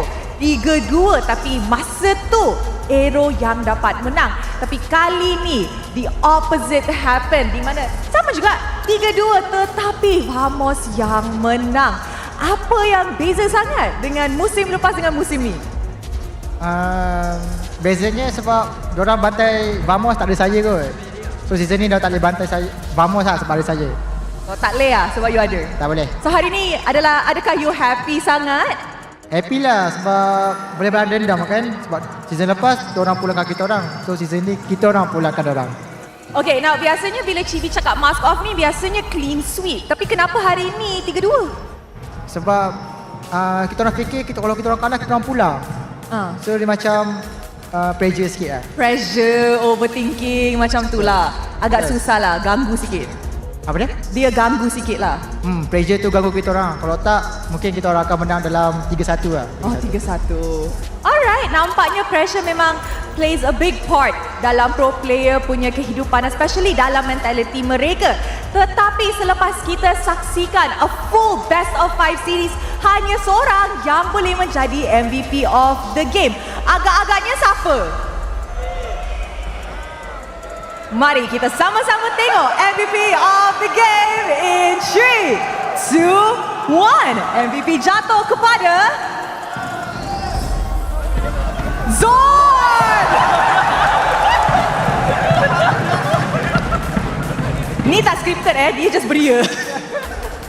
Now, Zorn, di regular season, Vamos menang 2-0 menentang CG. Esok pula di upper bracket semi-finals sekali lagi akan bertemu CG. Firstly, daripada prestasi yang Vamos keluarkan tadi, apa yang you rasa akan jadi di perlawanan esok? Rasanya kita orang akan bagi orang kata perlawanan yang sengit lawan CG, which is kita orang takkan kalah dengan mudah dan kita orang pun tak nak kalah dengan CG sebab gol kita orang masih sama lagi untuk pergi ke M7. Gol masih lagi ke M7. Nampaknya ramai orang akan stay tune untuk match esok. But like we always say, di upper bracket masa tu korang ada 2 nyawa lah esok. So adakah esok all out punya game ke macam ada reservation sikit lagi? Boleh cakap besok kita orang punya performance lebih pada santai lah sebab kita orang dah ada 2 nyawa kan. Hari ni agak pressure sikit sebab kita orang takut season lepas punya tragedi terulang. So kita orang tak boleh nak keluarkan full potential kita orang lah. Tak Zon, tadi Cibi cakap tak nak ulang balik so dia pressure tu yang 3-2. Bahaya. You pula cakap esok nak main santai, so macam mana ni? Sebab besok kita orang ada 2 nyawa, so kita orang boleh main asal boleh. So macam tak kisah. Janji tak troll ya? Boleh. You know what Zon, thank you very much. Rose nak borak sikit dengan kita punya Natko. Hari ini Natko banyak main fighter tetapi yang agak menariknya adalah pick X-board. Mungkin Natko boleh ceritakan sikit kenapa Natko pilih untuk main X-board di gold lane. Sebab kalau kita tengok balik di regular season, dia dimain dekat jungle sahaja. Sebab 2 fighter lah. Meta 2 fighter. Meta 2 fighter tu je? Itu Senang je. ke? Senang. You rasa orang lain, orang public semua boleh pakai? Keikut pilot juga? Boleh. Natko sebagai seorang fighter user dalam MLBB dan sekarang kita punya patch lebih arah kepada fighter. Do you think that makes you one of the best gold laner untuk playoffs kali ini? Untuk best tak lah. Tapi advantage lah. Advantage, bukan best lagi. Bukan best. Kalau best, fighter tak fighter best lah. Oh, so tapi lebih advantage, so lebih confident lah bila main. Apa? Since you dapat advantage, you rasa lebih confident bila main. Ya, advantage buat kita satu tim lah. Alright, thank you very much Natko. And of course Gorgeous.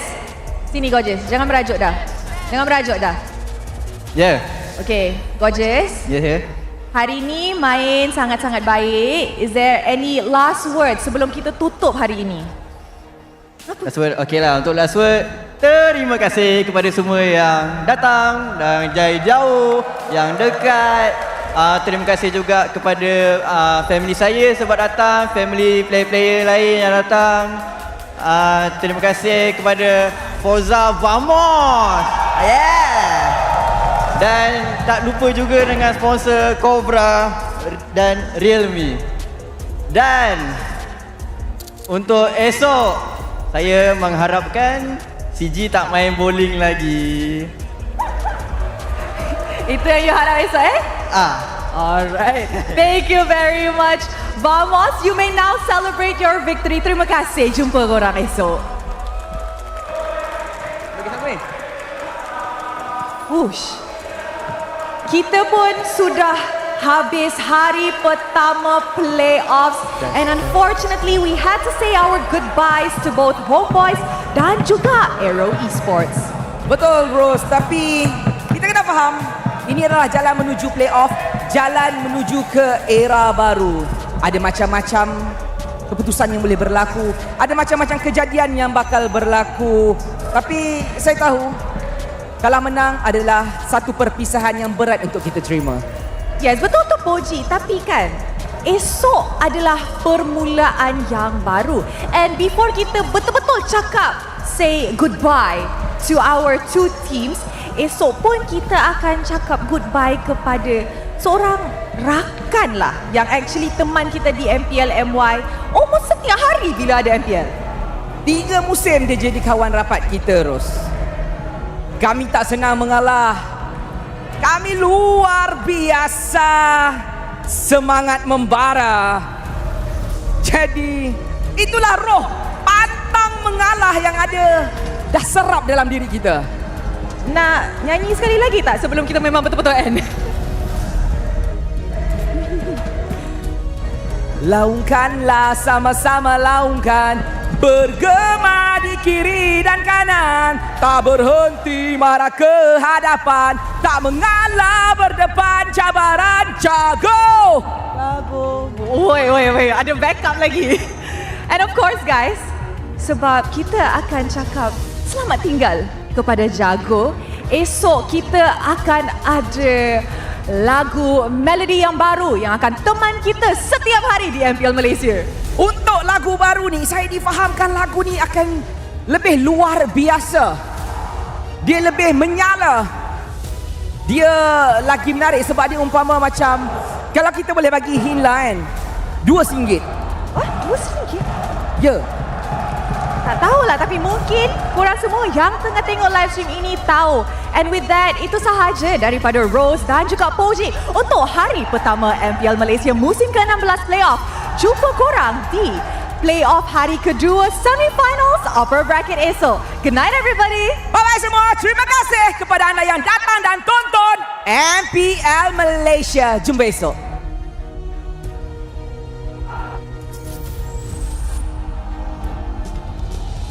Okay, I thought it was the end, but here we are. Zorn being the MVP, 0-0 and 12. It was very confident coming in. By the way, shout outs to BTR. Just saying it because Chad is talking about it. BTR? Yeah, BTR. Oh, why are they talking about BTR though? I missed it, and I'm too tired to care. Fair enough. Unfortunately, okay. Just But I'm gonna not throw too tired to care about this because this guy, again, like, this guy is just he's probably gonna be the face of MPL Malaysia, or is he not? Who is the face of MPL Malaysia apart from Zorn? That is a good I think it's question. just SRG in general. No. We have a few candidates, right? We have a few candidates. Chiku. Okay, that's true. Chiku, Zorn, and in a way, out of all of SRG, I think it's either Yums or Sakai's. Yums has legendary status. Like out of all, like he has the most individual achievements here. He's the winningest, probably. He's the winningest. He actually is. Yeah, it's just that he just doesn't have that interesting like interviews and etc. Oh, so yeah, that he's people, a little bit so people, shy. yeah, so people don't remember him. Yeah. And Romer, you know, so yeah. But Zorn, you can definitely remember Zorn. If yeah, Zorn because in the Philippines, they know it. Yeah, because he recalls. That's also true. Yep. He emotes. One of the original. And then he trash talks on interview. That's right. Everything that Yums doesn't do. So there you go, guys. Do you guys want to be good or remembered? Or good and remembered. I'm not good, but people remember me. I hope people remember me. now you see the problem, right? Because hey, we're working in front of cameras. They remember you, sir. Do you want to be good or do you want to be remembered? That was a question that someone they brought it to me. So you know what? I guess I don't have to be good. Just gotta be remembered. Yeah. I hope they remember me. Hey, chat, just drop it down below. Yeah. Rather be good or remembered? All right. The other question that people brought to me is, would you rather be good or lucky? I choose lucky all the time. Yeah, dude. Right? I thought. Dude, I want natural money. There are no I want natural boundaries to luck. money as well. Yeah. Right? Dude. Luck can encompass so many different things. Exactly. You can be good and unlucky. Like, every time you avoid an accident, you're lucky, but hey, I don't care. I'll take that. Yeah. Like, randomly getting what? 100 ringgit somewhere? Yeah. Money, right? No. Lucky enough? So you walk and then someone's like, yo, I can't finish my food. You want it? Something like that. And I'm like, yo, you know what? I'll take it. Yeah. No. Especially if it's good food, you know? Yeah. But, you know, But if it's good food, I don't think people give it away. In the case of Vamos, they weren't lucky this game. They actually took it for themselves. Yeah. They were good this last game. My worry for Vamos was actually Klokun, because he was supportive kind of mage. But here in the playoff, he was clearly a carry. So Klokun really improved in these few weeks. I have to say, throughout the regular season, Klokun was one of those players that I didn't He's good, but we don't remember him. particularly memorable about, right? Like, he does his job, but he does it in such a typical way that, okay, you never really think about him too much. But here, he did have a lot of good pop-off moments, and that's exactly what we're hoping for. Zekil just saying that you will be missed. Is that good or bad? That is... you will be missed. I feel like that's that's usually what you say when somebody just, died? Yeah, became unalive. Yeah, unable to respawn. Unable to respawn, yeah. Actually, so. that's clever. I'm going to use that. This person is unable to respawn. Yeah. Either ways, Vamos is technically we're all unable to respawn though. It's been a long day, Stafa. You are correct. This guy needs to touch grass. Yeah. That's a big takeaway. And I need to touch my pillow. Not in that way, but meaning like go to sleep. Not chat. No, pause. That really could have led in a different direction. Chat, pause. No, like I meant sleep. I meant sleep. All right. I need food. I need to send Wolf home. I need my cats. Don't need. And I'm gonna sleep. You know, after the end of today, we have seen last season's 2nd and 4th place teams go home. Oh yeah. So it does look to be the rebuilding of an era here as we prepare for M7. It's just Legos. Wait, can you even say that? Is that a brand thing? Let's avoid that. A little bit. Let's look at the brackets. How about that? All right. Yeah, that sounds good. All right. I can say day one we didn't have a 3-0, so that's good and bad, right? Yeah. So after today, Homeboys has been eliminated, only getting 1 game off of MV. MV breaking the curse of day 1 knockouts. But tomorrow, they got to go for a different beast. SRG OG. Yeah. They'll be their debut after like what, 3 weeks of not playing. Yeah. So we're gonna see hopefully something fresh Yep. coming in. And Vamos just defeated AERO 3-2 and now going up against CG, which CG is number 2 in the regular season, but a lot has changed since the regular season.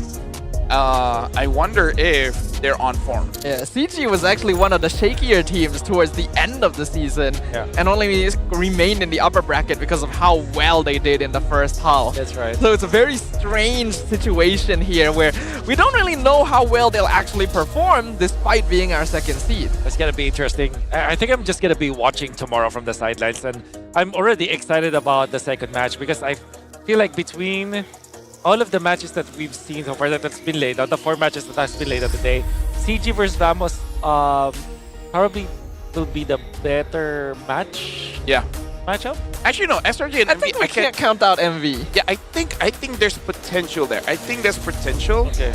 Because MV is one of those teams where they adjust according to their opponents. Meaning like if you're bad, we're bad. If you're good, we're good. You know? Okay. Yeah. By the way, about our conversation, would you rather be good or remembered? Yeah. You know who they brought up? Todak. Todak is definitely memorable.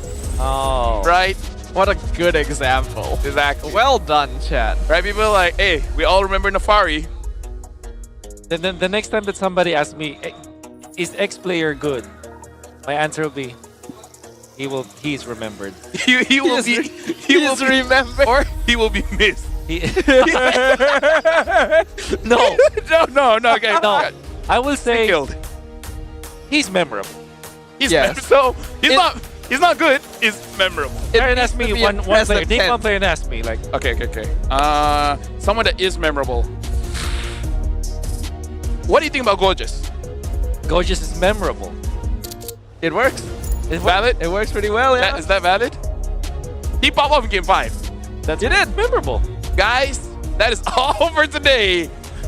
We tried our very best to entertain you guys. Hopefully it's good. Give us W's in the chat. After this, we will be hearing the mic checks. But we got to talk about tomorrow. For tomorrow, you know, SRG, blah, blah, blah, blah, blah, that happens, everything. Make sure you guys scan the QR code and let us know what's good, right? You guys like Wolf, say it there. Say that, you know, he's memorable. And I've been reading chat. You guys want Eterna to come next, you know, Merkel, whatever. Like, let us know. Let us know. And give us some money so that we can actually bring them in. And then we're good. Yeah, sounds good to me. Man, what a memorable day. What a memorable day. So, right, everyone. Thank you very much, Tafa. Thank you very much, Wolf. And finally, we can end for today. Bye-bye. Pasif. Tengok April. Boleh. Playkan. Gua aman. Go aman. No jump. Nak go no jump. Ya, gua aman. Gua masih aman, bro. Aman. Boleh. Go je. Kalau dia ke depan guys. Kita boleh. Aku plan. Tawer aja, bro. Nice one guys. Go. Let's go. Beo masih Beo 1 ya guys. Say. Dulu. Let's get to. Mantap. Ada gua. Satu. Nice. Let's go. Respect guys. Aku teknik. Mati kali. Nice. Let's go. Kau nih. Guys, let's go. Liang guys. Oh, Kena bi. kena duk. Hati lagi. Let's go. Fokus semua. Mantap. Main. Main ang, ada let's go ang. BKA sikit. Nice. Let's go. Boleh kan, Dok? Boleh. Kasih bang. Nice, speed. Go ahead. Aku. Goldie dulu. Aman. Ayah. Lapor dulu. Saya miss. Bela. Ganti. Gagal aku. Cipi. Main ulti kau. Komen. Tapi kerapu. Nice, ini depan. Fire. Goldie. Ayo dari Gimana? Ayah push kanan. Go, depan lift. Depan atas. Boleh. Go, just lot. Kata. Aku ke sensing guys. Dia nak masuk dalam gamble. Wise, mati. Orang. Go.